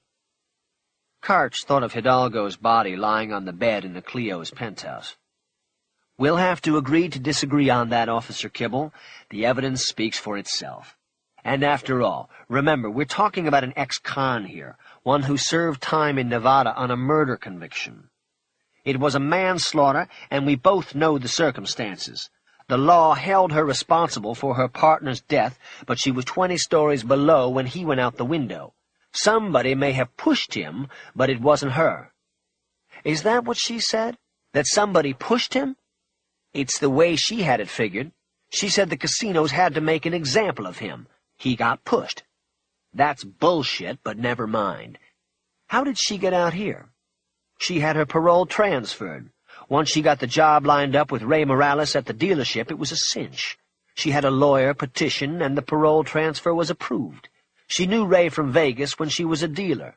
Ray's an ex-con who made it in the straight life. He wanted to give her a shot at it. He probably also wanted something else, but Cassie never complained. Karch had thought Morales was an ex-con. When he'd put him down on the floor of the finance office, Morales had taken it with a certain dignity you never saw in citizens. The woman was like the rest of them. She started to whimper and was going to shout, so he had to shoot her first. "So, did you get close to her?" Karch asked. "Close enough to know what made her blood move?" "You mean why she started ripping off high rollers in Vegas?" Karch nodded. "You ask me, I think it had something to do with her father, a degenerate gambler. I think she thought she was getting back at the casinos or something. I don't know."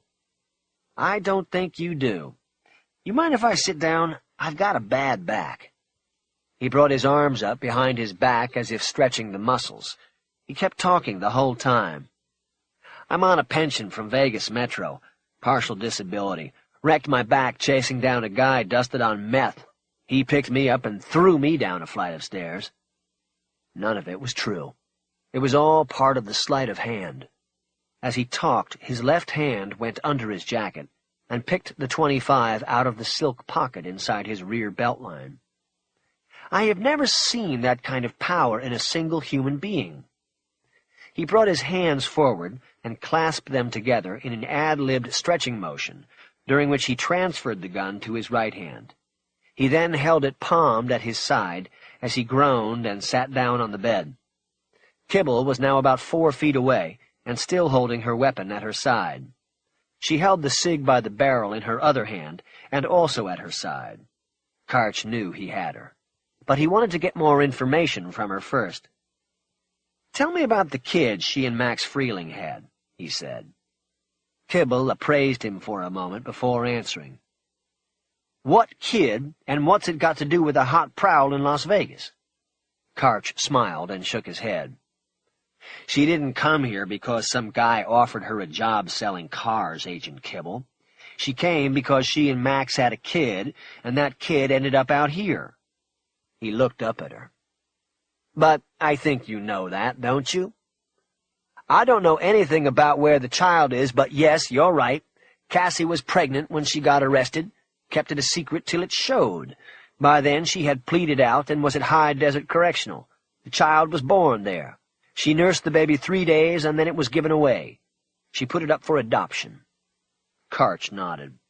He hadn't known the details, but had already figured out the main aspects of the story. "You got kids, Officer Kibble?" "2 of them." 3 days. That long enough to make a bond that nobody can break? 3 minutes is enough. You know, I'm tired." He leapt up off the bed and stuck the .25 into the collar of fat that was Kibble's neck. "Of your sarcastic way of answering me, Agent Kibble, it is—" He slapped the Beretta out of one of her hands and then reached over and took the Sig Sauer from the other. "Really starting to bug me?" Kibble froze, and her eyes widened. "What are you doing?" she asked. "I'm sticking the short barrel of a .25 pop gun into your fat neck, Agent Kibble. I'm now going to ask you a few more questions, and you're going to leave the bullshit out of your voice when you answer. Am I right about this?" "Yes," she whispered. "Like I said, I got 2 kids. I'm all they got, so please don't—" Karch sidestepped her and then pushed her down onto the bed. He put the .25 back into its pocket and pointed the cig at her. He reached up and made sure the silencer was still properly attached. He waited until her frightened eyes looked up at him before he spoke. "Well, if you want to see them again, you answer a few questions, and without any of that fat lip anymore." Okay. "What questions?" "What else you know about the kid she had? The girl?" "Nothing. Just the one time she told me about the birth and stuff. That was all she ever mentioned about it." "Why'd it come up?" "I was showing her pictures of my boys, and she just mentioned it. It was at the beginning, and she had just come out from Nevada. I was trying to get to know her a bit, and she seemed like a good girl." "What else she say? She didn't say her kid ended up out here?" "Never mentioned it. She said she told Max she was pregnant on that last night, the night he went out the window." "That night?" "That's what she said. She said it was going to be their last job. She told him she was going to have a baby beforehand, and Max got all protective. He wouldn't let her do the hot prowl, so he did it. What are you saying? That she was supposed to be the one who went up into that room? You didn't know that? How could anybody know? Max ended up splattered across a craps table and she never talked. She took a plea instead. Now I fucking know why. Karch winced. The pieces of that night were coming together. He thought he understood everything now, 6 years too late. He turned and stepped away from the bed, as if turning from a bad memory. In the mirror over the bureau, he saw Kibble's posture stiffen, as though she were going to make a move. Then she saw him watching her in the mirror. Don't do anything stupid, Agent Kibble. Remember those 2 kids of yours. What did Cassie Black say about Max trying to fly that night? She wouldn't talk about it, especially with me. There was just this one time that she talked a little bit about it, and she said Max had to have had some help going through that window. That's all. Yeah, well, she was right. But the help came from her, nobody else. What? You were there? Karch looked at her a long moment, and he could see fear rise in her eyes. I'm asking the questions now, remember? He paused to allow her to answer, but she didn't. Karch raised the aim of the cig up her wide body, over her face and to the wall behind her, until he was pointing at the woman walking on the beach in the poster. Tell me about Tahiti. Tahiti? She looked backward at the poster on the wall. Tahiti was a dream. Was? She went there with Max once, blew the take on one of the jobs and went there for a week. Karch looked over at the waste can next to the bed table. The photo of Cassie Black and Max and the umbrella drink could be seen over the lip of the can. He knew without a doubt then that it had been taken in Tahiti. She thought that was where the baby got, conceived, Kibble said. And the plan was for them to go back, after the baby was born. Retire from the hot prowl and live on an island or something in Tahiti. Live happily ever after and raise the child. But all that went out the window with Max. Kibble nodded. They never made it, she said. So Tahiti isn't a place anymore. Not for Cassie. It's a dream. It's all her plans. It's everything she never got with Max. Karch paused for a moment before responding. He looked down at the investigation report from Renaissance that was on the floor by Kibble's feet. It's almost everything, he finally said, his eyes still on the report. But our Cassie Black has a plan, Agent Kibble. Something tells me she's the type who always has a plan. He was totally into his own thoughts. He quickly scanned through his theories and suddenly looked up at Kibble. Last question, he said. What do I do with you now? 36. Cassie pulled to the curb a block from the house on Selma and studied it for any indication that Karch might be there waiting for her. There was nothing obvious. No cars in the driveway. The front door wasn't kicked in. She watched for 10 minutes but never picked up a warning vibe. Finally, she drove off to the street running parallel to Selma and 1 block over. She parked again, then got out and cut between 2 houses and climbed a fence into her backyard. She left the money locked in the front trunk of the Boxster. Her plan was to not leave the car for very long. She was only going in to get a single photograph, maybe some spare clothing if she wanted to press it. She dug the spare key out of the flower pot on the back porch and quietly entered the house through the kitchen door. Karch had been there. The place had not been searched and destroyed like Leo's house, but he had been there. The vibe was there. She could tell. There was something disturbed, something amiss. She stepped into the living room without making a sound and confirmed her instinct when she saw the hanger and 7 locks lying on the coffee table. She hadn't worked the locks since before going to Las Vegas. She had not left them out in the open like that. He had. She stood perfectly still and concentrated on the sounds of the house for almost 2 minutes. When she heard nothing else, she retreated to the kitchen and took the largest knife she had out of a drawer. She carried it at her side as she entered the front hallway and slowly walked into her bedroom. The first thing she saw was the poster. It hung askew on the wall, and slashed across it was a large X that looked to her to have been painted with blood. It was a long moment before she could pull her eyes away from it to take in the rest of the bedroom. This room had been searched. Cassie did not have enough belongings to make the debris all over the floor seem to be much more than a minor mess, but she quickly dropped to the floor and grabbed her 2 photo albums. The idea that Karch may have handled them and looked in them repulsed her. She put the albums on the bed for taking, even though she knew she didn't need them anymore. She then quickly began scanning the floor for the one photo that she did need, that was irreplaceable. Finally, she saw it in the trash can. The glass over the photo shattered. She grabbed it out of the can and shook the glass out of the frame. The photo in the frame appeared to be undamaged, and she let out a sigh of relief. It was the only photo ever taken of Max and her together.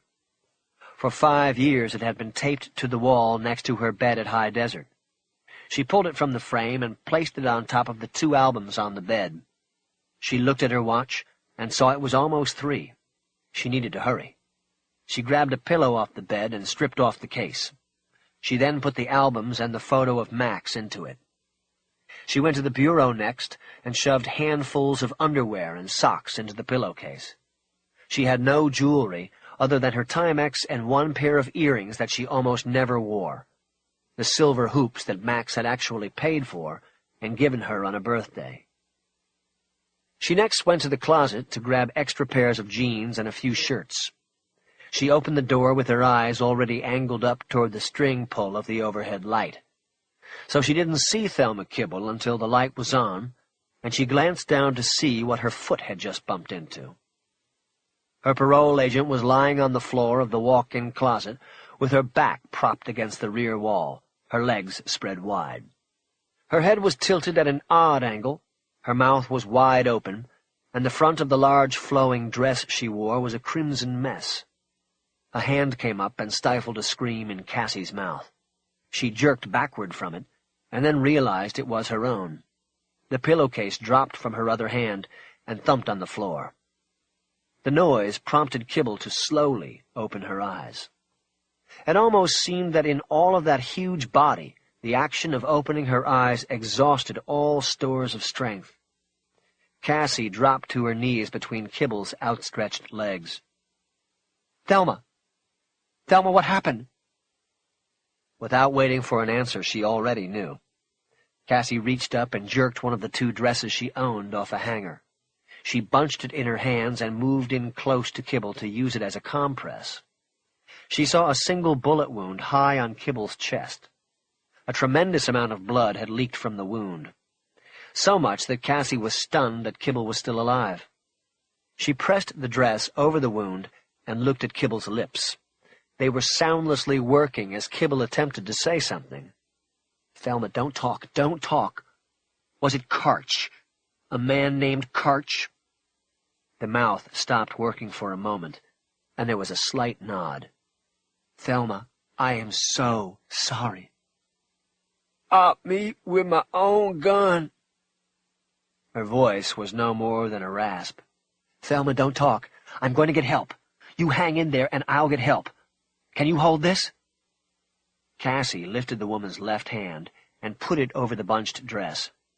When she released her hold, the hand started to fall away. Cassie reached over to a plastic laundry basket and dragged it over. She overturned it and pulled it in tight against Kibble's side. She raised Kibble's left arm again and propped the elbow on the overturned basket. She then put the left hand back onto the makeshift compress. The weight of Kibble's huge arm kept her hand and the compress in place. "Hang in there, Thelma," Cassie ordered. "There's no phone in the house. I have to go to my car. I'll call for help and be right back. Okay?" She waited and saw Kibble's jaw start to tremble as she tried to say something. "Don't answer. Just save your strength. Help will be here soon." Cassie started to get up, but saw Kibble's mouth still working. She was determined to say something. Cassie leaned in close and turned so her left ear was close. "He knows." Cassie waited, but there was nothing else. She turned and looked at Kibble. He knows? He knows what? Kibble's eyes came up to hers, and Cassie knew that what she was trying to say was important. Karch? He knows what, Thelma? She turned and leaned in again. Your daughter. He has her picture.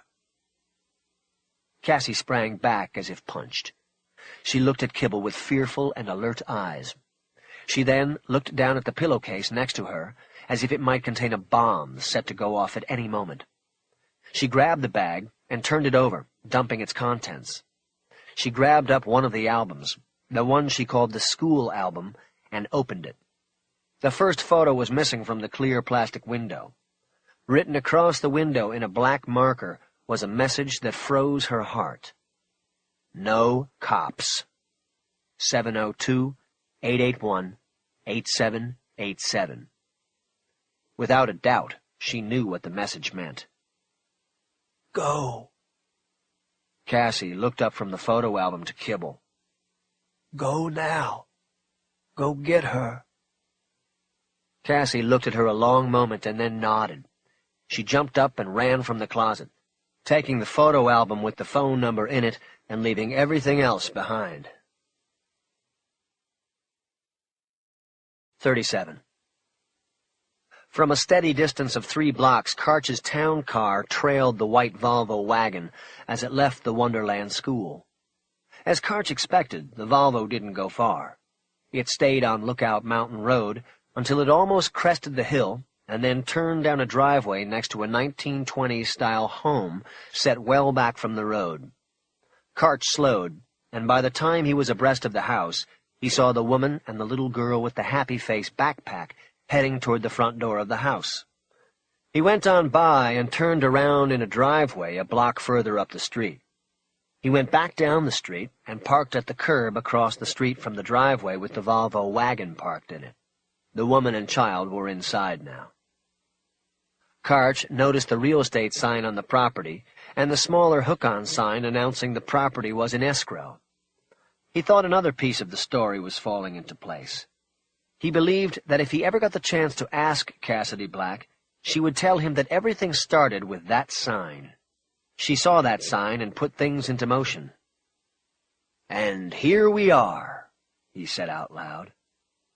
He had been doing that a lot lately, the audio commentary when no one was around to hear it but himself. But he wasn't worried about it. It ran in the family. He used to sit in the bedroom and listen to his father in the next room talking to himself in the mirror. He'd do it while running quarters over his knuckles, both hands at once, and practicing coin and card gags. He always said the patter was as important in the art of the sleight as anything you did with your hands. Words could be part of the misdirection as well.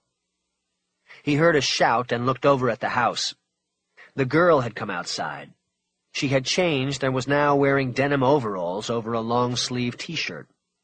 She was kicking a ball with a ladybug design on it around the yard and finding something in the activity to yell about. Karch saw the woman standing just inside the open front door and watching over her. He waited and watched, and eventually the woman stepped back into the house and out of sight. She apparently felt confident in the safety and sanctity of the yard. Karch checked his watch and waited for her to come back to check on the girl. He wanted to get an idea of the time intervals, and then he would know how much time he had. While he waited, he thought some more about Cassidy Black. He believed he would soon have the high card in the game they were playing, and the last deal would be on his table, not hers. The woman came back to the door to check on the girl after 6 minutes. Karch had also been counting the cars during that time. Only 3 had gone by. Traffic was beyond prediction, but he figured, to be safe, he had between 2 and 3 minutes from getting out to getting back in.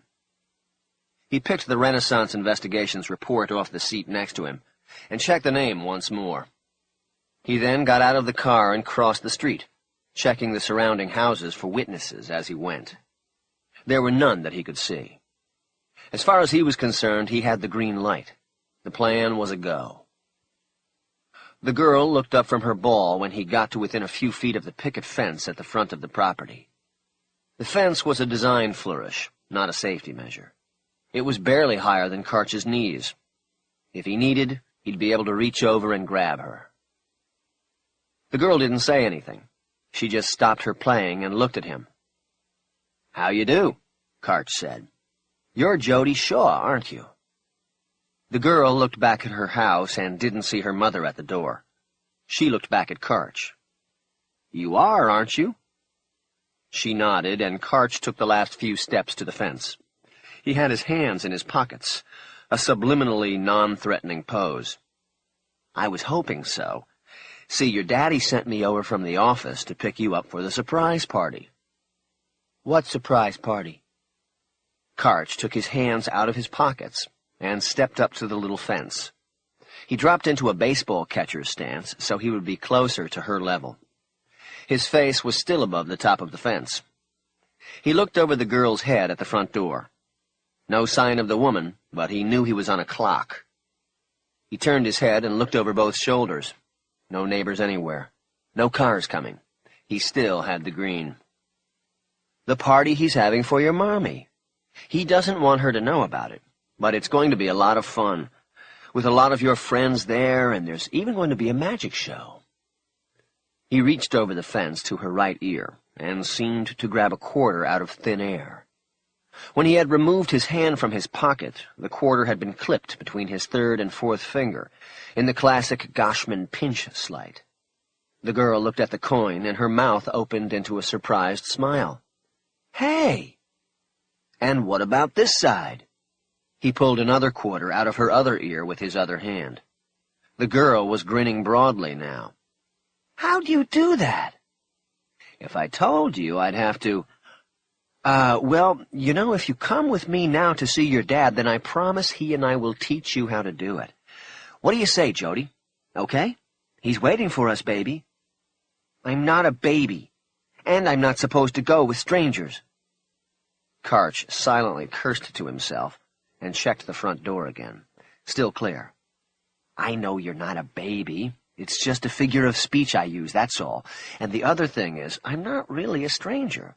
I mean, you and I just met for the first time, but I know your daddy and he knows me. Enough for him to pick me to come get you for the party." He checked the front door one last time. He knew he was going too long with this. He was way over time. The green light was now red. "Anyway, your daddy really wants you there at the office, so—" He straightened up and reached over the fence. "You can yell 'surprise' when your mommy gets there." He reached under her arms and lifted her up. He knew the key thing was to keep her quiet for 30 feet, from the fence to the car. That was all. After that, it didn't matter. He turned and walked quickly across the street toward the Lincoln. "Mommy?" the girl said in a timid voice. "Shh, shh," he responded quickly. "We don't want her to know about this, sweetheart. That would spoil the surprise." He got to the car, opened the back door, and loaded her in. He then closed it and jumped into the front seat. He had done it, he realized. Grabbed her without incident or detection. He dropped the car into drive and started down Lookout Mountain. "Is there going to be dancing at this surprise party?" Jody said from the back seat. Karch adjusted the rearview mirror so he would be able to watch the girl. The moment he did it, he heard a scream in the distance. The windows were up in the Lincoln, so the origin of the sound could not be pinpointed. Karch readjusted the rearview mirror and immediately saw the woman from the house run into the street 50 yards behind. Her hands were balled into fists and pressed against her temples as she stared at the retreating Lincoln. He quickly hit the button that turned on the stereo. He checked the mirror again. The woman was still in the middle of the street, screaming, but the stereo was covering it in the car. It was Frank Sinatra singing, "That's Life." Karch started thinking about the license plates on the Lincoln. He doubted the woman got a read off the back plate, but he knew he needed to find a safe place to switch back to the originals. And he wasn't worried about having been seen himself. The windows were tinted too dark for that. He felt good. He was clear. He remembered the girl had asked a question. He adjusted the mirror again and looked back at her. "What did you ask?" "Will there be dancing at the party for my mommy?" Sure, baby. Plenty of dancing. I'm not a baby. Yeah? Who cares? 38. The gears of the Boxster whined loudly as Cassie wound them out on the way into Laurel Canyon. 911 emergency, how can I help you? She had the phone on speaker. Listen to me. You have an officer down. An officer down! She gave the address of the house on Selma, and the location within where Thelma Kibble could be found. She also described the wounds she observed, and told the operator to dispatch the ambulance. I am doing that by computer while we speak. What is your name, please? Just send the paramedics, would you? She disconnected the call and immediately hit redial. At first, she got a recording saying all 911 lines were busy, but an operator picked up before the recording was completed. 911 emergency, how can I help you? At first, Cassie thought it might be the same operator. Can I help you? She decided it wasn't. There's a man trying to abduct a little girl. You have to send someone. What is the location, ma'am? Cassie looked at the dashboard clock. It was 3:15. She knew Jody Shaw's schedule by heart, and that she left Wonderland Elementary every day at 3. If Karch hadn't already made his move, he would have to do it at the house. She gave the operator the address of the house on Lookout Mountain Road. Hurry, please! She disconnected the call. She caught the light at Hollywood and Laurel Canyon Boulevards and sped north into the canyon. She realized that she was probably closer than any LAPD patrol cruiser, unless there happened to be one already in the canyon or at Wonderland Elementary. She had to decide what to do if she got there first. Traffic slowed as it winnowed to one lane, and she found herself caught behind an old LTD that was meandering into the canyon. "Come on!" she yelled, her hand pressed on the horn. "Let's go! Let's go!" She saw the man in the car in front of her looking at her in his mirror. She waved him to the side, but he just raised the middle finger of his right hand to her and seemed to intentionally drive even slower. On the next turn, she passed him, a dangerous maneuver that made an oncoming car pull off the road.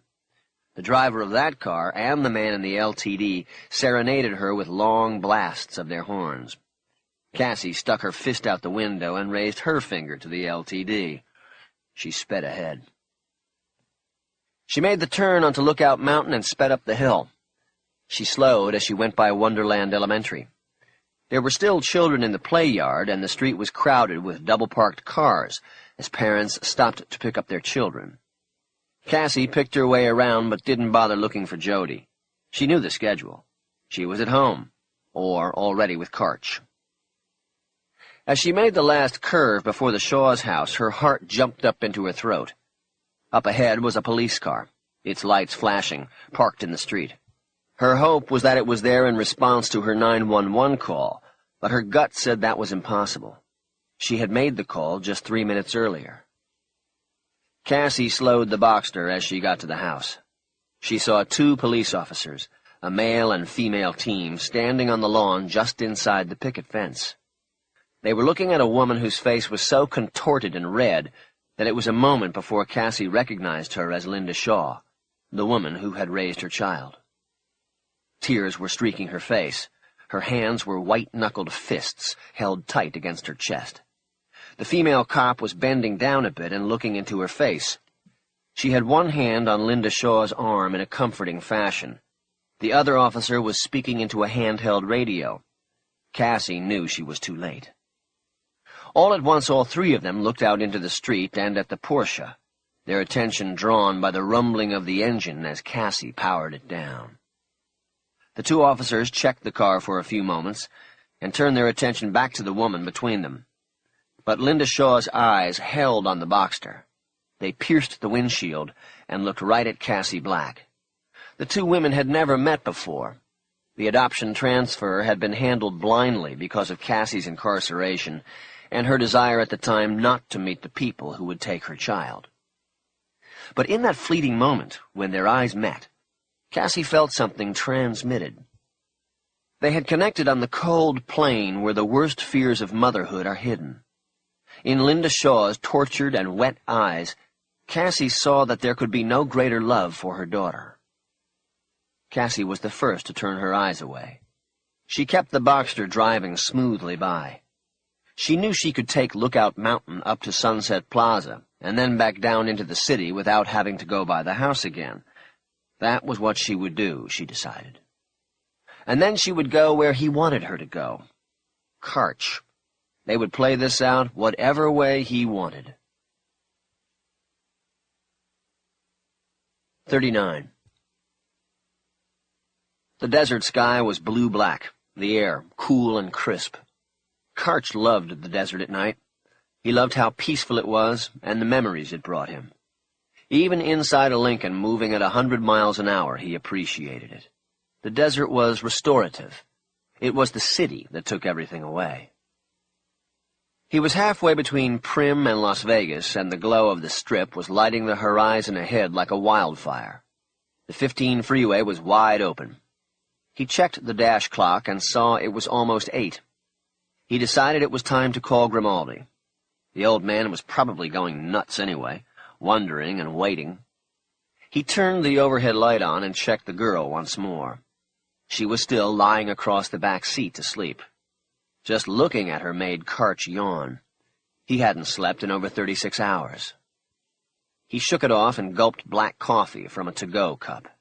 He had bought it all the way back in Barstow, and so it was cold. He put it back in the dashboard cup holder and got the cell phone out of his jacket. He punched in Grimaldi's private office number and then turned the overhead light off. The call was picked up immediately. Yes? There was a lot of background noise, people noise, talking and yelling and clapping. Karch knew Grimaldi had picked up the extension in the crow's nest. "Vincent, I need you to go to your computer. Where the hell you been? I've been paging you since I've been trying to get your money back. Now, can you— All I want to know is if you have it, not that you're trying to get it. Trying doesn't mean anything without the other." Karch shook his head. He felt like yelling into the phone, but knew it would wake up the kid. He kept his voice calm and even.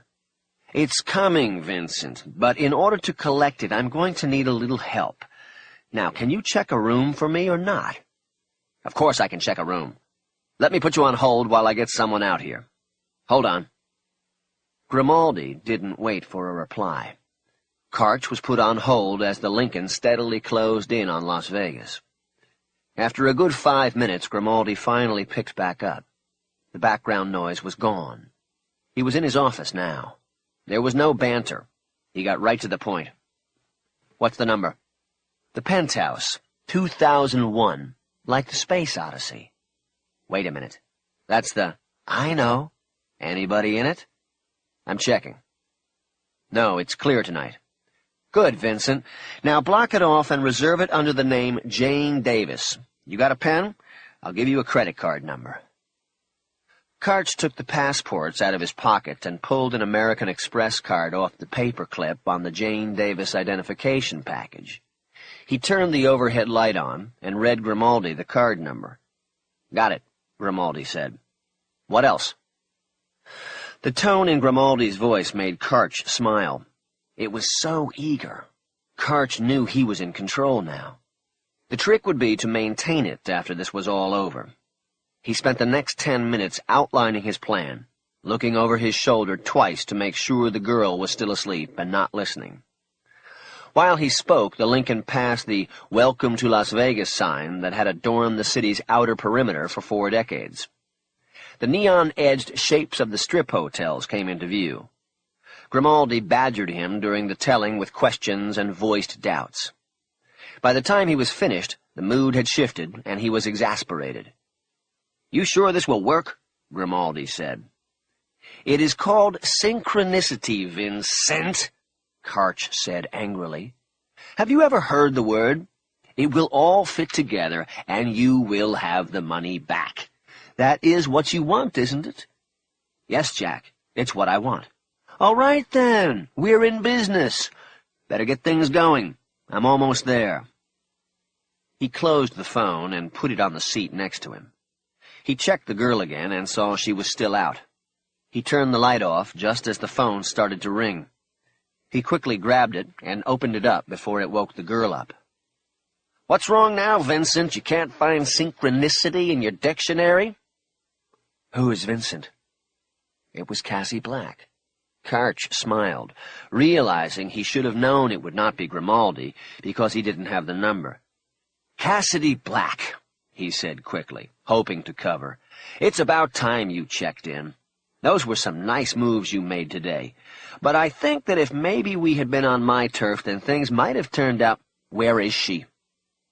Her voice was a steely wire. Karch paused, his smile still fixed on his face. The moment was delicious. He had control, and he was going to win this one. She's with me, and she's doing fine. And that's exactly how she'll stay as long as you do exactly what I tell you to do. Do you understand that? Listen to me, Karch. If that little girl gets hurt in any way, then it won't go by, you understand?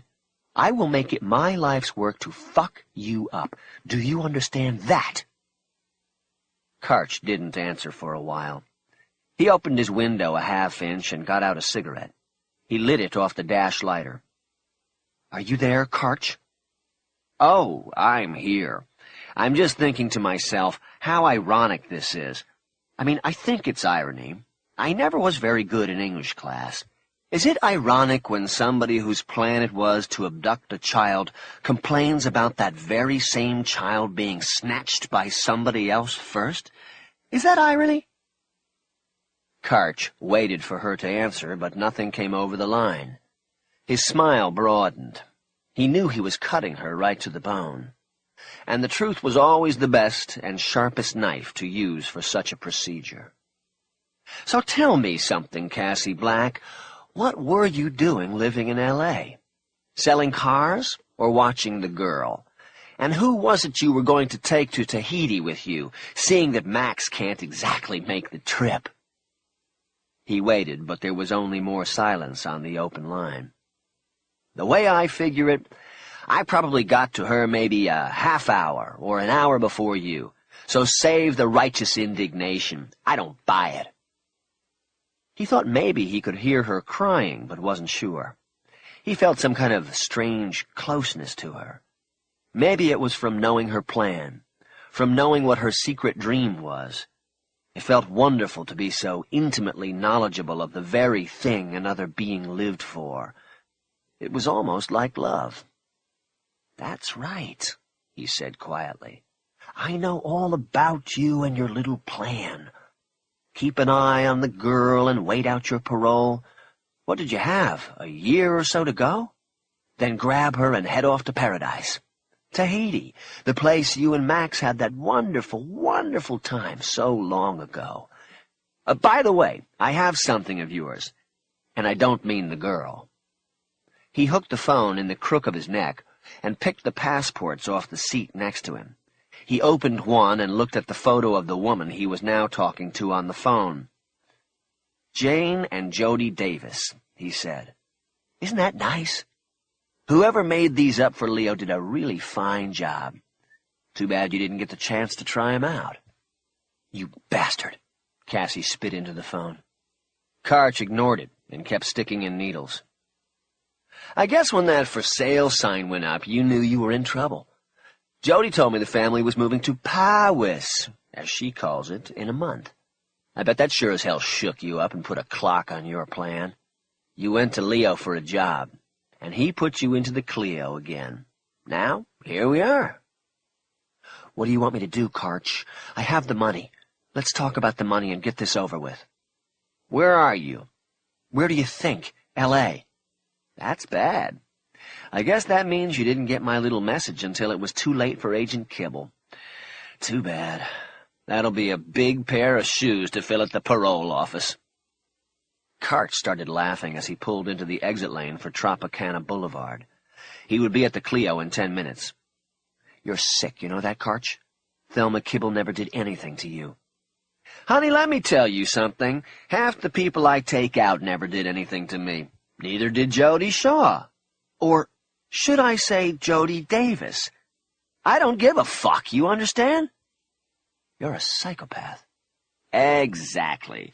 So this is what you do. You listening? You bring that money back to Vegas as fast as you can. I don't care if you are flying or driving, but you get back here to the Clio with it by midnight tonight. Back to the scene of the crime. He checked the dash clock. 4 hours. That gives you plenty of time. When you get here, you call me again, and I'll have someone bring you up to me. Karch, you... Shut up! I'm not finished. I better hear from you by midnight, or the Shaws will have to go back to High Desert to see if some other convict's got a bun in the oven they want to give away. I didn't want to give her away. Karch held the phone away from his ear. I had no choice. I wasn't going to raise my daughter in a... Yeah, same difference. You and Max must have thought along the same lines. There was silence on the line for a long time. What are you talking about? You killed him. I know it was you up there that night. I was up there, but you got the rest wrong, lady. But I gotta tell you, I didn't even know for sure what happened until today. Until I found out about the girl. He paused, and she said nothing. You want me to go on? He waited again. Finally, in a small voice, she told him to go on. See, I was in the bed like I was asleep. I let him go through the room and then go out into the second room, the living room. I then got up, got my gun from under the pillow, and went out there. I confronted him. I had the gun, and he didn't have shit. What else could he do but get down on the ground like I told him? But he didn't do it. I told him again, and he just looked at me.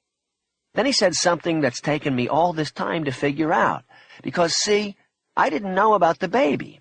About you and him and what you told him that night before he went up to do the job.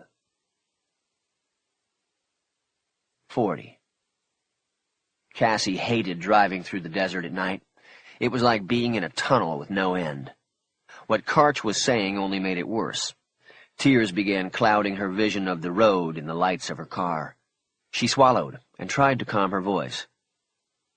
What did he say? She said. Tell me what he said. She had the call on speaker. Karch's voice came to her out of the dark. Disembodied and carrying a slight echo, it sounded as though he was all around her, and even inside her head. He said, not again. Better none than one in stir. Then he turned and ran right through that window. And I never knew what he meant until I found out from Kibble today what he knew that night. You told him he was a father, that you and him, you know. So he knew right then if he went with me, he'd be in jail when that little kid was born and grew up. And that happened to him, remember? He grew up with an old man in stir, and he didn't want that for anybody. He stopped talking, and Cassie had nothing to say. She wished she could just hang up, pull off the road, and walk blindly into the desert night. She wouldn't care what was waiting out there in the darkness. She believed Karch. She had no reason to, but she knew in her heart that he was telling the truth about what Max had said. She realized then that telling him, surprising him with the news that night, had set things into a terrible motion. In her mind she suddenly saw Max's crumpled body on the casino table. She had run to him and cradled his head in her arms. They'd had to pull her away from him. So you see, Karch suddenly said, if there's anybody you should blame, it's you, not me. You had the kid in your belly and you told him the news. What do you think about that, Cassie Black? She didn't answer. She gripped the wheel so tightly her knuckles glowed white in the dim light from the dash gauges. She felt a deep-rooted tremble go through her. It started in her chest, and then made her shoulders shake. It moved like a wave down her arms, until control of the wheel was in question. Finally it passed. She tried to put thoughts about Max aside, to be dealt with later. Jody was the important thing. She had to concentrate on Jody. You know something? Karch said. Now that I understand what happened in that room with Max, the one thing I don't understand is what happened in the room with Hidalgo. I mean, why'd you do it? Cassie didn't understand why he asked such an obvious question. Why else? The money. But why put the guy down unless you had to? And it didn't seem to me that— What are you talking about? Hidalgo? Hidalgo's dead? You should know that better than— No! I don't know what you're talking about. It looked pretty cold-blooded to me. Guy sitting there in bed in his underwear, defenseless, and you pop him like that? As he spoke, Cassie remembered her last moments in the room. Hidalgo was restless, waking up. She stood at the foot of the bed and raised the gun. She had been ready and willing to do what was necessary, to cross the final line. Had she done it? Had she crossed and then blocked it from her memory? Impossible. Karch, listen to me. If he's dead, somebody else did it. There was a pause, and then Karch's voice came back. Sure. Whatever you say. It still doesn't change things. You're coming back here with the money and— Karch? What? How do I know you even have her? He laughed in a fake way into the phone. That's just it. You don't. I need to talk to her. Before I come there, I need to know you have her, and that she's alive. Please, Karch. Oh, well, if you're going to be so polite about it. She listened. She thought she heard a horn honking, and then Karch cursed at someone. She realized he was in a car and guessed it meant that he had pulled over and maybe cut someone off. She heard a rustling sound and then Karch's voice again, but not directed into the phone. Wake up, kid, he said. Somebody wants to talk to you. Say hello. Cassie heard her daughter's breathing before her voice. Then she spoke one word that went through Cassie's heart like a diamond-tipped drill. Mommy? Cassie involuntarily drew her breath in and held it. She tried to halt the torrent of tears she knew were waiting to come down. She opened her mouth and tried to respond to the first word her daughter had ever said to her. But before she could form a sound, Karch's rude and gruff laugh loudly filled the inside of the car. Out of the mouths of babes, right? He said. The Clio, by midnight, Cinderella, or your pumpkin gets smashed. He killed the connection, and Cassie was suddenly riding in silence and darkness, in the tunnel. She thought about calling Karch back, but knew that all that was to be said had been said.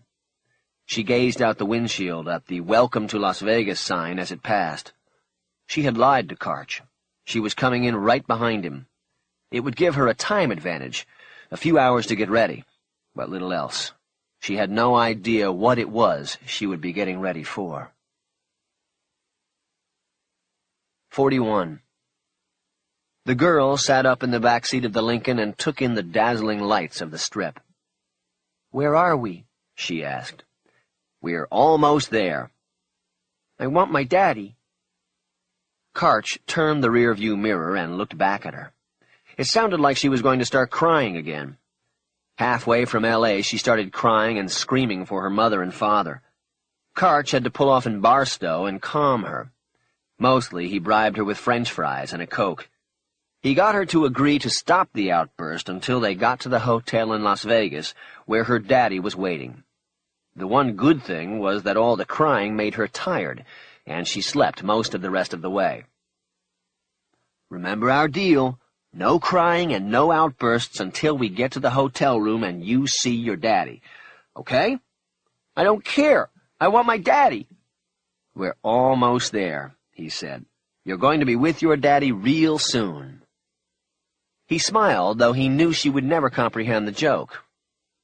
Are we in France now? What? He checked the mirror and saw her staring out the window to her right, the reflection of neon light playing on her young face. He looked out the windshield to the right and saw what she was looking at. They were passing a half-size Eiffel Tower fronting a casino. Could be, kid. Could be. After a few more minutes, he turned the car into the Cleopatra's entrance and followed the signs that said self-parking to the rear of the property.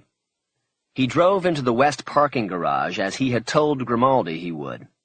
He found a parking slot on the 4th level, and then he and the girl took the stairs down to the ground floor. Karch walked quickly, holding the girl by the hand and tugging her along. An emergency exit door that Karch knew led from the elevator lobby of the Euphrates Tower directly to the parking garage had been left propped open for them with a towel tied around the inside push bar and then looped around the edge of the door and tied to the outside handle. By entering here, he would be able to bypass all of the cameras in the casino. He could not allow there to be any video documentation of himself with the girl. Once they were through the door, Karch yanked the towel free so that the door closed and locked. He left the towel on the floor. In the elevator lobby, Jody Shaw stopped and tried to jerk her hand out of Karch's grip. It reminded him of the slightest tug of a throwback fish on a fishing line. He looked down at her. "Where's my daddy?" "We're going up to see him right now. You want to push the button?" He pointed to the elevator call buttons. "No! I'm almost 6 years old, not 3. "Oh, okay then." Karch pulled her to the panel and pushed the button. He then glanced around and made sure no one was paying attention. He dipped his fingers into the sand jar below the buttons and eventually pulled out the card key Grimaldi had had planted there for him. An elevator opened, and Karch pulled the girl into it. He used the card key to engage the penthouse button. Once the door was closed, he let go of her hand. He looked up at the camera in the corner. There was no light or other means of determining if it was on or had been shut down per his instructions. He looked down at the girl, and he could tell she was confused and about to start crying again. He squatted down to her level and smiled. "It's all right, kid. This will all be over in a few hours." "I want my mommy and daddy now." "You will all be together real soon, I promise. Hey, tell you what. Did I show you this?" He took the pack of cigarettes out of his pocket and shook one out. He then performed the in-the-ear and out-the-mouth transfer flawlessly. The girl's eyebrows arched in wonder. He lit the cigarette off a lighter and blew the smoke up over her head. "That's magic," he said. "My daddy taught me that." He stood up. Or at least the guy who thought he was my daddy. The doors opened, and he led the girl out into the alcove. They stepped into the hallway and went to the first door to the right. He used the card key to open the door, and the girl charged in ahead of him. "Daddy!" He watched her look around expectantly, and then go through the open double doors leading to the bedroom. Karch closed and locked the door, dropped the card on a little table beneath a mirror in the entranceway, and followed her into the bedroom. She was leaning against the bed, her face down on the spread. "Where's my daddy?" "I guess we have to wait for him." She turned and looked up at him with accusing eyes. "You told me he was here." "Don't worry, he's around somewhere. We just have to wait for him to come back. I'll make some calls to see if I can't find him, okay? In the meantime, this in here is the room where you are going to wait. You can get on the bed and go back to sleep, or you can watch TV, whatever you want. They have a channel just for cartoons, right? Why don't you check it out?" He looked at the girl, nodding and smiling, but she wasn't with the program. She hardly seemed mollified, and Karch was just about out of patience. The next move would be to tie the kid up and put her in the shower with a gag in her mouth. He decided to try once more before going to that extreme. "Tell you what, you hungry? I'll order us up some room service. I'm fucking starved. How about a nice juicy steak?" "Gross. And you talk dirty." That I do. "All right, no steak. What would you like instead?" "SpaghettiOs." "SpaghettiOs? You sure about that? They got some great cooks down there. You sure you want SpaghettiOs?" "SpaghettiOs." All right, SpaghettiOs. Tell you what, you watch the TV in here, and I'll go call room service." He took the remote off the top of the TV and turned it on. He then handed her the remote and walked out of the room. He then remembered something and came back in and disconnected the phone. She watched silently as he left the room with the phone. Just as he closed the double doors, she called out from within, "And a Coke, too!" He wondered for a moment whether a child that age was allowed to have Coke. He then dismissed the thought, because it didn't matter. "Okay, 1 Coke, coming up." Karch took the phone cord and wrapped it around the necks of the 2 doorknobs. He doubted she would try to make a break, but it didn't hurt to be thorough. He then walked over to the little desk and picked up the phone. He dialed Grimaldi's direct line again, and the casino director answered immediately. "You're in. You turned the elevator cams off, right? And the garage, just like you asked. Routine maintenance. If you stayed clear of the casino, then there's no record of you coming in." "Okay. What about the stairs?" "I've got people in every stairwell. And we know she doesn't have a card because Martin got his back. So she can't use the elevators. Just the stairs. You want somebody up there in the penthouse? Like in the hallway?" "No." "You sure she's going to come back with the money? Just for the kid?" "She's coming, Vincent. I guarantee it. With your life, Jack. You understand that?" Karch didn't answer. Grimaldi was trying to reassert himself, but it was too late for that. Karch still had control. "She says she didn't put Hidalgo down on the bed like that." "Who says this?" "Cassie Black. She says she didn't pop him." "Bullshit. What's she going to say? Things went wrong up there and I did it? No, they never copped to anything, Jack. You know that." Karch thought about this. "All right," he finally said. "I guess you're right. I know I am. So, you're all set up there?" "Yeah. Oh, wait, one last thing. I need you to call room service and have them send up a steak. Make it bloody rare, and—" He looked toward the doors to the bedroom. The low sound of cartoon gunfire was coming from the room. "What? And do they have any SpaghettiOs down there? That canned shit? Kids like it. No, Jack, no fucking SpaghettiOs. This is a 4-star kitchen." "Well, then something close to it. And 2 Cokes, no ice. Tell them to knock on the door and leave it outside. Tell them I don't have to sign for it. Nobody can see me up here, Vincent. You understand?" "Perfectly. Anything else?" "That's it. This will all be over by midnight, Vincent. You'll have the money, everything. Miami will get the Clio, you'll run the show, and Chicago gets fucked. I'll be very grateful, Jack." "You bet your ass you will be." He hung up. He then took the cell phone out of his pocket and used it to check his messages. There were a couple new missing persons referrals, but nothing else. Karch knew that one way or another his missing persons days were going to end soon. When he put the phone back into his inside suit pocket, he felt something in there and remembered he had taken Leo Renfro's date book. He took it out and opened it. He had only glanced through it before, at the time hoping there would be a clue to the whereabouts of the money or Cassie Black. Instead, he found the calendar pages filled with penciled notes about astrological conditions. It fascinated him that there were people who made life decisions based upon configurations of the stars and the sun and moon. He felt that it was stupid, and what happened to Leo sure proved it.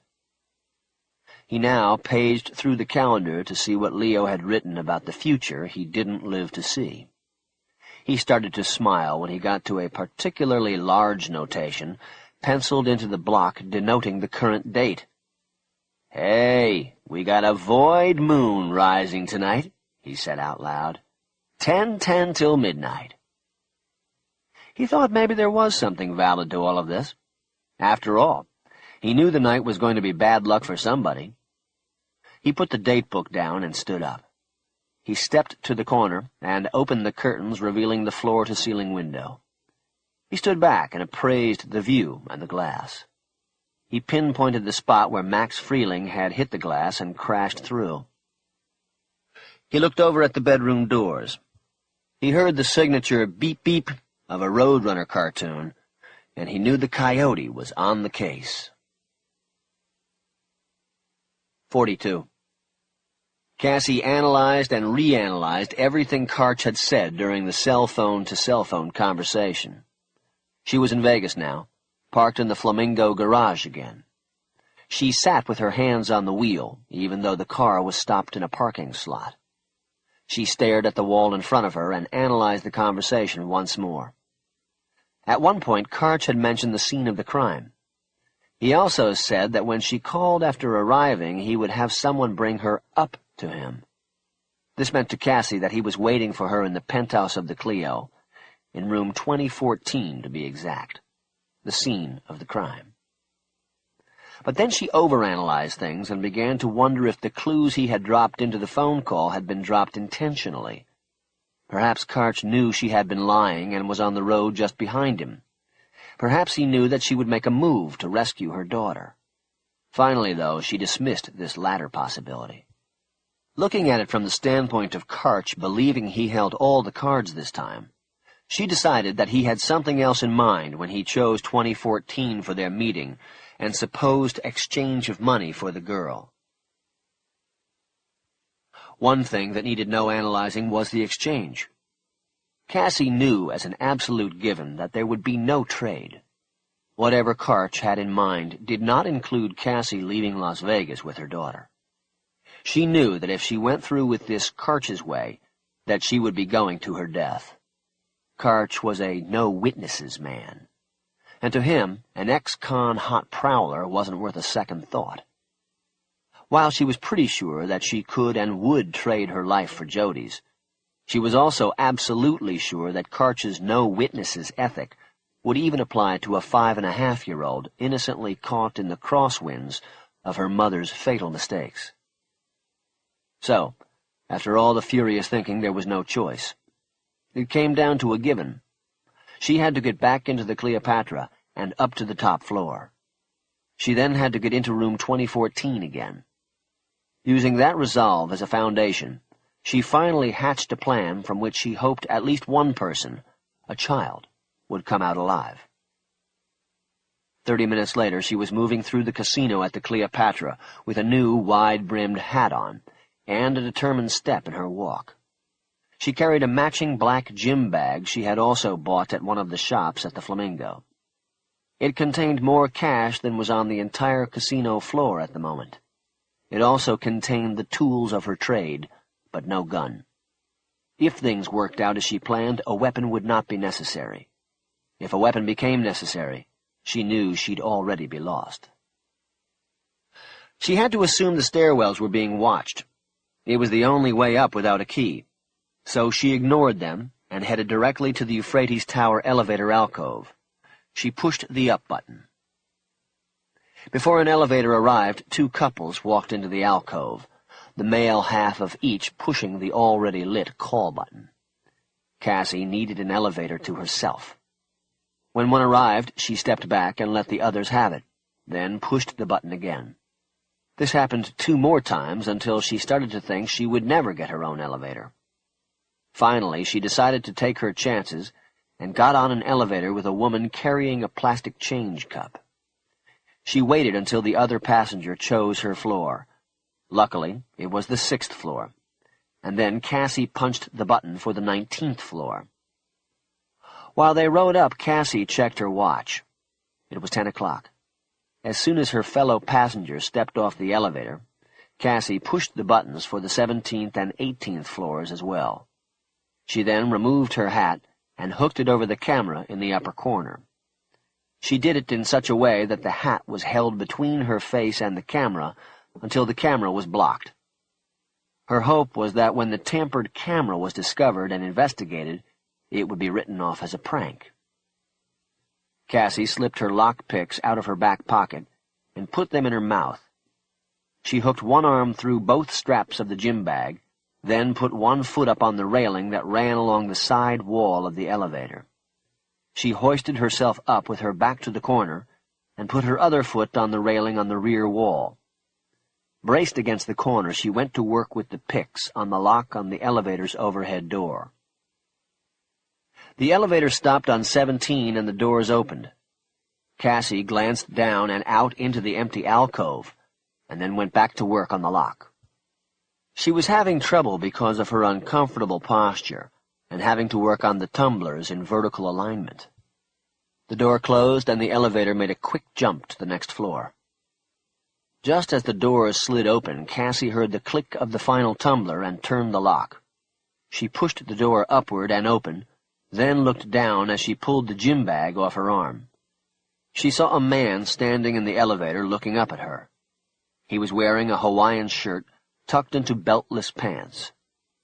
Cassie didn't know how much he had seen, but she knew there was no valid explanation for what she was doing.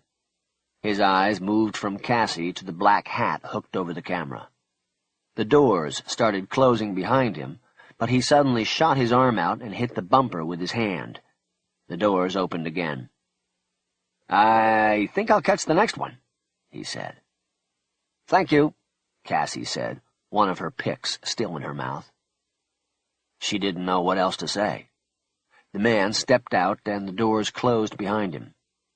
Cassie shoved the gym bag up through the hatch, which was about 2 feet square. She then reached her arms up through the opening and braced them on the top of the elevator roof. She pulled herself up and through. The elevator started moving upward again. Cassie quickly closed the hatch and heard its lock click into place. Dim light came down from the top of the elevator shaft, where a single bulb hung from a roofing beam. Cassie stood up with the gym bag and maintained her balance while waiting for the elevator to stop at the 19th floor. When it did, she stepped off the elevator onto an iron crossbeam that separated the elevator shaft from the one next to it. After a few moments, the elevator she had rode up in began descending, leaving her on a 6-inch wide piece of metal 19 stories from the ground. The doors to the penthouse alcove were just across the chasm and up another 6 feet. She slowly moved along the ironwork until she reached the front wall of the shaft. There was a latticework of steel cross struts creating a support cage for the elevator. She began climbing these, finding the going slippery and treacherous because the struts were caked with dust. When she had reached a point where she was level with the penthouse doors, she gripped one of the struts with one hand and reached across the open chasm to the doors. Once she had a grip on the inside lip of one of the doors, she reached a foot across to the 5-inch ledge below the doors. She swung her body across to the ledge. In doing so, the gym bag slipped down her arm and was going to drop when she caught one of the straps in her hand. The bag, heavy with bricks of currency and her tools, banged sharply on the thin metal of the elevator doors. The sound echoed loudly down the shaft below her. Cassie froze. She thought the noise must have been just as loud in the alcove and the penthouse hallway. Karch looked up from Leo Renfro's datebook. He had heard a loud banging from somewhere out in the hall. He stood up and pulled the cig from its holster, while his other hand went into his pocket for the silencer. Then he thought better of it. He holstered the weapon, and his hand went under his jacket to his rear belt line. He pulled the .25 out and went to the door. Through the peephole, the hallway was empty. He debated whether to investigate the noise or to call Grimaldi. He decided it was better not to wait for someone to be dispatched.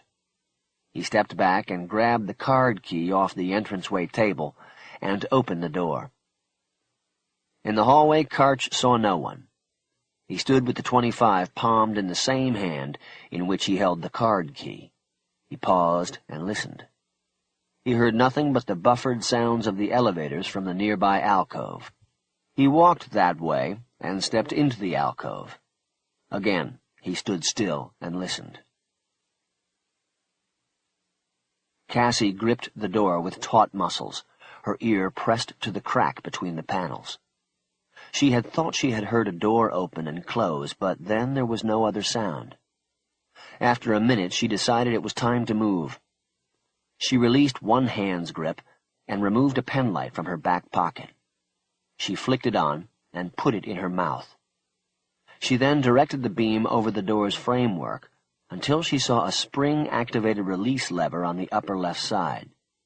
She inched her way over to that side of the door. Just as she reached up and put a hand on the lever, she felt a strong rush of air from below. She hesitated and looked down, just as the elevator directly below her loomed up out of the darkness and came up to crush her against the door. In a split second, she had to decide whether to pull the lever and try to push through the doors, or to catch the elevator by stepping back onto its roof as it came up. The light over one of the elevators went on, and there was a soft chiming sound. Karch quickly stepped backwards out of the alcove. He looked both ways down the hall and saw the double-pushed doors leading to the housekeeping station. He quickly stepped over and pushed through the doors. He held one of the doors open an inch and looked back out into the hallway. He heard the elevator doors open and close. Then a man and woman stepped into the hallway and headed the opposite way from Karch's position. The man looked like he was in his 50s, the woman her 20s. Karch watched as the man reached behind the woman and stuck his hand up the short black dress she was wearing. She giggled and playfully slapped his hand away. "Wait till we get to your room, sugar," she said. "Then you can grab whatever you want." He watched until they went into a room down the hall. He then looked around the housekeeping station. On one end there were linen and bathroom supplies locked in a fenced closet. On the other side was a service elevator. Also in the small space was a room service table piled with dirty dishes. It smelled rancid, and Karch thought it had been forgotten about all day. He stepped back into the hallway and went back toward 2001, pausing at the entrance to the elevator alcove, but again not hearing or seeing anything that raised his suspicion. He moved on to the door of 2001 and used the key to go back in. After 30 seconds, the elevator was called to another floor and dropped down the shaft. Cassie stepped off the roof onto the crossbeam and once again worked her way to the door. This time she secured the gym bag when she made the final move to the door ledge. She made it without a sound, then reached up and pulled the spring release lever. She heard a metallic click, and the two panels of the door separated a half-inch. She worked her fingers into the crack and then pulled the door panels apart. She stepped out into the elevator alcove, then turned around and slid the door panels closed until there was the click as they locked back into place. She quickly moved into the hallway and headed toward 2014, unsure what she was going to do when she got there. But as she passed the door to 2001, she suddenly stopped as she realized something. Synchronicity. Karch had said the word when she had called, and he thought it was someone named Vincent on the phone. She had immediately jumped to the conclusion that the Vincent he had referred to was Vincent Grimaldi, director of casino operations, the same Vincent Grimaldi that Hidalgo had referred to, the same Vincent Grimaldi who was director of security 6 years earlier. But now, who Cassie thought Karch was speaking to seemed less important than what he had actually said. Synchronicity. Cassie knew what it meant. It had been in the Las Vegas Sun's crossword puzzle at least a dozen times during the 5 years she religiously worked it. The aspect of seemingly separate events occurring in conjunction over time. Synchronicity. She knew Karch's plan. From Suite 2001, a man had fallen to his death almost 7 years before. Tonight, that man's lover, and their child, would do the same. Karch would take the money. All other things could be laid to blame on Cassie, the distraught mother who shot her co-workers and her parole agent, abducted her daughter, and then returned to Las Vegas to end it all as her lover had. The plan was smart. She knew it would work. But knowing it rested an advantage to Cassie's side of the board. She leaned forward, her head close to the door. She heard the faint sounds of cartoon mayhem coming from a television inside the suite.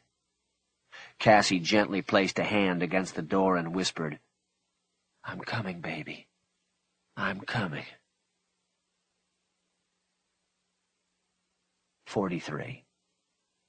Karch unwound the telephone wire from around the two doorknobs and looked in on the girl.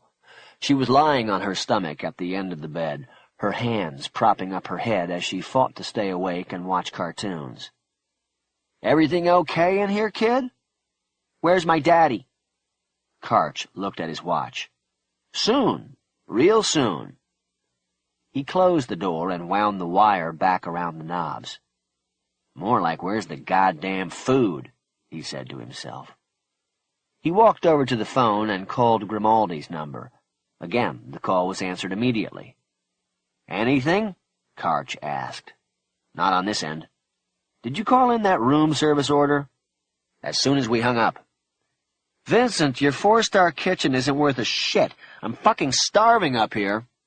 "It's busy down there, but I'll make another call." "All right, and let me know the minute somebody has her." "Will do." "Oh, and Vincent?" "What, Jack?" "You better close that one craps table down there. You don't want anybody getting hit." "Jesus! Are you sure it has to be this way? Can't we just—" "Vincent! Vincent! You don't want questions, right?" "No, Jack." "Then there is no other way. Synchronicity, Vincent. Call the pit chief. Close the table." He hung up and walked over to the window. He banged a fist on it, hoping to get a feel for the tension in the glass.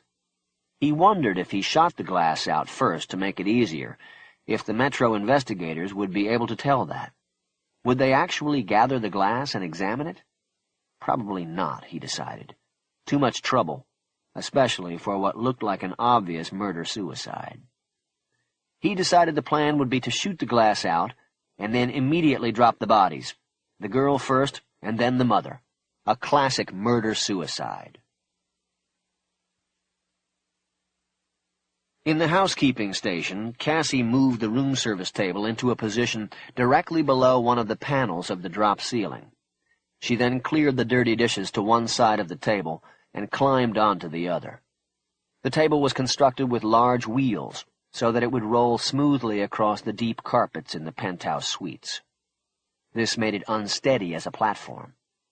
Cassie slowly stood up on it and reached to the ceiling. She pushed the panel up and to the side. She then gripped the tracks of the frame that held the panel and tested them against her weight. She was 110 pounds in her clothes, the gym bag another 20 or so. The tracks held secure. She tossed the gym bag up first, then grabbed the frame again and swung her legs up. She climbed into the utility crawl space between the false ceiling and the real one. The crawl space was no more than 4 feet top to bottom.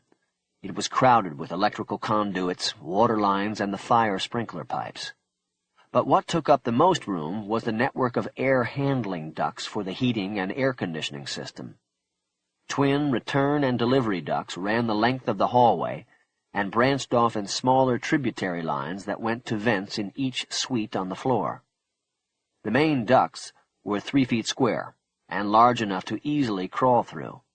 The tributary lines were smaller, but Cassie knew from experience that the air return ducts were just large enough for her to move through, provided she kept her arms in front of her and pushed herself with her feet.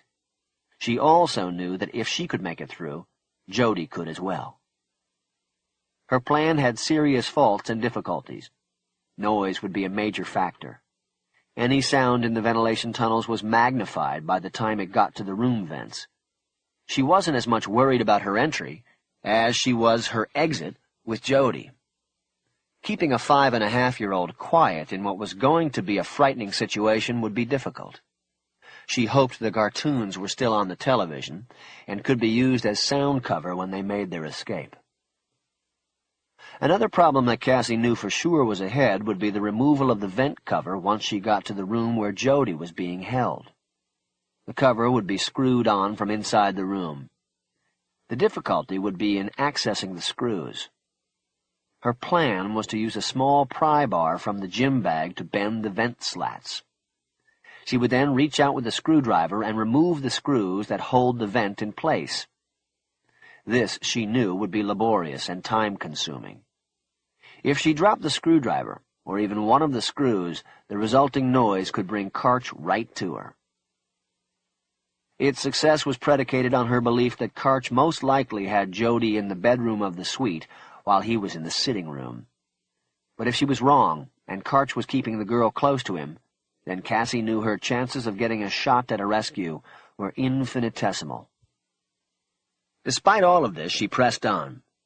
She carefully moved into the crawl space and slid the panel back into place. Once again, she put her penlight into her mouth and directed it along the main air-handling ducts until she found the bolted seam of 2 conjoining segments. She crawled that way, careful to keep her weight at all times on the framework of the drop ceiling. Cassie started removing the bolts from the bracket that held the 2 segments of duct together. The work was difficult. Each of the 8 bolts had been spot-welded as an apparent security measure. It had been almost 7 years since Cassie had been in this same crawl space, but she still remembered, and she knew the spot welds were new. It took all of her strength to break the weld on the first bolt, and a half-minute to remove it. The process instilled a feeling of panic in her. It was taking too long. Cassie had just started working on the last bolt when she heard the chime from the service elevator in the housekeeping alcove. She put her wrench down and quickly crawled back to the panel she had climbed up through. She lifted it a crack and looked down, just as the elevator opened and a room service waiter pushed a table out onto the landing. As the elevator closed behind him, the waiter slipped a leather check folder out of the inside pocket of his red uniform jacket. He opened it to double-check on his destination. Cassie was 3 feet above him and could easily read the notations on the check inside the folder. Number 2001, leave in hallway. V. Grimaldi. Seeing the note was one more confirmation of Vincent Grimaldi's involvement. It also gave Cassie an idea for a new plan.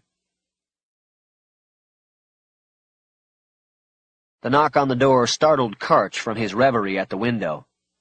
"Room service," a voice called from the hallway. He turned and stared at the door and waited, but there was no second knock or sound. He picked the .25 up off the desk and cautiously approached the door. Before putting his eye to the peephole, he put his ear to the jamb and listened. He heard nothing.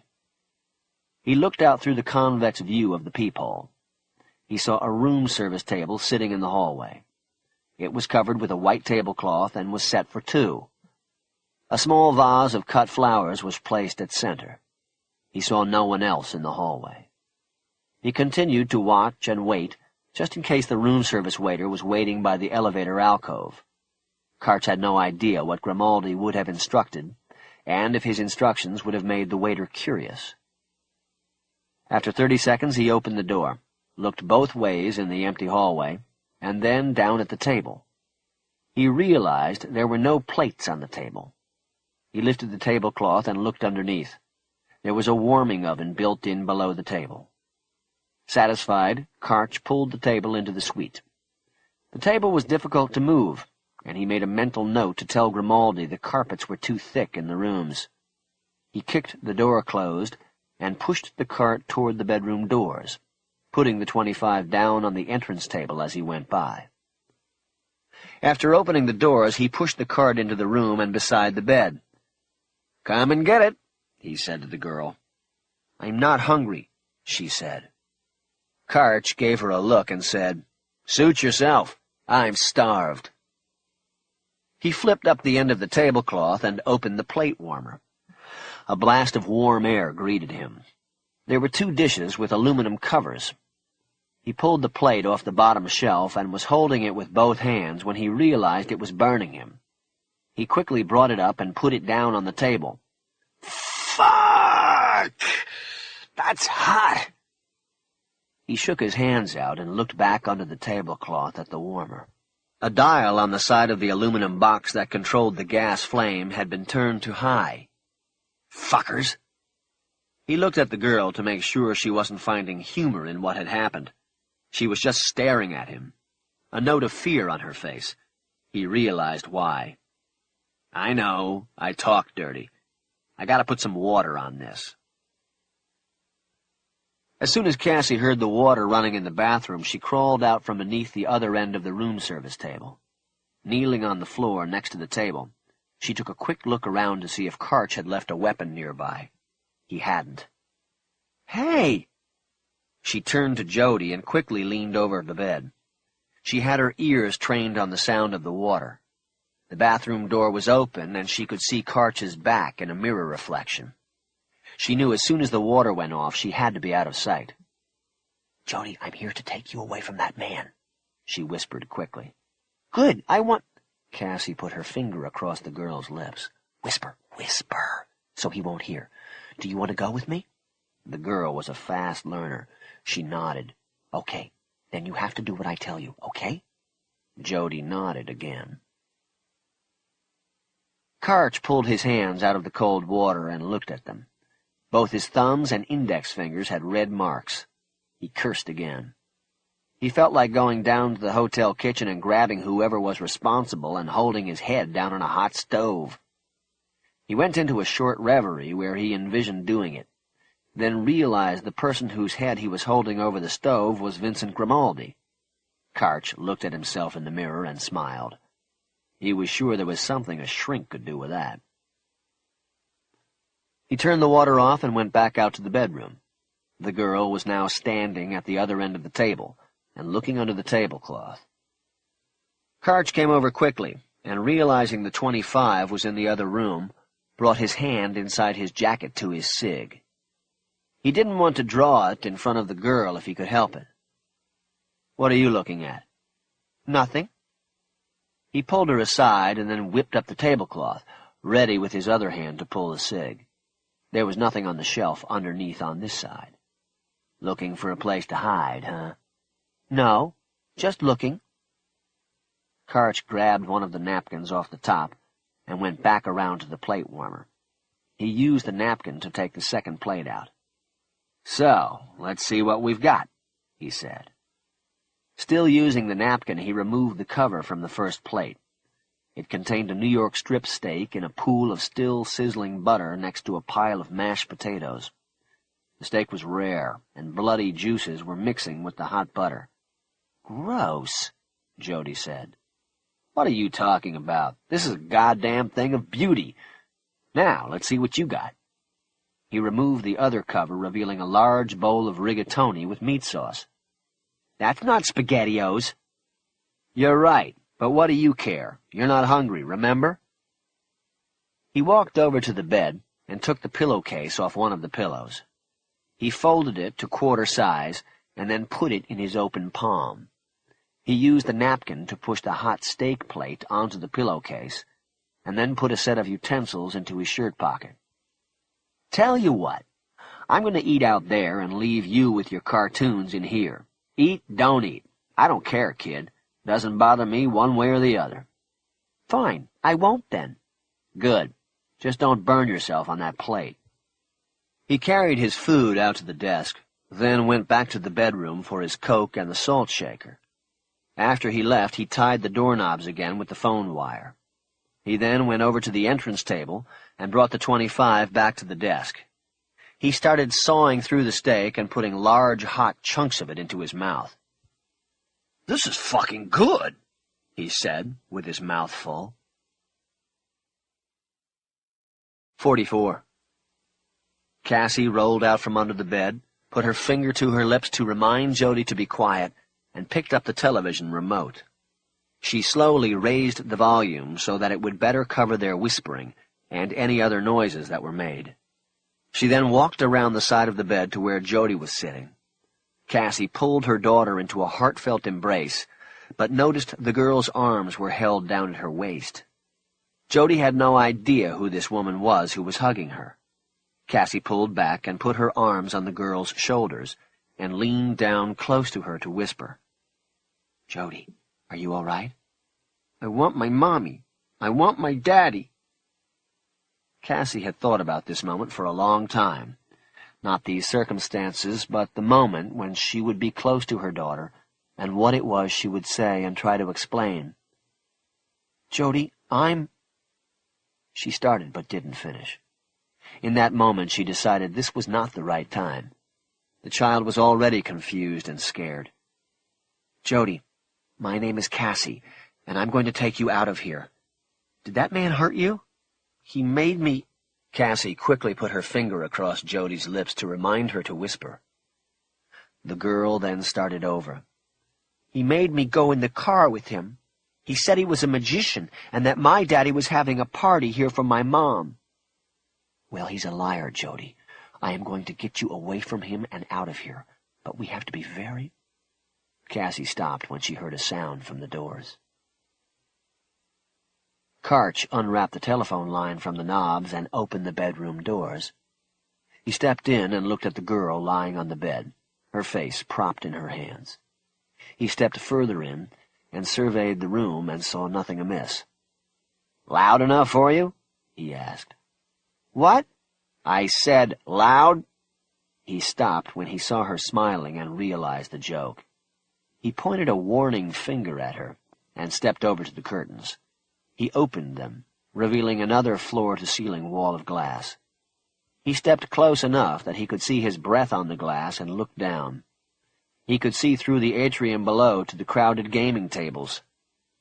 "They're all suckers," he said. "Nobody beats the house." What?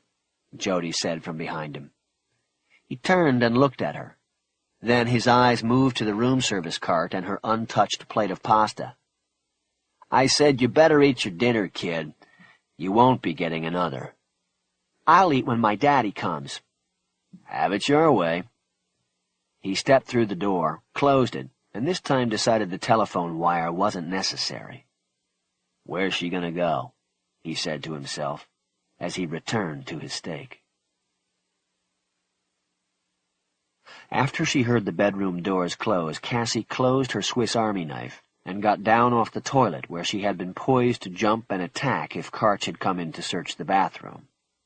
She went out to the bedroom and whispered into Jody's ear that she had done a fantastic job in handling his visit to the room. "Now, I have to go back into the bathroom, close the door, and make a phone call. This time I want you to come with me. This way, if he comes back, you can say you're going to the bathroom and that he can't come in." I don't have to go to the bathroom. "I know, sweetie, but you can tell him that." "Okay, good girl." Cassie kissed the top of her head and realized that the last time she had done that had been in the hospital ward at High Desert. A nurse was standing impatiently next to her bed, waiting for the baby with her arms outstretched. Jody's hair smelled like Johnson's baby shampoo, and for some reason Cassie's identification of it served to remind her of all she had missed. She faltered for a moment while leaning over her child and the bed. Are you okay? Jody whispered. Cassie smiled and nodded that she was. She then led the girl to the bathroom and quietly closed and locked the door. She took one of the bath towels off a shelf over the bathtub, put it on the floor, and pressed it against the bottom crack of the door. My daddy does that when he smokes in the bathroom, Jody whispered. Cassie looked up at her and nodded. Mommy doesn't like him to do it because it smells funny. Cassie got up and picked Jody up and sat her on the closed toilet. The black gym bag was on the tank behind her. Now, if he tries the door or knocks, you tell him he can't come in because you're going to the bathroom. Then flush the toilet and go on out, okay? But remember, before you go out, take that towel from the door and throw it into the bathtub so he doesn't see it, all right? Okay. Good girl. You stay here. I'm going to go into the shower stall to make the phone call. Are you calling my daddy? Cassie smiled sadly. No, baby, not yet. I'm not a baby. I know. I'm sorry. He called me that. Who did? The magician. He said I was a baby. He was wrong. You're a big girl. She left her there, grabbed the gym bag and another towel, and went into the shower stall. She carefully and quietly closed the door, and then got her cell phone out of her pocket and unfolded it. She had a page of blank note paper she had torn from a hotel pad in the bedroom. The toll-free number for the Cleopatra was printed on the bottom. She pulled the towel over her head to further deaden the transmission of sound out to Karch, and punched in the number. In a low voice, she asked the operator for Vincent Grimaldi. The call was transferred and picked up by someone who was not Grimaldi. He told Cassie that Mr. Grimaldi was too busy to take a call at the moment, and that he would be happy to take a message. "He'll want to talk to me." "How so, ma'am?" "Just tell him there are 2.5 million reasons to talk to me." "Hold, please." She waited a nervous minute, wondering how long it would be before Karch checked on Jody again, saw the bed empty, and came to the bathroom door. Finally, another voice came on the line. It was calm and smooth and deep. "Who is this?" "Mr. Grimaldi? Vincent Grimaldi?" "Yes. Who is this?" "I just wanted to thank you." "For what? I don't know what you're talking about. 2.5 million reasons? What 2.5 million reasons?" "Then I guess Jack hasn't gotten it to you yet."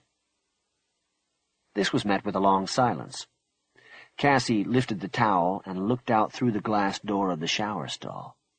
Jody was where she had left her. She was rolling the toilet paper onto a pile on the tile floor. "You say Jack Karch has this money?" Cassie dropped the towel back down. She noted Grimaldi's use of the word money for the first time in the conversation.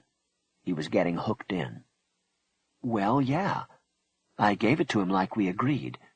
I was calling just to thank you. He told me it was you who okayed the trade." Grimaldi's voice took on an urgent tone now. Cassie was getting juiced because she thought it was working. "I'm not clear on what you are— Could you speak up? I can hardly hear you." "I'm sorry. I'm in the car on the cell phone, and my daughter's sleeping. I don't want to wake her. Plus, out here in the desert, I think I'm losing reception." "What exactly did Karch say I okayed? What trade?" "You know, the trade. My daughter and me for the money. I told him we didn't know about the payoff or Miami or any of that. We didn't want to be greedy. As soon as we opened the case and saw all that money, we knew we'd made a mistake. We wanted to give back the money. I'm just glad we were able to—" "You're saying Karch has the money now?" Cassie closed her eyes. She had him. "Well, I think he was going to bring it down to you, but he had some arrangements to make first, he said. He was on the phone when we left. He was—" The line went dead. Grimaldi had hung up. Cassie closed the phone and slid it into her pocket. She dropped the towel and came out the shower. She went right to Jody and knelt down in front of her. She started untying the girl's sneakers. "We're going to go now, Jody. We have to take these off so we don't make any noise." "How come?"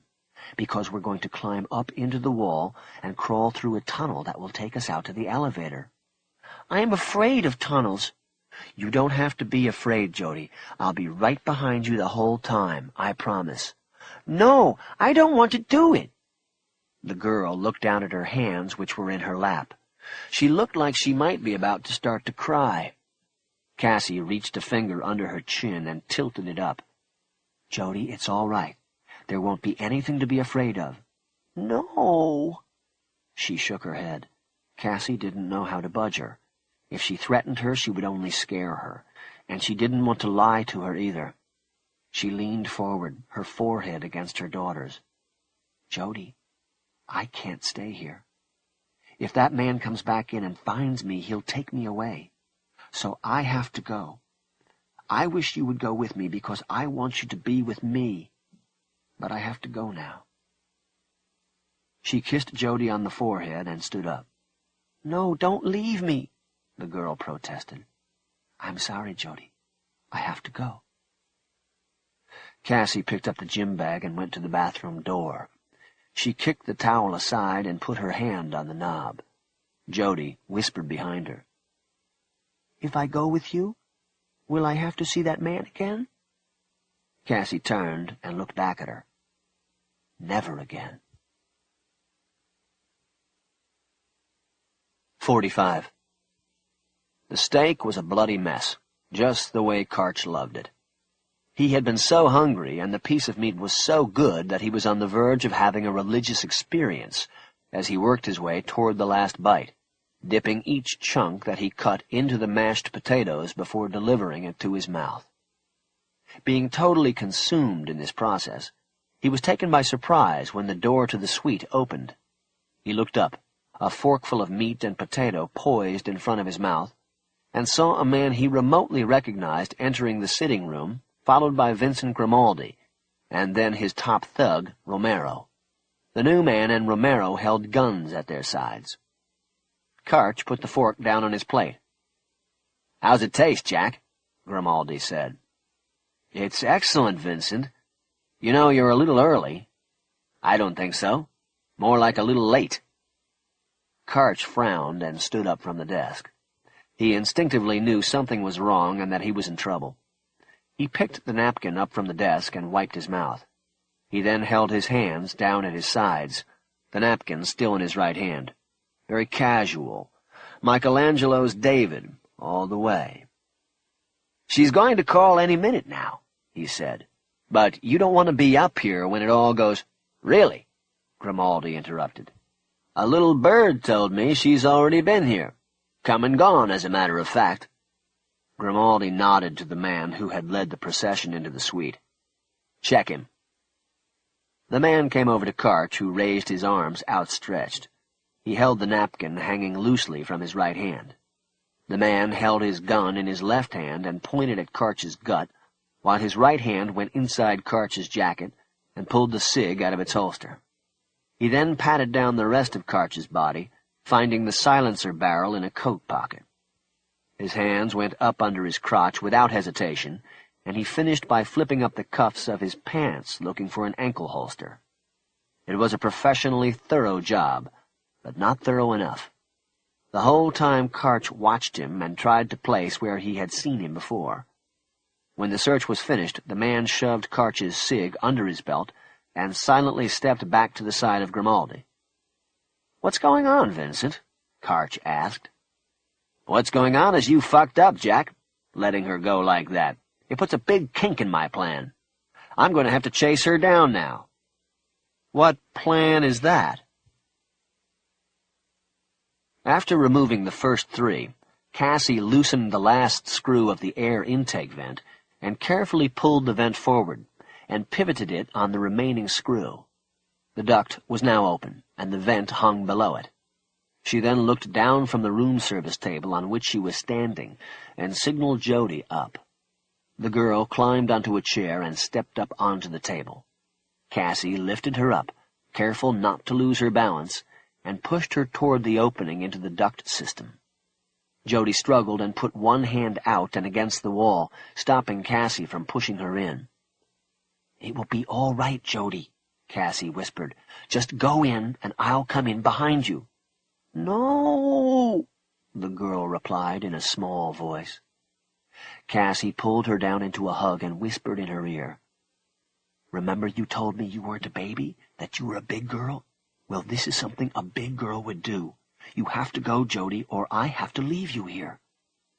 Cassie closed her eyes, the last threat making her feel awful.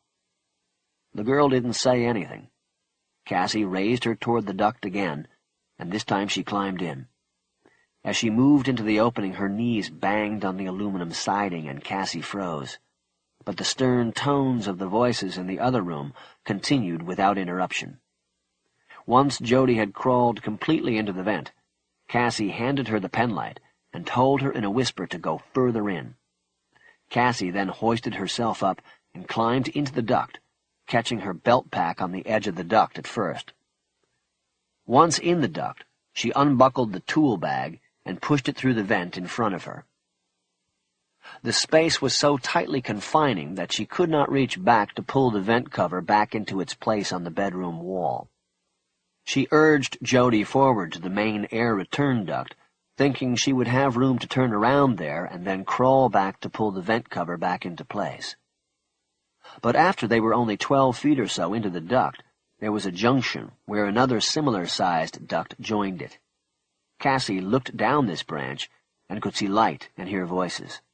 She realized it was Karch asking, "What's going on, Vincent?" Silently, she went past this duct, then backed into it.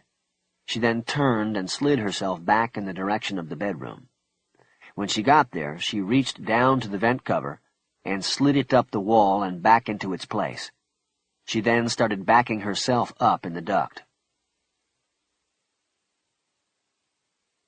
Karch was rapidly trying to assimilate the situation and figure out what was happening. He then hit upon the only possible explanation. "She called you, didn't she, Vincent?" Grimaldi didn't answer, just as he hadn't when Karch had asked him about his so-called plan.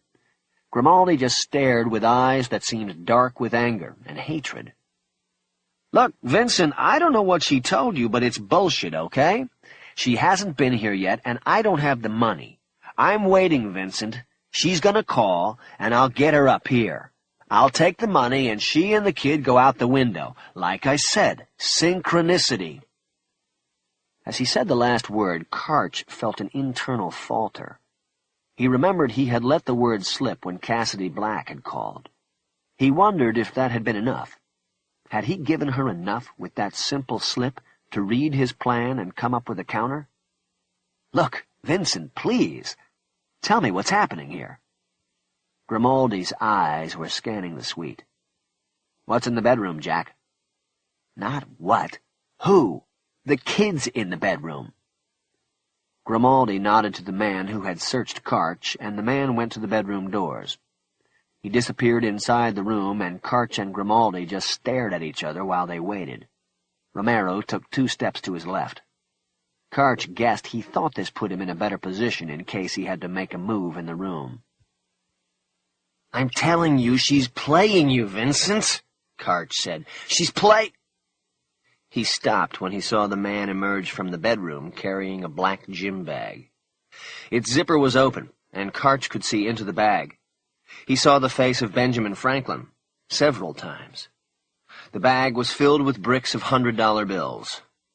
Karch's mouth dropped open. Cassidy Black, he thought. She had somehow made the switch. He started toward the bedroom door, but the man with the gym bag and Romero both raised their weapons and told him to hold where he was. "There was a girl," he said.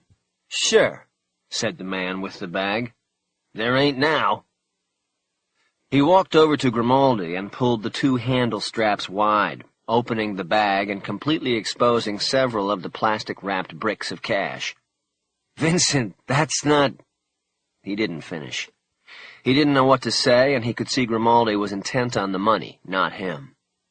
Grimaldi put his hand into the bag and laid it flat on one of the bricks, as if touching the shoulder of a long-lost friend. He then nodded to the man holding the bag. "Okay, Martin, close it." Karch watched the bag being closed, and then he looked at the face of the man who held it. Martin? He remembered the videotape. Hidalgo riding the elevator up with his security escort. Martin, who was supposed to be dead. Martin, who Grimaldi had asked Karch to bury in the desert. "Martin?" he said. He looked from Martin to Grimaldi as it all came to him. It was all a bluff, all part of a more elaborate plan. "You," he said to Grimaldi, "you staged this whole thing. It was all a setup." He then looked at Martin, who held the gym bag in his right hand and his weapon in his left. He remembered Hidalgo's body on the bed, the bullet in the right eye delivered by a gun held in the left. "And you," he said to Martin, "you're the one who hit Hidalgo." One side of Martin's mouth turned upward in an approximation of a proud smile. "It wasn't the girl," Karch said, looking back at Grimaldi. "All she did was take the money you wanted her to take." When Cassie turned around in the junction, she heard intense voices from the sitting room. She didn't wait to listen. She headed toward the main air duct and covered the ground in about 10 seconds. She saw the pen light that Jody was holding and realized the girl was still in the smaller tributary vent and had not moved into the main conduit. As she got closer, she realized why. Jody had reached a dead end. Metal bars crisscrossed the opening to the main duct.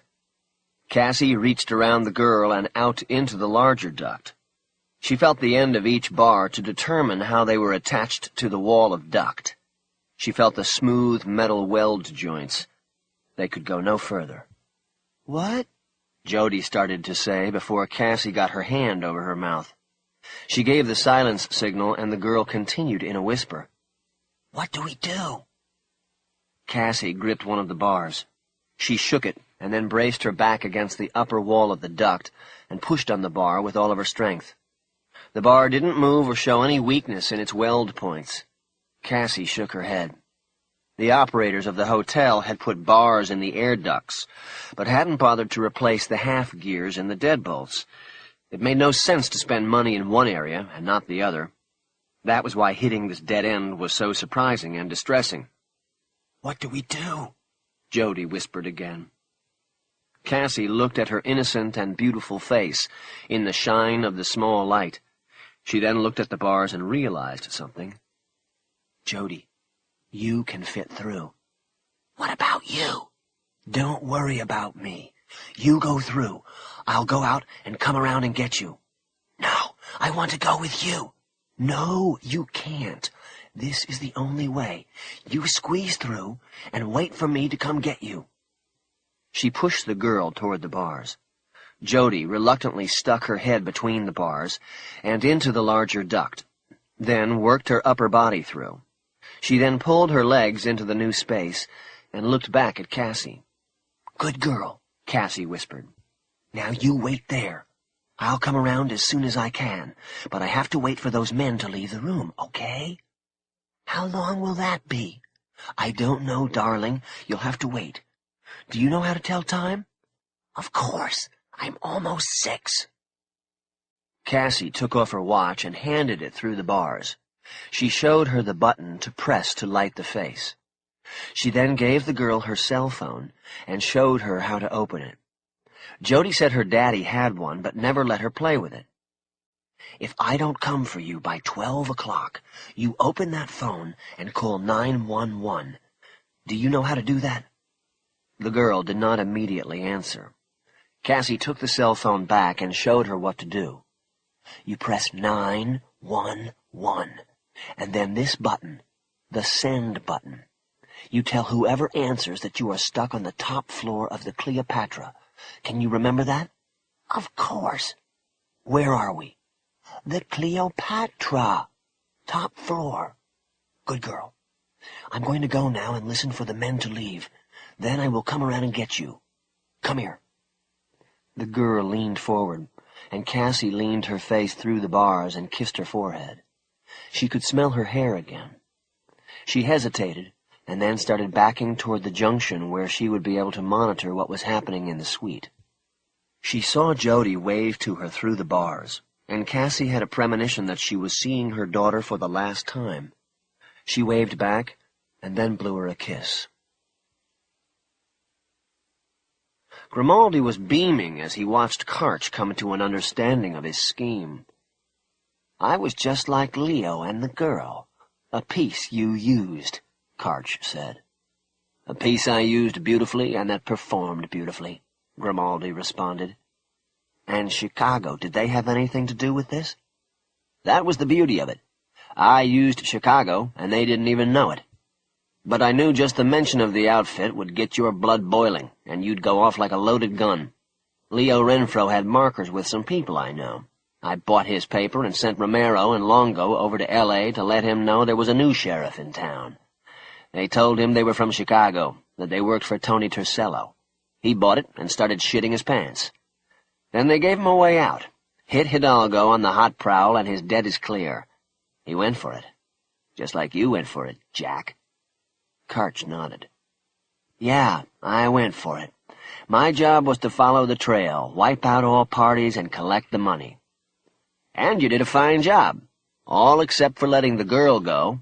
Now she's a loose end, but we'll take care of it. This is the important thing." He raised the gym bag full of money. Karch tried to keep any physical showing of his anger in check. "You're making a big fucking mistake, Vincent. I don't think so, Jack. I don't think so at all." They stared at each other for a long moment, their hatred enough to warm the room. "So what happens now?" Karch finally asked. "What happens now is that we still need someone to disappear with the money, someone Miami can send their people after." And that would be me. You were always a smart man, Jack. Karch shook his head. The short-sightedness of Grimaldi's plan was staggering. And you always thought small, Vincent. Short range. You should have just gone along with the plan. That bag of money would have been just a drop in the bucket once Miami got the license and got into this place. You sold off the long run for the short end. One bag of money. That was stupid. Instead of getting angry, as Karch expected he would, Grimaldi laughed loudly and shook his head, as if amused by a child's naivete. You still don't get it, do you, Jack? Get what? Why don't you tell me, Vincent?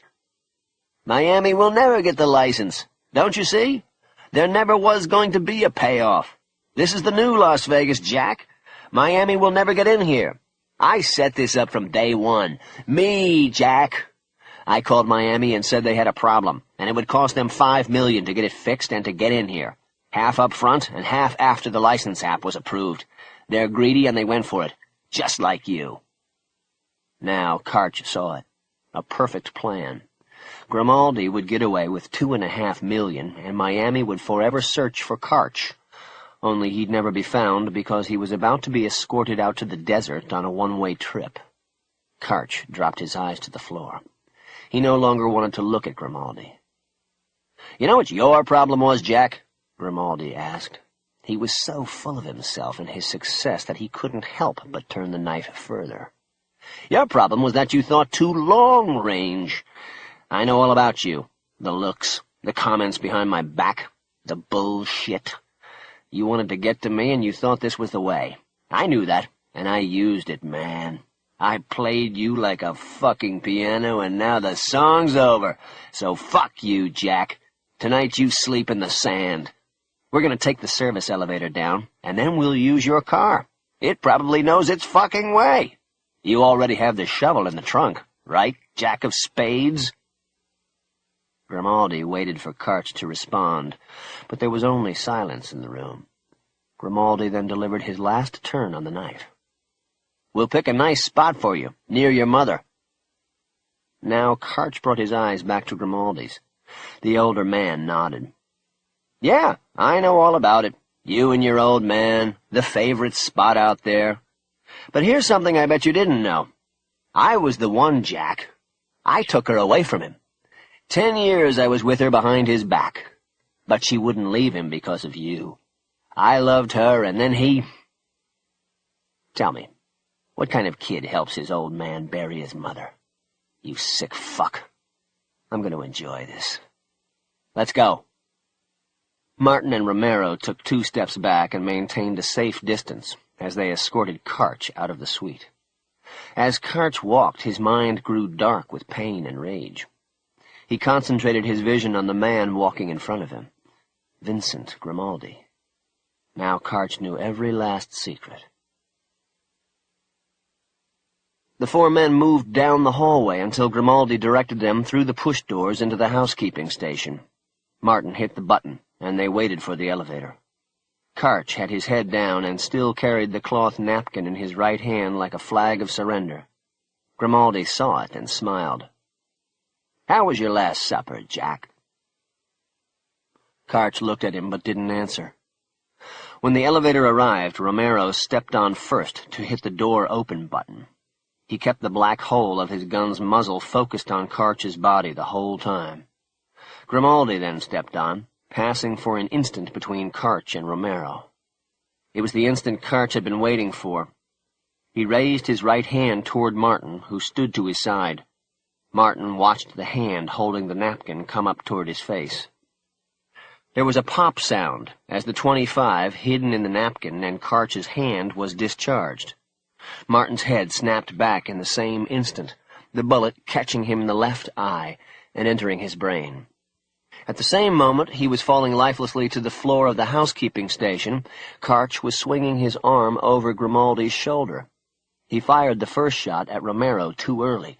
The slug hit the wall of the elevator, a foot to the right of Romero's face. Romero straightened his shooting arm but hesitated.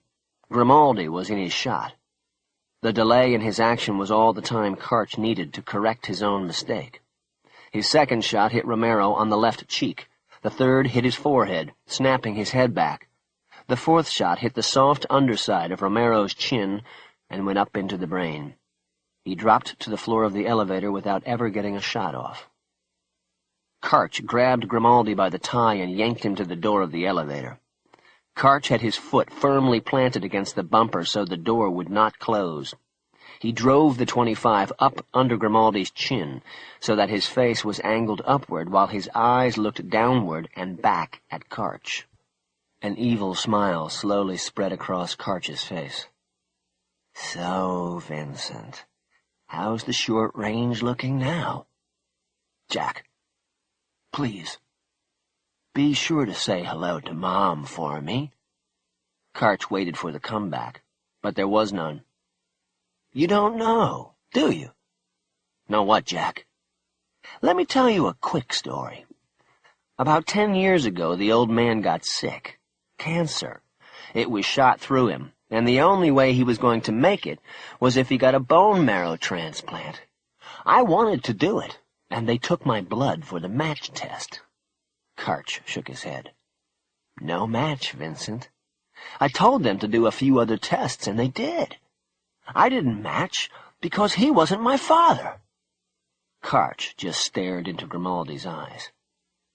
"Thanks, Vincent. Back in there you filled in the last part of the story for me."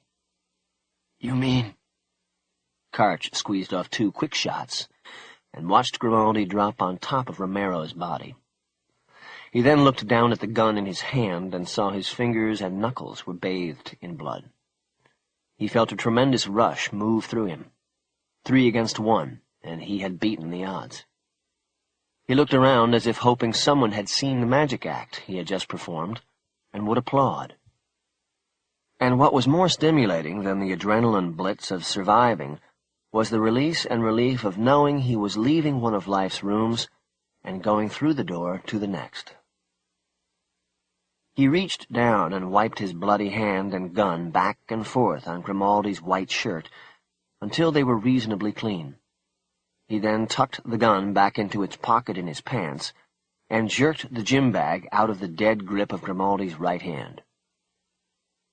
Karch backed up, grabbed one of Romero's legs, and pulled his body out into the elevator's threshold so that the bumper would hit it and the door wouldn't close. He then moved from body to body, checking pulses and pulling his Sig Sauer out of the waistband of Martin's pants. He checked the weapon to make sure there was no blood on it, and then holstered it. He patted Martin's body until he found and removed the silencer from a front pants pocket.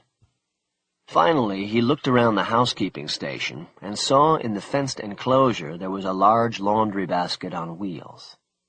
He checked the door, but it was locked. He stepped back and shot his leg out, his heel striking the fencing just above the key lock. The door snapped open and inward, and he went in for the basket, turning it over first and dumping several stacks of fresh towels onto the floor. It took almost all of his strength to load all 3 bodies into the laundry cart. He then used some of the towels to mop up the blood.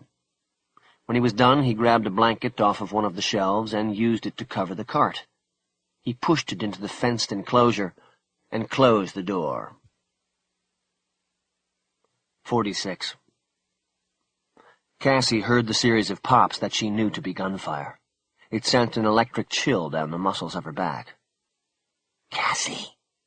It was Jody's urgent whisper. Cassie looked toward the reflected glow from the penlight in the duct ahead.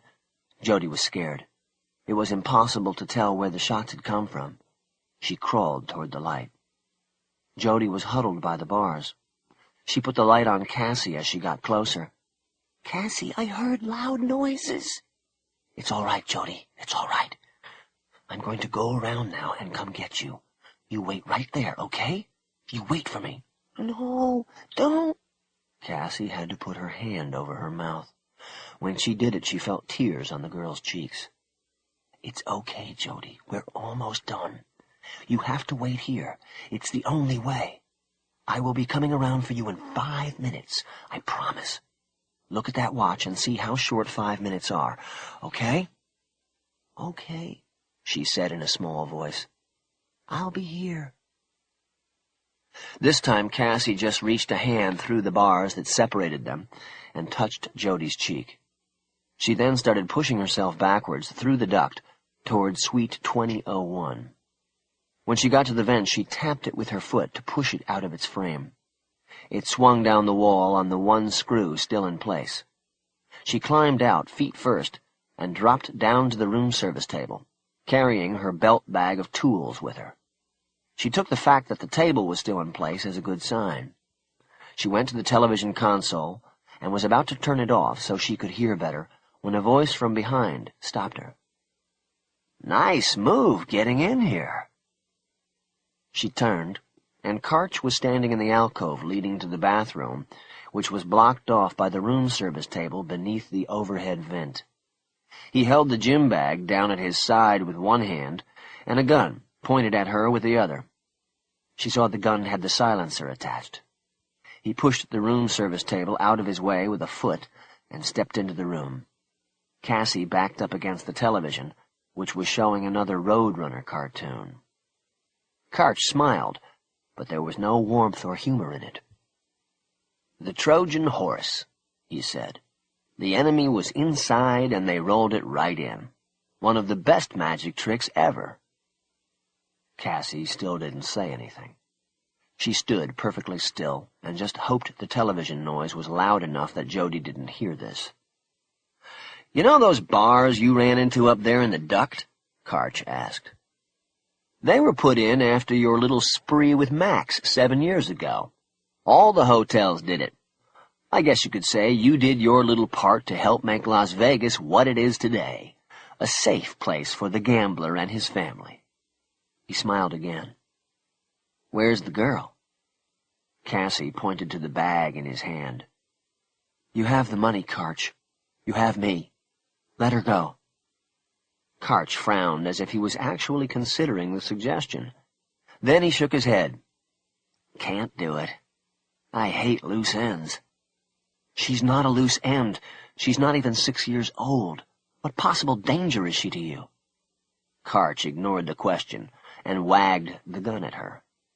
"Let's go into the other room. I like that window better. There's a symmetry to it. That was Max's window." Cassie turned and started to move slowly toward the door as she tried to consider options. She decided her only chance was at the door. She had to make a move there, even though he would be expecting it. She gripped the strap of the tool bag tighter and was a few steps from the door when again a voice stopped her, but this one wasn't Karch's. "Don't you hurt her!" As Cassie turned, she saw that the voice had also caught Karch by surprise. He was instinctively turning, swinging his gun hand up toward the air vent behind him. Cassie's eyes followed the movement and saw Jody crouched in the air duct, looking down on them. Cassie acted instinctively, too. She moved toward Karch and swung the tool bag in a wide overhead arc. At the same time, she yelled to Jody, "Jody, go back!" The tool bag came down on the back of Karch's head, the steel tools impacting heavily and propelling Karch forward and downward. He fired a shot, which was still quite loud despite the silencer, but the aim was way low, and the slug spider-webbed a mirror in the bathroom alcove. Cassie moved quickly into him while he was bent over and jerked his suit jacket up and over his head. She then brought her knee up into the tangle of the jacket and felt it connect solidly with Karch's face. Karch desperately started turning and swinging his arms. A forearm caught Cassie across the side of the face and knocked her away. Karch turned in the direction of the impact and started firing the gun blindly. Stunned by the blow to the face, Cassie was still able to leap onto the bed and roll across it, coming down into a crouch on the floor behind Karch. Karch continued to fire as he swung his arm right to left. The shots peppered the walls and hit the floor-to-ceiling window twice, causing twin spiderwebs to craze across the glass. He finally was able to straighten up and jerk his jacket back down over his head. He dropped the money bag to do so. As the jacket came down off his head and his vision cleared, Karch was confused by his location. He was looking out at the Las Vegas night through a wall of shattered glass. There was no sign of Cassidy Black. He realized how vulnerable he was and started to turn just as something solid and hard crashed into the back of his thighs, and he was propelled into the glass wall. The weakened glass gave easily, and he crashed through. As he went, he let go of the gun and grabbed desperately with both hands for any purchase. His left hand found the curtain, and he grabbed on as his upper body went through the glass into the chill night air. As the glass fell away into the night, Karch momentarily was poised on the precipice like a rappeller on a sheer cliff facing. Clinging now with both hands to the golden curtain, his body hung out into the night and was bolstered by his feet on the edge of the windowsill. His weight swung him gently to his left, and the curtain started to close. He quickly spread his feet to stabilize himself, and the curtain stopped at the halfway mark. He looked back into the room and saw Cassidy Black staring at him, both her hands flat on the room service cart she had hit him with. His eyes dropped to the floor, and he saw the money bag and the gun. He reached one hand further up the curtain and started pulling himself back into the room. With his first pull, he heard a popping sound, and the curtain gave way a few inches. He froze and waited. Nothing else happened. He looked in at the woman who had put him in this position, and their eyes locked. Karch smiled and reached further up the curtain again. This time the shifting of pressure and weight on the curtain brought a long, ripping series of pops as one by one the curtain hooks gave way. The curtain started coming off its attachments, and Karch started dropping. He kept his smile, looking at Cassidy Black, until the curtain ripped completely free, and he was falling through the night. Karch did not yell. He did not close his eyes. To him his plummet seemed to be in slow motion. Above him he saw the golden curtain waving like a flag. The windows went by, some lighted and some not. Above the building he saw the moon in the blue-black sky. The void moon, he realized. His last thought was of the trick, the mail sack and the crate, the secret zipper and the false bottom, how he had to reach up and place the playing card, the jack of spades, in the right spot. He remembered how proud his father was, and the applause from the audience. The clapping was loud and ringing in his ear when he hit the atrium glass. His body crashed through and landed in the empty crow's nest. His eyes were open, and there was still a smile on his face. Glass shattered down on the casino, and cries of panic followed. But as the players looked up, they saw the gaping hole in the glass and nothing else. Karch's body could not be seen from below. Then the golden curtain dropped through the shattered atrium like a failed parachute. It seemed to open at the last moment as it glided down into the crow's nest. It draped over Karch's body like a shroud. A hush settled over the casino, and all eyes remained fixed on the gaping, unexplained hole above them. Then, out of the blackness of the night sky, money came floating down and into the casino. Thousands and thousands of bills came floating in, $100 bills. Soon the shouting started again, and people began rushing to the money, hands outstretched, jumping and snatching $100 bills out of the air. A blackjack table was overturned. Men in blue blazers ran into the melee, but were overrun by the crowd. Some of them joined in the fight for the money. Cassie broke open another brick of hundreds and threw the loosened currency out into night air. The 500 bills spread apart and started languidly floating down. She heard screams from far below. She looked down and saw that some of the bills were being carried on air currents out to the fountains at the entrance, and even over to the strip. Cars were stopping, horns blasting. People were running into the traffic and the wading pools. People were fighting over the money. She had needed a diversion for an escape. She had one now.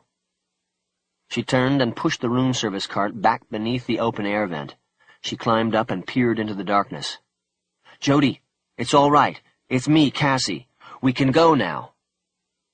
She waited, and then the girl crawled from the shadows of her hiding spot and into the light. Cassie reached her hands into her and hooked them under her arms. She pulled the girl out and lowered her to the table. She then got down and brought Jody down. She hugged her for a long moment.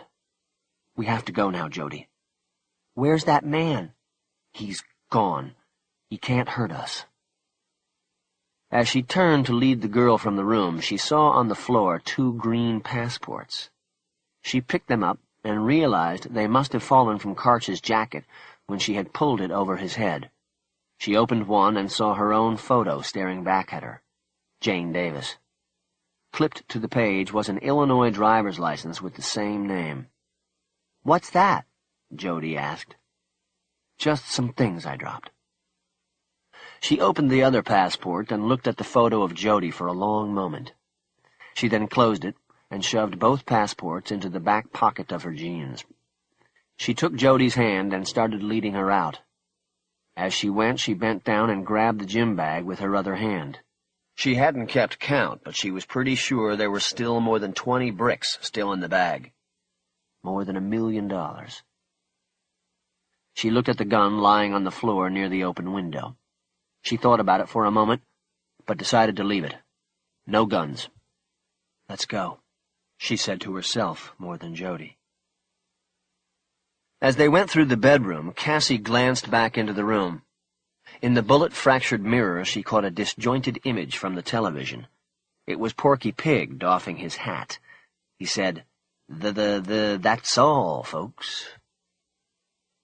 The disorder in the casino was still in full thrust when they came out of the elevator alcove and started making their way toward the exit doors. Cassie picked up Jody and carried her.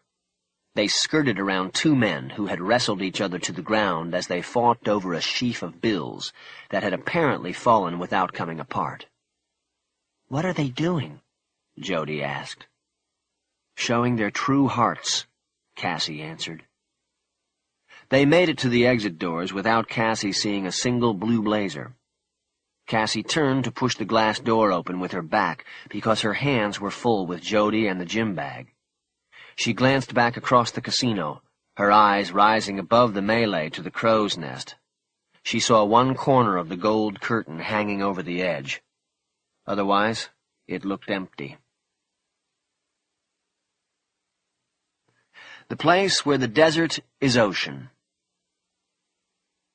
47. Cassie's full focus was on getting to the car and then getting out of Las Vegas. So she and Jody did not speak until the Boxster was on the freeway heading toward Los Angeles. It was as if Cassie could not take a breath until she was far from the neon glow of the Strip. When she pushed the Boxster into 5th and set the cruise control at 75, she finally looked over at the little girl belted into the seat next to her. "Are you okay, Jody?" "Yes. Are you?" "I'm fine." "You have a bruise on your cheek where that man hit you. I saw him. That's when I hid in the tunnel." "Bruises go away. Are you tired?" "Nope." But Cassie knew she was. She reached across and reclined Jody's seat to the maximum so that she could sleep. She put the Lucinda Williams CD into the player and put it on low. She was listening to the lyrics and thinking about the choice she had to make at some point on the drive to L.A. when Jody spoke again. "I knew you would come for me." Cassie looked over at her. The glow from the dashboard revealed her daughter's face looking back at her. "How did you know?" "My mommy told me I have a guarding angel watching me. I think it is you." Cassie looked back at the road ahead. She felt tears welling in her eyes. "Guardian angel, baby. Guardian. I'm not a baby." "I know. I'm sorry." They drove in silence for a half-minute. Cassie thought about her choice. "I know," she repeated. "How come you're crying?" Jody asked. Cassie wiped the tears aside with the heels of her palms. She then tightly gripped the steering wheel and willed herself not to shed another tear in front of the girl. "Because I'm happy," she answered, About what? Cassie looked over at Jody and smiled. Because I'm with you, and because we got away. A confused look crossed Jody's face in the dim light. Are you taking me home? Cassie nodded slowly. Jody, From now on, you're going to be with your mother. Jody fell asleep soon after and dreamed all the way to Los Angeles. Cassie took long looks at her as she slept, and thought she saw both Max and herself. She definitely had Max's high forehead. It made her love her all the more. I love you, Jane, she said, using the name she would have given her. By 5, the dark tunnel of the desert had turned to a pre-dawn gray, and the desolate landscape was overtaken by the gradual build-up of the Los Angeles sprawl. Cassie gulped the last of the cold coffee she had gotten at the window of a 24-hour McDonald's in Barstow. She was on the 10 freeway heading toward the interchange with the Golden State Freeway, the north-south route which could take her south to Mexico in 3 hours. She turned the radio on low and tuned in KFWB, the all-news station that repeated the top stories every 20 minutes. She caught the tail end of a feature report on champagne hoarding for the millennium, and then the news anchor broke to a traffic report before starting at the top of the news. Hers was the first story. She looked over at Jody to make sure she was still asleep, and leaned forward toward the dashboard speaker to hear it better. The anchor had a deep and smooth voice. This morning, authorities were searching for a female ex-convict believed responsible for a one-day crime spree that included 2 separate shootings and a kidnapping. LAPD spokesman said Cassidy Black, a 33-year-old woman who served 5 years in a Nevada prison for a manslaughter conviction, was being sought as the chief suspect in the double murder of 2 co-workers yesterday morning. The shootings at Hollywood Porsche, where Black had worked as a saleswoman for less than a year, were followed by the shooting in Black's Hollywood home of her parole agent, identified as Thelma Kibble, a 42-year-old resident of Hawthorne. Kibble, according to authorities, had gone to Black's home on a routine parolee check and was apparently unaware of the shootings at the dealership earlier. Investigators believe there was a confrontation, and Kibble was overpowered and shot once in the chest with her own weapon. Kibble was in critical but stable condition last night at Cedars-Sinai Medical Center. She is expected to recover. Cassie leaned forward, closed her eyes, and made an audible sigh of relief. Thelma Kibble had made it. She opened her eyes and checked Jody once more. The girl was still asleep. Cassie focused on the rest of the radio report. Authorities said Kibble had not yet been interviewed because of her condition. Late Friday, investigators confirmed that Black had also been linked to the abduction of a 5-and-a-half-year-old girl from the front yard of her Laurel Canyon home. Authorities said Black is Jody Shaw's natural mother, but gave the girl up for adoption shortly after she was born at High Desert Correctional Institute in Nevada. It was believed that Black abducted the girl in a late-model Lincoln or Chrysler that was black in color with dark-tinted windows. LAPD detectives initially were handling the abduction investigation separately until they learned the missing girl had been adopted and her natural mother was Black. More on this developing story will be available today as the investigation progresses. Cassie turned off the radio. She could now see the spires of downtown ahead. She thought about the radio report. The police were following Karch's plan to the letter. She realized that even in death he might succeed. Thelma, she said out loud. She knew Thelma Kibble was the key.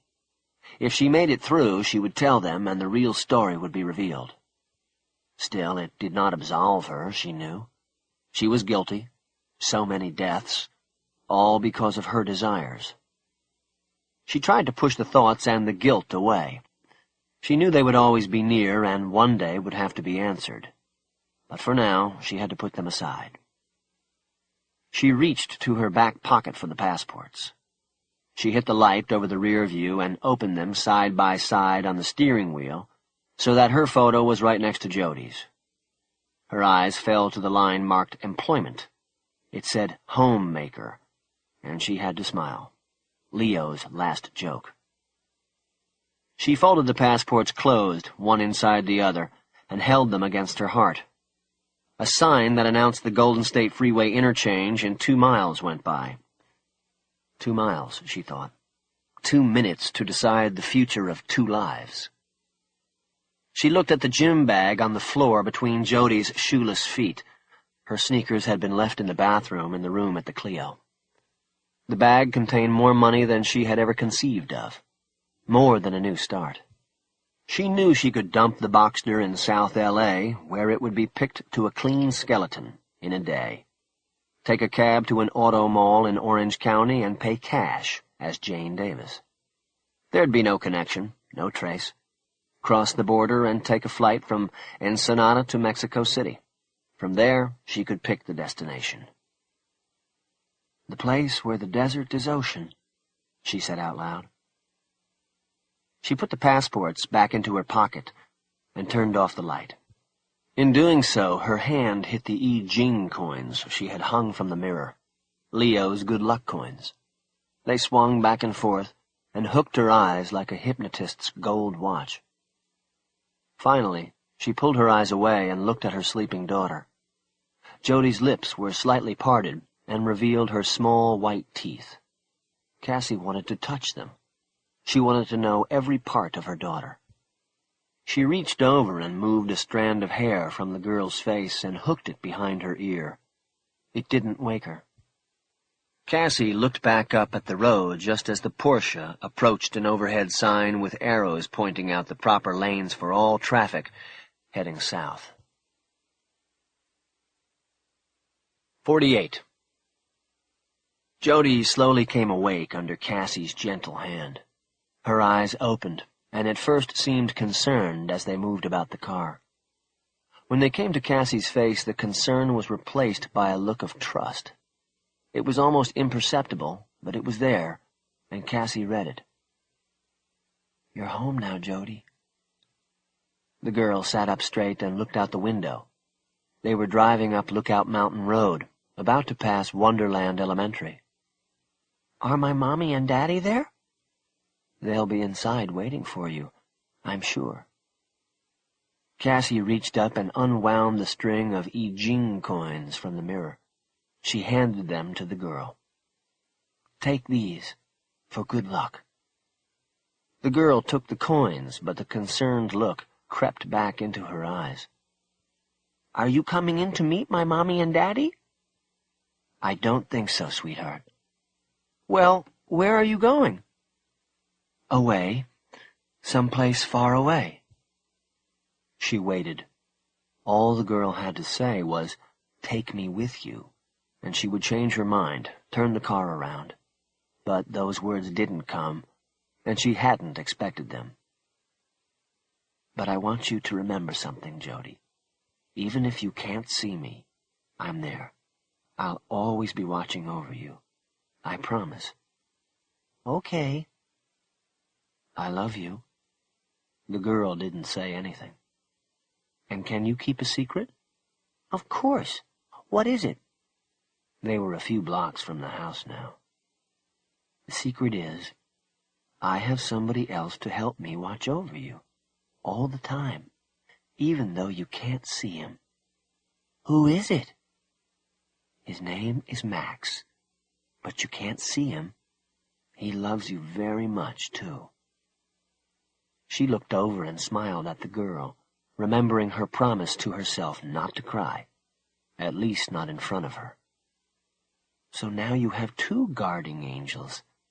That's pretty lucky for one girl to have, don't you think?" "Guardian angels. That's what you said." "Right. Guardian angels." Cassie looked up and saw that they were there. Even though it was not yet 5 in the morning, the lights were on inside and outside the home.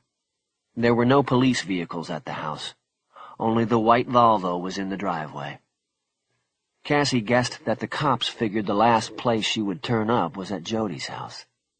She pulled to a stop next to the curb and kept it running. She immediately reached across and opened the passenger door. She knew she had to do this quickly, not because the cops might be hiding in the house, but because her decision was that close and was that fragile that in another 5 seconds she knew she might change her mind. "Give me a hug, Jody." The girl did as instructed, and for 10 seconds Cassie held her so tight she thought she might be close to hurting her. She then pulled back and held her daughter's face in both hands and kissed both of her cheeks. "You be a good girl, okay?" Jody started to try to pull away. "I want to see my mommy." Cassie nodded and let go. She watched as Jody climbed down and ran around the picket fence and across the lawn to the well-lighted front door. "I love you," she whispered as she watched the girl go. The front door was unlocked. The girl opened it and went inside. Before the door was closed, Cassie heard Jody's name called out in a piercing scream of relief and joy. Cassie reached across and pulled the passenger door closed. When she straightened back up, she looked over at the house and saw Jody in the arms of the woman the girl thought was her mother. The woman was fully dressed, and Cassie knew she had not slept a minute during the night. She cradled Jody's head in the hollow of her neck, holding her as tightly as Cassie had a few moments before. In the porch light, Cassie could see tears streaming down the woman's face. She also saw the woman mouth the words, "Thank you," as she looked out at the Porsche. Cassie nodded, though she knew that in the darkness of the car, the gesture probably could not be seen. She put the car into gear, lowered the handbrake, and drove away from the curb. 49. She cut up Laurel Canyon to Mulholland and then drove the snaking road east. At a pullover point overlooking the valley, she watched the sun creep over the mountains to the east and flood the flats below. She put the top down on the Boxster before taking off again. The dawn's air was bone cold, but it kept her awake and somehow made her feel good. Where Mulholland dipped down to the Hollywood freeway, she crossed over to the freeway entrance and started heading north. In her mind, she conjured a vision of Max in his Hawaiian shirt on the night in Tahiti when they had made life promises, and, in her heart, Cassie knew that their daughter had been conceived. She remembered how they slow-danced barefoot on the beach to music crossing the inlet from the distant lights of a fancy resort. She knew what they had together was inside, all inside. It had always been that way.